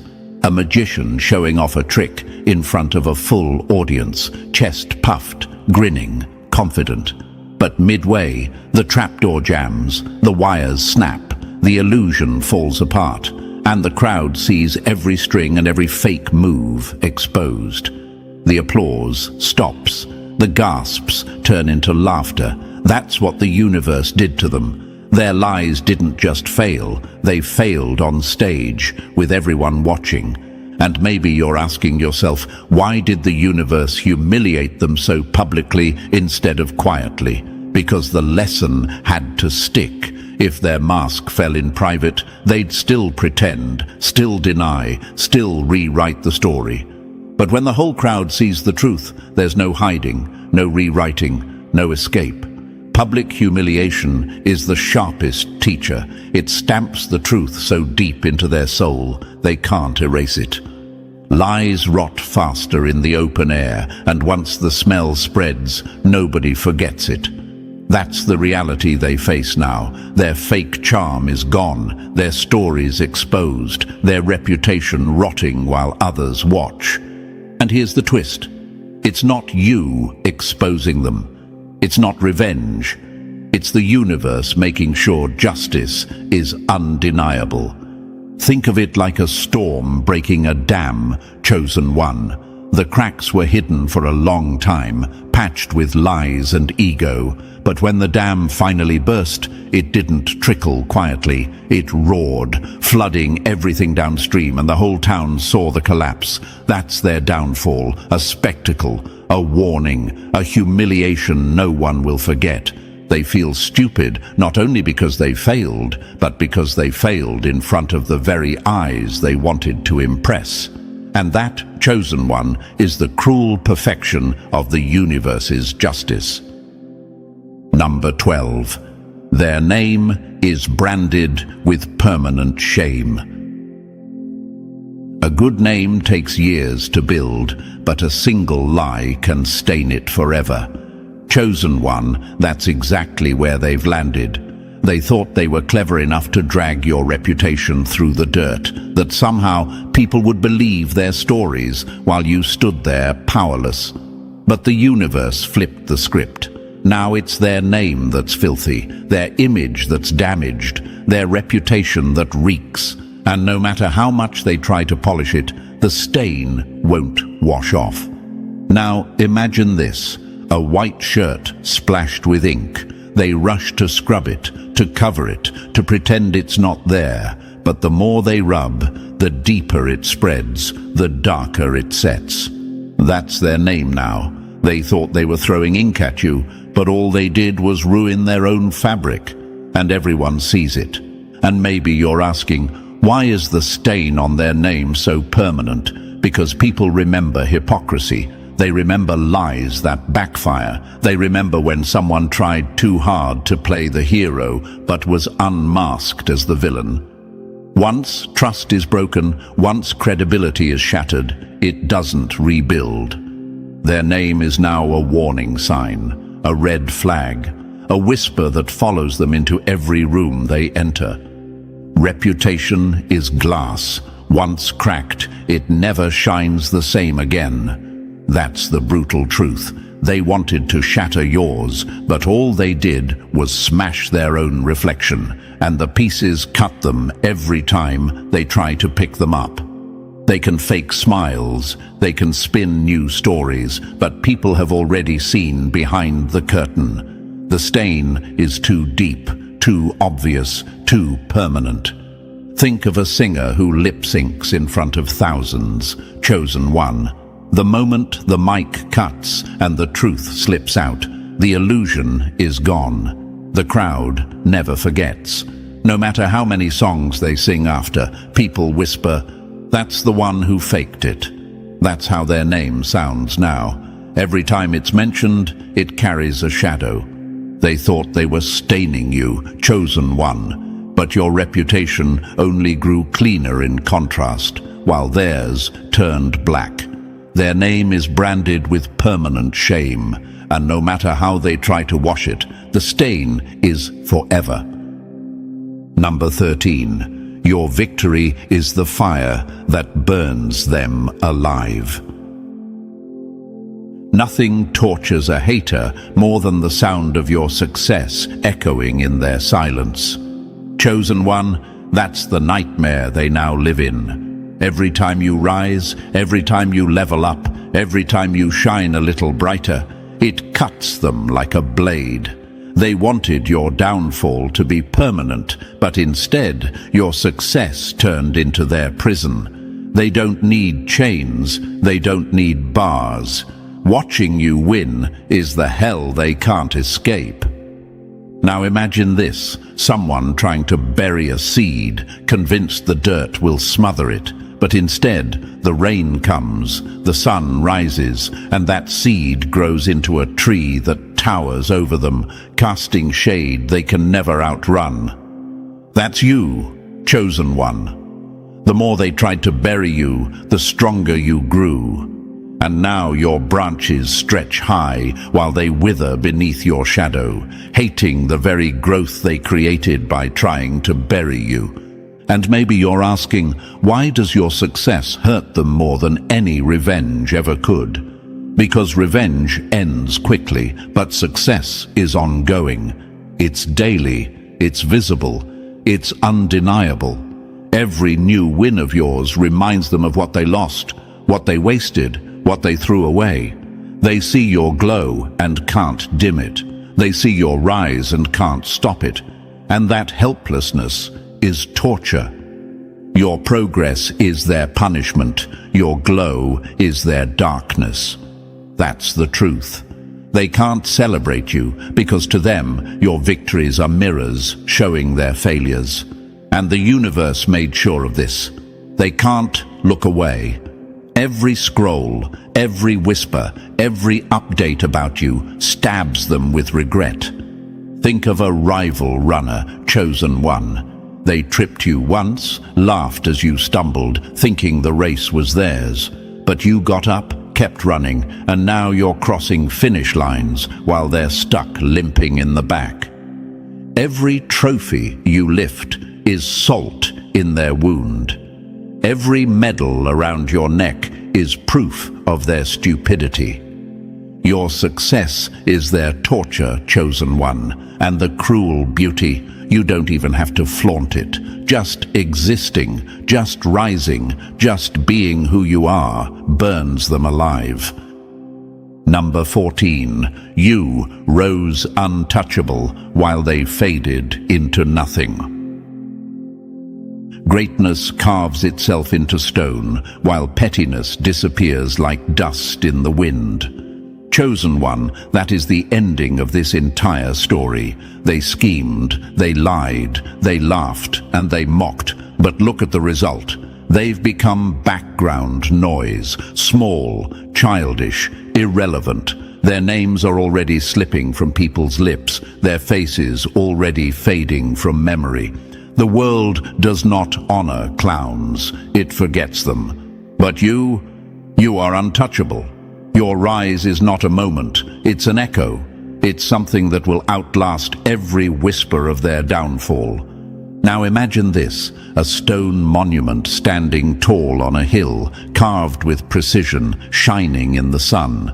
Around it, weeds grow, dry out, and vanish with the wind. No one remembers the weeds, no one speaks of them, but the monument, it's permanent. That's you, chosen one. Their drama was weeds, loud for a season, then gone. Your rise is the monument, timeless, unshakable, untouchable. And maybe you're wondering, why do they feel so forgettable now? Because childishness doesn't inspire, pettiness doesn't last. No one builds legacies out of lies or respect out of immaturity. They fought for attention, but attention fades fast. Meanwhile, dignity builds memory, and strength builds legacy. You carry both. That's why they vanish while you remain. Time is the judge, and it always sides with truth. That's the final blow. Time will bury their foolishness in silence, but it will echo your rise louder with every step you take. They wanted to stain you, but their own stain will be erased with their names, forgotten and irrelevant. You will remain untouchable, not because you fought dirty, but because you refused to play their childish game. Think of an old tale told for generations, chosen one. The heroes are remembered, their courage retold. The villains, their names blur, their stories shrink until they vanish. That's the fate of those who tried to play you. Their downfall will be forgotten, but your rise will echo forever. You are untouchable, chosen one, and they are already fading into nothing. And listen, chosen one, you've seen the truth. While their childish behavior left them drowning in regret, you kept rising, untouchable. Their downfall is their legacy, but your strength is your crown. And this is only the beginning of your story. So if this message hit home, press the like button if you haven't already, and if you're still not part of our family, make sure to press subscribe right now. Together, we'll keep exposing lies, lifting truth, and reminding you of the power you carry. Stay strong, stay radiant. Your rise will echo forever.